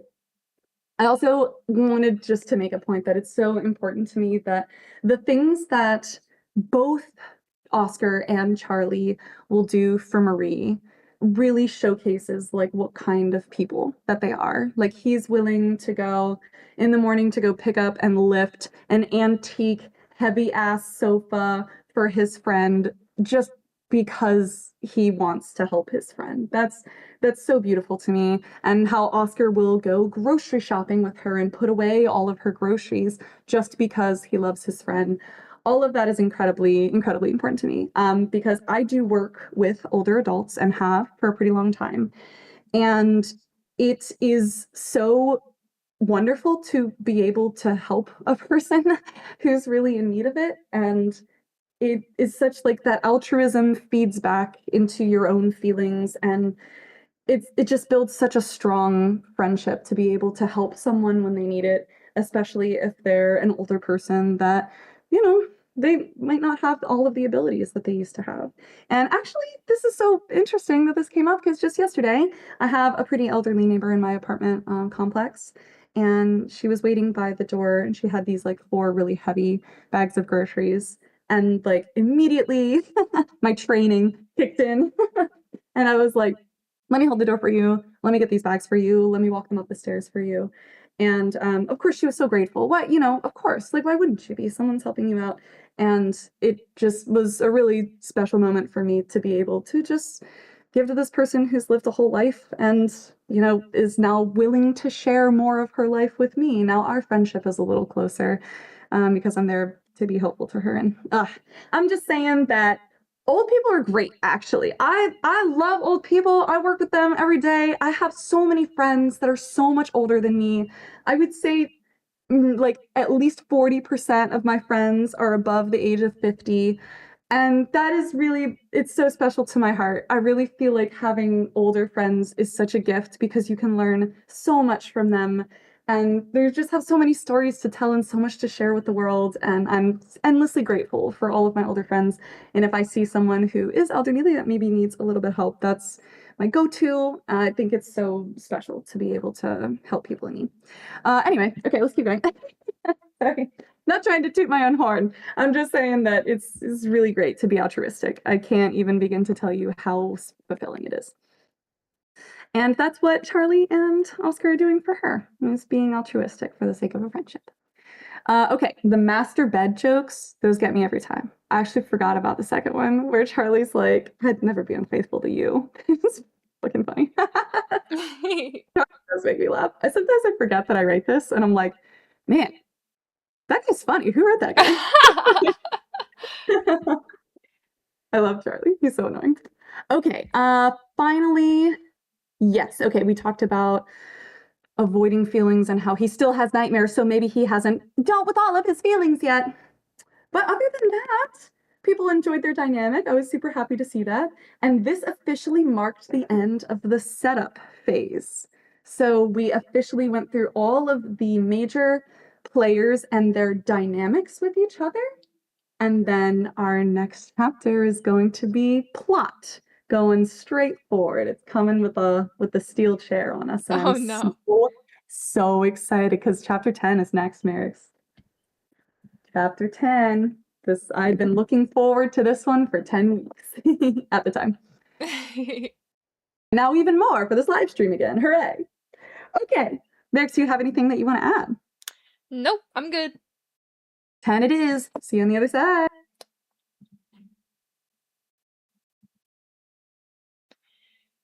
Previously on to Live Two Lives. Despite his rehearsals, John is deeply worried about his first meeting with Daniel. Daniel sits down slowly into his plush recliner, allowing his old muscles a bit of time to stretch. He unbuttons his suit coat and sighs contentedly as he leans back into the cushions, happy to finally feel relief tickle the soles of his feet. He turns toward the picture frame sitting on the end table next to him. "Ah, my dear." He sighs again, moving the framed portrait of Bella closer to him. He smiles at the sight of her sweet, round eyes. "How I wish you could join us today for lunch. Your presence would be a gift to us all." Bella's beautiful face is framed by those swooping curls that she used to put in her hair when she deemed herself an adult, which did make her look quite elegant and distinguished. But, curls or no, she would always be Daniel's little girl. "To have my daughter and my son with me together once again as a family." The sentiment tugs on his heart. "Can you imagine it? It would be nothing like before, no quarrels, no snideness, no petty mutterings under our breath. We would be content, happy, as God intended." Daniel turns off the lamp as the afternoon sun begins to light up the reading room. And he knows that Arthur and I have worked tirelessly on our relationship. We've come such a long way, haven't we? He pictures a younger Arthur, a fresh-faced boy with an arrogant smile, so untouched by the world, so different than he is now. When you brought him home for the first time, Bella, you know I had my reservations. His outwardly charming disposition was too easily betrayed by his rather short fuse. Daniel huffs under his breath. And surprisingly sharp tongue. Not to mention his staunch distaste for our faith. Daniel hears the beginning of a memory. A yelling match, one of the many which soon became frequent guests at their holiday gatherings. He pushes through the thought quickly. When it became clear that he and I would never quite see eye to eye, I believed that we both found a sort of acceptance for that fact. Daniel hums. And instead, we turned our focus to where goals aligned. To have you married to a decent man so you could begin your life as the loving mother that you were destined to be. Daniel feels his lips pull downward. So much changed when you passed, Bella. So much changed between Arthur and I. We lost our common ground, our shared goal, our mediator. He grew resentful of the religious teachings that Thoreau deserved to be taught, and in turn I grew more resentful of him. He swipes his thumb along Bella's cheek, as if wiping away tears that he knows she would have shed. And then, after Thoreau... He grabs his handkerchief from his coat pocket, blowing his nose to force out all of the grief that still bubbles up from time to time. He sniffs quickly, allowing the wave to swell and settle. Well, suffice to say, it was an unwelcome surprise when he visited me again just a year ago now. I was hardly convinced that reconciliation of our relationship was even feasible. Another memory appears, sweeping over his vision, unable to be pushed away. Ragged he was then. Stick-thin, reeking of alcohol, and recently blinded. I barely recognized the man. Arthur's voice was so timid then, so different from how he was before. I had another bout of reservations, I cannot deny. There was so much soiled history between us, and he had clearly been quite the addict for quite some time. Daniel feels his lip instinctively curl at the word, but he promptly straightens his mouth. Things have changed. But alas, God would not look highly upon a priest who denies a man in need, so I welcomed him into my home. He rubs his nose once more with his handkerchief. When we finally spoke with intention, he made me feel hopeful for the first time in so long. He spoke of love, of friendship, of family. He spoke of change and determination, of faith. Perhaps not faith in the Lord, but faith in himself. And most importantly of all, he asked for my help. He takes her photo from the table and holds her between both of his hands, just as he used to hold her face. We worked on his drinking first, as I don't believe he was ready for grief at the time. But what strides he made in that week, and what gratitude he showed in his progress, not just to me, but to himself. Such a massive change he made to his life in such a short amount of time. Daniel squeezes the frame, smiling. It gave him all the confidence that he needed to keep going. And it gave me all the confidence that he would. Daniel clears his tightening throat. And look at him now. Look at us, now, how far we've come. Of course we have our disagreements, but... His throat tightens further. How proud you would be of him. Of me, of both of us. He swallows over a lump in his throat. Bella, how I've always wanted to make you proud. Above all else, I have always wanted to make you proud. 3 knocks on the front door sound loudly throughout the house. He hears Patricia's heels clicking soon after, and she pops her head into the reading room. "Mr. Saltzman?" she says meekly. "Mr. Lester has arrived with his guest." Daniel takes his time standing up. "Yes, Patricia, I heard the door. Set the table for us, would you?" "Of course, sir." She turns quickly, and she clicks away toward the dining room. Daniel pauses for a moment to stretch his back, and then he places the picture frame of his daughter back on the end table. Did I mention that I'll be meeting the esteemed John tonight? He presses his lips together. I still find it a bit odd how close of a friendship that Arthur has formed with an employee. He must be quite the friend indeed, with how highly Arthur regards him. He presses his lip harder. I'll be curious to discover the nature of their friendship. Daniel buttons his suit coat, and then he takes one last look at the framed picture of his beautiful, dear daughter. of the woman who wanted nothing more than to see her family love each other, support each other, be happy together. He nods to her. "You're right, my dear. I must trust Arthur. I must trust my family. And at the very least, I'll be excited to meet an important person in Arthur's life." He then tilts his head to the heavens above and smiles. "Shall we?" Daniel tugs on the lapels of his jacket, and then he exits the room. Daniel hears murmuring behind this door, the recognizable lilting accent of his son, and a second, deeper voice. Daniel calms the tingling anticipation within him, straightening his posture with respectful formality as he swings the door open. "Good afternoon, my son." Daniel's words vanish from his lips as he finds himself staring at the knot of a gold tie. He blinks. His first salient thought to appear in the sudden silence of his mind is that he can't remember the last time he looked at someone's tie knot. He noticed someone tie before, certainly, but the knot itself. The next salient thought to appear is that he mustn't often pay attention to tie knots because he's typically looking at someone's face, a face which is usually far below his eye level. And for the first time in Daniel's life as a 6'4" grown man, he has to look up to find John's. "Hey, Dad." Daniel hears Arthur smile, but Daniel is still processing the sight of the beast in front of him. "Good afternoon," John says flatly in a deep bass voice. His mouth is an intimidating straight line, and his small, bright, amber eyes rake up and down Daniel's body. Daniel feels himself instinctively step backward. "Oh." Daniel nearly gasps before realizing what a scene he's making. He coughs quickly, trying to turn his attention to his hospitality once again. This is his son's aide. He is no harm. Daniel sticks out his hand and says, "You must be John. An absolute pleasure to make your acquaintance." "Likewise," John replies, still very flatly, and he shakes Daniel's hand. John's palms are far larger than his own, and good grief, there are puncture wounds in his hand, and they look distressingly recent.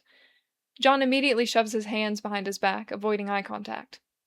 "I told you I'd get him here," Arthur cheers, playfully tapping the massive brute with the handle of his walking stick as if everything is fine and normal. John looks away. His entire body seems taut. "Yes, well," Daniel huffs, checking his own palm for flecks of blood. "You have always had a knack for persuasion, my son." As he speaks, he realizes how much higher pitched his voice is in comparison to John's. He affects it slightly lower and asks, "Wouldn't you agree, John?" John hums, still looking away. Daniel waits expectantly for more, but John offers nothing else. "Well," Daniel continues, eyeing the man, "I'm sure you both would appreciate cooler air. Do come inside." As Daniel steps backward and gestures into the foyer, Arthur walks through the doorway first, chuckling. "Oh, you and your air conditioning. Forgive me, John, I forgot to warn you that you'll need a winter coat in Daniel's house." John follows behind him at a strangely close angle, and he hums noncommittally again when his eyes scan the room. Something lurks behind his carefully neutral face, but Daniel can't tell what. "I trust you're hungry?" Daniel prods as he closes the front door. "Absolutely," Arthur beams. "We had a light breakfast to save room for Philip's cooking, right, John?" They both look to John, who continues to survey the room. Daniel stares, peevishly wondering if John will be answering exclusively in hums and silence this afternoon, but then John replies tersely with a deadpan voice, "Arthur ate 12 cookies." "Biscuits, John!" Arthur hisses, redness poking through his pale cheeks. "And I told you not to tell Daniel that!" John looks at Arthur with an expression that Daniel simply can't place. It seems too warm to be caustic, but too cold to be mischievous. "You told me not to tell Philip." Arthur scoffs. "You—" He jabs his cane at John's feet as he turns guiltily to Daniel. "Look, it was a long night at the bar, and we both decided to sleep in. We haven't done our shopping yet, so—" "Arthur," Daniel says collectively, waving his hand. "As long as you are still hungry for lunch, it matters very little what you ate for breakfast." "Right." Arthur titters, scratching the back of his head. "Well, speaking of lunch—" "I believe Philip should be ready for us," Daniel assures, giving one last glance toward John. John's gaze burns into Arthur with an odd intensity. "Shall we?" "Let's." Arthur rolls his shoulders back, tucking his cane underneath his arm. "Lead on." John nods, not taking his eyes off Arthur. Daniel turns to walk toward the dining room, though he privately wishes that he didn't have to let John out of his sight. The man is strange, to say the least. One to be studied. And though Daniel doesn't necessarily believe that the man poses a threat, there is certainly something that he's hiding from Daniel. which does not bode well. Patricia has set the dining table for 3, as asked. Daniel gestures to the 2 adjacent seats for his guests as he takes the seat across. Arthur leans his cane against the table as John continues to survey his surroundings. So, Arthur sighs as he gets comfortable. Dad, how are you? Interesting that Arthur has brought up the subject before John. Something to note. I am in the highest spirits, my son, to see you both here as well with me today. Daniel replies earnestly. Arthur smiles with warmth. John looks at the decal on the silverware. We feel quite the same way, Dad. There's a shuffle under the table. Right, John? John gives his signature hum, still looking at the forks. Arthur swallows. And what a miracle has Philip performed for us today. I left the choice to him, Daniel says, taking his time to lay his napkin across his lap. I'm certain his creativity will not disappoint. As am I, Arthur laughs. Really, John, you're going to wish you'd be coming to lunch with us all along. John gives another hum. Arthur continues, tilting his head. No Patricia today? She's finished with her tasks, Daniel says shortly, not wanting to entertain another dialogue about his housekeeper. You'll find your silverware in front of you. Ah. Arthur has the audacity to look disappointed. Well, send her my regards, won't you? Daniel holds his tongue, as he has practiced. Of course. John seems resolutely intent on scouring through every hanging painting and bulb in the chandelier. His eyes are absolutely piercing. So, John. Daniel clears his throat, and John seems to freeze in place. I am exceptionally grateful for you to have joined us today. I'll admit that I've been keen on your appearance for quite a long while now. John finally turns toward Daniel, though his eyes fall somewhere on Daniel's chin. Thank you for having me. Your home is lovely. The man seems almost robotic, saying each word like he's practicing a foreign language. Daniel holds back a frown when he realizes that John has apparently missed the implied question in Daniel's last statement. Well? Daniel narrows his eyes. Thank you. The Lord has blessed me with a comfortable dwelling. I would be remiss not to share it with others. John nods and turns away again, abruptly ending the conversation. Daniel blinks, taken aback. In his periphery, he sees Arthur squirming with an apologetic smile. John? Arthur says encouragingly. Why don't you tell Daniel a little about yourself? He's been excited to get to know you. John blanches. His firmly neutral face cracks for just a moment, revealing some emotion that Daniel can't name. Oh, right.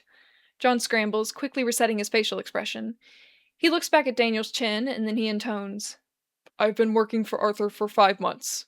I help him with various chores around the house. I bartend at Finley and Dowd's. John stops, his mouth returning to a straight line. Daniel blinks again. The sound of footsteps and clinking plates interrupt the conversation, or lack thereof, as Philip enters the dining room with a large tray and larger smile. Good afternoon, gentlemen, Philip says amicably with a small bow. And welcome, John. A pleasure to serve you today. John nods at the table. Philip begins serving the plates as he continues. Today I have made for you a rich and creamy lobster thermidor, served with a side of garlic asparagus and paired with a crisp Chardonnay. Once he distributes all their meals, he takes a deeper bow. Philip, this smells heavenly. Arthur chuckles, breathing deeply. I fear you may have reached your peak with this. Philip replies pointedly, or perhaps a bit teasingly. Come again next week, Arthur, and I will prove to you that I have not. Arthur laughs heartily. Good man. Thank you, Philip, John says, watching Arthur with almost a hint of a smile. I'll be sure to clear Arthur's schedule for you. Philip chuckles. Very good. Enjoy your meal, gentlemen, before walking back to the kitchen. So, it appears that John does have the capability for friendly conversation, so long as it isn't with Daniel. Arthur, the plate before you is spectacularly colorful. John begins to narrate, unbidden. The lobster shell is a truly brilliant red, and it acts as a bowl to cradle the rest of the dish. He picks up a fork to poke around the plate. The lobster meat is supple and pink-striped, and it's enrobed in a creamy mushroom sauce, freckled with pepper. It's topped with a thin layer of white cheese that's gone charred and bubbly from the broiler. There's a side of asparagus on the left half of the plate. The stalks are nearly as long as the lobster shells, vividly green and glossy from the garlic butter. There's a lemon wedge, too, bright yellow and petite. It's tucked between the lobster's claws, as if the lobster itself is presenting it for display. It's really quite an impressive work of art. Daniel balks at the sheer number of words flowing out of the man's mouth, while Arthur grins in reply. John, my mouth can only water so much. Arthur picks up his utensils and begins filling around the plate.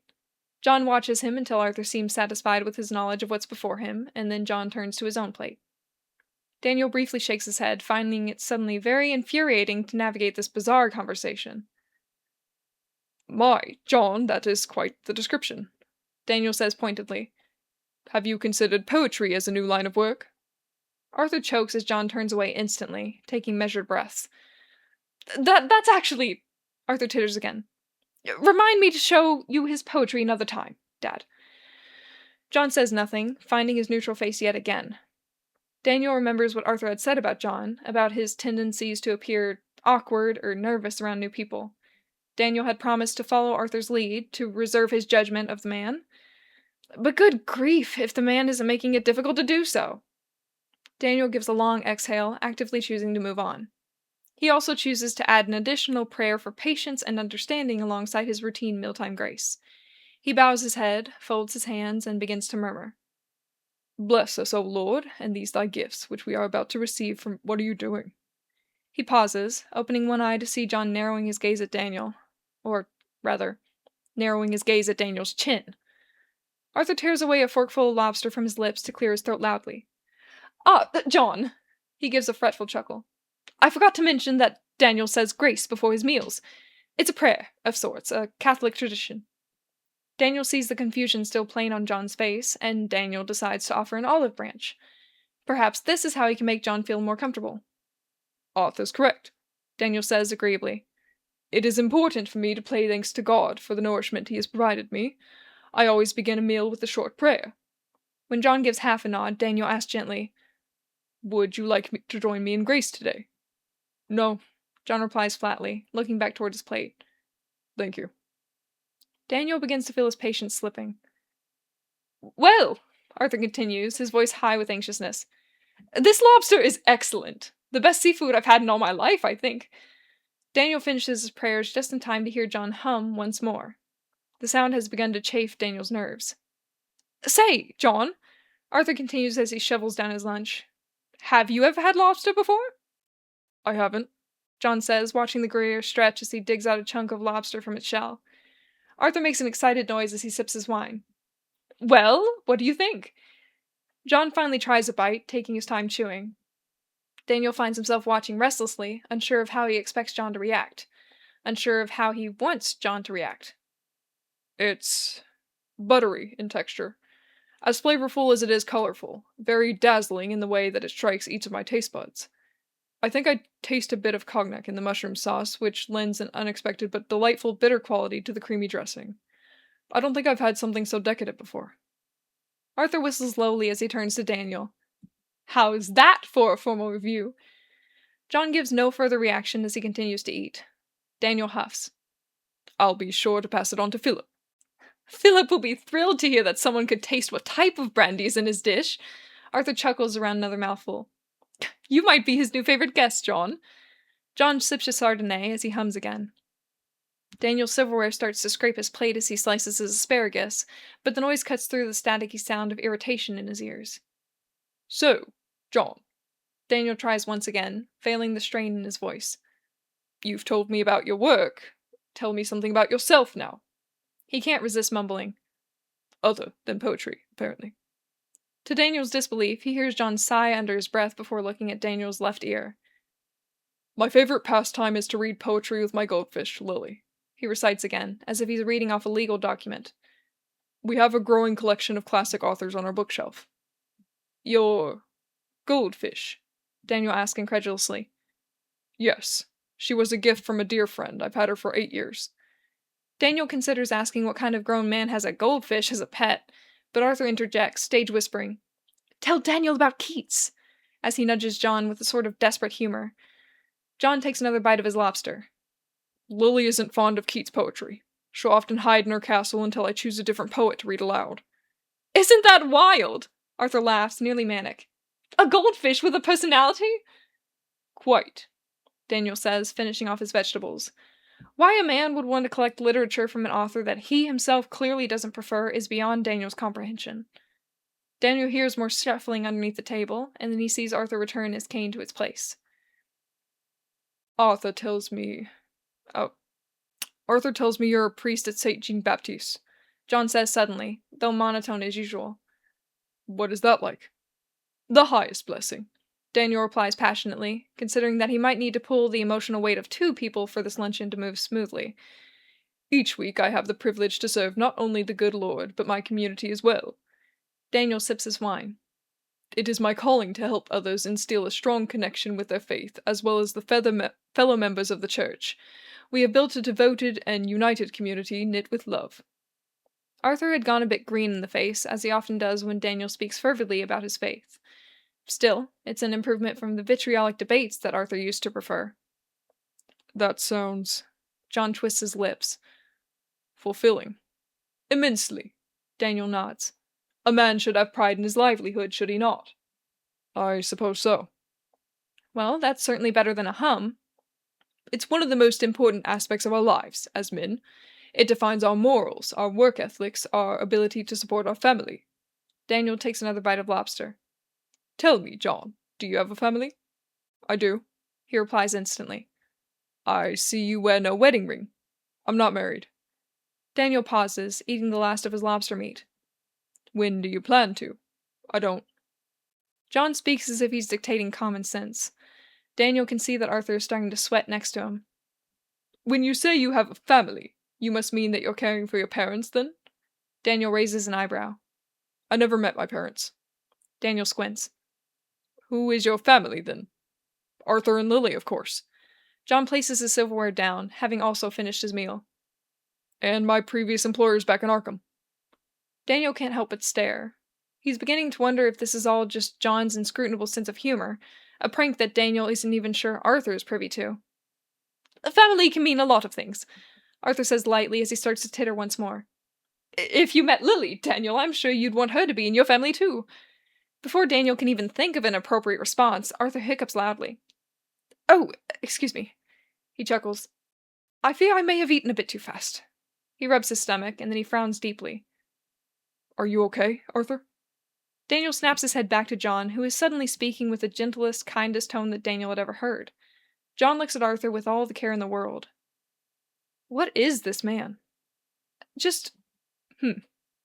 Arthur rubs a thumb along the waistline of his slacks.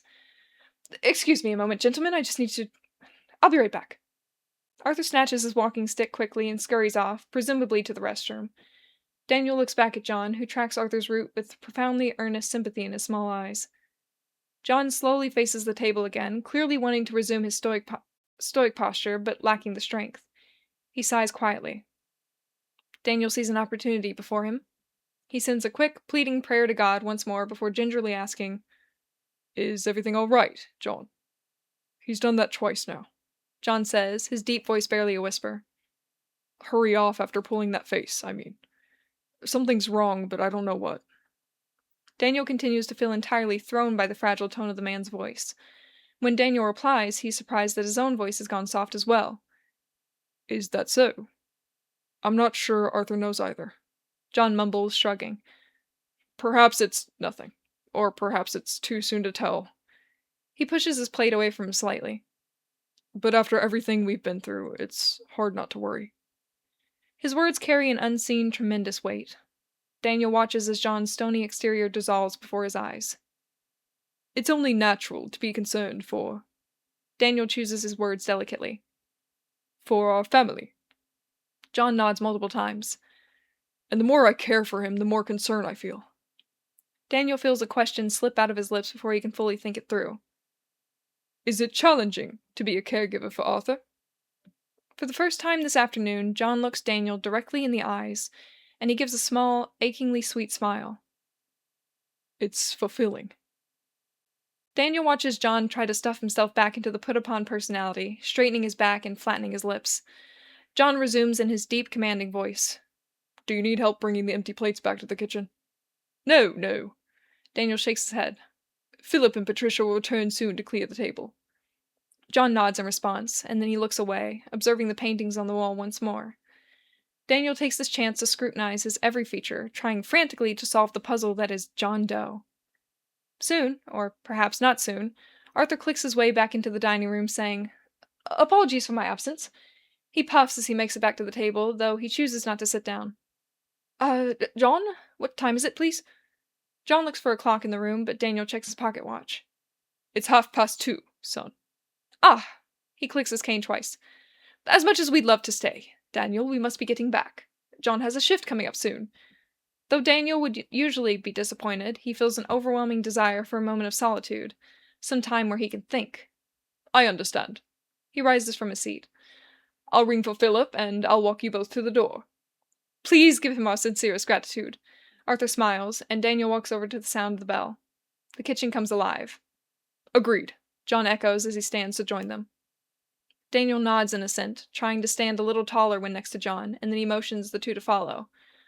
Right this way, gentlemen. They walk together back to the foyer in silence, though Daniel doesn't mind. He suspects that each of them are rather preoccupied with their own private thoughts, as he certainly is himself. There is much for him to consider.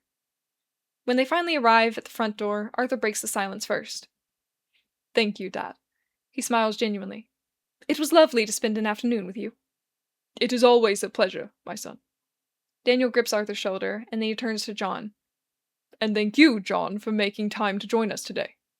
I appreciate your hospitality, he replies flatly. Daniel eyes him one final time before adding, and thank you for caring for my son.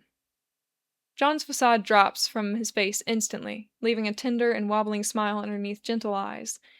He looks at Arthur like Arthur has hung the moon. My pleasure, he says softly.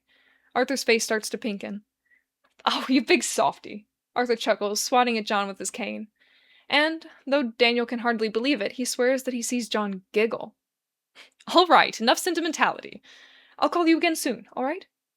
Please do, Daniel says as he opens the door for them. The humid, muggy air floods the room immediately. After you, John. John nods one final goodbye, and then he exits with Arthur trailing behind. Daniel pauses in the doorway for a moment and watches them leave. Arthur catches up to John quickly, his animated hands already starting a new conversation. They walk side by side, and then Daniel sees John look around surreptitiously. Daniel peers further out the door as the two men start to turn the corner, and then he sees John move subtly. John raises a hand to Arthur's shoulder, and he gives it a loving squeeze. Arthur smiles bashfully at him, and then they walk out of sight. Daniel stands motionless. That was nothing. That was just a simple show of affection from a caregiver to his patient. A basic human inclination with which the person for whom you care deeply.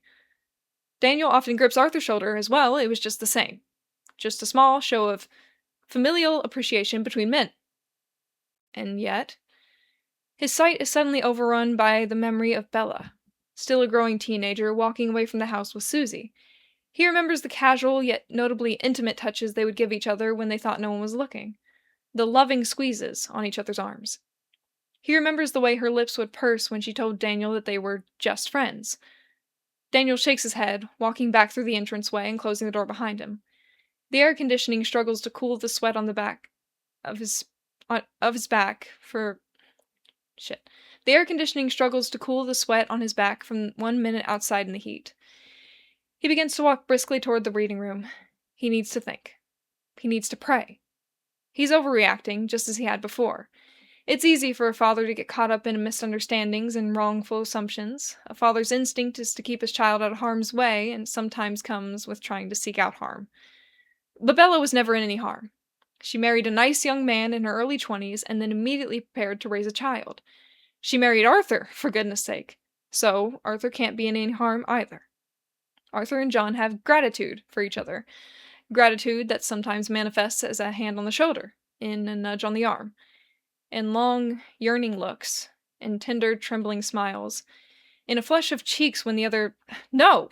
There's nothing to worry about here. There is no danger, no harm. His son is safe, and that is the end of it. That's the end of it. He needs to pray. Daniel hurriedly steps into the reading room, immediately throwing himself into his chair. He barely gets himself comfortable before he bows his head, crosses himself, and brings his hands together under his chin.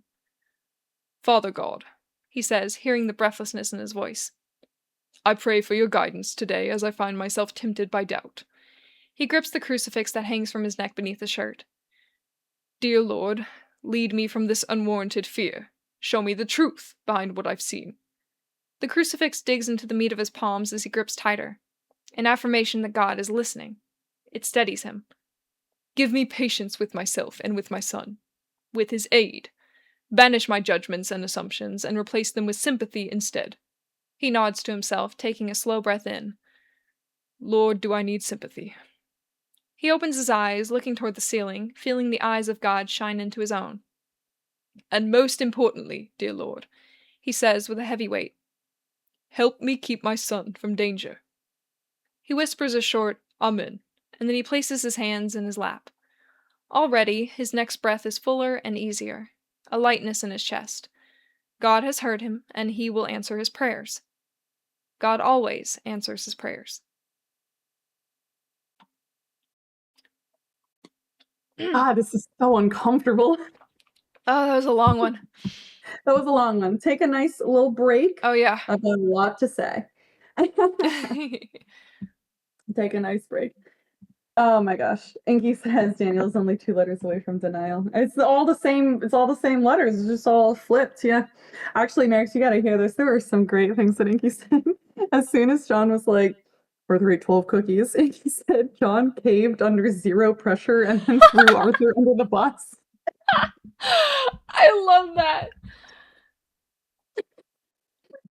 And then later on, during the dinner, Inky said, damn, stepped on that landmine right off the bat. Dying over here, man. Oh my god. Oh my gosh. Okay, let's take a look at some fan art. Here's some fan art. All right. Make sure I'm shouting out all the correct people for this one. Kronos and Marix, of course. Oh man, Marix made a lot of them for this week. How exciting. My goodness. Okay. Holy moly, so much to say. Actually, Inky said something else that I wanted to touch on. Inky said, you'd think someone who was married and had a child would be able to recognize romantic affection. ... unless. So, interestingly, I don't really think that Daniel probably had a lot of romantic compassion for his wife, because he's not like aromantic or anything, but I feel like Daniel would be just marrying for the sake of the things that he has to do in his life. Because again, he is in this kind of culture where there is a strict right and wrong way to live his life.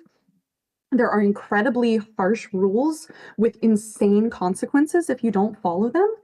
And loving your wife is really subjective, you know? And there is kind of this feeling that, like, Daniel talks about his daughter far more than he talks about his wife. And that's probably because his daughter is part of him, you know? His daughter is his own blood, his own DNA. And his little arrogant mind attaches himself to his daughter, I think, far more than he would attach himself to his wife. This is all mostly headcanon at this point, because none of this is entirely touched upon. Soup Sandwich says he's got a big, well, of course I got married, what else would I do energy. Exactly, yeah. Especially, like, you know, this he has to continue on the family legacy, right? He has to keep making heirs for the throne that he's sitting on. So he needs a wife, you know? So Daniel's ability to, like, recognize the romantic affection in others is, yeah, it's definitely, it's questionable. Yeah, Soup said he has a job to do. Inky says pride and bloodlines, etc. Exactly. Yeah. I don't know exactly how much love that he had for his wife, but he clearly has love for his daughter, in probably not the best way, but he does in fact have love for his daughter. Okay, so what a great point. I'm so glad you brought that up. Oh, the rest of this. Okay, such excitement. Okay, this was the moment that, like, at this point in time, everyone was waiting for it, because everyone thought that we were going to have the big Daniel meeting on chapter 9, and then I surprised everyone with the Charlie and Marie.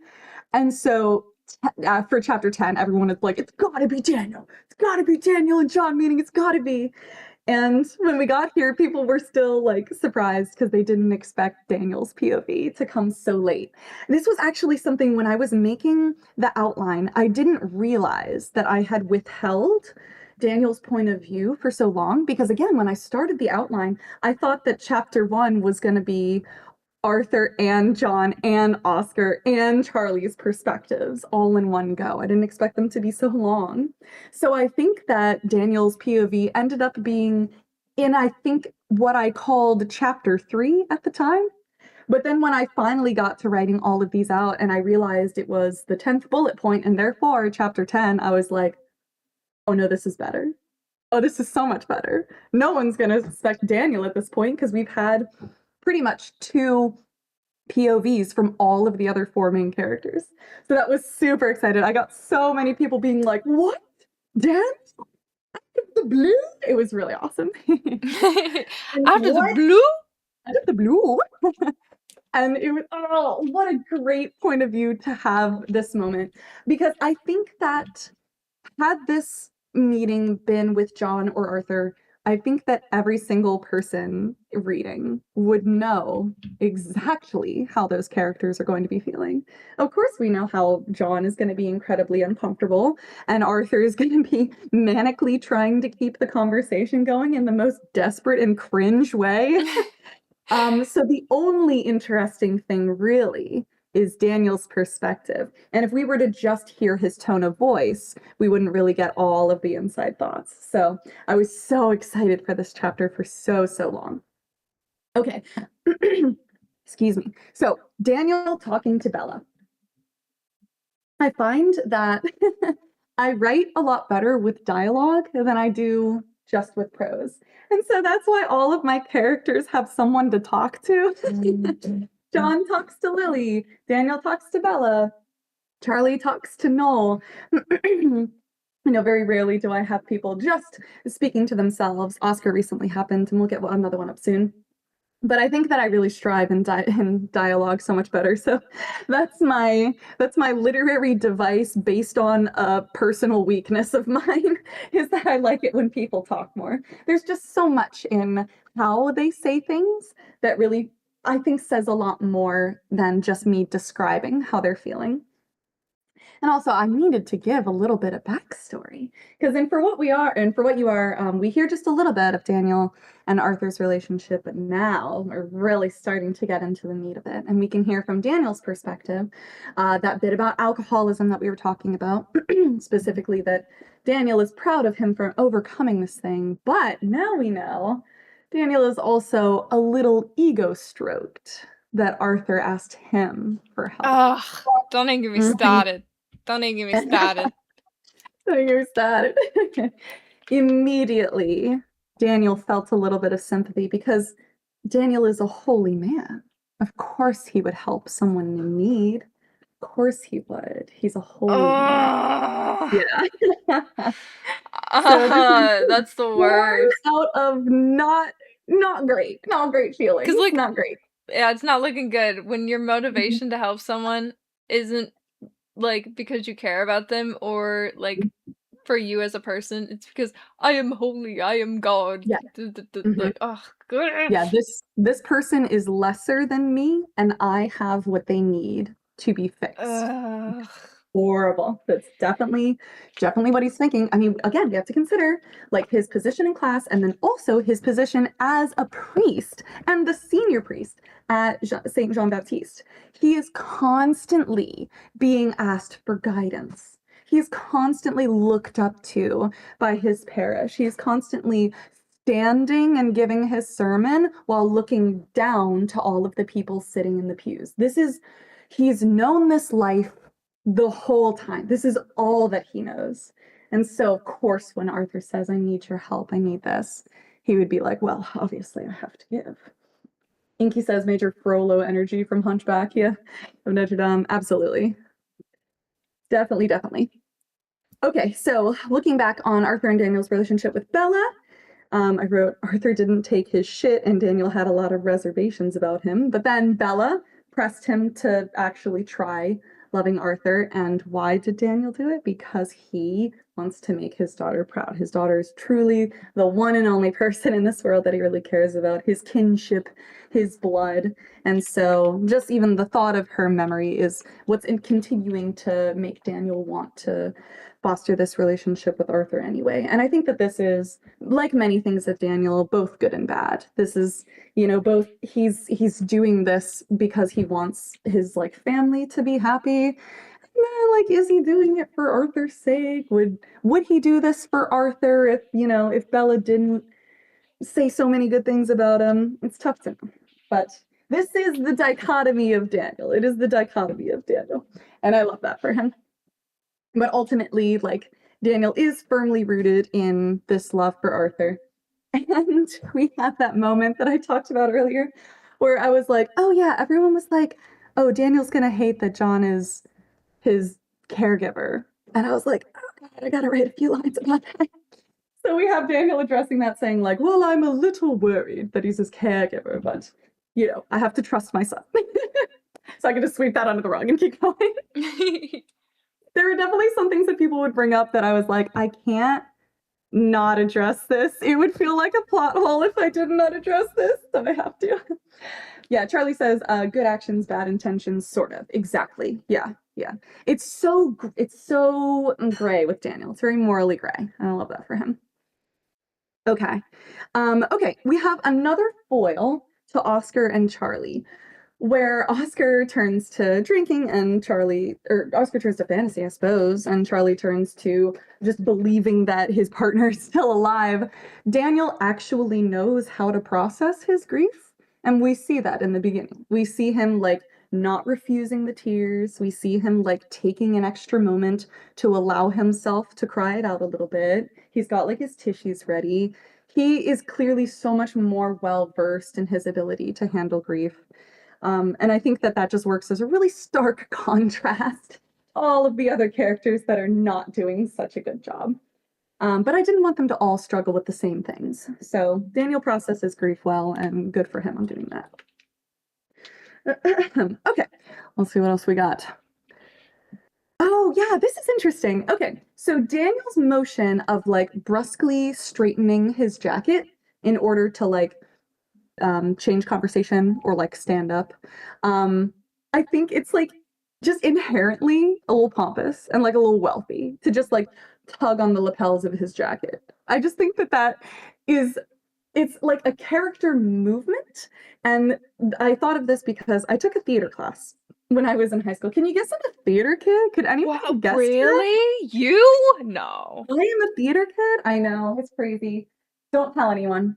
Anyway, so I was talking to my theater instructor who they were doing 12 Angry Men, and one of the characters was just like constantly on edge, just angry all the time, and incredibly like confrontational. And the way that they really helped characterize that person was to give them a movement that like really summed up their character in one movement. So what they decided on was like really, really quickly and aggressively, like pressing her like knuckle against her nose as if to like wipe her nose. And just like a little snort and like a little stink eye at somebody. And it felt, when you watched it, it felt kind of like a tick. It felt like a thing that she had to do. But just that motion expressed so much about who she is as a person. And I thought it was absolutely fascinating. So I wanted to give Daniel that. I wanted him to have a motion that really just like defines his pomp and character without having to say, I'm wealthy and I believe I'm better than you all. And she says the fabric snap is also very distinct audio cue for Arthur. Yes, it is. Yes, it is. I did think of that. Helping myself out too over here. Yeah, so a little bit of theater there for you that Daniel is constantly like snapping his jacket, and I think it's just it speaks to who he is. Okay, let's talk about the oh my god fragile masculinity in this whole chapter. Oh my god. Oh, this kills me every time it happens. I laugh. I think it's so unbelievably petty. Because listen, I'm a genderqueer person. I do not believe in masculinity as itself. I believe that masculinity inherently has femininity in it because one cannot exist without the other. It's like a yin and yang, and I hold all of them in my body at all times. And so for this man to be like, this, he's more masculine than I am. Literally ridiculous. It is absolutely Dude, insane. it's honestly like, how are you not embarrassed, you know? Mhm, Like, mhm. it's so you're having the opposite effect of what you want. Like, you're Yes. trying to appear like, "Oh, I'm a big strong man." Like, when I see you do this shit, I'm like, "You're so fragile. You are Right. so like, oh no, oh he's taller than me. Oh, oh my god. You're pathetic. Stop." It's Absolutely. just No, sad. it's so cringe. It's so cringe. And you're so right that it gives off the exact opposite of what he's hoping for. That's so true. Oh my gosh. The moment that he tries to stand taller and deepen You his know what? voice. The stand taller, I could brush off. If I was in real life and someone stood a bit taller, I'd be like, "Oh, they're just correcting their posture." But it's the deepening of the voice that really gets Mhm. me. I'm like, "Bro, calm down. You don't need to overcompensate." Oh my god. I love it so much. I think it's so pathetic.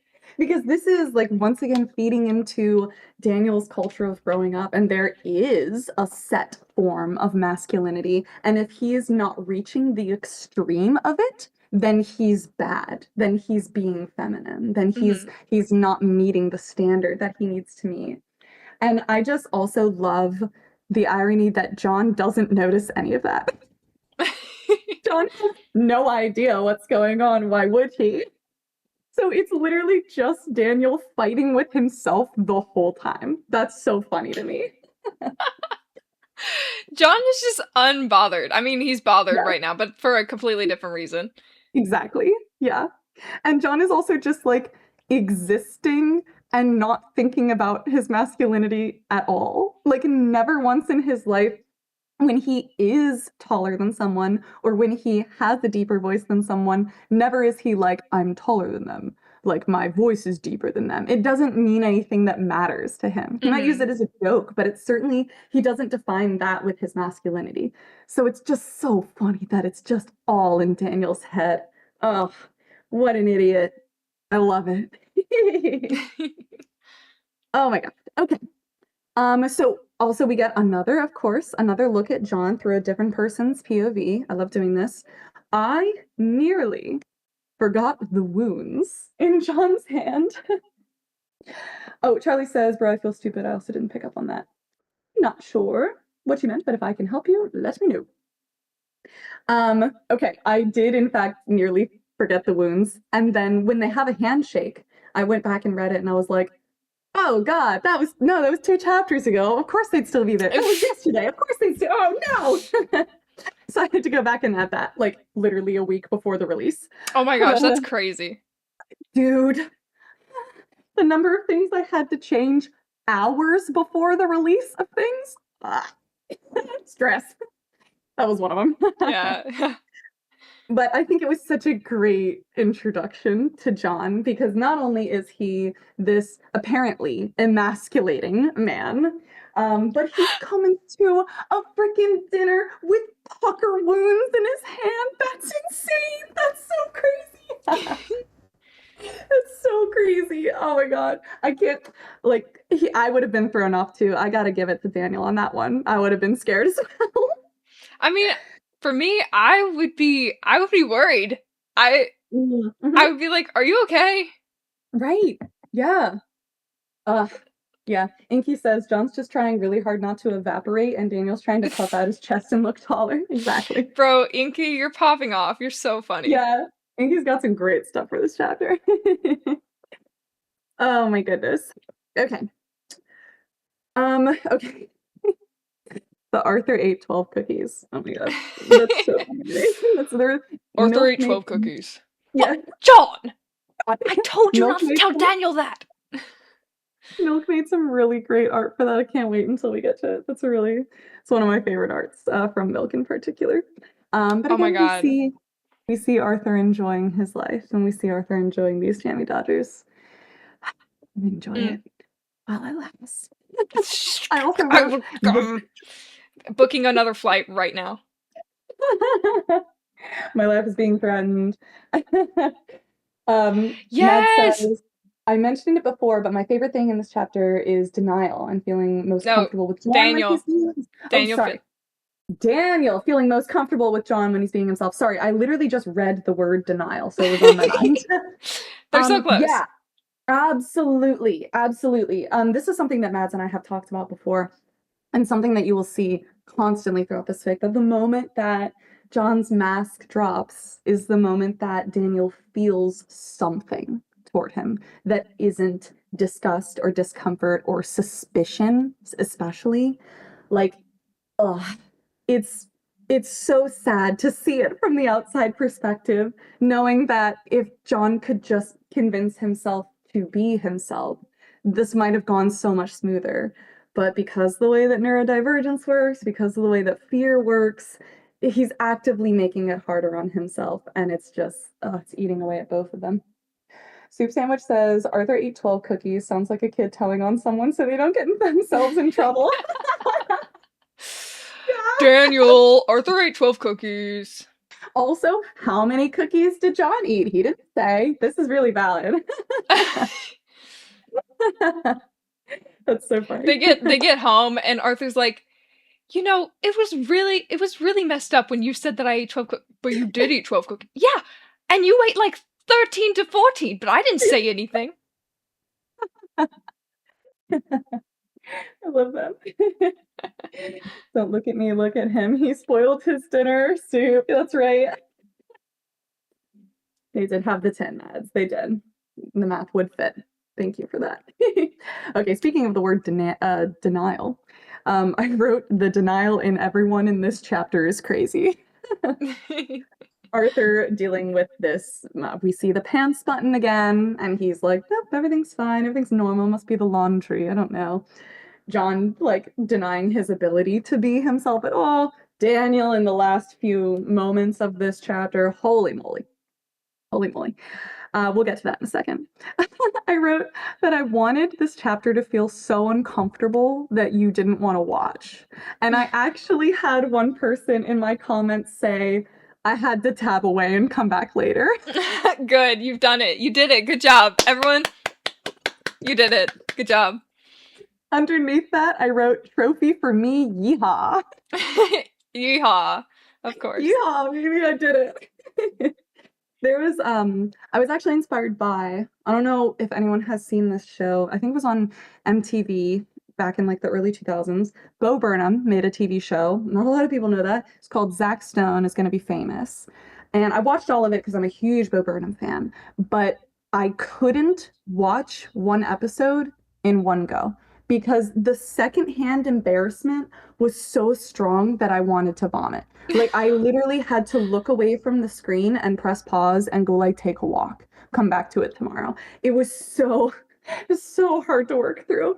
And it was a really good series, and I love the way it ended, but I couldn't, oh my God, it was so painful. I wanted that feeling. I wanted the feeling of, like, it can't get any worse from this, can it? And then John interrupts Daniel's prayer by saying, what are you doing? Oh my God.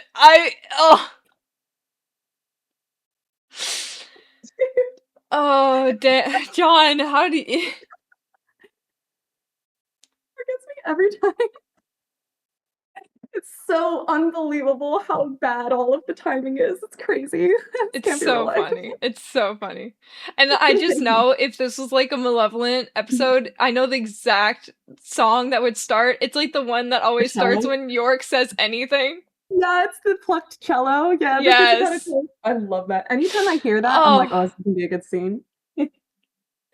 Matt says, it was another example of the wonderful way the subtle aspects of John's neurodivergence manifest, and it was so incredible seeing things through an outside perspective while actively knowing exactly what John was thinking and how he was being understood. Oh, thank you for that. That's exactly what I was going for. Exactly what I was going for. Because I feel like especially if you've read For What You Are, but certainly by now, like we know John's head so well at this point.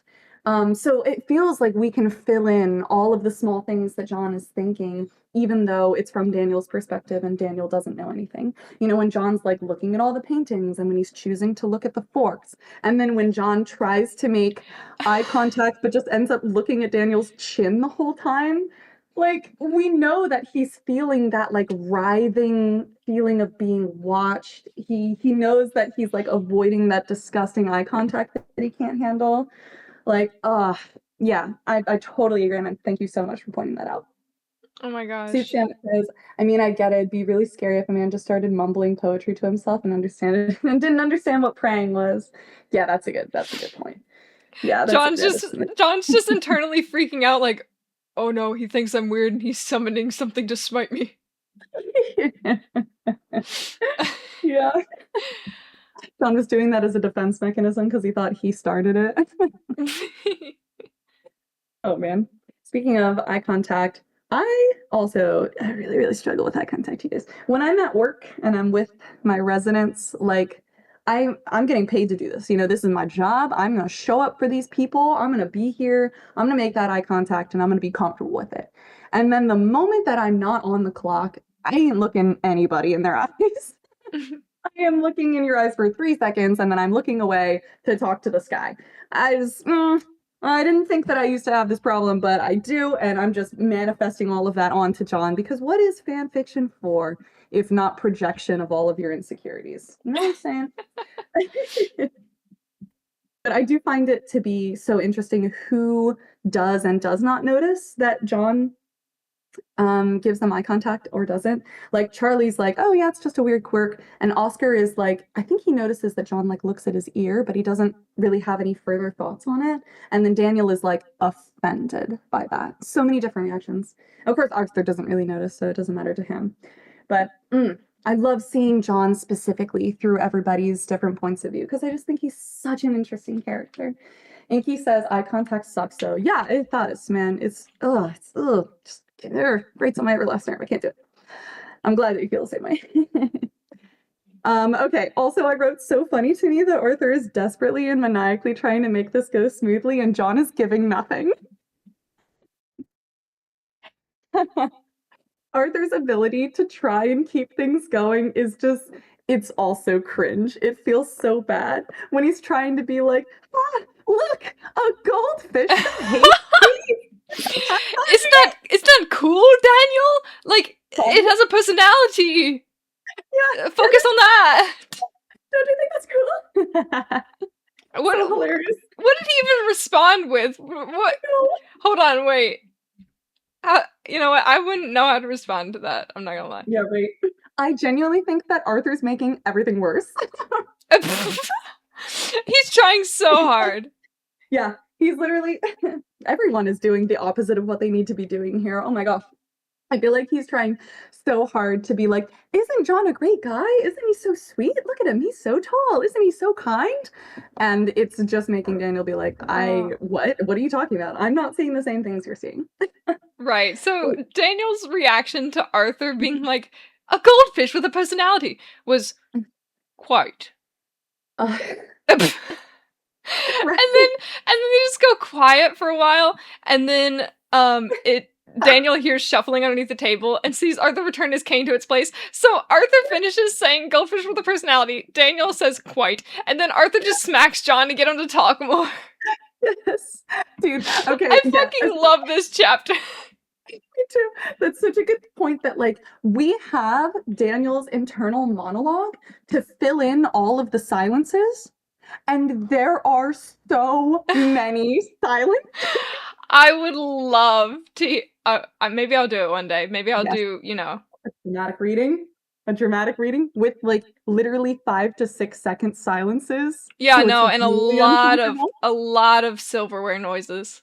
Oh my god, I nearly cried. That is horrible. That is a fear of mine. That's crazy. Oh god, maybe I'll have to make you pause it and walk away for a bit. That's my goal. Yes, exactly. Oh, Mad says Daniel dismissing John when he tries to talk about things that he actually likes was so painful. Yeah, it was. Because I could tell he was trying so hard, and it reminded me of the Big Bang Theory episode when Penny says, I just didn't think it was a big deal, and Sheldon said, it is to me. I haven't seen that, but that sentiment is absolutely like ringing so true here. Like, oh my gosh. And Arthur is trying to pull out like all of the big stops, you know? He's trying to be like, you're goldfish, man. Like all of the things that bring you joy in life. Talk about this because I know that you'll be excited to talk about them because they matter to you. And then John says he has a goldfish that doesn't like heats, and Daniel says quite.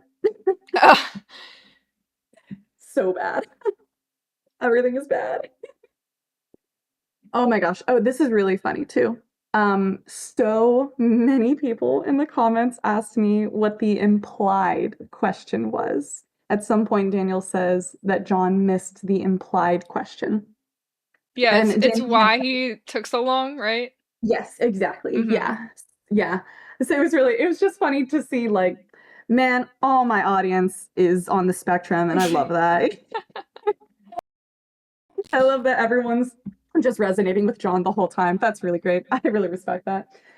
Oh, Inky says AC buzzing in the background, silverware noises, some throat clearing. Oh Oh God, no. Whew. no, not the throat clearing. No. Oh my gosh, I would love to hear this. Whenever you have time in that busy schedule, Marix. Mhm.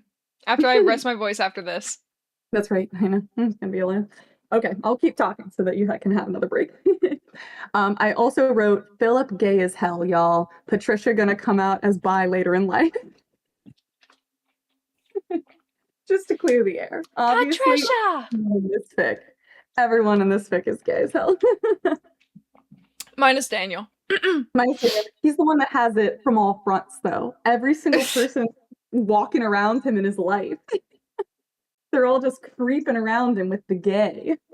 Poor guy. Poor guy. I'm Um, outnumbered. oh, I wrote that the moment that John waxes poetic about some lobster and Daniel's like, he speaks? Dude, the fact that John will only either A, talk to anyone but Daniel, or B, talk at length when it's not related to Daniel at all or their conversation. That's when he's able to be kind of himself. Like, I'd be offended too if I were Daniel. You know, I wonder if Arthur kind of dug this hole a little bit. You think so? Yeah, I mean, I don't know. It's understandable that he did have to give background info on his relationship with Daniel and how Daniel can be and stuff, but I think doing that made John kind of freak out. You're probably right. Yeah. Like He it's making it into a bigger deal. Like, okay, or actually no, that's not a good example. But it's like it's all in your mind, you know what I mean? Like yeah. Daniel Mhm. is just a guy. Yeah. Mhm. I think you're probably onto And something with the fact that with Arthur's like, okay, you need to train. You need to right, train to talk to him. you need to do triathlete training for this. Yeah, no, Oh, I mean yeah, see, that is a it good just point. makes it seem like a bigger thing than it actually is. Yeah, that is a really good point. Oh, there's some great stuff in the chat. Soup Sandwich says he's straight enough for the rest of them. There's a straight quota, and Daniel does it all by himself. And then Inky says, Daniel's like, is there anyone in this house who likes women? And Patricia raises her hand. Yes. Oh, Matt says everyone around him being queer is the canon equivalent of the godly ordained Hunky Boys magazine. Let's go. oh my Oh, gosh. I love this Hunky Boys I energy. love thinking about the Hunky Boys magazine. Guys, there was it's my favorite thing now. We were in a call and I was talking in Daniel's voice and I was like, why did God send me the Hunky Boys magazine? And then I switched to Oscar and I was like, I know why God sent me the Hunky Boys magazine. I've been playing for this for quite a while. God manifested the Hunky Boys magazines for those who needed it, you know? Oh. He is a generous guy after all. So funny. I love this Hunky Boys magazine will go down in history of like it's so good. TLT and canon. Really, really funny. When we did this one in the VC, I was not able to be there because I was at work that day, but I popped in on the chat to see how it was going. And all of the people listening to Marix reading were doing a tally of how many social cues John missed during this conversation. It was I've been 8. playing for quite a while. I know, I it's have, hilarious. and it paid off. I got my Hunky Boys magazine. Yeah. Oh my gosh. So. And it's all Charlie. Honestly, I expected better. Oh, brutal. Charlie's not gonna like that one. No, don't tell him I said that. Yeah. Oh my gosh, actually in my notes, Mads, I say that the moment that John thinks he did a bad job is the moment that Daniel felt like he connected with him. You read my mind. You read my mind. Oh, I did say one person pointed out that John describing caring for Arthur the same way that Daniel described his love for his faith in the community really should have given John away, and it's like insane that Daniel didn't catch the gay shit right then and there. You had to wait until the hand and the shoulder. Oh my god. I'm not gonna lie. The fact that Arthur doesn't open his mouth and say one word and Daniel doesn't clock it is crazy. Right, I know, right? Insane. The denial is so deep, man. That It's real. so deep. It must be like clogging his ears. There's so much denial. Right? Yeah, right. Oh, here, I wrote best writing practice, say everything twice. This is something that you guys can keep a tally of now that we're going through the whole thing. I do firmly believe that the best way to trick somebody into thinking that you've been setting this up the whole time is to just say everything 2 times eventually. So in the beginning, when John asks Daniel, like, what's it like being a priest? And he says it's fulfilling. The moment that John comes back and says it's fulfilling, it feels so much more impactful because we know that John is relating to him now. They have that commonality, and I'm literally just using the same word twice. I don't even have to use the thesaurus on that one, baby. So there will be so many things in this fic that I will set up and then restate later. And the impact is there because it feels like it's been with us the whole time. And so if you're a writer and you want a little bit of writing expertise from yours truly, say everything 2 times and people will think you're really smart. Mad says denial is a powerful force, and you are correct. It is a drug. Denial is a drug. Okay, let's talk about the loving squeeze. I originally did not realize that I gave Daniel's loving squeeze on Arthur's arm at the same time that I gave John's loving squeeze on Arthur's arm. I didn't realize I had done that twice. And then by the time I went back, oh, hey, Section you fell asleep for 4.5 hours. You deserved it. I'm glad you're here. Welcome back. But I didn't realize that I had done the same motion.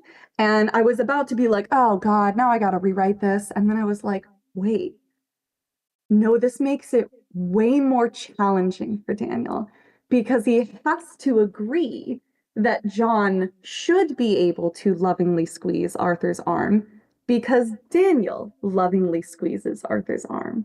Daniel cannot say that John's not allowed to do that. Had it been, John holding his hand or like giving him a peck on the cheek, like that obviously would have thrown Daniel and he'd be like, this is ridiculous. I can't believe you do that. Men don't do this thing. And he would have what he felt like was a justified reason to call John out on this behavior. But because it's the same motion, he is now torn with how he has to view it. And I wish that I could say that I was smart and came up with that first, but I came up with that accidentally and it worked out for me. But I really, really, really love that he has to sit with that cognitive dissonance, take a shot, and it sucks for him. He deserves it. He deserves it. Okay, a little bit of Bella lore. Woo! So I wanted more for her character, but I can't bring her back to life, unfortunately. So we do have to see her through the eyes of men. But I think that it's neat that we at least get to see Bella through the eyes of two very different men, where Arthur hasn't talked too much about her yet, but we have heard in part one, For What You Are, Arthur talks about how Bella helped him in his life and how he learned so much from her. And like he talked about the qualities of her personality. And Daniel is so different when he describes her. He talks about everything that he wanted her to be and not necessarily what she was. And I think that it's nice to have these kind of like warring battles of these two perspectives, because those are the only ways that we get to see Bella. We never get to see her for what she was through her own eyes. And I like that we have this dichotomy. Mad says they're both Arthur's caregivers, so Daniel can't even say, well, I'm his dad. Exactly, yeah. They're both in charge of giving care to Arthur with that loving squeeze. Daniel can't say no at this point. Okay, Daniel's I need to pray. He says that a few times. This is similar to avoidance in a way, because he's not really trying to reach out for different perspective and support, similarly to like Charlie just avoiding his feelings and making a joke, or Oscar just saying that he needs to drink. Daniel's I need to pray really roots him in his own sort of religious echo chamber is the word I'm looking for. And not trying to say that praying is not helpful, not trying to say that praying is a negative thing, but in Daniel's case in particular, his I need to pray is really code for I need to not think about these feelings, and I need to reassure myself of the world that I want and not the world that's in front of me. A little bit of cognitive dissonance for him there too. Huzzah. Okay, interestingly, at the very end of this chapter, I originally was not going to write any prayers, and I was not going to write any references for scripture.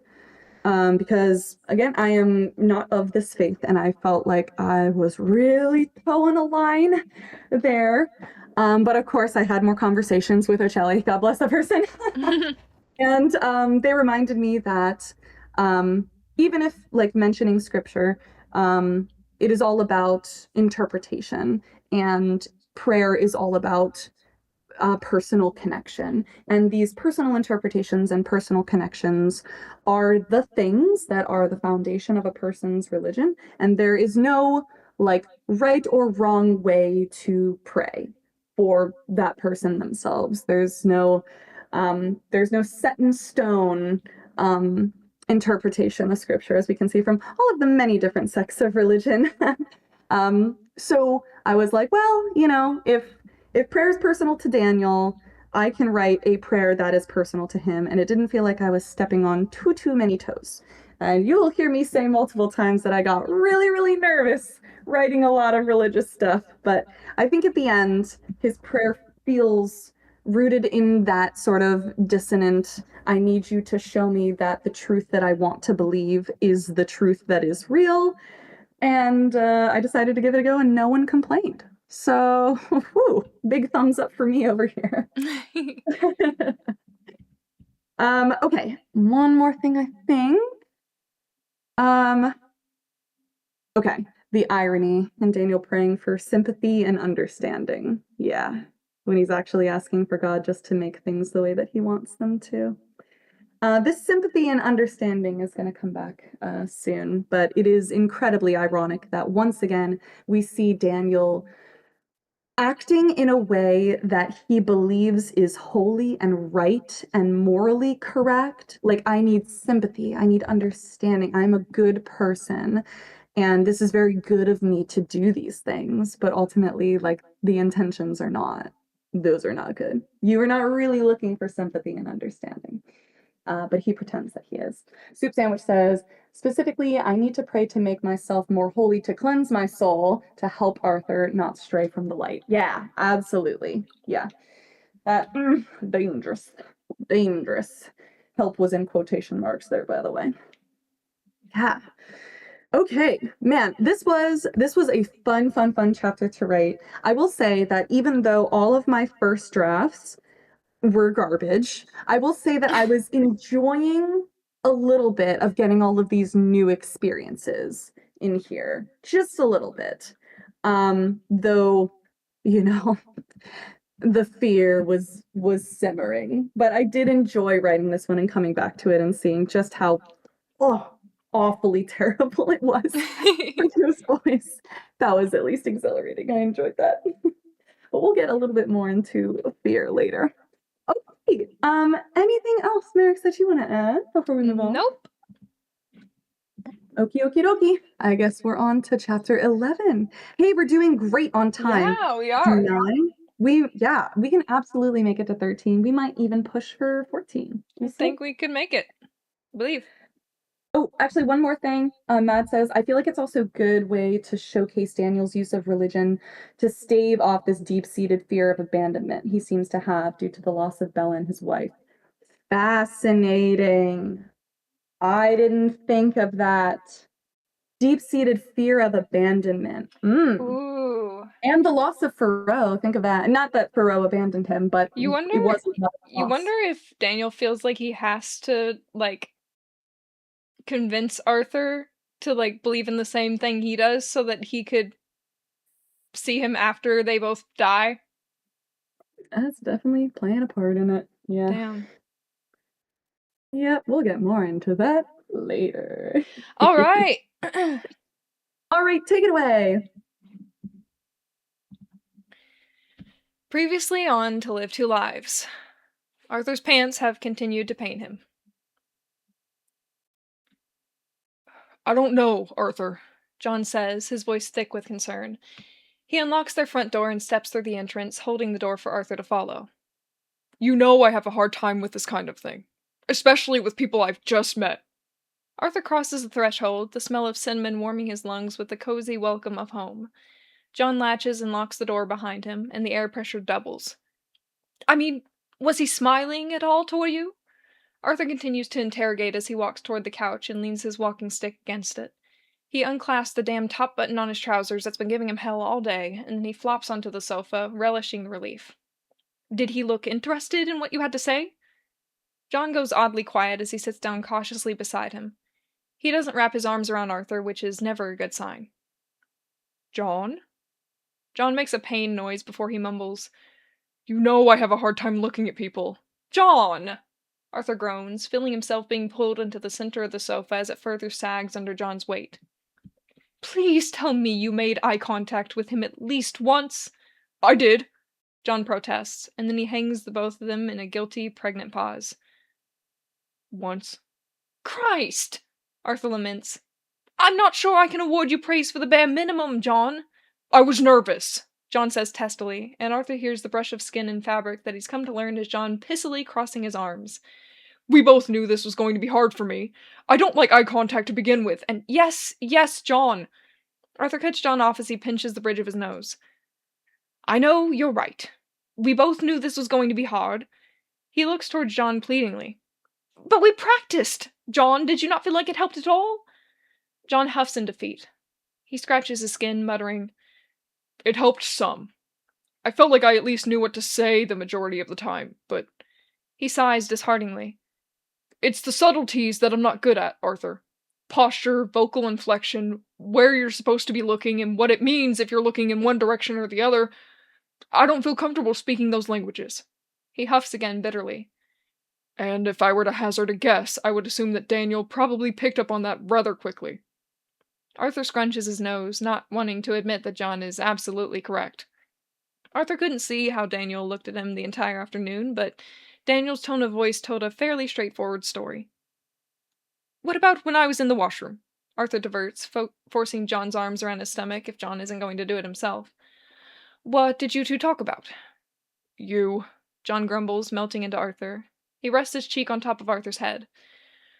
But I went off script. I can hardly even remember what I said. I was wrapped up in my feelings, and I'm afraid I might have revealed something. He shudders. He didn't seem angry with me, nor did he seem offended, but I don't know. I don't know how to read these kinds of things. Arthur trails a hand up John's arm, pushing back his sleeve to feel the coarse hair and warm skin. He thanked you, Arthur says gently, for caring for me. Surely that's a good sign, right? John shrugs. I don't know, Arthur. What's the difference between polite formality and genuine kindness? Arthur swallows down the response, as both he and John know that there's only one real answer to that question. You can just tell. Well, Arthur takes a turn to sigh. He didn't kick us out of the house, and I didn't get the feeling that he suspected anything improper between us. His hand travels toward John's, and then Arthur loops their fingers together.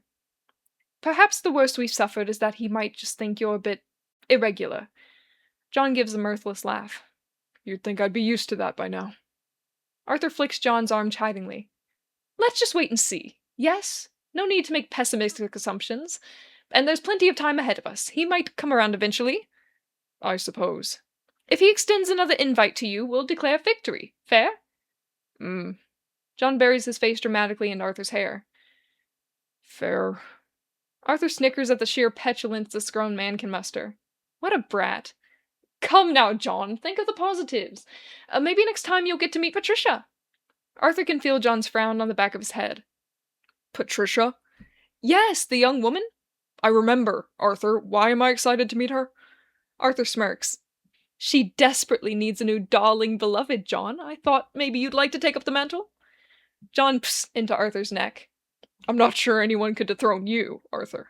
Ugh, I fear you may be right. Don't be so hard on the girl. John readjusts his grip on the smaller man to press them even tighter together. I, for one, can hardly blame her. Arthur cackles. If you save that flirting for her, I'm sure she'll fall for you in a matter of— Ah! All the breath is forcefully extruded from his lungs as John vises his entire body around Arthur's arms, legs, and all. Arthur chuckles, unendingly astonished at the way this mammoth of a man acts like a baby koala when they're cuddling on the couch. John squeezes Arthur somehow even closer to him, and Arthur wonders when his own slender frame is finally going to be rendered two-dimensional by this strapping giant. What are you laughing at now? John says flatly into Arthur's hair, which only makes Arthur laugh harder. Oh, nothing. Arthur attempts to dislodge himself from John's chokehold so that he can gasp for air, but that makes John squeeze him even harder in retaliation. Arthur laughs, hides his laugh behind a scoff. Just wondering if they're going to need to write Arthur Lester squished to death in my obituary. John harumphs, stoutly refusing to budge an inch. They would more likely use the word crushed. It would hardly matter to me. I'd be squished to death. John swiftly crosses his elbows over Arthur's stomach, practically giving Arthur the Heimlich maneuver. You're being melodramatic. That doesn't sound like me at all. I don't possess the arm strength necessary to crush you, Arthur. I'd really beg to differ. Suddenly, Arthur is thrown into a whirlwind of vertigo, his body losing touch with all semblance of gravity, space, and time. Then, with an oof, he finds himself flat on his back, pinned down to the couch. John's weight presses Arthur deeper into the scratchy fabric of the cushions, and he feels John's breath brush over his lips. I need you underneath me. Jesus. For a man who claims to misunderstand body language, by God did he learn how to speak Arthur's fluently. Arthur surges upward to smash their lips together, earning himself a deep, rumbling chuckle that makes Arthur's blood sparkle. Neither one of them seemed to want to bother with chastity today, a recent trend that Arthur has very much been enjoying, and their kisses turn heated and frantic in a matter of seconds. John traps the side of Arthur's neck in his jaws, and Arthur reels, his fingers scrambling for purchase. He finds the knot in John's tie and he messily unfastens it, tossing the whole garment somewhere behind him. John seems to get the hint. He weaves his fingers into Arthur's hair and yanks, exposing Arthur's own necktie in a really rather impressive display of seduction and utility. John's fingers make quick work of the tie as his lips soothe the teeth marks on Arthur's neck, not that Arthur was privately savoring the sting. Arthur lifts into John's touch as he feels the fabric slide out of his collar, and then John starts tearing open his dress shirt haphazardly from the neck down. Hey! Arthur pants. Christ, John, those are buttons, not clasps! But John's broad hands fit snugly around Arthur's sides, slowly groping upward, and Arthur decides that he actually doesn't really care that much about this dress shirt. John kisses him again deeply, grabbing Arthur's wrists and pressing them into the couch, crossing them far above Arthur's head. Arthur groans as he feels his back arching off the cushions, and Jesus fucking Christ. Beautiful, John whispers as he pecks short kisses to Arthur's lips over and over and over, and so beautiful. Arthur writhed in delight beneath John's weight, desperate for more of anything, more. Tell me what you see, Arthur gasped as John's hands encircle his waist once more. You, Arthur, John says reverently, and Arthur burns. The glow of red in your cheeks, in your swollen lips. John leaves a teasing kiss on each place that he names. The goose flesh down your neck, which thickens along the recently shaven skin, the sweat beating and pulling beneath your collarbones. Arthur tries to stifle every sound threatening to burst from his mouth, not daring to miss a single word that John murmurs in that velvet voice of his. The damp, fine hairs trailing down your navel. Another tantalizing kiss. The softness around your middle. Christ, Arthur quakes with an all-consuming... Wait, what did he just say? What? Arthur chokes, feeling his body suddenly go limp and lukewarm. John drops another kiss to his stomach, still clearly swept away in heady euphoria. The gentle plushness around your center. What? Wait, what? Arthur feels a cold splash of disgust completely drench him. He starts to pry himself out of John's grip. What the fuck are you talking about? There's a long pause before John answers eloquently. What are you even saying about... Arthur continues to worm his way to freedom, separating them entirely. I mean, what are you implying? Arthur, what's going on? John says, completely befuddled, as if he wasn't just saying the most insolent things. What's going... John! Arthur scoffs aggressively. How could you say something like that? Like what, Arthur? John asked with somehow more bewilderment. You can't just... I mean, who would want to be called... Arthur balls his fists. I am not soft around the middle. John pauses again, and Arthur is left with only the sound of his own hot breathing. In the quietest, most confused voice John could possibly conjure, he replies, Yes, you are. Arthur's jaw hits the floor. John! What the... Do you have any fucking idea how rude you're being right now? No. John returns, just as fucking helpless as he can be. You... Arthur stands up from the couch gruffly. You're calling me fat! John, do you think I wouldn't take an offense to that? What? Christ, someone should give John an Oscar for this performance. Arthur, I'm not calling you fat. Arthur stomps. You literally just called me plush around my center. Because you are. Wow, alright, fuck you too then. Arthur! John growls, standing up and leaving the couch moaning in his wake. John grabs Arthur's elbow tightly. Stop. I'm not understanding. If you want me to understand, stop yelling at me and start explaining to me. Arthur scoffs again, twisting out of John's grasp. He knows John's right. He's not helping matters by raising his voice. Arthur crosses his arms tightly, and he begrudgingly but calmly states, Bringing attention to someone's body fat is usually considered to be rude, as it implies that you think the person is overweight. There's another silence as John sits with Arthur's words. Okay, John says eventually, sighing as he passes something over his mouth. Alright, I'm sorry, Arthur. I don't think you're overweight. I'll refrain from mentioning the curves of your body in the future. Oh, now what the fuck?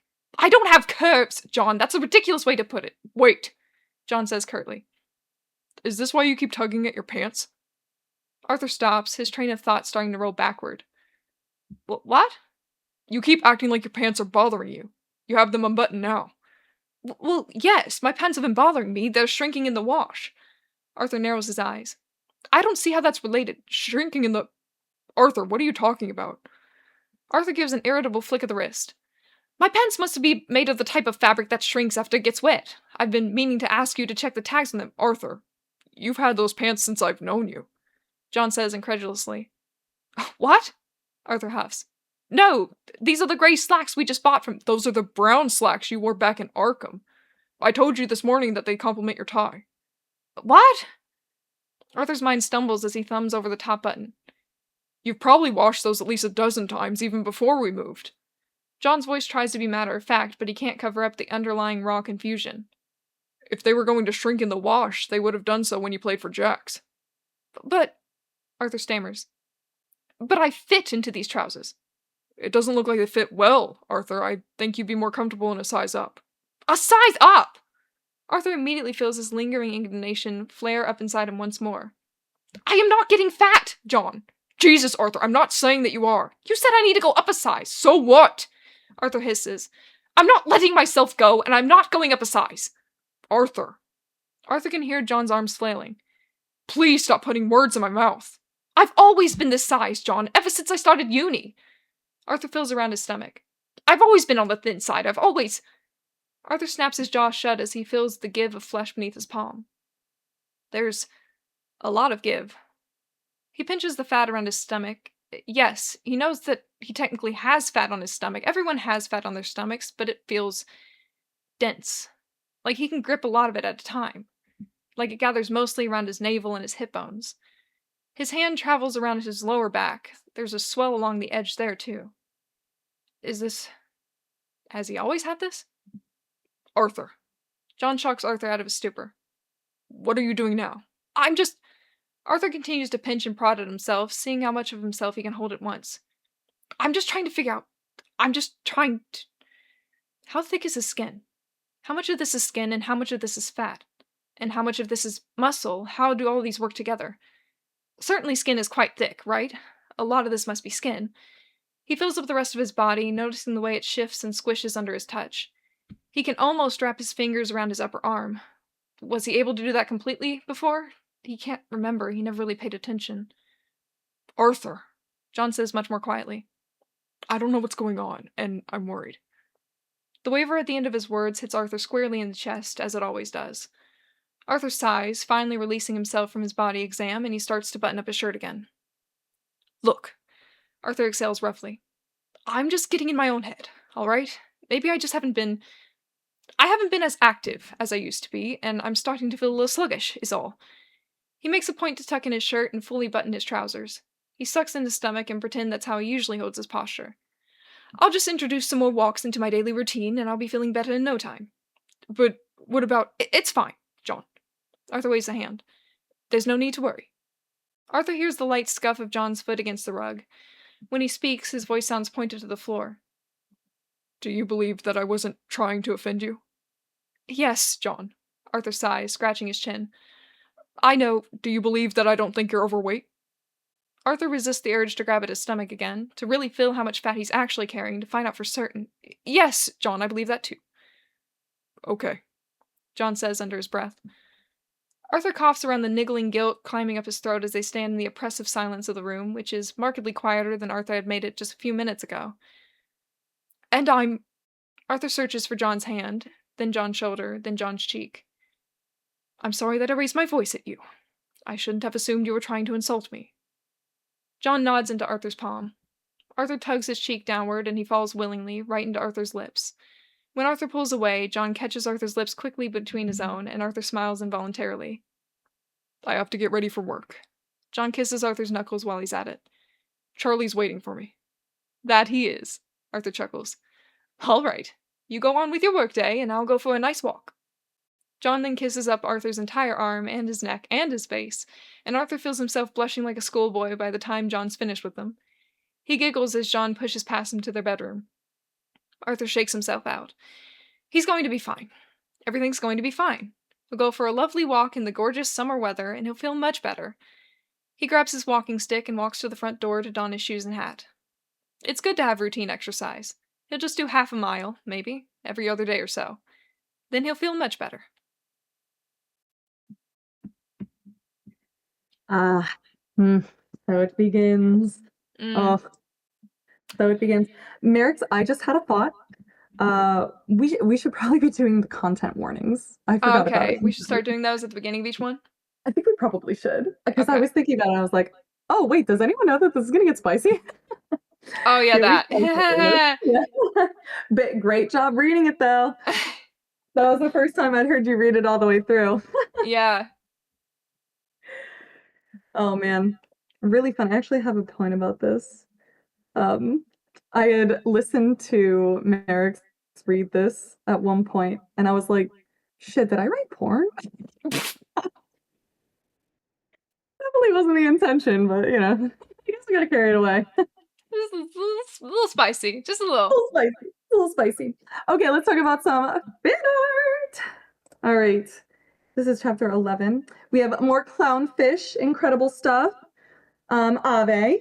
I think that's right. I think it's Ave. Moth made some really great stuff too. Marix, of course. And next, Nesty is back as well. So much delicious fan art, this one. Oh my gosh. So much good stuff. I really love this one. The John with Lily is so good. Moth cooked. Yeah, Moth did cook on that one. Holy moly. Amazing. Okay, so here we are. We made it to the eating disorder arc. I'm gonna save that for last. I'll get through all the other stuff first, and then we'll talk about that at the end. Okay, I was actually talking to Mads about this not too long ago.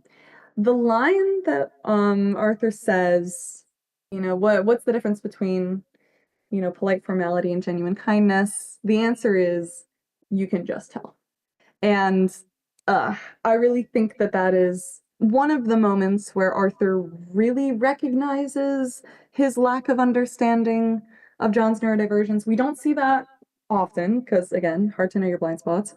But in that moment, I feel like Arthur really connects with John and empathizes with him on a way that is like true to what John really is feeling. And also, like, god damn, they're right. Like the difference is you can feel it, and there's no way to teach that to someone. It's not in the body language, it's not in the eye contact, it's not even in the tone of voice. It's in the you can just tell. And I feel like that is such a microcosm of John's experience with everything, especially with Daniel. So, that one just hurts. Oh, it hurts so much. And I think that in this point, Arthur finally realizes that even though he thought rehearsal would be helpful, masking is masking.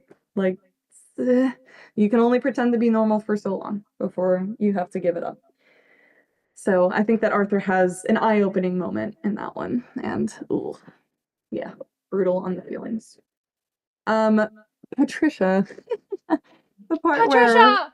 the part where Arthur says, "I think someone should take up the mantle." She needs a new darling beloved, John. Thought you could take up the mantle. I added this way later. I added this way, way, way later. I realized, no spoilers, but there is a part where Patricia's role in this story comes out, and I realized that I made absolutely no foundational groundwork for that whatsoever.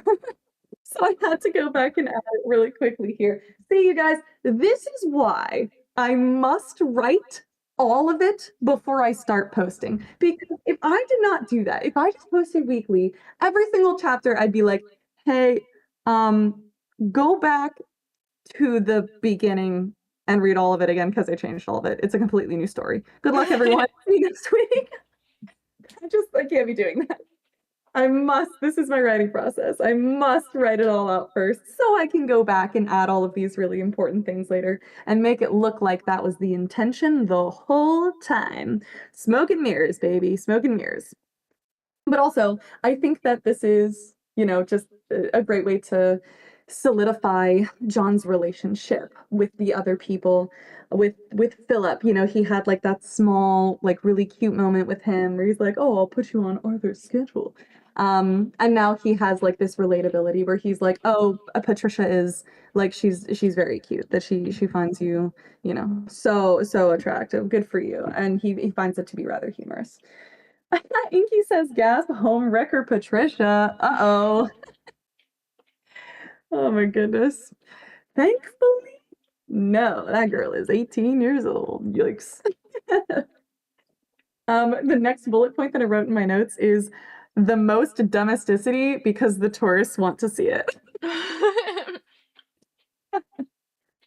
I just love seeing the domesticness from Arthur's point of view, because even though, John's like clearly like in distress, he doesn't really know what he did wrong, he still feels like there's something wrong. Arthur's like, I cannot believe that he is not wrapping his arms around me right now. Like, what is he waiting for? What is happening? I guess I'll do it for him if he's not gonna do it himself. So bitchy. I love that. I love that so much. I love Arthur. Also the quote, that doesn't sound like me at all, after John tells him that he's being melodramatic. That's just me. That's just me writing. It's just me writing something that I've said out That's loud. one of my to other favorite people. lines in this chapter. Yeah, That doesn't sound like me at all. that doesn't sound like me. Yeah, definitely, absolutely said that. Okay, and then all right, here we go. Let's get into the spicy stuff that we just read. I said it felt important to write the spicy stuff, not just because of the tourists. So I think that this was really important. Oh, wait, hold on. Matt says, like that one meme where it's the guy carrying a million things and his girlfriend are going, "Why are you not holding my hand?" Absolutely. Absolutely accurate. I love that. That is so accurate. Um, anyway, so the spicy stuff. So I really wanted to be able to write these moments between them from Arthur's perspective because John is Arrow Ace and has been the whole time, but Arthur is not. Arthur is a fully, I wrote fully homosexual, whatever the hell that means, fully homosexual man.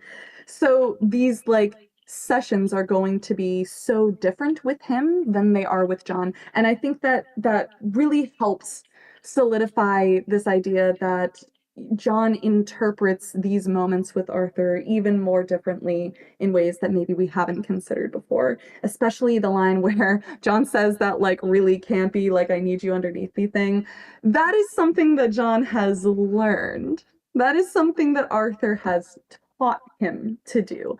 Not because he has any like great suaveness that we didn't know about, and he's been a cheeky bastard this whole time, but because Arthur has had to give him step-by-step information on how to make Arthur happy. And I think that that speaks so much to John's character that he's willing to like give Arthur a certain amount of things, but it's very much a learned process, doesn't come naturally, but also Arthur loves him for it regardless. Arthur loves that he is still willing to do this. And this is a tie over from the For What You Are versions, but John is, of course, Arrow Ace, and the asexuality spectrum, huge, vast, very large. I wanted it to be unclear where John is on the ace spectrum because I wanted all of my ace readers to be able to look at John and say, like, oh, he's just like me. He's me for real. And he's definitely like sex repulsed. He's definitely sex neutral. He's definitely sex positive. And I wanted that to be options for everything. So even though there are clearly like some things that John is willing to do, saying these corny little lines, it has very little to do with what John is interpreting in his own body. And I think that that is just highly important to me as a fellow ace in the community. Mad says he's just like me for real. I'm saying he's just like me for real too. Ugh. And yeah, this is really funny. I struggled with this spicy scene a lot because I am an Aries person, so writing for this felt very foreign. And I had to ask my friends for help on what was hot and what wasn't hot. I was talking to one of my friends and I was like, I need him to say something that like charges the mood. I need him to say one line that like makes it clear to Arthur what these new intentions are and like it totally takes off from there. My friend came up with like talk about his smell, talk about his musk, talk about this. And I was like, "Oh, I don't know about that, man. Like I can't tell if that's just me being ace or if you're just wrong." My friend came up with the line, "I hope my musk doesn't make it worse."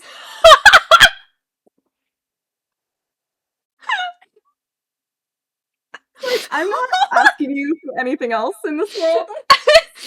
I know I that's hope you not asked this friend for help. They gave that as an answer, and you just turned away and you were like, anyone else? Please, God, point me in the right direction. I can't do this. Yeah. Oh my goodness. I will never let him live that down. He had Because to be he prides joking. himself Please. on being a rather suave man. And I was like, are you sure? Are you sure after that one? After that speaker? Are you sure? Oh, let me look at the chat real fast. Soup Sandwich says, yes, he's at the exact place on the ace spectrum that I am. I know, he told me himself. Exactly right. That is so true. Whatever you are, that's what he is too.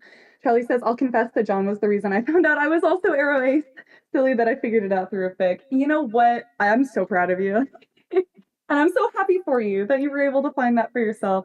I'm like eternally grateful that people have been able to relate to my work and make changes in themselves and discover themselves through my work. This is such a huge part of why I write, because I'm writing from my own experiences that like help me figure out myself. I'll tell you for a fact that the chapter where John and Arthur have the big aromantic asexual talk, I rewrote that like 4 times and I didn't even know the words of how to describe how I was feeling until the final draft of that. And then I was like, whoa, I guess I felt this the whole time and didn't know until now. So you know what? Me too. In a way. In a way, me too. Inky says, oh God, not the Musk. Mad says, the cringe. I just cringed. And then they asked, did a cis man say this? It sounds like a cis man said this. No, a genderqueer person said this. But a genderqueer person said this, and that genderqueer person definitely prides himself on being insanely suave. So I think he needs to take it down a few notches after that. Oh my gosh. But now every time I read that, instead of reading John's line, I just read, I hope my Musk doesn't make it through. No, don't say that. You're gonna spread it, and then we're gonna have a group of people that go to read your fic again, and then they get cursed by this knowledge. You're welcome. No! You're not thanked. Oh my goodness. Oh, it's funny. Oh man. So guys, Hauntie has ruined this for me. I'm about to read it in the stream. No, I'm kidding. I will not be reading any further. I will not be reading any more. No, I'm kidding. Oh my gosh. Okay, and then all right. So this next part, everyone is gonna roll their eyes at me, okay? And it's well deserved. But I had to make Arthur's shirt come off, okay? I feel like this is me saying I write porn for the plot. I feel like that's what this is coming off as. And I swear I needed this to happen, okay? I had to have this happen because I needed John to mention the fat on Arthur's stomach, and I needed it to be very obvious on his body. Maybe not as obvious when he's clothed, because everyone looks the same clothed basically, but as soon as you like reveal your actual flesh, things are more prominent than others. So yeah, okay, I realize what it sounds like, but his shirt did need to come off, and it was not just for the tourists. It was a little bit for the tourists. It was a little bit for the tourists. Yeah. Also, okay, the extremity of the spice, I think, is entirely necessary for the dramatic shift of Arthur suddenly being incredibly uncomfortable. I think that had we had a scene where they were just being like cutesy and coy, and like Arthur's shirt happened to come up a little bit and then John mentioned something, it wouldn't have nearly as much impact. Exactly. Yeah, it would not feel like that cold splash of disgust. It's like getting in a hot tub and then getting in a pool of ice water. Yeah, absolutely. Yeah, definitely that feeling. So we had to turn the heat up just a little. So then we could drop you in the ice bath. Yeah, so we could drop you in the ice. Yeah. Inky says, I love some curse knowledge, but this one might be too much. I'm not sorry. That's so funny. Oh my goodness. I can't believe you've done this. Okay, more examples of how bitchy Arthur can get in this one when he's just trying to be like, what? You're telling me that I'm like, oh my goodness, Arthur, calm down. Like, what? So dramatic about this. And I think that like John's reaction to him is so valid. John being like, I have no idea what you're talking about, Arthur. That's so valid. John is being the only reasonable person in the building right now. Arthur is lost. Bro is lost. Yeah. But again, we see one more time that John is able to tell Arthur, like, stop doing what you're doing. Stop yelling at me. Understand that I am not understanding, and you need to explain it to me in words that I do get. And he does. And it's so sweet. And they've had so much progress on the relationship. Yeah, exactly. Yeah. We see the evidence of their effort, and that's super, super special, I think, in a way. And even if Arthur's a bit begrudging about it, he does recognize that, like, you know, he's made a lot of racket and a lot of noise, and that was probably not very helpful. And he cares about John understanding what he's trying to say more than he cares about yelling at him, and more than he cares about getting his anger out. And their relationship is so special to me, you guys. Okay, we are not yet going to talk about my own personal eating disorder journey just yet. We're going to save that for a little later. But I will say that there was a moment for me that was within the span of the amount of time that Arthur's has, where suddenly I was anorexic. Suddenly. It happened incredibly quickly. I could not have guessed what was happening to me. It didn't feel like it at the moment, of course. But you'll hear the words like light switch, flip, eventually. That's what, for me, eating disorders felt like. Suddenly, I was this, and I didn't really have any control over that. Just one day, I just was. So we're going to talk about that a little bit more later, but this urge to like pinch at his body, this urge to like, what's the difference between the fat and the skin and the muscle in my body? How do all these things work together? That is very much like where like the emotions started for me. And oh gosh, we've got such a downward spiral from here to go. But I do remember being like thinking about like where does fat lie on my body? How does it lie on my body? Like, do I have any of it at all? And I remember feeling like parts of my stomach that had like bits of fat, because of course we all do. It's fat is an important part of our body and keeps us healthy. And I remember being like, no, this is skin. This can't be fat. This is skin. And I was trying to think of where else on my body there would just be skin. And I've always had kind of petite wrists. So I remember pulling at the skin on my wrists and noticing that there was significantly less to pull than there was on my stomach. And that was not a great feeling for me at the time. So giving that to Arthur, sorry, dude. You gotta handle it if I gotta handle it. But this sudden recognition of your body feels very, it feels very real to the start of my eating disorder journey. And I just want to talk a little bit about body dysmorphia too. Again, we'll get more into this later as well. Um, but feeling like you know what your body feels like is very, very body dysmorphic. And it's ironic in that way because body dysmorphia does not allow you to know what your body looks like, what your body feels like. It is dysmorphia, it's in the name. You cannot know for sure, but you are convinced that you do because that's part of the dysmorphia. It's part of the disorder is that you're convinced that you must know. I know, like if I grip my stomach, exactly what it felt like yesterday in comparison today. I know exactly how far I can wrap my fingers around my arm, all stuff like that. That's something that is just part of the disease. And we see just a little bit of Arthur start to handle that here. But he says things like, oh, I never really knew where I could put my fingers on my arm, but I mean, surely this is the same as it was, or maybe it's different now. It's ugh, it's gonna get bad real fast. So just planting some seeds here. We'll talk more later. Okay. Anything else? Oh, John already starts to point out discrepancies in Rick. Wait, did that happen here?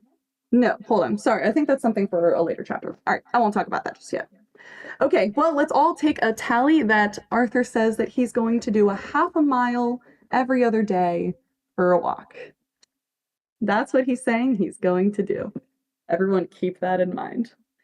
And then in terms of how people reacted to this one, a lot of people were very excited to see the pants button reveal finally after all of this time. I still had some people that were like, oh my gosh, I didn't even consider it until you said it. And then I had other people that were like, I knew it! I predicted this! And I'm like, that's where we want to live, right? In that 50-50. Keep them guessing. That's where we want to live. Okay, I think that's all I've got for this one. You want to add anything, Max? Nope, I'm ready. Let's keep going. Onward.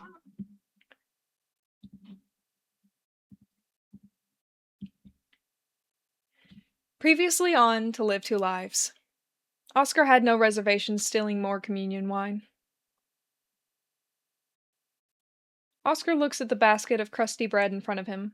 He knows that each slice is uniformly cut, divided into two nesting circles of crisp, opposing colors, but today, the colors seem to meld and blur. Their edges are ambiguous, fluid, and Oscar can't remember whether they're usually white on the inside or brown. He reaches for a slice, but his hand bumps the edge of the woven basket. Father Oscar? A voice asks from somewhere in front of him, somewhere in between all the clinking and murmuring of the kitchen.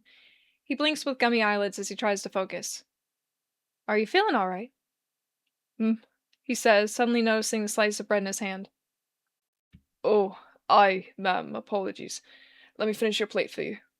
He places the bread on the white ceramic next to the bowl of soup, and then he hands the whole tray to her. Ma'am, she says half-jokingly. And what have I done to earn such a formality today? Oscar blinks again. He sees the familiar, round, freckled face of Miss Anderson looking back at him with a sort of hesitant curiosity. Oh. Oscar clears the embarrassment out of his throat. Miss Anderson, forgive me for not greeting you by name. She takes the tray from him with a thick, raised eyebrow. How are you feeling today? Better than you are, it seems. She gives him a half-smile, some of her fraying curls falling into her face. Have you been sleeping, Father? You look a bit peaky. Aye, he responds immediately, but then she raises both of her eyebrows at him. He cringes. I haven't, no. You ought to take care of yourself if you're not feeling well. She tuts at him, grabbing herself a napkin from the box on the counter. You won't get better if you don't rest, Father. He shrugs, reaching for the ladle and stirring the soup in the pot to his left. I have a duty, Miss Anderson. Hey! She points a stern, thick finger at him. What was it you told me just last week? I don't... God will take care of us all here, as he always does, she says in a decent impression of Oscar's accent. She gives him one final tender look with those bright emerald green eyes. Let him take care of you too, Father. Oscar gives a weak smile. The woman means so well. Would she mean the same if she knew why he wasn't sleeping? Thank you for your kindness, Miss Anderson. He nods. Take care, and God bless. Her lips pull downward slightly, but she nods in return. God bless, she says as she turns to find a seat. Oscar continues to stir the soup, feeling unseen eyes peering over his shoulder. Is it blasphemy in the eyes of God to work the kitchen while he's nearly still half in the bag? Or would God call this penance for his choices last night? And are either of these thoughts shameful enough to stop Oscar from ever doing it again? Oscar knows the answer to the last question with certainty. He stirs the pot more vigorously, lest the face of Alexander suddenly appear in the curling, long noodles of the chicken soup. He can't be playing pretend on duty, and certainly not without a drink in hand. Father Oscar. Oh, mercy. The eyes on his back were not unseen, after all. Father Daniel strides over to him, his thick mustache no doubt hiding a scowl. Father Oscar, good evening. Oscar tries to sober up quickly, going still as to not let Father Daniel catch him uncoordinated. Good evening, Father. Oscar replies with a confidence that he certainly doesn't feel. How are you? Quite well, thank you, he says happily enough, though his smile doesn't reach his eyes. And how are you feeling? Oh, a bit tired, is all. Oscar pretends to yawn. Father Daniel observes him skeptically. A sleepless night? Aye, I'm all right, though. My shift is almost over anyway. He turns back toward the soup to hang the ladle on the edge of the pot, but shit. He knocks the ladle clumsily against the metal, and it springs from his hands, submerging itself into the soup with a sad bubble. Damn. He doesn't turn around. He already knows the look on Father Daniel's face, and he doesn't want to see it right now. Father Oscar, the priest says anyway, his voice growing serious. What kept you awake last night?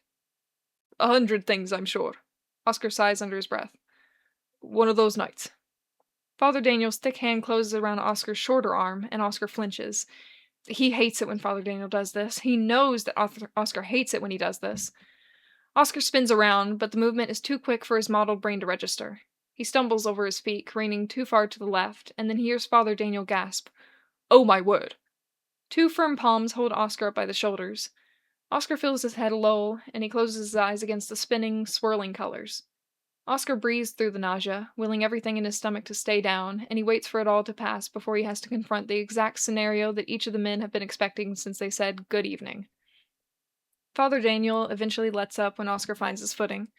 Oscar keeps his head bowed, the weight of shame simply too heavy on his neck. Father Daniel sighs quietly.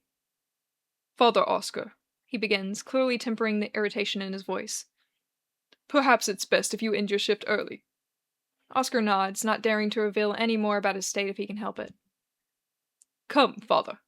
There's a stifled frustration in his exhale, but there's also... Is that sympathy? Let me walk you to the church. You'll feel better to sit with peace and quiet. Oscar risks a glance up. Father Daniel's face is carefully set, masking the fierce disgust and frustration that Oscar anticipated, but also... There's this look in his eyes. It's a far gentler look than anything Oscar was prepared for. It's something patient, sympathetic. Oscar blinks in disbelief. Where is this coming from? But, Oscar says wearily, my post. Father McKinley has just arrived. The police replies curtly. I'm sure he'll see no issue with taking your place, as he's finally finished his training. He could use the practice on his own. All right, Oscar says quietly, studying Father Daniel's face. But the priest just nods once, and then he signals to the young Father McKinley on the other side of the room to fill Oscar's role. Dutifully, Father McKinley dons an apron. Then Father Daniel turns toward the exit, clearly expecting Oscar to follow. And, with equal parts resignation and surprise, Oscar does. Father Daniel opens the door to the outside for them, and the bright sunlight immediately triggers a searing pain just behind Oscar's eyes. He covers his face with his hand, trying to breathe. All the maddening murmurs and clinks and shuffles of the soup kitchen are suddenly silenced with the latch of the door behind them. The air is quiet around them, save the scuttle of birds in the tree leaves. Hardly even a car goes by. Oscar opens his eyes again. He sees Father Daniel looking at him with keen, inquisitive eyes. His frown lines are exposed and sharp, and his brow is beginning to crease as well. He looks primed for a wicked verbal lashing, but instead, his stern voice says, Your health is as important as your duty, father. You know that, don't you? Aye, Oscar says reflexively, not entirely trusting his tongue. When you're feeling ill again in the future, I should hope that you tend to yourself before you tend to your trade. Aye. Father Daniel begins walking to the church, beckoning Oscar to follow. God has blessed us with plenty of hands. We will help each other as we are called to do. Oscar obliges, feigning a small, normal smile on his lips. Miss Anderson said much the same. Father Daniel peers at him with an unreadable expression. You'd be wise to take her advice. Oscar nods, falling in step with the man. The church is only a block away, but the two take their time walking. Oscar is quietly grateful. Despite the invigorating fresh air, he still feels largely unstable on his feet. Father Daniel doesn't comment on it, but Oscar can tell that he notices every wobble. Oscar tries to at least enjoy the lovely weather. It's warm and sunny with a small breeze, and the sky is exceptionally blue around the streaks of bright sunlight. Bright sunlight, which, admittedly, isn't doing great things for his headache. When Father Daniel opens the church door for him, Oscar could nearly weep from the instant relief. The sunlight is dimmed and multicolored through the intricate stained glass on the walls, and the air is cool in the long, open nave before them. Oscar trudges over to her pew and sits heavily, resting his aching head in his hand. Father Daniel sits gingerly beside him, and the wood of the pew creaks under his weight. Then it's quiet. Then it's quieter. Then it's awkward. Both of the priests seem to recognize that peace and quiet isn't going to cure Oscar's headache in a matter of seconds. In Oscar's periphery, he sees Father Daniel start to twiddle his thumbs. You can head back to the kitchen, Father.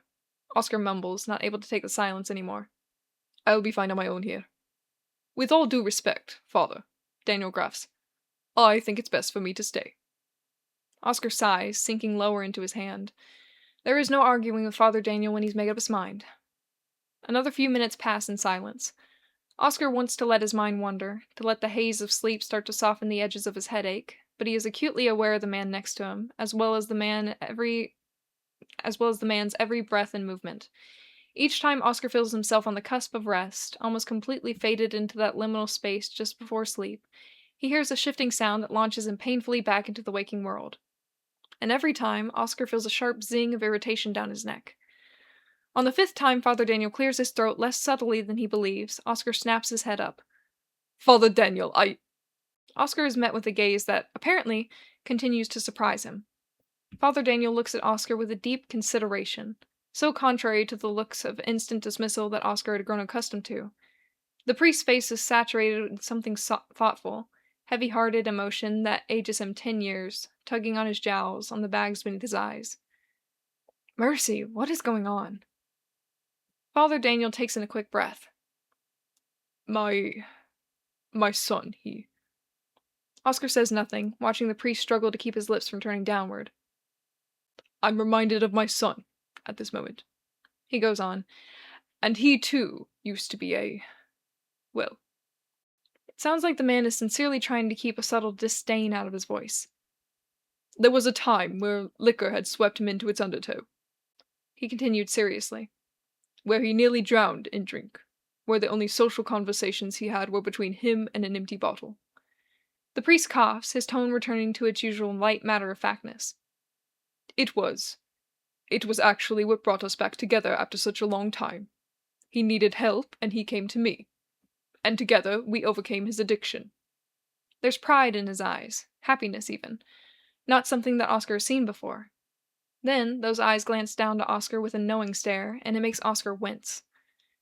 There's a stark difference between assuming that Father Daniel knows he's hungover and being told that Father Daniel knows he's hungover, and one feels distinctly worse than the other. The priest must see the change in Oscar's face, but he refuses to comment once again. And since we've mended our relationship, since we've worked through our differences, I find that many of my prayers are centered around this sort of nostalgia, for lack of a better word. Most often nowadays I pray to God for understanding, for sympathy, for patience, the things that had helped me greatly while my son and I became family once again. Oscar waits, now curious enough to hear him finish. Daniel takes a long breath. I have spoken to God earlier today, asking for all these things once more. And perhaps, if you'll allow, I could offer to you what he has given to me. Oscar stares. All of Father Daniel's ruthless judgment and critique that Oscar had come to expect, and avoid, still seems to be carefully tucked away, and in its place, an expression of honest effort. Oscar feels a small, tentative hope in his heart. Maybe there is room for change in their relationship. Maybe there is room for change within Father Daniel himself. And it seems to start here. And what is it that you're offering? Oscar asks quietly. Father Daniel seems to be as surprised at Oscar's reaction as Oscar is of him, but he gives Oscar an almost smile, and then he states, I am certain that the assurance of God's love will be much more meaningful to you than it was to my son, so. His face grows serious again. Perhaps the absolution of your sins will help you find the relief you may be looking for. Oscar furrows his brow. You're suggesting a confession? Father Daniel nods. Understanding, sympathy, patience, forgiveness. Confession is one of our many gifts from the Lord, but undoubtedly one that has brought me the most peace in my life. I think it could benefit you as well today. Oscar looks toward his hand, which has instinctively reached for the crucifix around his neck. He rubs his thumb over the detailed pendant, considering. When was the last time he went to confession? Months ago now? Years? When did he start substituting drinking for sacraments? The Savior looks back at him from the metal pendant, his all-seeing eyes boring into Oscar's soul. God already knows what Oscar has done. Since his last confession, God has been with him still, watching Oscar bumble through his own messes and mistakes. And Oscar knows that refusing to bring his sins to the Lord has not stopped the Lord from witnessing them, nor has it stopped his guilt from hurting him. But nor has it stopped God from loving him, from offering forgiveness. When did Oscar forget that? Maybe, Oscar murmurs, closing his fist around the crucifix, holding it close to his heart. Maybe you're right. Come then. Father Daniel stands up quickly, holding out a hand to aid Oscar's balance. Surely the walk to the booth won't be too much of a burden. Oscar privately doubts that, but he accepts, gradually setting onto his feet. The floor still isn't perfectly horizontal beneath him, but he's gotten pretty used to that nowadays. They walk slowly down the long hall, hearing their footsteps echo in the vast room. Daniel leads them through a door on the left. The lights are dimmer here in the smaller room, to Oscar's blessed relief. The booth sits in the corner, quaint and welcoming. Daniel enters the booth first, and the sound of the old wood door brings back 1,000 memories of Oscar's youth. Confession for Oscar as a child was never a source of anxiety like it was for many of his peers, but instead it was a reprieve, a cleansing of all the unease that built up like plaque around his thoughts. A moment of heart-warming spiritual connection that reminded him of how loved he truly was. He always felt lighter after confession, tender-hearted, no matter what he confessed. Even after, well. The sound of Father Daniel closing his door triggers a routine that Oscar nearly forgot was embedded deep in the sinews of his muscles. He bows his head and closes his eyes, allowing his body and mind to open like a blooming flower, exposing every part of himself to God's sunlight. He feels the tension down his spine start to uncoil as his chest fills fully with a deep breath, and then he walks to the second booth door. The booth is smaller than Oscar remembers, or perhaps he's bigger now than he thought, but it's darker and quieter in here, and nothing could feel more comforting. He takes a seat in the rickety old chair, melding himself with the atmosphere. He can hear Father Daniel making himself comfortable on the other side of the wall, waiting patiently. Oscar takes none of it for granted. He takes his time stretching his neck, breathing slowly through his nose, rolling his shoulders. He relaxes on his own time, acclimating to the smell of old wood, letting his eyes adjust to the gentle darkness. Only when his body feels entirely soft and pliant does he finally cross himself. "Bless me, Father, for I have sinned," he says quietly, allowing his emotions to drift lazily inside of him, present but not demanding. "It has been a while since my last confession." "How long has it been, Father?" Father Daniel asks abruptly, startling Oscar from his concentration. Oscar blinks. Priests don't often bother to clarify specific dates. Why would Father Daniel? Oscar replies dumbly. He shakes his head, trying to melt back into the ease of the familiar rhythm. "I suppose it's been about 2 years." 2 years? The priest repeats, unable to hide his genuine surprise. For an instant, Oscar feels a reflexive anger, one that bursts to his surface when Oscar feels mocked, judged. But Oscar breathes it out slowly. There is no judgment in confession. There is honesty, and there is remorse, and there is absolution. "Aye," Oscar repeats with more confidence. "Since my last confession, I accuse myself of the following sins." Father Daniel waits again, allowing time for Oscar to align his thoughts in order. After such a long amount of time, he has much to confess to, and Oscar has always prided himself on confessing thoroughly. Oscar inhales, feeling the words slot into place in his mind. "I have told many lies in this time. Far too many for me to count. I've lied to obscure choices I've made that bring me guilt and embarrassment, and I've lied to people who care very much about me." He takes another slow breath. "I've wished harm upon another person, though I did not act upon these wishes, but I've allowed my anger to control my thoughts, which often turn them violent, and I find myself leaping to anger far more quickly than I used to." His anger doesn't swell at the thought of recent memories, but all of his emotions rise together with the tide of his passion. He continues despite it. "I have abused alcohol to cope with my anger, with all of my feelings. I've been easily swayed to numb these feelings by drinking." He pauses. "No, to eliminate these feelings by drinking. To warp reality beside me into something completely of my own fantasy. To live in a world devoid of my hardships, one that allows me to escape responsibility for my own actions." Oscar huffs at himself. "Only internally, of course. Because externally, I drive myself to become dangerously intoxicated. I risk my health. I lose my common sense and decency, both in private and in public. I become a burden on others, friends, peers, and strangers, who have stopped me from serious injury or consequence.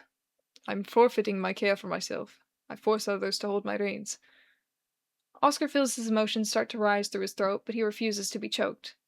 He forces himself to breathe openly. "No matter my environment, I fall too easy to the wheels of liquor. Even at the bar, where there are dozens of witnesses and the aid of the bar staff, I can't keep my wits about me. I especially couldn't last night. One of the attendees looked exactly like a lost flame of mine from my youth." Oscar feels his eyes start to sting. "Exactly like him. And the urge to sweep myself away into a drunken stupor where he was exactly him was so totally overwhelming that I gave no hesitation before ordering the first drink. His entire performance at the bar." Oscar heard Father Daniel lean forward into his chair, but Oscar pays it no mind. "I reveled in this world where he was performing for me, where we were together again, where every sly wink to the audience was intended for me and me alone. I had no contrition over my romantic thoughts, despite my priesthood vows, and I only fanned their flames with yet another drink." Oscar thinks he hears Father Daniel say his name, but Oscar is too enveloped in outrunning his emotions, which are finally cresting over his head. "When I found him after the show, when I was lumbering, stirring, calling him the lost name from my childhood, he was so kind to me. He was so forgiving, so understanding, so exactly like my father. He tried to talk to me, to give me advice with the warm heart of his, but Lord forgive me that I didn't listen, as all I could think about was his hand on my shoulder. Father, the touch of a kind man that I had so desperately missed. Father, the strength and love of his long pianist fingers. Stop! Father Daniel leaps from his chair, sending it clattering backward against the booth wall. Oscar yelps, his whole body quaking from the whiplash. What? Oscar asked, completely off kilter. What abomination have you brought into this holy space today? The priest spits, looking at Oscar in the eyes through the screen between them. Oscar is frozen, stupefied in the grip of his gaze. Well? Oscar finds no words, so utterly baffled. This is not how confession is supposed to go. You gave your life and love to God when you took your vow of celibacy, Father Daniel continues darkly. And here you are, finding unholy desire in another man. Oscar shakes his head, feeling the prickle of anger. What are you talking about? What sort of forgiveness could you expect from the Lord after this? Father Daniel hisses. A priest lusting for a fellow man, committing the foulest sin before the eyes of God himself. Father Daniel's voice growls in the same way that McKenna's used to when he yelled. Oscar sees his vision start to turn red along the perimeter. I beg of the Lord's forgiveness for my thoughts of lust, Father. Oscar's voice comes out louder than he realizes. But not about for whom. And you won't have it! Father Daniel sits back down heavily. Your actions towards this poor man are irredeemable, and irredeemable! Oscar shouts. What kind of God do you serve that calls the devotee irredeemable? Sodomy, as biblically stated, is the wickedness that should be. I have done no such sodomy! Oscar finds himself standing now, his face pressed against the screen. I have spoken no lustful words for the man. I have not broken my vow of celibacy. You laid your filthy hands on him. He'd reached his hand for me. He would never! Father Daniel roars, standing once more. The two are nearly nose to nose, separated by a thin screen that Oscar is certain could be easily broken. He is no sinner like you. Fuck you! Oscar pounds his fist against the barrier wall. What priest teaches such hate? What priest would try to strip it of another of God's love? Father Daniel bares his teeth. God's love is the cleansing of the city of Solomon in fire, and you disgust me! Oscar roars, pounding harder. How dare you make a mockery of God's teachings? How dare you twist his lessons to suit your own bigotry? Father Daniel growls at him for a moment, and then something changes. The priest suddenly collects himself, standing back from the wall and tugging on the front of his cassock. In a calm voice, he states with finality, One day, Father, I pray that you will realize what a fool you have made of yourself today. He gives Oscar a dismissive, crude flip of his hand. Until then, I have nothing to offer you. I cannot help a man who argues with God during confession. Fuck you! Oscar wails in disbelief, his fingers starting to peel the screen away from the barrier wall. Fuck you! But Father Daniel swiftly exits the booth, slamming both the booth door and the exit door behind him, and leaving Oscar alone in the small, dark room. Oscar's heart thrashes against his rib cage, rage pouring through his veins. Adrenaline stirs his heart even faster, which stirs more rage to flow through him. His body trembles with boiling anger that climbs higher and higher up his throat until Oscar explodes in the booth, his fist crashing into every wall, splintering the wood and shattering the thin metal screen. He hurls his body against the barrier wall, sending his arm through to the other side, grasping and clawing as if Father Daniel's throat was still there. Oscar can imagine it so easily. The soft give of Father Daniel's flesh beneath his fingers, the crunch of his trachea in Oscar's grip, watching the life drain out of his fucking eyes when Oscar... Wait. Wait. No, Lord have mercy, he can't be thinking this. He can't be thinking this in the confession booth. Oh God, please help him. He's letting his anger... This is wrong. He hasn't even been forgiven yet. He hasn't said his Hail Marys, and he's already thinking this. He's spiraling. Fuck, he's spiraling. He needs to... There isn't any more communion wine. He saw to that last night. He needs to... The bar. He needs to go to the bar. It's far closer than the store, and the store won't serve him. He's still like this. They won't... He just needs a drink. Then he'll stop spiraling, and then he'll be fine. Oscar forces himself out of the confession booth and stumbles hurriedly toward the exit. Oh, man. Man, chapters with Oscar and Daniel are difficult. They're both in your lower range. Yeah, and the accents are so hard to do, like, with each other, but... Ooh! You persevered. It sounded great. Thank you. At this point, I can definitely tell the difference between them for sure. Okay, good. No, bad Oscars. Spray with spray bottle. Matt says the fact he lashed out at Oscar is itself a sin and betrayal of his oath as a priest. Yeah, exactly. Let's frickin' talk about this. Daniel is, in fact, in the wrong here in every way. Oh, wait, but first we gotta talk about fan art. We got fan art, y'all. We got fan art. We got stuff from, oh my goodness, so many. We got stuff from Hollow in this one. We got stuff from Sammy Core. Oh my gosh, Sammy is in this one. We got stuff from Clownfish. We got stuff from Chronos. Oh my goodness, a lot of good ones. So many good ones in this. Ugh, okay. Okay, back to it. Yeah, Daniel is absolutely in the wrong. Mads was talking about how this is like a massive taboo. He's letting his like personal feelings interfere with this confession. Yeah, absolutely, for sure. Someone else said something really important too. Oh, I think Mads was talking about how, in a way, Oscar like avoiding his reality with fantasy is parallel to Daniel avoiding his reality with religion and his prayer. I thought that was super neat. Love that. Great great connection there. Oh. Yeah, also Inky says always good to see OG Noel stuff. Yeah, we don't see a lot of OG Noel art, so it's nice when it comes up. I enjoy it. Okay, yeah, so let me just let me just give you guys the first bullet point that I have written on my live stream notes. The first bullet point says, and I quote, "This fucking chapter." All right. Huh. I don't you guys, when I was writing and have always written, I'm capable of doing a chapter within a day. Maybe like a day and a half, I can get a solid first draft of it done. And usually I'm so motivated to get it finished that it might take me a while, but I can finish it before the night is out, you know. This chapter took me a week. And for me, that is an insane amount of time. That is crazy. And it gave me all of the fear that I was harboring that was simmering in the base of me of what if I've run out of words? What if I forgot how to be creative? What if I don't know how to write anymore? All of that exploded out of me in this one chapter because for 1 week I was not writing.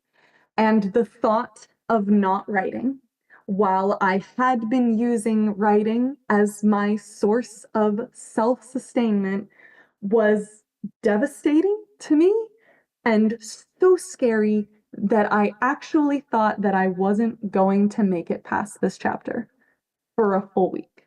There was a sincere part of my being that really believed that out of fear and out of lack of knowledge for religion, Catholicism in particular, I hit a wall and I just wasn't going to be able to finish it all. And it was really, really scary because I did in fact make a pact. And for what you are, I did say, I promise I'm going to finish it. I'm going to do it. I'm definitely going to do it.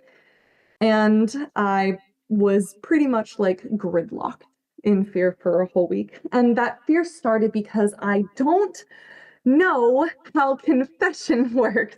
And even more importantly, I didn't know where a confession booth even was in a building. And I don't know why, but anytime I would Google where is a confession booth, where in a church is a confession booth, no one would tell me. It would just be like, it's in the church.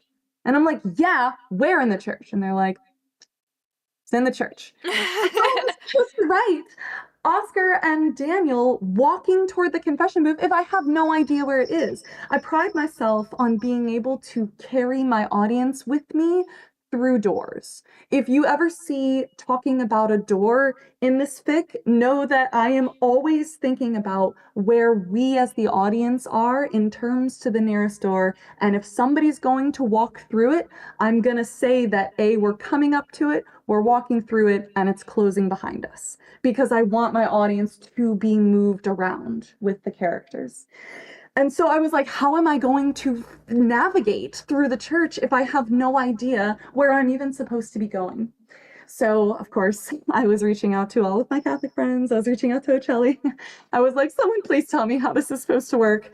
And even more importantly, confession is a particular ritual that I was so, so scared of getting wrong.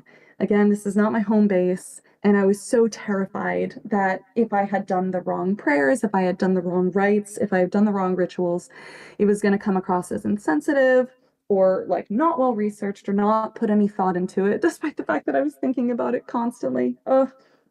So I was just deep in the pits of my anxiety and depression this entire week, trying to figure out how I was going to move through it. And especially since I also needed Daniel to start talking about justifications for hating homosexuals in this. I needed to start whipping out like the real meat of these religious conflicts that he and Oscar are going to have. And it was so, so scary to have to name them and to say them with confidence when I was not feeling confident whatsoever. So eventually, I think Ocelli. Oh wait, I hear from Raph.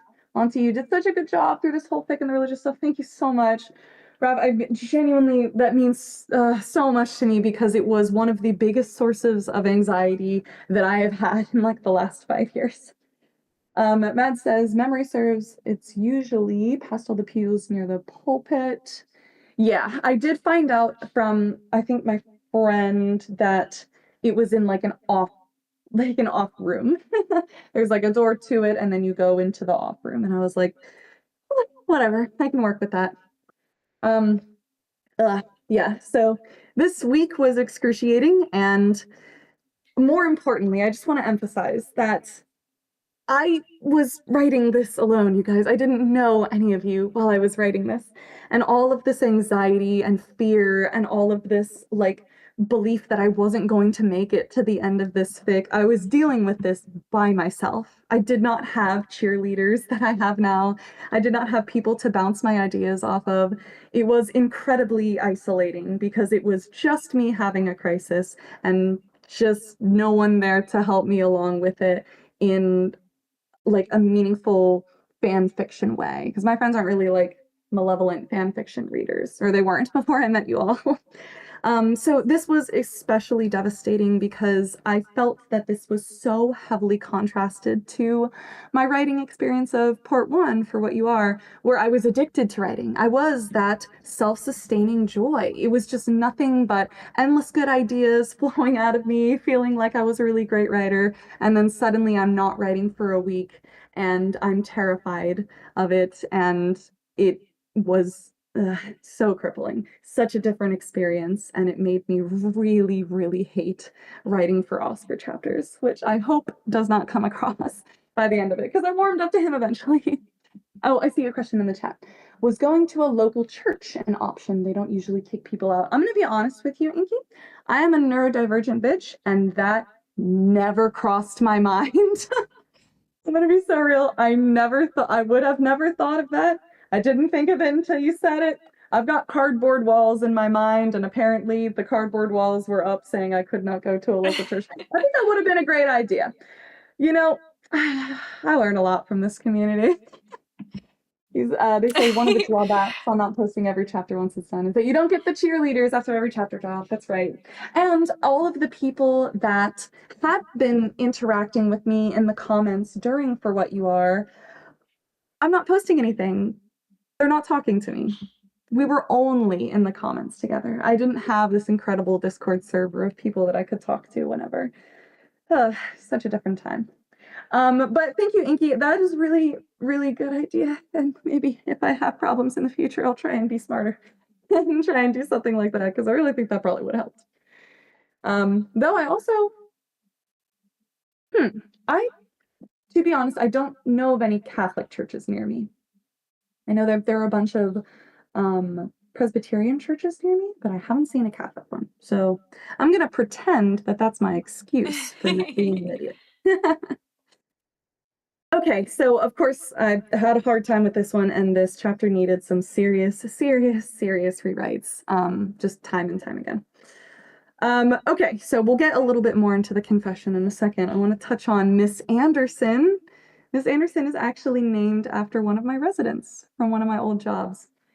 because she was such a huge support to me, who always wanted to know what was going on in my life, and she always wanted to know how she could help and what I wanted to talk about. She was such a wonderful, wonderful person.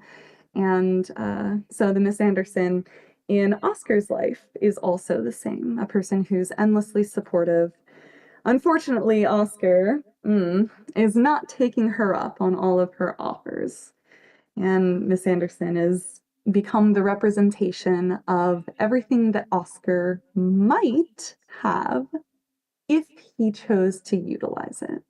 He keeps saying, like, oh, what would she think of if she knew my real intentions? What would she think of? He asks all these questions, but he never bothers to answer them because he's too afraid of the answer. And so that's what she represents to him.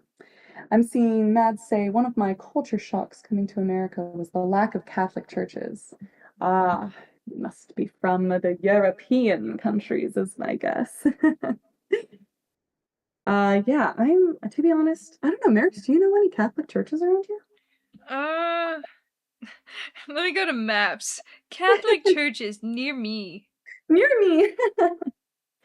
Catholic churches that also do DoorDash near me. I have one 5 miles from me. Oh, that's pretty close. Matt It's says I called was the young. Immaculate Conception Church.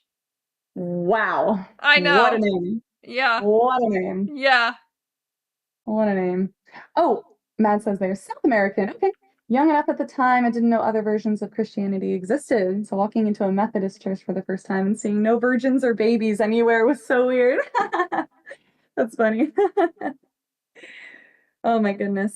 Don't get Raph started. Raph will get started on all of the architecture of all of the Catholic churches.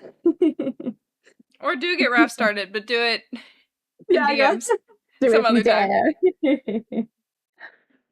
dare. Inky says, so real if you was raised Catholic, but also Latina. The experiences are vastly different. Raph, I freaking love you. Yeah, Sorry. Raph said, did someone say architecture of churches? That's what I'm talking about. That's my guy. Yes, that is a DM's combo. Enjoy. You're going to have a great time with Raph. Oh, man, it's funny. Okay. Oh, Miss Anderson also, she is a representation of Oscar fulfilling some of his purpose. Oscar is doing a good job, but also he's got his setbacks. He's choosing to only confide in Marie. And we're in that nice, delicious, cognitive dissonant middle ground where he is doing some good things and some bad things and having to live with both of them, and it's pretty uncomfortable for him. Okay. Oh, here we see the actions of one chapter directly influence the timeline. So we get Daniel's prayer for sympathy and understanding in the previous chapter, and now suddenly he feels like he needs to help Oscar because he has been given the gift of God's sympathy and understanding. This is interesting because originally I wrote Daniel to be way more sympathetic and concerned in the first draft of this chapter, and it was a jarring and felt like a false experience to see him be so sympathetic. So I did have to go back and change all of that to where clearly Daniel is uncomfortable, but believing that he needs to do this because he's a holy man and he needs to be doing good things. And then also Daniel helped Arthur through all of his problems. Certainly Daniel could do that again. Sorry, that reminded me. The freaking that's the chapter where you put the one little statement that pisses me off the most. What did Daniel say? We overcame his addiction. Yeah. It makes me so mad. Oh, yeah. Makes me so angry. We overcame his addiction. And together we overcame his addiction. There's no freaking way. What do you mean? Oh my God. The audacity that you have to have. Like, imagine. I can't even imagine. I can't even fathom the amount of audacity it takes to claim that you also overcame Arthur's addiction to alcohol. Okay. That is insane. Truly. Yeah, truly. That So, oh pissed my me god. off. Yeah, I mean, so valid. So valid. It Ugh. still pisses me off. Clearly, the royal we. Yeah, the royal we indeed. I see some awesome Whew. conversation about personal experience, and I'm not going to read it out loud just because I feel like this is a great conversation betwixt you all, and I don't sounds like personal that I would be missing context if I were to read it. So just know that I'm happy that you are talking about all of these things and keep doing it. Just probably won't read it out loud. Okay, so we'll keep going. Yeah, ugh, goodness. So now that Daniel in this chapter, he's like a little bit more distant. Like he's still clearly trying to be helpful, but he has those reservations, especially since we know that Daniel still has reservations about Arthur's alcoholism. He doesn't like talking about how Arthur like was an alcoholic. He's now not anymore, you know. That's a thing of the past. Arthur doesn't still have alcoholism in him. He's just recovered fully, which is ridiculous. But so we can see Daniel still being like, well, Oscar has some of the alcoholism in him, and that's very gross, and I don't like to deal with that, so I'll try and help him because that's a gross bad thing to have, as opposed to like actual sympathy and understanding that he prayed for. So classic Daniel. Classic Daniel. Okay. Oh, this is funny. Father McKinley. I named him after Elder McKinley from the Book of Mormon. Because in my mind they looked the same, and I was watching the Book of Mormon at the time, and I liked that character. Father McKinley doesn't have some sort of grand, larger um, representation in this like Miss Anderson does. I just needed like one throwaway character. Listen, I can't be making up so many backstories for all these characters. I was writing too much already. Can't be doing that. Not everybody needs to know Father McKinley's past. Let's not get into it. I got too much to talk about. Okay, confession time. All right, here we go. So one of the things that I learned in reading like all of the scripts for confession and like reading all of the scripts for like what you're supposed to say and the things that you're supposed to talk about and then the things that you're supposed to do after you have confessed.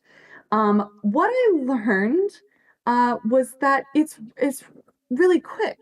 It's really fast. It's like not that long. And also sometimes it can be pretty vague. I was talking to a friend who, when I asked her about her experience in going to confession as a child, she would say things like, yeah, I went in and I'd say like I lied a few times to my sister. Um, I was mean to my mom once, and I didn't do my schoolwork on Tuesday. And then, you know, they do the Hail Marys and forgiven. But they wouldn't really ever get into heavy meat of their confession. And I was like, well, that's boring to read in fiction. So I was like, okay, I'm just going to make Oscar a person who enjoys confession and chooses to go out of his way to be particularly specific so that we have something to read. Because I had a draft where he just said like I drank a lot, I had violent thoughts, I was lusting after some guy because I was trying to get this out of my head. It was just so it was so lame. It was so not great. So I was like, okay, Oscar's just gonna really thoroughly love confession. That's what he was. Oh my gosh, Sasha says my confession was I don't believe in God. They did not like that. Oh my god. They did not like that. Yeah, I think that would be an understatement. Wow. Well, you spoke your truth. And, you know, that's all that really matters.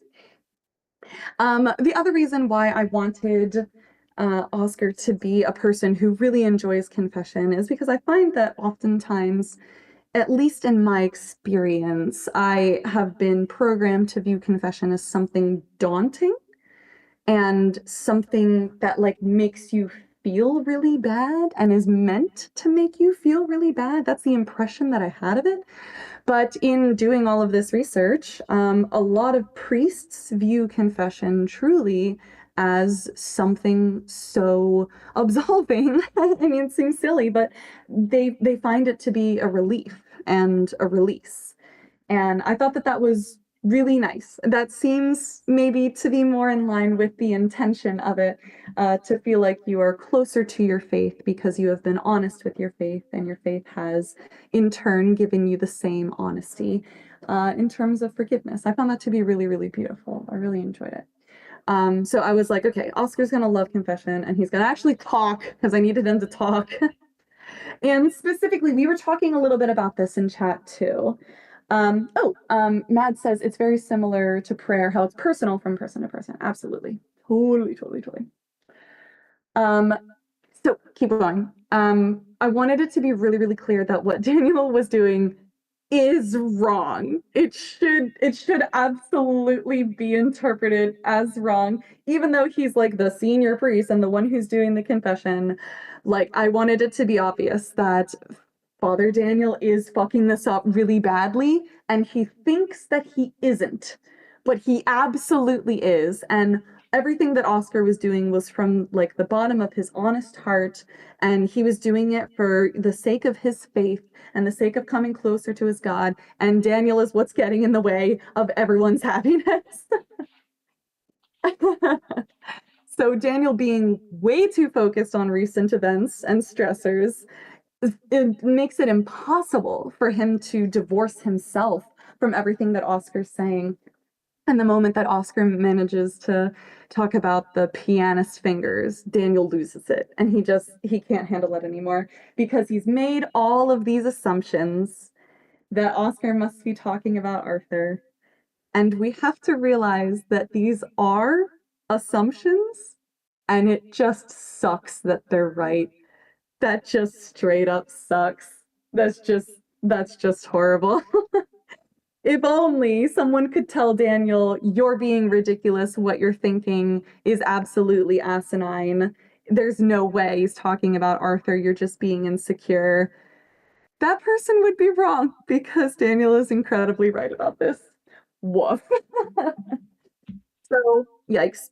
I also had to change the end of this. I had to change the end of this because in the first draft of this fic, this is gonna be crazy. In the first draft, I actually had Oscar like bust his hand through the door and try to strangle Daniel. No. That was in the first draft. Oh, Daniel was shit. able to like get out of his hold and run away unscathed. The problem is that's unforgivable. Like, Yeah, like, no. See, the next step would Daniel, be the police coming for our Oscar, like. exactly. We were gonna have to have a prison arc. I don't want to do that. What are you talking I'm glad we about? didn't. Actually, no, I take that back. Give us the alternate ending. Give us the prison arc. Oh my gosh. So oh my gosh, I had to rewrite all of it because, like, obviously Daniel would never be able to move past that. That would be the end of their relationship entirely. Daniel would find like a restraining order. Those characters would not be able to interact at all if that happened. So that's okay. I had to change that. And I also thought that Daniel getting all high and mighty was like way better for his own personal character either way. So Yeah. Daniel being able to like shut down this conversation by being even holier than thou, I feel like is more true to Daniel than just like running away from being strangled. True. And then Also, only Marie gets a prison arc. yeah. And then it was really funny because I also was like, dude, if Oscar tries to strangle Daniel, like, no one's gonna forgive Oscar. Like, the entire fan base is gonna be so mad at Oscar. And then everyone was like, I can't believe he didn't strangle Daniel. What is wrong with y'all? After this, I everyone can't was believe like, he moved too slow.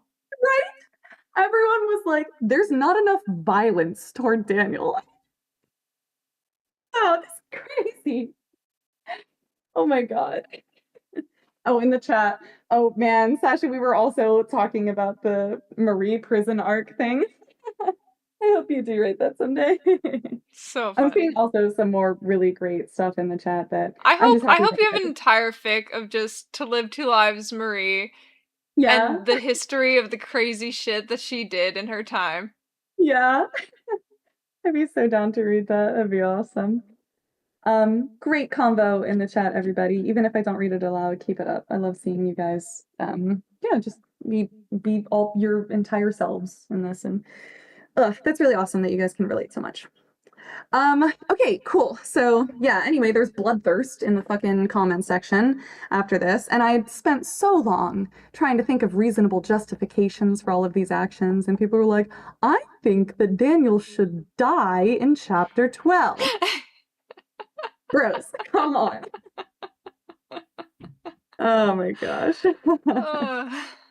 Crazy. Y'all are absolutely crazy. At least save it until chapter 13. Come on. Right, at least. Come on.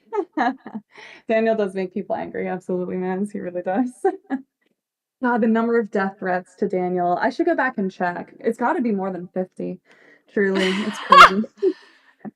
Just in the comments too, not even in all of the like Patreon voice chats. Like, wow. Not even accounting to as many times as I said I wanted to hang that bitch up like a piñata. Right, yeah. Not even counting all of the fics that Fractals is gonna write about how he's hung up like a piñata. Matt says he's a good representation for most of the fic of everything that pushes people away from the church. Oh, good point. Yeah. This is also something that, we have to consider going in here. Like, if you're reading this fic, you're probably cool with the gays. You're Yeah. probably in fact here for the gays, one would say. And I have noticed that there is a lot of tension between people who are here for the gays and the church. I know that that's not universally true. And certainly in speaking with Ocelli and certainly in speaking with my friends that, are queer and also either were part of the church or are still part of the church, there is clearly like an intersection between the two that can work for people. And there's a lot of conflict. There's a lot of really, really painful history that's hard to ignore. So yeah, I think that you're right. It is a good representation of stuff that would especially push my readers away from the church for sure. Yeah. Good points. Oh, Sasha says, Oscar and Arthur's religious trauma is something that can be so personal. Absolutely. Yeah, absolutely. And, we don't even get into the thick of Arthur's religious trauma. And, there's so much of that there too. Also, Sasha, I just realized I've been calling you Sasha. And is your name pronounced Sasha? And I'm just on the Magnus Archives brain calling everyone Sasha from now on? Let me know if I've been doing that wrong. I mean, I hope I haven't been doing it wrong. I've always called Sasha Sasha. Oh, both are right. Okay. Oh, okay. Whew! Thank goodness. Yeah, okay. Again, I told this to Samael earlier. I'm a person that has a name that can apparently be kind of hard to pronounce, and I don't want to do that to other people. I know. Sasha roulette. That's funny.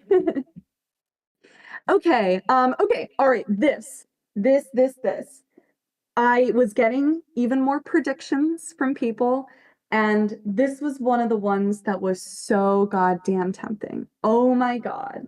When after chapter 7, that's an Oscar chapter, and it's after Oscar leaves his cottage and says that he needs to go to drink all of the wine at the church. Everyone was like, he's gonna go to the church and Daniel's gonna be there. And I was like, shit, that's such a good idea. Oh my God, wait, I think I did. Yeah, I think that you were one of the people that was hyping on this train. Listen, that's dramatic. I'm not gonna lie. That's dramatic. That is really, that would be delicious. And in another world, that's what I wrote.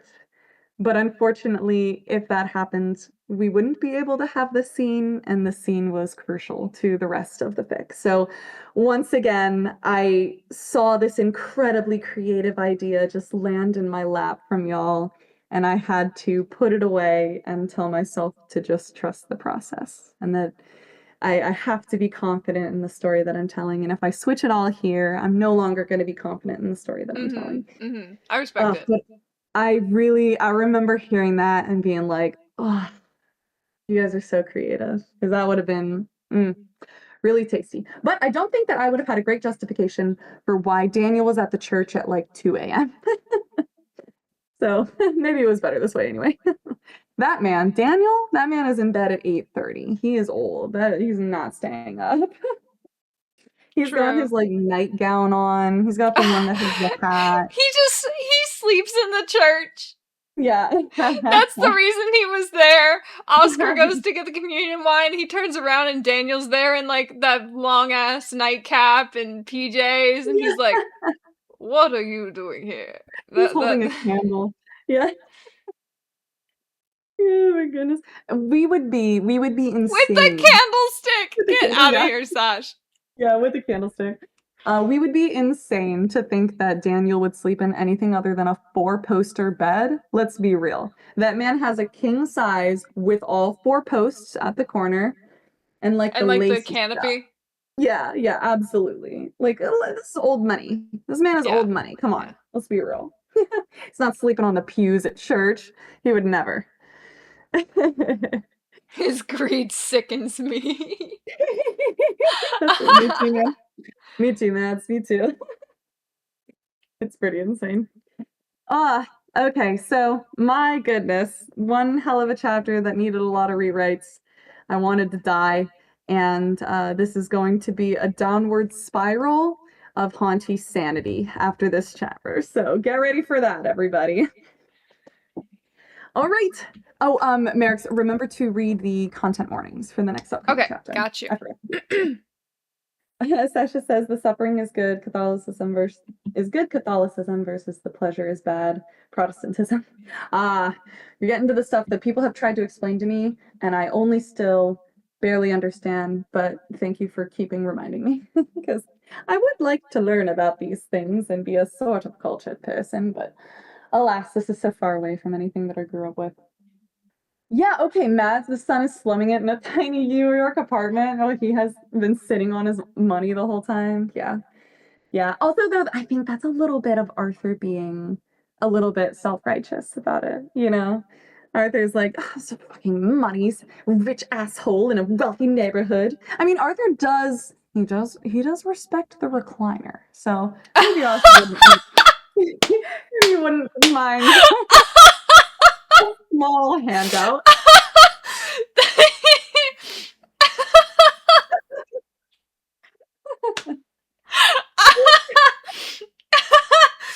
I'm sorry, but when you said that, I perfectly imagined Arthur getting so bitchy about all the things that Daniel buys, and he just pauses, and he's like, I do respect the recliner, though. That's pretty nice. It's pretty nice. Imagine Arthur like running him down on all of the ways that Daniel is greedy and misusing his money while Arthur is pulling the lever on the recliner and like leaning back. Slowly leaning back. Getting himself comfy, like snuggling in a little bit.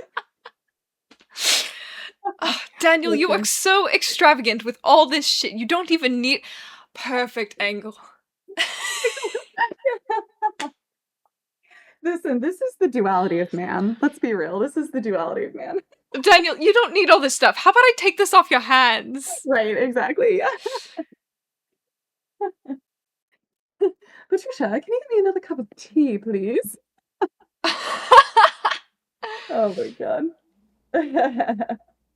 Oh shit. My cat. Oh wait, Sasha is in all caps saying, wait, but this ties into the Catholicism. Suffering is good.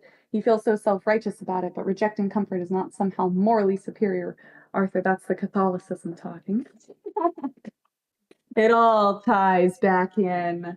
That's right. It all ties back in. Rab's like, Sasha, you're popping off. Go off, King. Go off, King. Let her cook. Let her cook.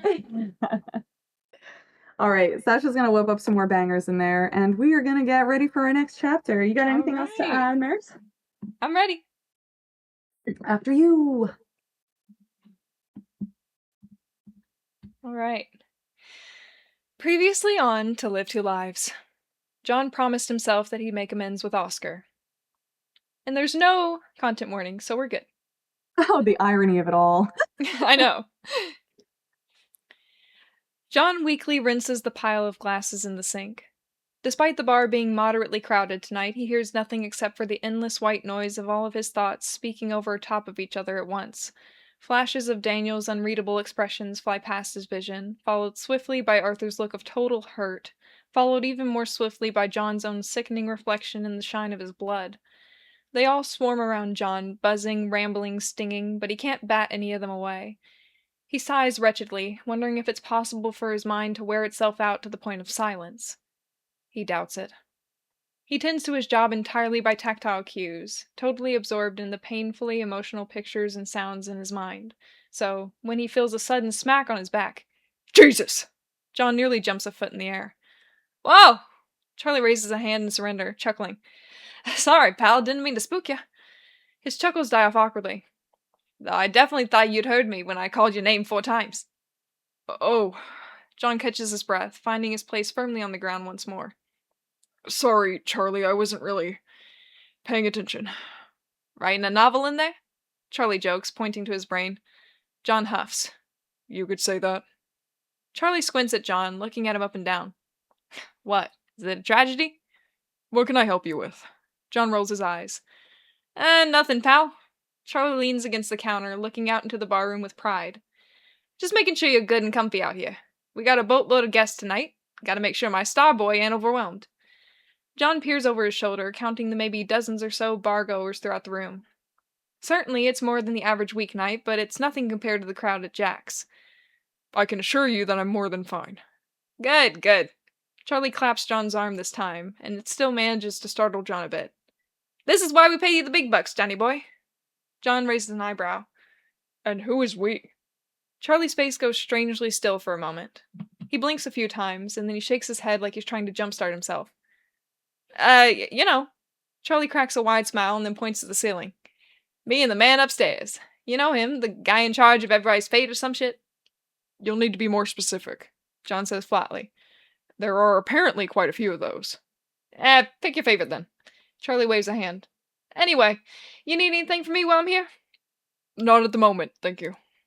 John turns a glass in his hand, wiping it dry.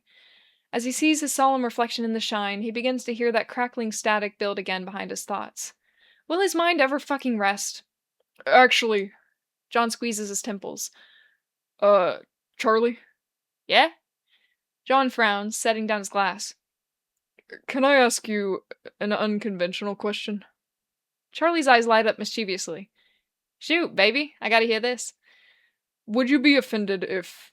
John exhales. Would it offend you if I were to say you've gained weight? Charlie's face goes pale. Well, what? He immediately looks down at himself with alarm. No, John says quickly. I'm not saying you have. I was asking a hypothetical question. Oh. Charlie's head snaps back up to John, and then he gives an embarrassed laugh. Well, shit. He scratches the back of his head. I guess you got your answer, eh? I suppose so. John mumbles, feeling sorry all over again. I don't understand. Understand what? Charlie eyes himself once more, surreptitiously tucking his shirt further into his pants. Why are people so offended if they're told they're overweight? I've been overweight almost my entire life. It's never bothered me. Charlie's shoulders start to encroach on his ears. I mean, it's kind of... Well, it's got connotations, you know? John narrows his eyes. No. Well, Charlie tugs on his collar. It's like... Well, you wouldn't. Hell, I don't know, pal. All I can tell you is that it feels like a judgment call, okay? Judgment of what? I mean, people assume... Charlie looks John up and down again, much more skittishly this time. Not that you're... Charlie huffs, swiping a hand down his face once. Look, I ain't the best person to ask for this kind of stuff, alright? He shrugs apologetically. John sighs quietly. Fair enough. I'd probably just... Charlie's lips twist. I'd probably just stick to not commenting on things like that, alright? He pats John's forearm reassuringly. Keep yourself out of trouble. Alright. John's shoulders sag as he feels the end of that conversation come and pass. Now, Charlie claps. You won't mind if I sneak into storage then? Got a new shipment in, and I've been waiting to be admired. And inventoried. Go right ahead. New glasses. Charlie cheers, his signature smile back on his face. Make sure you bring your sunglasses next shift, Johnny, because these bad boys are gonna sparkle. John rolls his eyes again. Charlie gives him a light punch on the arm, and then he leaves to dip into the back room. As John watches him go, he privately wonders how someone can have so much optimism. John can hardly remember what optimism even means. Just as he finishes clearing the sink, John hears the door chimes ring. He wipes his hands and turns toward the entrance, and then his insides twist into pretzels. Oscar walks meekly up to the bar, his eyes shifting between each guest. John feels his blood start to thrum anxiously under his skin. He watches, stock still, as Oscar avoids all eye contact and takes a bar stool at the end of the counter. Oscar tilts his head down and waits. John knows what he needs to do. He knows he needs to serve the man, he knows he needs to apologize, and he knows he needs to keep calm. But he thinks it might be wise if he doesn't do any of that at this particular moment. John turns his back to the man, and he breathes. He takes a hold of his feelings, all of his anger, all of his fear, all of his guilt, and he shoves it into a dusty junk drawer in his mind.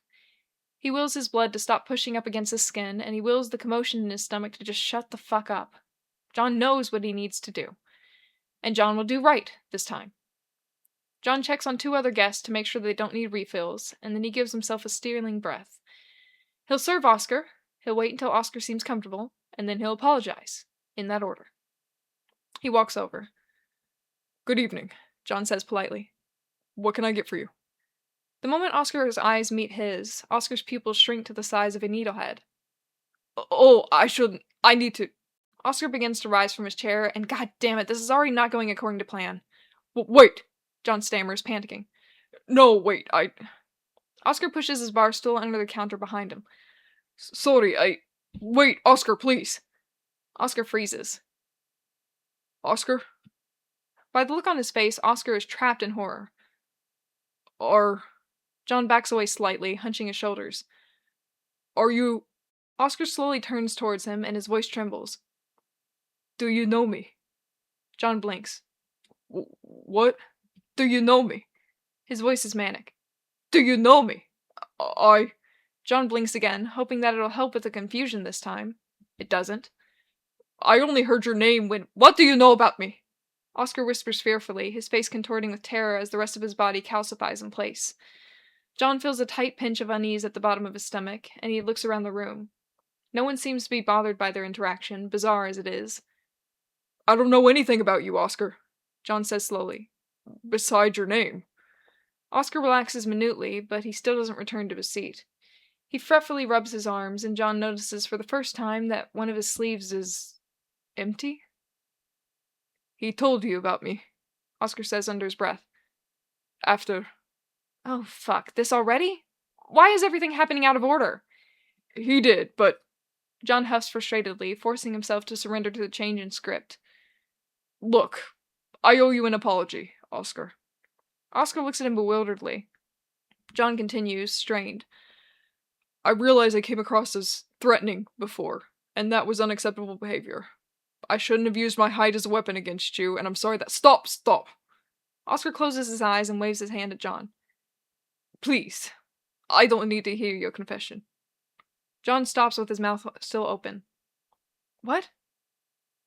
Listen, Oscar says, gripping his empty sleeve.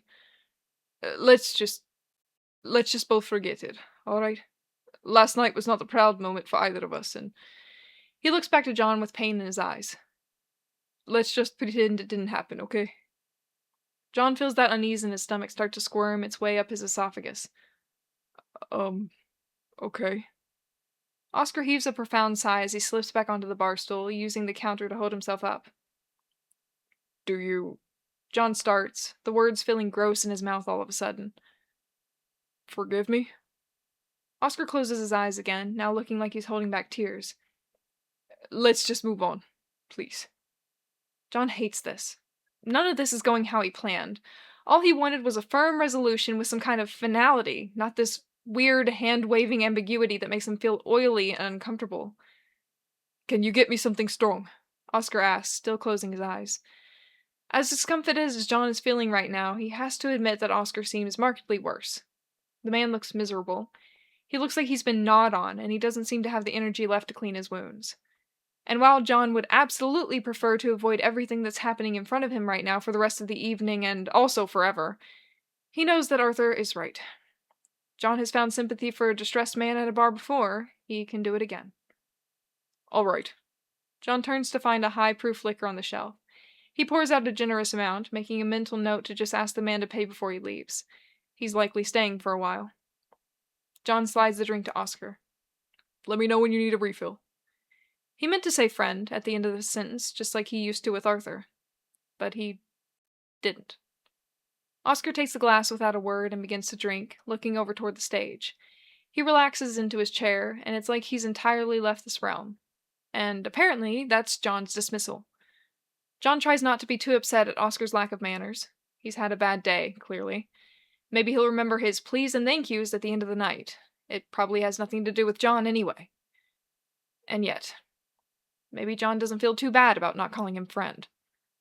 John shakes himself out. The worst of it is over. He can cross one thing off his list now, which should feel like some kind of relief. Then the door chimes again, and he feels a bit more relief.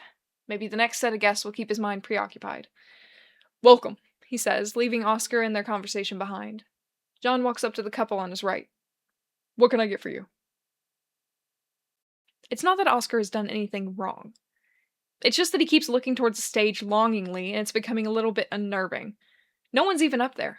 He must just be lost in some world of his own that somehow exists solely on Finley and Dowd's entertainment stage, specifically right next to the piano. Suspiciously right next to the piano. John has no proof of what Oscar's thinking about. He hardly knows Oscar at all, and John's certainly never been inside of his head, but every time John comes back to check on the man for a refill, he just knows that Oscar is thinking about Arthur. And it pisses him off. John's been talking himself out of this all night. The crowd has been manageable enough for him to have a free moment every so often to do some cleaning and upkeep of the bar, which, as it turns out, has left him plenty of time to stew. He's already still fighting the constant anxiety about what Daniel thinks about him, and the confusing guilt of having hurt Arthur's feelings last night. Oh, and how could he forget about the fucking rejection letter that he got a few days ago? So he really doesn't want to be dealing with this man who keeps sighing blissfully when he looks at the piano. It's just frustrating. Not to mention, Oscar barely even acknowledges John every time John refills his glass. Not a look, not a word, no thank you, or I appreciate it. For all John knows, Oscar might just think that some conveyor belt has been dropping off glasses for him at routine intervals. That's just inconsiderate. And Charlie's been in the back room all night doing inventory, so it's not like John has even had the chance to take a break. Not that John is sure what he would even do with a break. Probably just stew some more in a different part of the building. And if John were to take a break, he pettily wonders if Oscar would even notice if he were gone. Oscar has clearly had a bad day. John gets it. People certainly don't put their best foot forward when they're being metaphorically pressed through a meat grinder, not when they're 6 drinks deep. John has been trying to keep his calm, trying to do right. As the night has gone on, John's been keeping a protective eye on Oscar, watering down his drinks out of precaution for the man's health. And maybe a little out of spite. But he's still trying to do right. John waves farewell to a group of guests that have started to pack their things and tuck their chairs under the table. They tip their hats to John as they head out the door, and John finds himself secretly wishing that the rest of the guests in the bar would just follow suit. He's tired, he's frazzled, and it's been a long day. Instead, John sees Oscar blearily slide his glass onto the table, another inconsiderate, nonverbal request for a refill. John tries not to huff too sardonically before walking over. Just as John grabs the glass, he hears Oscar mumble, "He talked about me." John stares wearily. He's not entirely sure Oscar is talking to him, as Oscar's gaze remains entirely fixated on the stage. Perhaps he's just a mumbling kind of drunk. John is about to turn away when Oscar's eyes suddenly line up with his own. John's skin writhes with the eye contact, but Oscar seems unaffected as he slurs slightly louder. "Yesterday. What did he say about me?" "I don't know what you're talking about." John lies, really not wanting to be anywhere near this conversation. He tries to turn again, but Oscar grabs the glass he's holding. "Alexander," Oscar says with a terrifying adoration. He looks deeper into John's eyes. "What did he say about me?" John snatches the glass away and backs up a step, breaking the incessant eye contact. "I don't know who Alexander is." "The pianist," Oscar pleads, a crazed look on his face that John has never seen before, but one that makes his hair stand on end. "Does he miss me?" John tenses reflexively, barely stopping himself from crunching the glass beneath his fist. He speaks through clenched teeth when he replies, "His name is Arthur." Oscar huffs, waving John away with a flippant hand. Then he returns to staring at the piano. John finally feels his patience start to fray, his tightly wound composure beginning to snap one string at a time. He feels his fingers start to move on their own accord, clenching and unclenching, balling and clawing. He tries to breathe. He tries to relax. He tries to remember anything about his rational perspective of the situation that he painstakingly concocted earlier tonight. But all he sees is Oscar facing the piano, with that fucking look in his eyes. "Hey, it's a lightweight from last night. How you doing, pal?" Charlie chirps, strolling into the barroom like he's come back from a beach vacation. Oscar doesn't look at Charlie. He doesn't say one hello, or how are you, or hi again. Thanks for saving my ass from splatting on the fucking floor last night when I was so drunk that I could hardly stand. He just looks at the fucking piano, mesmerized. "Egad," Charlie stage whispers to John. "Think our boy might be comatose?" John breaks. "He's yours for the rest of the night," John growls, shoving the glass into Charlie's hands. Charlie yelps, and he gives John a baffled look. "Johnny?" But John has already left the bartending space, pushing his way through the door to the back room. John sits amongst the boxes of new inventory, watching his fingers shake violently. He needs to calm down. He needs to think logically. He needs to remember what Arthur said about empathy, about compassion, about anything at all. But John's mind is too flooded with feeling. His body is too flooded with adrenaline. His fingers are shaking too violently. He stands up again, as he has done countless times now in the last 30 minutes. Just as every time before, it doesn't make him feel more in control of his emotions, it makes him want to do something about them. He sits back down. His stream of consciousness sounds like 20 radios playing different stations at the same time. They each clamor for his attention, appealing to the anger that is slithering just beneath his skin, appealing to his slimiest insecurities, appealing to any flintstone of emotion ready to be sparked. He can't take it. He stands up again, pressing his hands to his temples. If he could just squeeze his brain hard enough, maybe it'll fucking shut up. He sits down. Popping his own skull is going to fix absolutely nothing, and with his luck, he'll still be hearing this shit in the afterlife. He snarls, going back to clenching his fists. The avalanche of emotion feels unstoppable. It feels like it'll never end.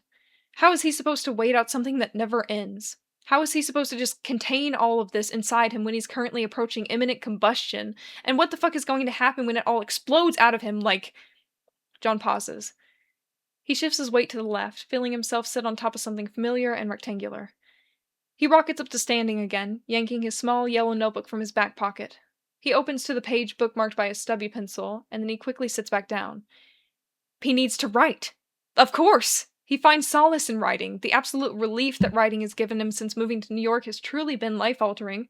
No longer are his words just fleeting things that he and Lily have to try to remember. They are manuscripts now.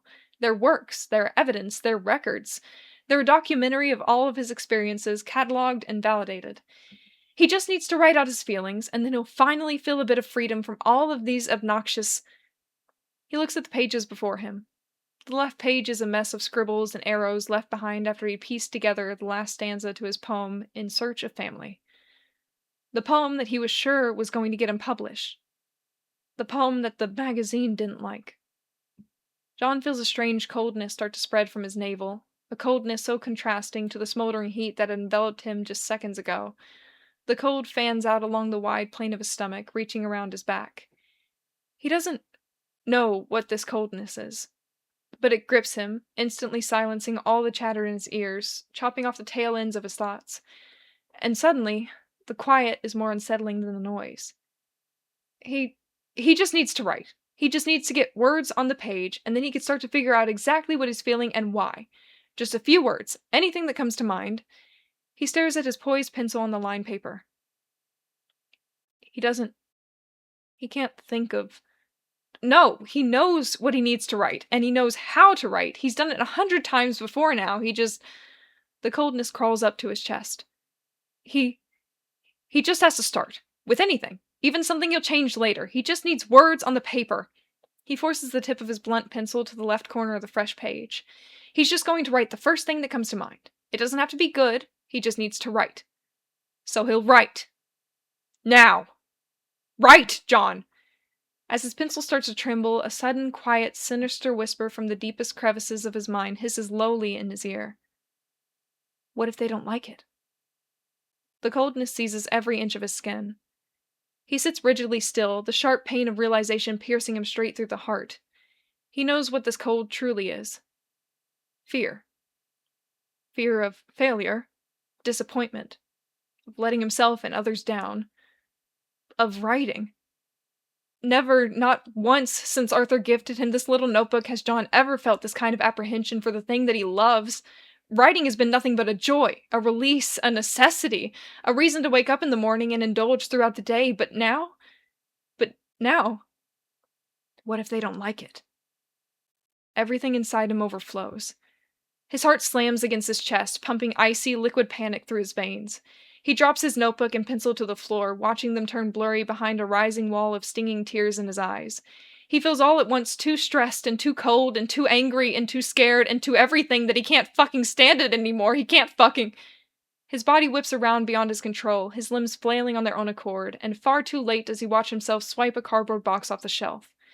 The glassware shatters on the ground with an ear-splitting cacophony, breaking into 1,000,000 pieces and scattering into every corner of the back room.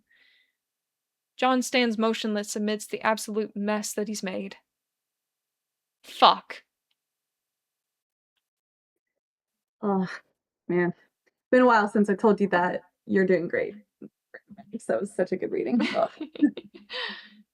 was really Thank feeling you. all of John's overstimulation. Oh, it's so painful. Oh my gosh, was this back in December? December, yeah. Oh, It's there's back a in little happy December. holidays. Look at that. So cute. Oh my goodness, speaking of fan art, Clownfish. Oh my gosh, did some adorable little I think that Christmas might be the cards. only one that week. Happy holidays, guys! Yeah, right, yeah.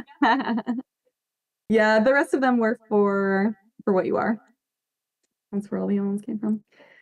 Oh my goodness. Oh my goodness, this chapter. So, you know how I was just talking about fear of writing? I'm just gonna start there. It was lower on my list, but I'm gonna start there just because it's on my mind.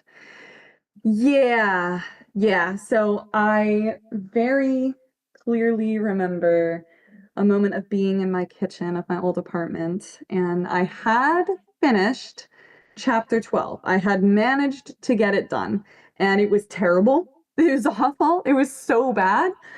It was actually so bad that usually when I write an entire chapter, what I'll do is I'll finish writing and then I'll go back to the top and I'll give it a real quick proofread just for like major problems. Nothing for like pacing or anything, just major problems just to see what I'm working with. And after I finished that chapter, I didn't even go back and look at it. I was so confident that it was terrible. I was so confident that it was like going to make me even less encouraged to write if I read it again. So I just closed the tab and I decided I would come back to it at a later date because I couldn't handle it anymore. And then suddenly I needed to write a new chapter. And I remember looking at my laptop sitting on my dining room table from my kitchen and being gripped with all of the same fear that John was feeling. Aww. And realizing that it wasn't just the Oscar chapter anymore. It wasn't just the feeling of like not knowing what to do with this one particular religious ritual that I have to write out. It was all encompassing from now on. And I had never felt that kind of fear before because all before it was just simmering. It was just low level dread. But being actually like standing in my kitchen and not being able to move and being so petrified to even come close to my computer that I used to rely on for joy. It was so fucking crippling. It was horrible. Oh my God, it was horrible. So up until this point, I actually had not written a lot about John's writer's block. This was not a well like fleshed out part of the story yet. And these moments that I had where I was feeling like I couldn't even get myself to the keyboard. I was like, there's only one way. There's only one way for me to push through this is to force myself to write it out through John. And poor John, my little punching bag. Yeah, Sasha's feeling it. Yeah, you know the feeling of writer's block. Absolutely. You know what's interesting, Sasha, is that I wouldn't necessarily describe it as writer's block because I had everything that I need to write. It was just my own personal reservations of not believing in my own abilities anymore, which I think is equally bad. Equally bad. I don't know what that's called, but I was suffering from it so horribly. So I was like, there's only one way to fix this. Hold on one second. I'm just gonna close the door. There's only one way to fix this is to make John suffer along with me. Because remember, hey, Inky said self-doubt. Yeah, that's a good word for it. Because remember that I didn't have anyone to go through this with. I didn't have anyone in the malevolent community. Of course, I have my friends that I would talk to and, you know, explain the story, but they are not raiders. They are not malevolent people. So they didn't have much to offer me. Oh, Sasha says executive dysfunction meets self-esteem issues. Wow, well said. Well said. Yeah, so this was horrible. And then on top of that feeling of not wanting to write because of the fear, I was also reaching chapter 13. In For What You Are, that was more than halfway. And in To Live Two Lives, that was barely a third. And I could not believe that I had written so much and I had even more than that to go by twice. At the time of writing this, like I had 42 chapters. I'll talk later as to why there are only 40 now. But knowing that I was on bullet point 13 out of 42 felt like an inescapable terror that I could not believe that I was already suffering this badly and I still had more than double of what I needed to write left. Oh my God, that's so fucking horrible. So there is a line that John says, he says, I just need to get words on the page. And that comes directly from my life where I developed this chant. I had a mantra where I would just scream words on the page to myself over and over. Like all in order to have something to edit, I need something to edit. I have to have something on the page and I can make it better in editing, but I have to have something first. And that was the only thing that got me through writing pretty much the rest of this fic from now on. So every time I would sit down, I would have to say words on the page, words on the page. And I would go through my thesaurus and I would look up all of these words that I've used 100 times and none of them are creative anymore because I've already used them. And I would think of all of these metaphors that I've already used before. And I would think of all of these similes that John has already used before. And I would just say, fuck it, words on the page. I'm writing it anyway, and I'll go back and fix it later. And it is, it was such a bad time of writing. I have never had a worse time enjoying the thing that I used to love so much. And also in terms of words on the page, there were two things that kept me going beyond that. One, I had made this promise. I had made a promise to everybody and For What You Are that I was going to finish it. And more than that, I said that I knew I could. I couldn't go back on that now. I already told everyone that I knew I could do this. And then the second was Arthur's eating disorder arc, because this was incredibly important to my own therapy. So it was those two things that I held on to while I was alone writing this and just shouting words on the page, actually verbally to myself as I was writing. I see a lot in the chat and I want to go over it. Mad says, I've had this happen before with my art. I made a piece I was so proud of, and then when it came time to draw again, I just couldn't because I was afraid I had peaked and could never recreate that quality again. I spent like 2 weeks not making progress, the fear of it not being enough. Absolutely. That is identical to how I was feeling for sure. Yeah, the feeling of peaking too early and just running out of creativity. Ugh, terrible. Sasha says, I'm so proud of you for overcoming this. Oh, thank you. I stopped writing for years because of it. It's only because of the lovely people in the Malevolent fandom that I rediscovered my love for writing and regained my confidence. It's so wonderful, Sasha. I'm so glad that you found people that were able to help you through it. I wish that I had found that before I finished the fic. So that's something to be incredibly grateful for in your life. And I'm glad that you're writing again. I'm so happy for you. Inky says, looked up and saw how far you had left to climb and how far you had already come, and it was overwhelming. Oh, yeah, man. I remember the number 42 being like an instant trigger of anxiety for me, no matter what the context was. Sasha says, I'm having that issue a bit right now with the podfic I'm editing right now. I got the chance of a lifetime, but now I'm worried I won't do it justice. Ugh, I know what you mean.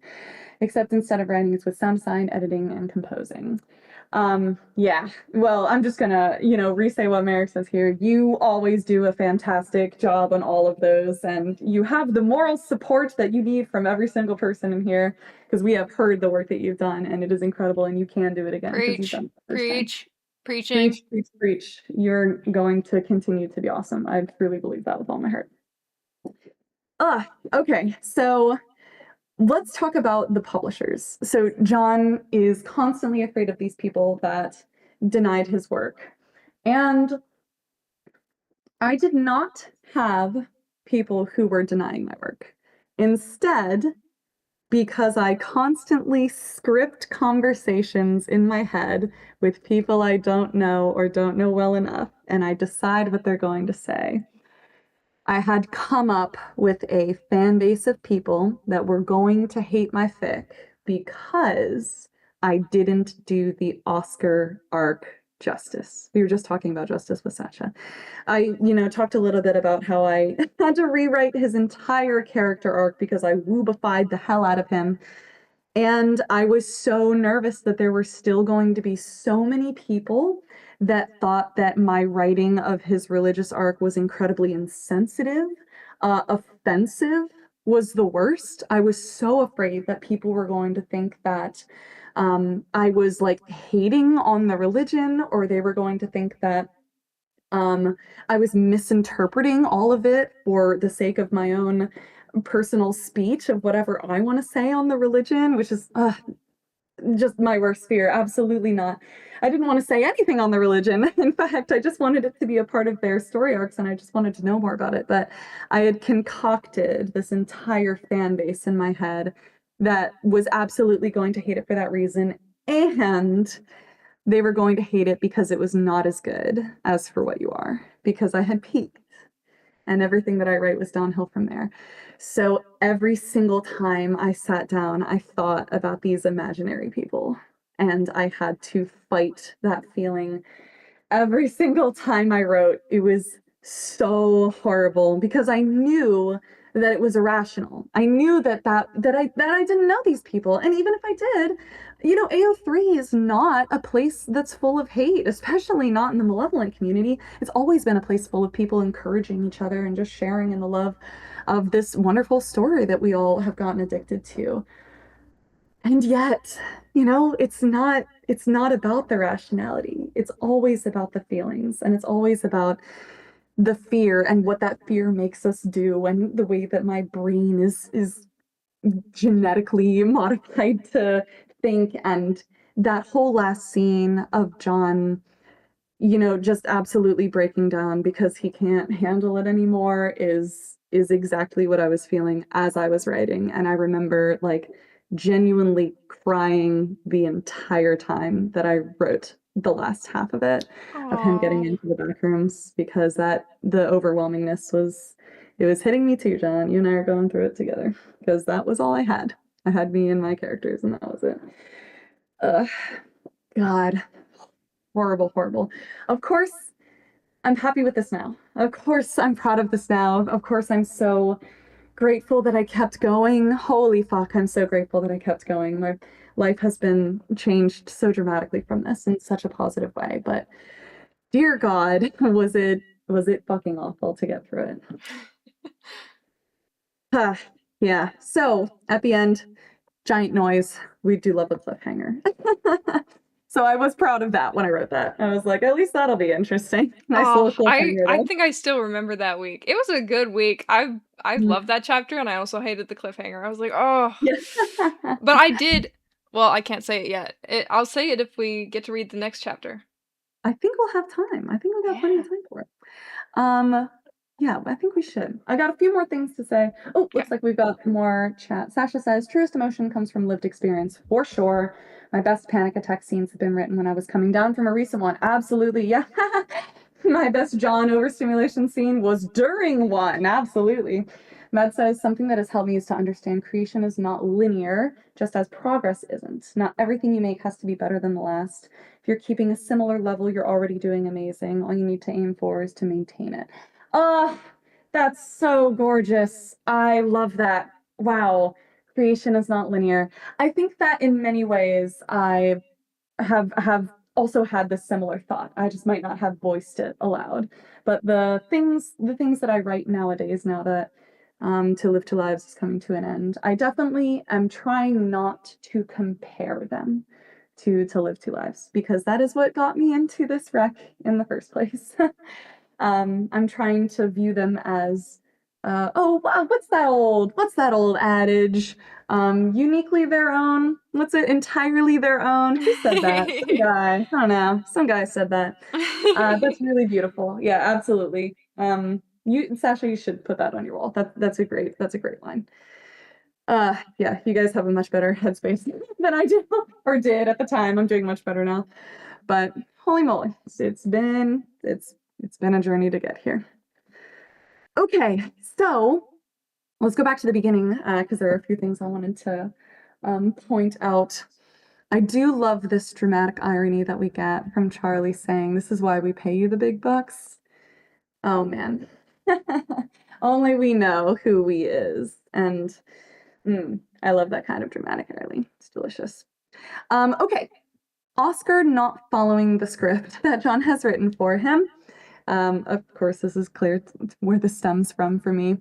But this actually, I really think that this solidifies like a deep-seated hatred that John has for Oscar that's not really even related to like their like the more traumatic interactions. I'm thinking about the way that Oscar is like a dick, but he's not aggressively awful. When he's drunk, he's like inconsiderate, yeah, but he's not roughhousing. He's not like causing any drama. He's just really just not being very polite. And that's like kind of like the worst of his crimes. But I think that something that John really might not even process on like a higher cognitive level is that Oscar is doing all of the things that John has worked so hard in his life as a neurodivergent person to not do. John complains constantly about these unspoken rules of society and having to work to learn like basic formalities and trying to like navigate in this world that everybody else seems to know instantaneously and inherently, and John is the only one that has to like learn the script from someone else, and now this bitch in front of him is disregarding all of that. Like that must feel like a slap in the face. Like that must feel terrible. Yeah, exactly. People in the chat popping off. Like this is so hard for John to learn all of these rules of society, and then just watching Oscar just trample all over him.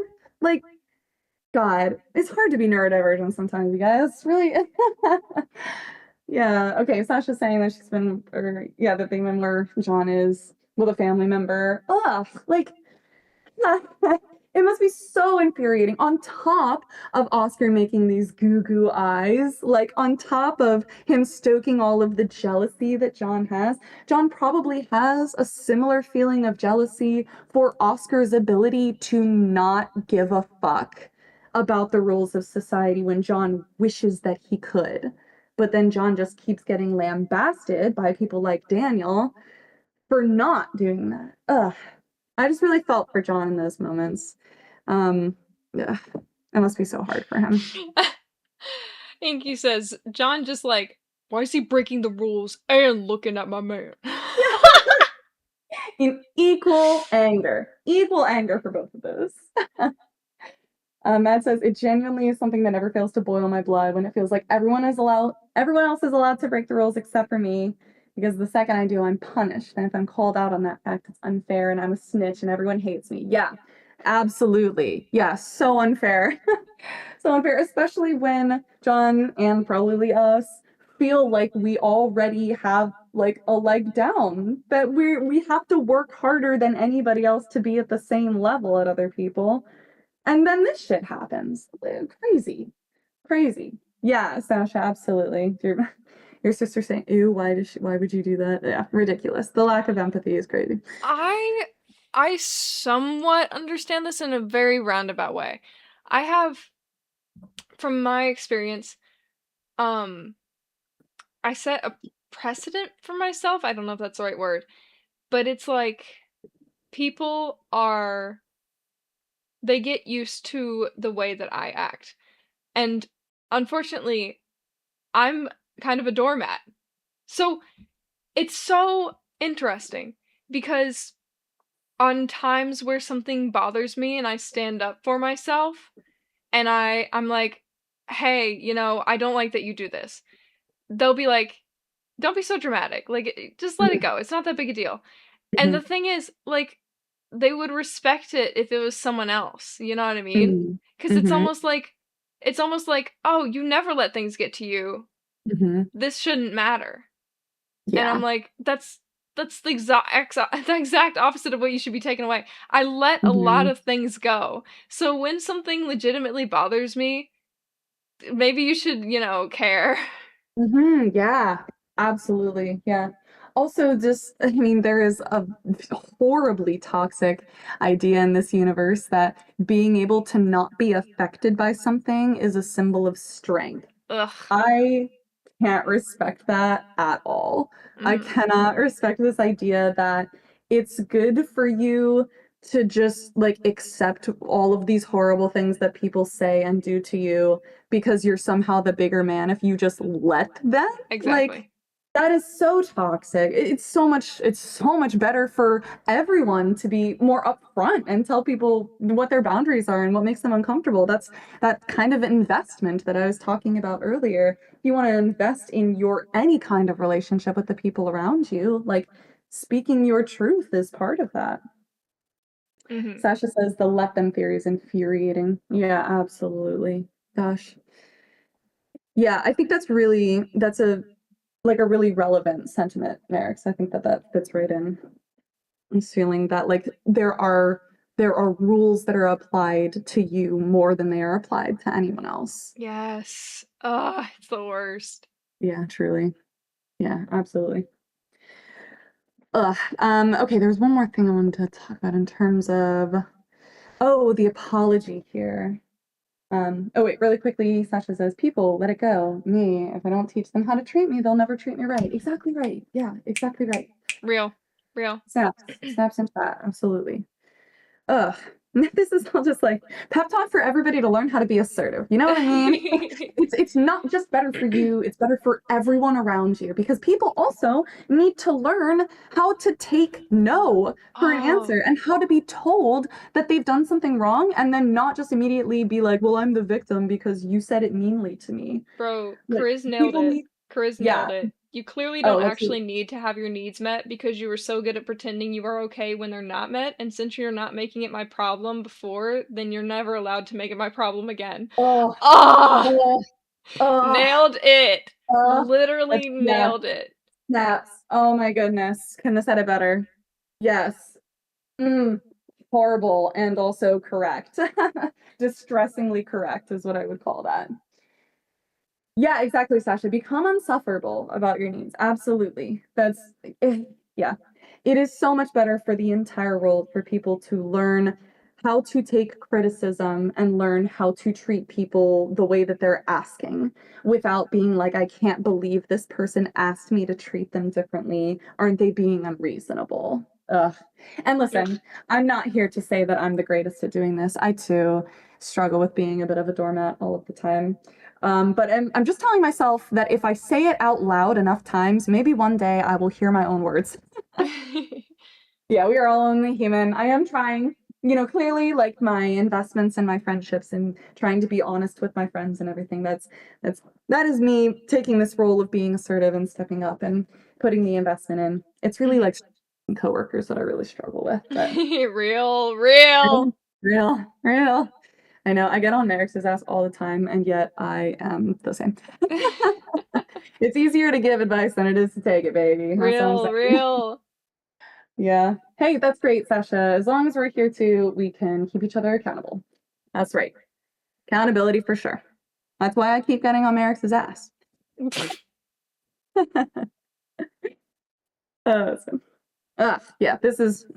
We need this at 11:20 p.m. at night EST. Oh yeah. Okay, one more thing about the forgiveness, right? Really great dramatic irony there of Oscar saying, like, I don't want your confession, and then him backing away from the idea of giving John forgiveness, knowing that he has not accepted either of those today. That must be really hard. To have that all within the dramatic irony space. Oh, it's delicious. I love it so much. But more importantly, John did get this incredible solid confirmation with Arthur in part 1 in For What You Are. When he apologizes to Arthur, Arthur doesn't forgive him, but John got confirmation. He got an answer, and he didn't get the forgiveness, and he was able to make peace with that because he knew for certain that this is how Arthur felt. He tried to apologize. It didn't go over, but that's as much as he can do. He was able to just let it go because what else was there for him? He had been given his answer. And I think for John that was very like cathartic in a way. You know, it is at least an ending to that situation. But here with Oscar, he's trying to do the same thing. He's trying to apologize just like he did last time. And not only does Oscar not follow his script that he's written, but he leaves it all messy at the end. He doesn't say, I do forgive you or I don't forgive you. He's just like, let's just not talk about it. And that is, I think, even worse. I would rather someone just straight up tell me that they don't forgive me rather than I don't want to talk about this anymore, never bring it up again. Oh, I hate that. That's so gross. I feel so sad for John in this moment. Sasha says that drive him crazy for sure. Matt said nothing's worse than when you apologize and the other person doesn't acknowledge it. Ugh, yeah, I'm not kidding. So Oscar not being able to reconcile that he did not get forgiveness tonight and then passing that on to John is just so, poor John. I really do feel like John kind of has it not worse than everybody, but he's getting so much more of it from many more sides. Yeah, dude is surrounded by bad shit. Yeah. Everyone is wallowing in their own self-garbage, and John is bearing the weight of everyone else's self-garbage. Catching strays left and right, exactly. Poor guy. I feel so bad for him. I would shatter all the glass in the back rooms too. Oh, I don't know if you mentioned it, but one thing that you mentioned to me when we were talking about this chapter way back when was like you mentioning how Charlie makes a comment like, "Hey, you think he's comatose?" Oh, Yeah. yeah. Oof. That is in the if no one read the footnotes. Yeah. Comatose is referring to a part that happens in part 1 and For What You Are. Arthur has a certain relationship with comas. And for Charlie to bring that up in the midst of all of the chaos and overstimulation that is in John's head floating around, that is why he breaks so quickly and needs to leave. Like, goddamn, to bring up some of the worst shit that John has ever heard while he's got like bees buzzing around in his head with all of the nastiest things he can think of. Oh, gosh, my poor guy. Okay, thank you, Marix, for bringing that up. Mm. What about that one? Okay, anything else? I don't think so. Okay. I think we can I fit in think one more. I think we should. Yeah, do you Yeah. wanna cut it off after one more chapter? Mm-hmm. Let's do it. Okay, All we're gonna right. end on 14 today. I think that's freaking great. I think that's Yeah. great. I think that's awesome. All right, I'll let you have it. Alrighty. All right. Previously on To Live Two Lives. John left Charlie alone at the bar with Oscar. Content warnings, PTSD, explicit scenes of war. Charlie twirls the crystal clear glass in his hand as he holds it up to the light. Not a damn scratch, Noel. New York City ain't never seen glass this clean, I swear. Charlie chuckles as he slides it back into its snuggly nest inside the cardboard box like he's tucking his child into bed. You think people will pay extra for the novelty? He heaves the box back onto the shelf on top of the others, and then he dusts his hands. Man, no. With a set of glass like that, we're gonna look damn professional. Finley and Dowds is gonna be the only word on the street. He takes his pencil from behind his ear and points it toward the sky triumphantly. Finley and Dowds, the bar of luxury. He falters slightly, lowering his pencil. At the very least, highest standards.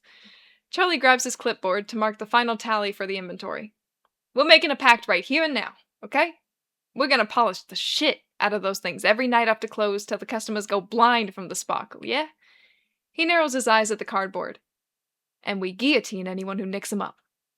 Charlie breaks into a smile as he can almost feel the playful stab of Noel's elbow to his ribs. Yeah, I hear you. I'm sweating the small stuff again, ain't I? Don't say it, I know what you're gonna tell me. Charlie puppets his hand like a mouth. Save the sweating for the bedroom, would you? He snickers as he rolls his eyes. You're right, though. You always are. He tosses the clipboard and pencil onto the desk, and he smiles at the little collection of goodness, at the firm proof that they're doing well. It's all It's all small. My God. It's all small stuff, ain't it? That's what you keep saying. Ain't nothing coming our way that we can't handle. Charlie huffs a laugh. Especially not a nick or two on some glass. Charlie gives himself and Noel a nod. All right, enough dilly-dallying. We've been leaving poor Johnny out in the cold for too long. He straightens Noel's tie and heads toward the exit back to the bar. Well, he hasn't called for us so far. He's probably doing all right. Charlie bursts through the door, enjoying a nice lungful of much larger room air. The change in atmosphere as a whole is nice, too. Jesus, how bright were those fluorescents in storage? The barroom looks almost orange in comparison. As soon as Charlie's vision regulates, he sees Johnny's back as the man hunches over, taking up damn near the entire bartending space. He's standing rigidly still, which Charlie supposes is sort of normal, but his breathing is a little heavy for... Oh! The Scottish guy's here! Charlie didn't see him since he was right behind the tank of a man. Time to turn up the charm. Hey! Charlie beams. It's the lightweight from last night. How you doing, pal? Johnny turns to Charlie and gives him the most murderous look. The Scottish guy seems like he barely remembers how to look at all. What did he miss? He's yours for the rest of the night. John spits through his teeth, nearly bowling Charlie over when he shoves the empty glass into Charlie's hands. Charlie yelps a bit embarrassingly at the surprise. Johnny? But John stomps all the way like an angry troll returning to his cave. Charlie looks at the glass, then the swinging backroom door, then the only guy left at the bar counter. How much did he miss? Something's wrong, says the weak voice of the man that somehow managed to rile up Johnny twice now. What the hell is he doing to poor Johnny boy? Bar-to-bar evangelism? Charlie looks in the glass, noticing the last dribbles of his drink hardly smell like alcohol at all. The man doesn't look nearly as smashed as he did last night, but he does look like he wants to be. Maybe diluting his drinks was a good call. Hey, pal, I'm gonna get you some water first, alright? You look like you could use a palate cleanser. The man curls his lip like a bratty teenager, but he gives a small nod, his gaze never faltering from a spot in the distance. Charlie follows his eyes, but all Charlie sees is the empty stage. Nothing particularly interesting, unless the guy is scouting to buy a nice piano. Charlie looks at him curiously, refilling his glass with water. He slides it over to the man, and the man takes it without hesitation, his eyes still trained on the stage. Charlie looks between them again, the man and the piano.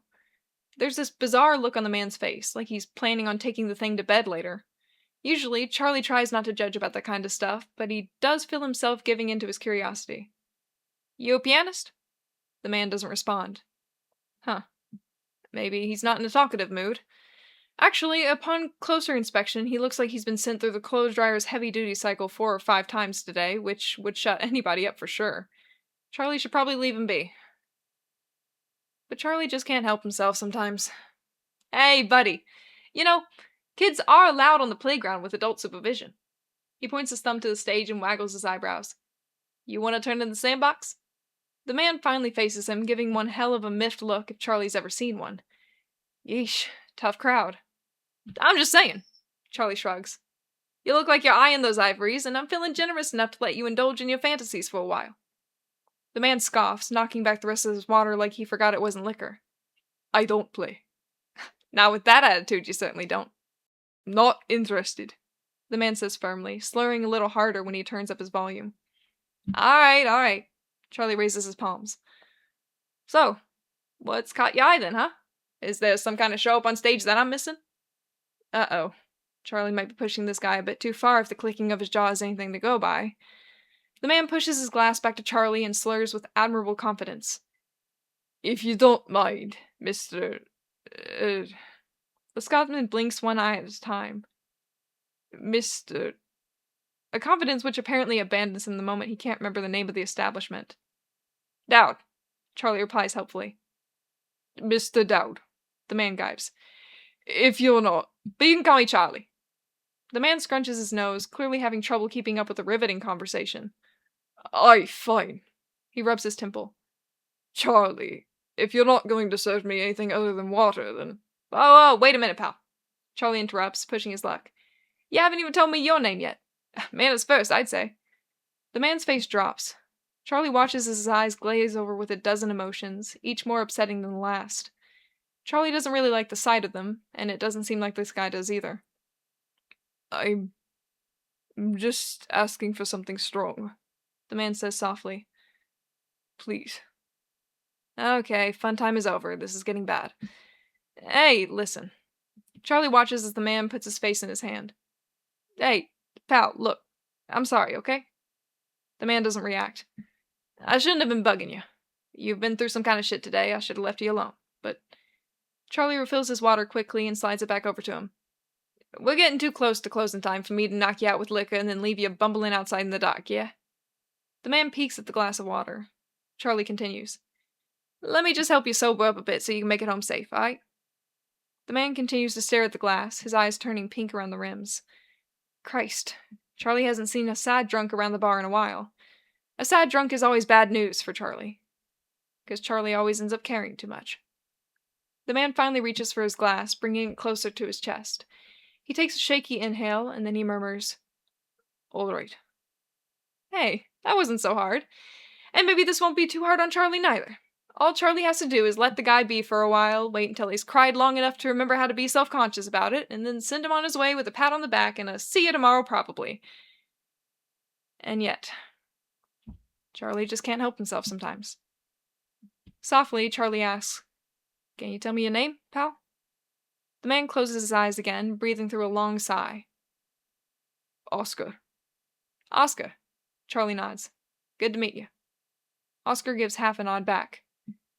You want me to call you a taxi while we close up shop? No, I'm not going far. Huh? Charlie grabs a washcloth so he can start wiping down the counters. Where you off to? Oscar takes a sip. Across the street. Huh. Charlie pauses, looking through the front windows. The church? Oscar purses his lips like he's considering an alibi. I didn't know God was renting out rooms. The man gives a small eye roll, but he doesn't seem too malicious. Charlie continues scrubbing. Well, that's hardly a 3-minute walk. We'll get you sobered up in a jiffy, and then the nighttime stroll will be a breeze with a nice summertime. A thunderous crash comes from the back room, the loudest sound that Charlie has ever heard in the bar before. And then Charlie is back there. The sound of rumbling tanks, the grenade explosions that launch dirt and debris into the sky like fireworks. The rat-a-tat of gunfire, bullets whizzing past his ears, the constant moving, the constant screaming, yelling, Noel calling his name. Charlie, get down! Noel had cried, his voice deadened instantly by another boom. Charlie! The splatter of blood everywhere, the smell of blood, the fucking taste of blood, the... Are you alright, Mr. Dowd? Charlie. Wait, Charlie, where do you go? Charlie slams his shoulder into the door to the back alley so hard that he hears his blood vessels pop. He scrambles through the exit, heaving breaths of air that don't clog his lungs with smoke and mud. The world around him is gray. He can't see the bricks that he knows are there. He can't see the night sky stippled with stars. All he sees is gray. War was so gray. The metal machinery, the smudges of gunpowder on every soldier's face, the oppressive smog that choked the air. The gray is too thick in the air. He can't breathe. He can't breathe. He can't. Noel was so gray when he. The bullets caught him right when he. Oh God, the raw flesh torn from his face, instantly coated in gray. Charlie's fainting. He thinks he's fainting. He can't feel the blood in his head anymore. He can't be fainting. Noel needs a medic. He needs to get Noel to the field hospital.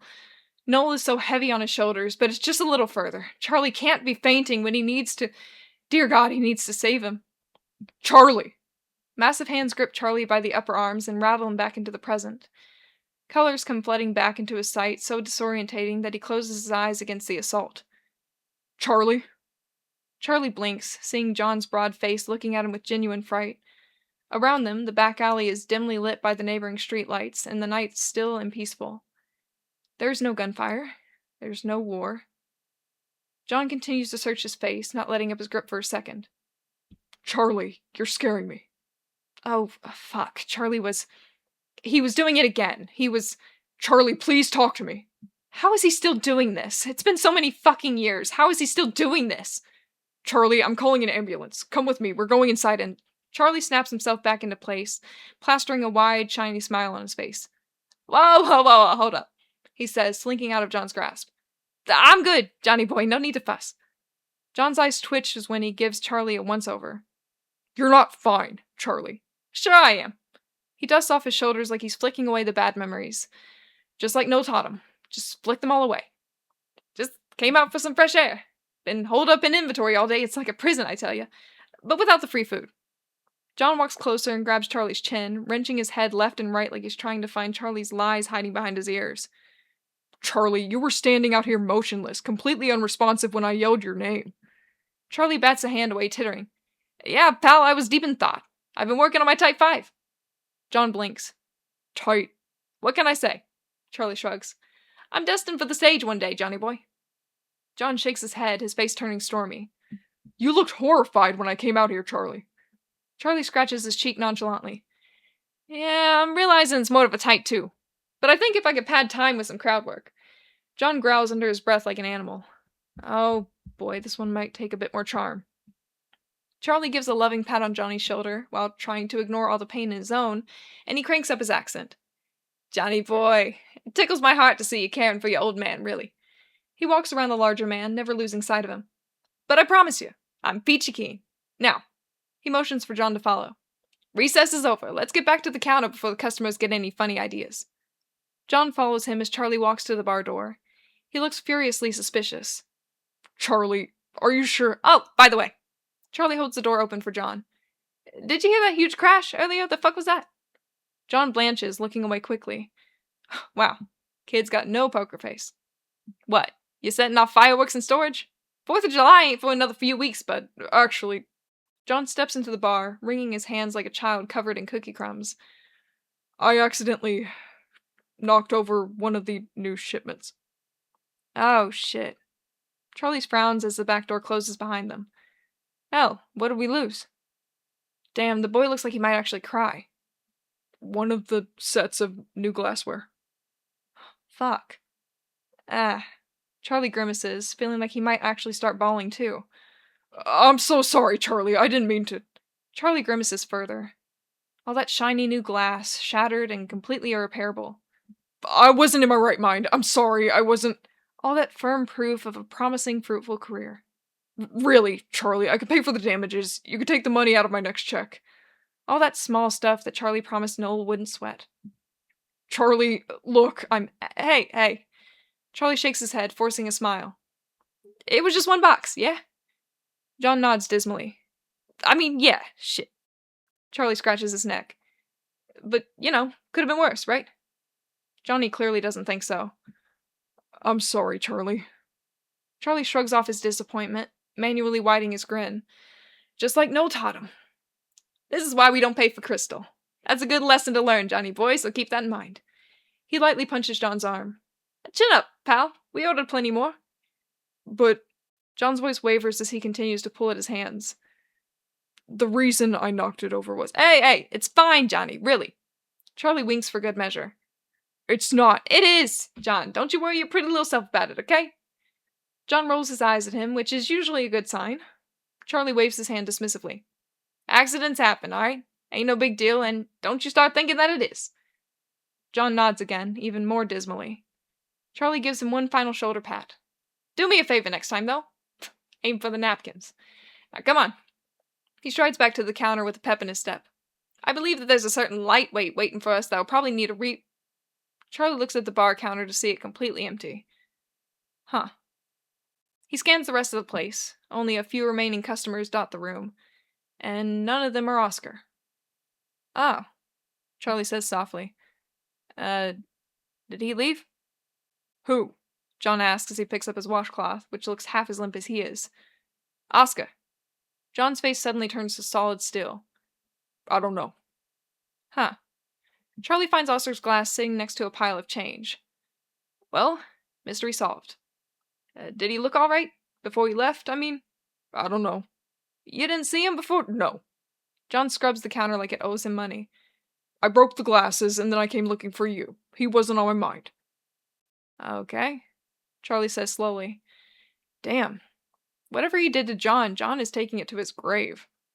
I'm going to clean the tables, John says flatly, walking past Charlie without waiting for a response. He then immediately buries himself in his chore, his gaze going foggy like it was earlier tonight. Hell, maybe he's got more of his tragedy to write. Charlie resigns to let poor Johnny be, and then he walks up to the front entrance, pushing through to the outside. The night is slightly more active on this side of the building. Cars pass occasionally and the streetlights buzz louder by the road, but he sees no sign of Oscar. Even the path toward the church is empty. Charlie sighs as he walks back inside, hearing the door chime behind him. He isn't disappointed, he hopes Oscar made it home safely. Charlie brushes off his shoulders once more, getting all the funk off him for good, and he moseys back over to the counter. He's fine now. He was just overreacting earlier.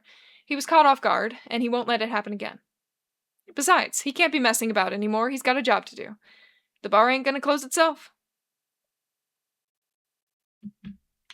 Oh, oh man. So much sadness all the time everywhere. I wonder whose fault that is. Who could it be? I don't Who know. did this to us? Probably Larson. Probably Larson, yeah. I second what Sasha says. Incredible reading, Marix. You have done 14 chapters today, and I'm still doing pretty all right voice-wise. Feeling good. Yeah, feeling good. Yeah, you sound great. You sound good. Amazing read as usual. Oh my god! Thank you so much for all of these readings. They have been such a delight to hear again. Oh my gosh, such a delight. Okay. Do we have fan art for? Yeah, I'm getting it. Hold on. Yeah, I'm looking chapter up the names. 14. Yep. Oh my god, it's Raph! It's Raph! Oh my god, it's Raph. We got some Raph art. Coloring. Raph with Marix coloring. So good. We got some clownfish in here. Got some clownfish. Oh, Marix also made awesome album artwork, but it's for what you are. So you can go check that out later. I like the goldfish. I like the little goldfish right there. Yeah, I do. 1 billion lilies. Oh my gosh. I love it. I love it, love it, love it. Okay. I love all these freaking fan arts. They're so exciting. Okay, and you brought up something really interesting that I wrote down and wanted to say. They said parallels between Arthur and Oscar and responding to religious trauma. Fascinating. I hadn't thought about it, but they're great foils to each other. Oscar having an incredibly homophobic, upbringing. Sorry, I got distracted. Oh my gosh, that's the funniest shit ever. No, we need to look at this. Everyone go back and look at Raph's. Specifically their Daniel drawing. Oh my god. It's so good. That one is it touches my heart truly. Go back and look at Raph's Daniel drawing. Everyone who's listening in the VOD, go back. Go back right now. It's really important. Go look. If you haven't seen it, you gotta see Raph's Daniel. Or you can wait, because it'll come around. Don't even worry about it. Yeah. Anyway, back to the Arthur and Oscar. Yeah, Oscar growing up with,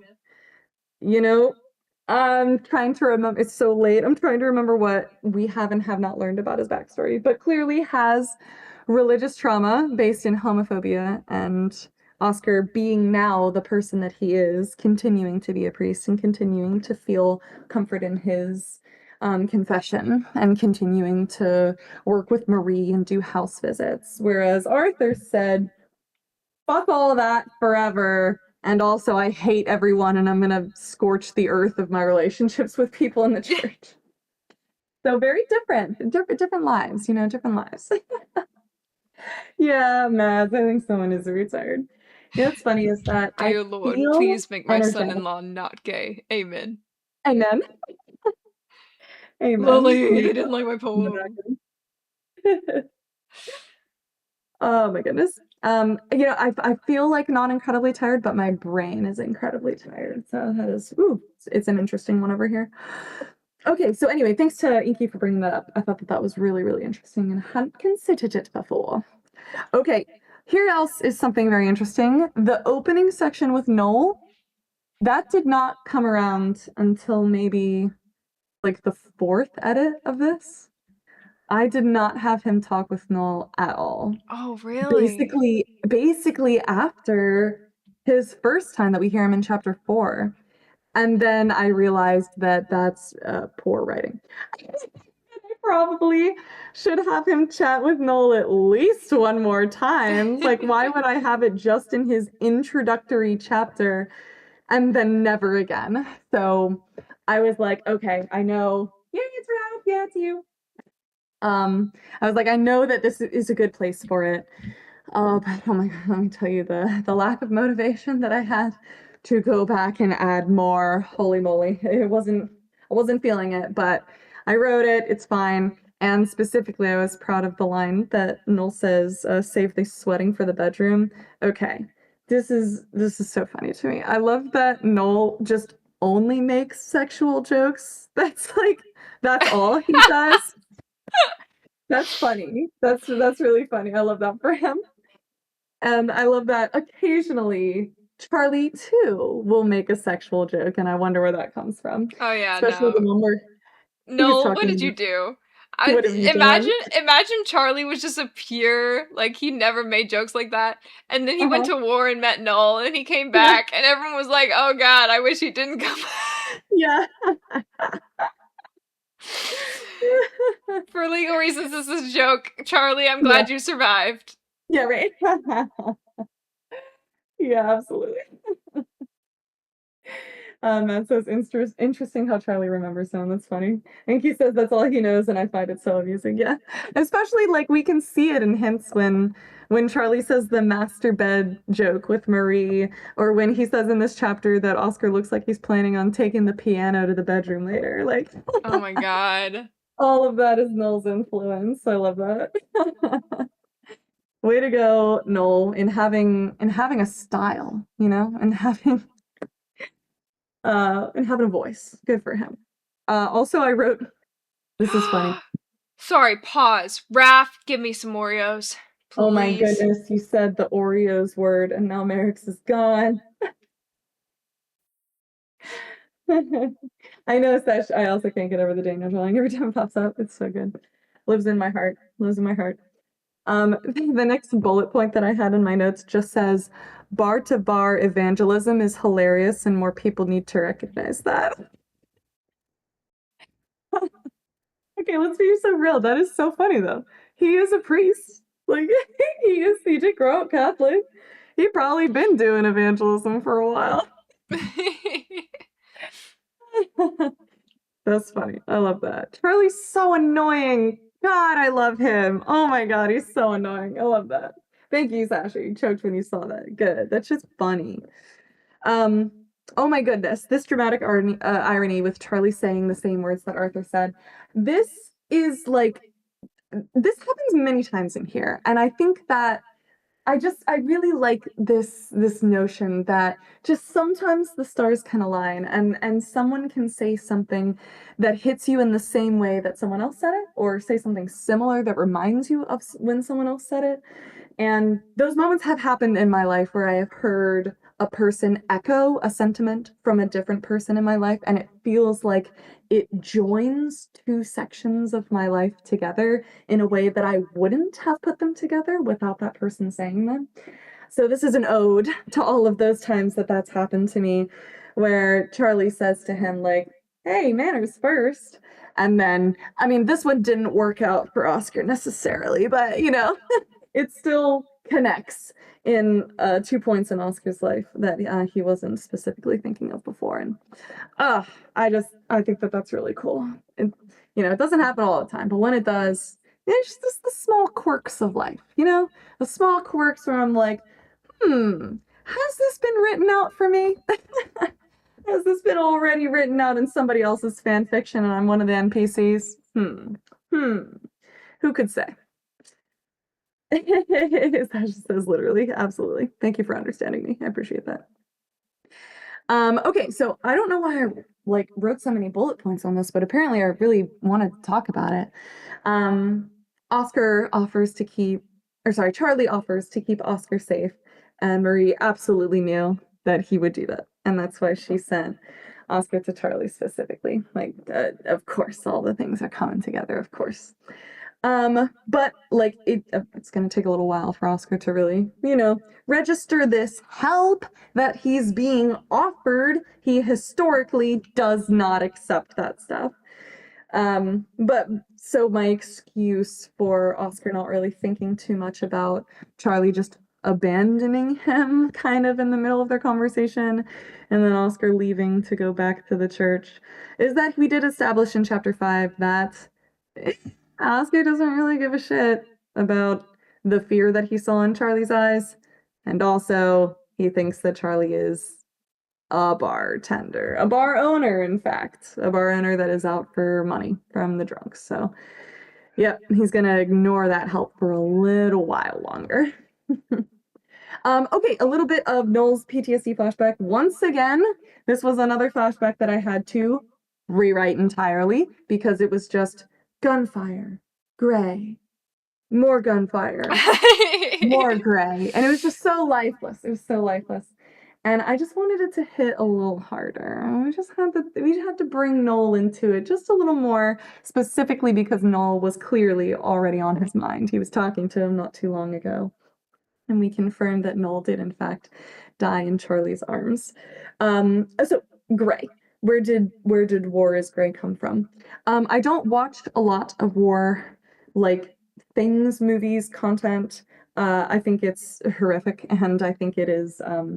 Yeah, no, War is Hell, really, Sasha. It's so horrific that I can't believe that people have lived through that, and I just really can't engage with the visual element of it because it's too real. And my brain is very visual.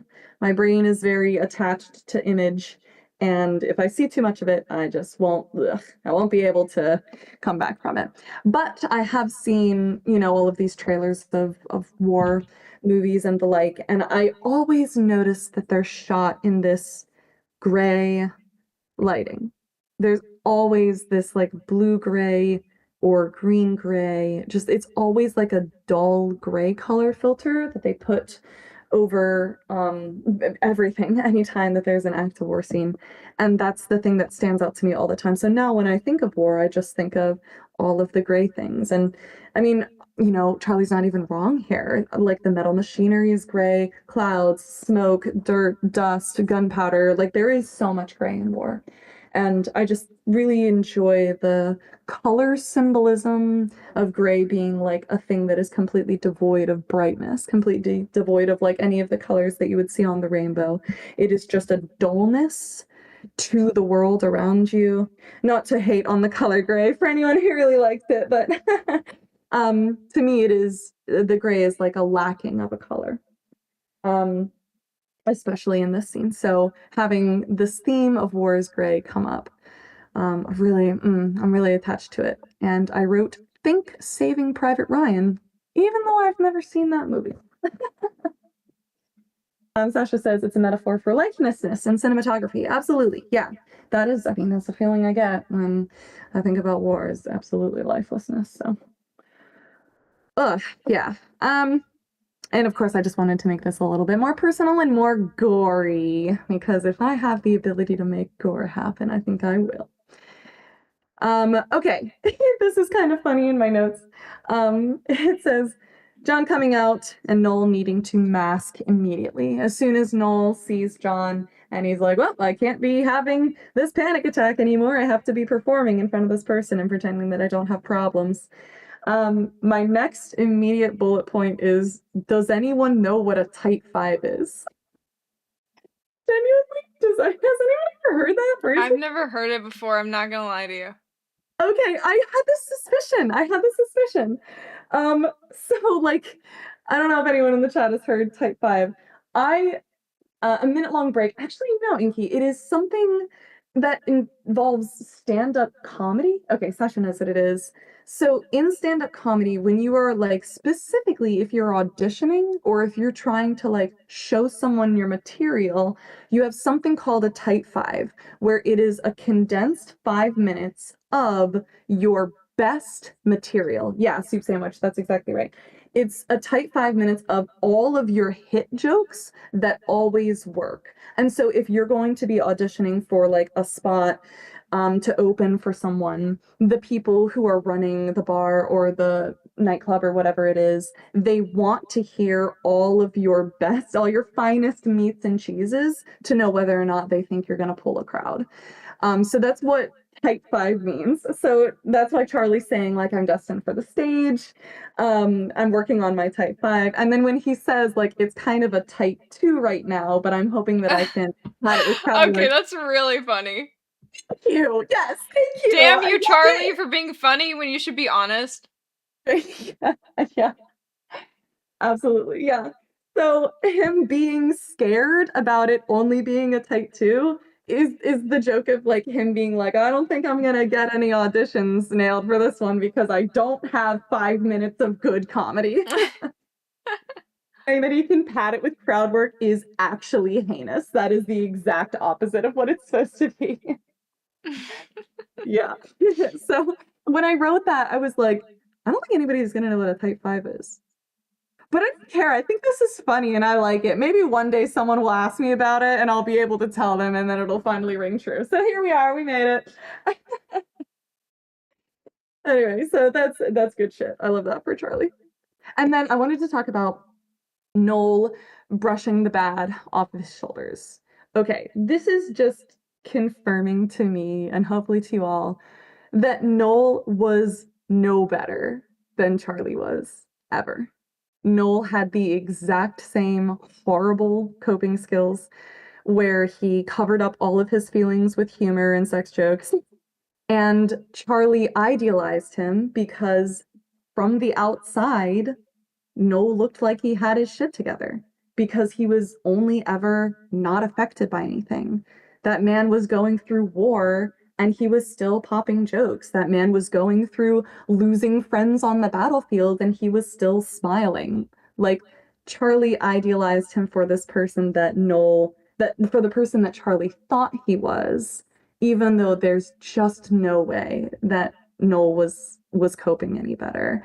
And God, that fucking hurts me personally. It just feels so bad that Charlie has literally been led to a horrible life because the person that he idealized also was living a horrible life, but he can't really see that. He doesn't know that Noel was struggling because Noel wouldn't let him see him struggling. And we'll get a little bit into their relationship more later. That just, it really hurts. So the fact that Charlie says that Noel taught him to just brush the bat off of his shoulders, like, that makes me feel terrible for old Gino. I mean, fucking he was in war. Like, who would be fine? Who would be okay? Not a single one of them. Mm-hmm. And Charlie just learned all of the wrong lessons from that. And I think that that's really real. I think it's really real to like look up to people that you think are doing super well when they refuse to show you how bad that they're doing. And I think that that speaks to the importance of letting people know how bad you're doing sometimes. Mm-hmm. Yeah. Oh, there's something that Matt says, so at some point down American history, politicians got wise to the fact that people were no longer falling for the old justifications for war. For the younger generations were getting too radical and hated the violence. So a type of propaganda used was to place grayscale over all war pictures so it would feel more distant. Oh, for anyone seeing it. Like it was something that only existed a long time ago. Wow. Whoa. That's crazy. I did not know that. And then Sasha says they do that with civil rights movements as well. Yeah, rap, that is diabolical. Wow. Mads continues, people felt more comfortable if they felt like it was a long time ago, like black and white photos, and they were able to give that illusion. Holy moly. Wow. That's brutal. That's so sad. And so, yeah, Raf's word is correct. Diabolical is it's terrible. Yeah, okay, Inky saying that Noel and Charlie were the closest to each other and they still weren't able to open up to each other. Oh. Yeah, yeah. But I mean, think about what that says about Noel in his relationship to Charlie, that Noel only ever wanted to give Charlie this like this hope, this joy, this anything positive while they were going through fucking war. Like that also says so much about what his like how much Charlie means to Noel and what he wanted for Charlie while they were together. Uh it's so I wonder complicated. I wonder if like obviously this was Noel putting on a facade for Charlie. Mhm. Mhm. But I wonder if like Charlie only started acting like Noel after he lost him. So I wonder if Noel got to know Charlie, but Charlie never really got to know Noel. Good question. I don't know. I don't know. I don't We'll know. never know until Mm, the third fic about the Until the third pick is until part 6. Yeah. part 6, Yeah. where we flash back to the origins of those two. Inky says Noel wanted to be a light in the dark, but at the same time, keeping up that mask puts him at a distance for sure. Yeah, Exactly. that's it's so complicated because clearly like Noel was doing this just sheer out of the love of his heart for this man, and he doesn't realize the damage that he was doing. Sasha, part 6, the therapist notes. That's hilarious. We're bringing my therapist in to write part 6. It's funny. Yeah. There's so much complexity to Noel and Charlie's relationship. God, it's so sad. It's so sad, complicated by the situation that they were in. War is hell, you guys. Nothing good comes out of it. It's like it's no wonder that A, Charlie came back fucked up, but B, that Noel had to be fucked up in the middle of it to survive. What else? There is no healthy way of coping with war while you're in it. I can't believe it. It's communal crying hour. I'm so sorry. Everyone needs to see Lily the therapist. I think you said. That's true. We all need a therapist session. We're all in a line outside her. Yeah, right. Banging on the door. Can you hurry up? I need to talk. Uh, okay, a few more things I wanted to say. We'll end kind of on time. That's crazy. Charlie brushes off literally all feelings that aren't good. Even the feeling of like mild disappointment. He can't handle that. He cannot handle just straight up like, oh man, we lost like an entire shipment of glassware. That kind of sucks. He can't handle that. Everything has to be good or like he's nothing else. That's the only option. That's really bad. Nah, Charlie. You should work on that. You should work on that. And then finally I wrote aim for the napkins is hilarious. Yeah, that's Oh my gosh. Toxic positivity or he crumbles. I'm saying toxic positivity is oh my God, it's such a pandemic too. Yeah, Merrick's 20 more hours to go, baby. But luckily we get breaks. Okay, well, that is all I can think of for this chapter. Merrick, do you have anything else on this chapter that you want to say? No siree, I think that's it. And with that, Holy moly. I've said holy moly 100,000 times, almost as many times as I've said and yet. Wow. Thank you all so much for being here. There have been people in this chat that have been here for hours with us. That is crazy to me. It's amazing. Holy fuck, thank you. I really can't say that enough. I'm so glad that you've enjoyed it. I hope that you do go back and watch any parts that you missed. The video will be posted on the Twitch. We'll get back to the YouTube kind of later after all of this. You're so welcome for hosting this. I've been having such a blast. Thank you, Marix Moon, for reading all of Thank these. you! This has been so much fun! This has been so amazing. We will be back again tomorrow, 2 p.m. for the next 2 days. I'm so excited. And I think that there was one more thing I was going to say. And I can't remember what it is because it's 12:04 and I'm dying. Thank you guys so much for being here. It's been such a joy to chat with all of you. Thank you guys for contributing to the chat as well. As you guys have said such incredible things that I'm so glad have made it onto the VOD. This has been so great. I hope that when people listen back to the VOD, they get to hear all of these amazing things that you guys have said, and I hope that they're affected in the same way that I was. So now I think I've said everything that I need to say. But Lord knows that I could talk for a billion more years, so I better cut myself off now. We will see you back again tomorrow, 2 p.m. Join us if you can. Thank you, everyone. Thank you, guys!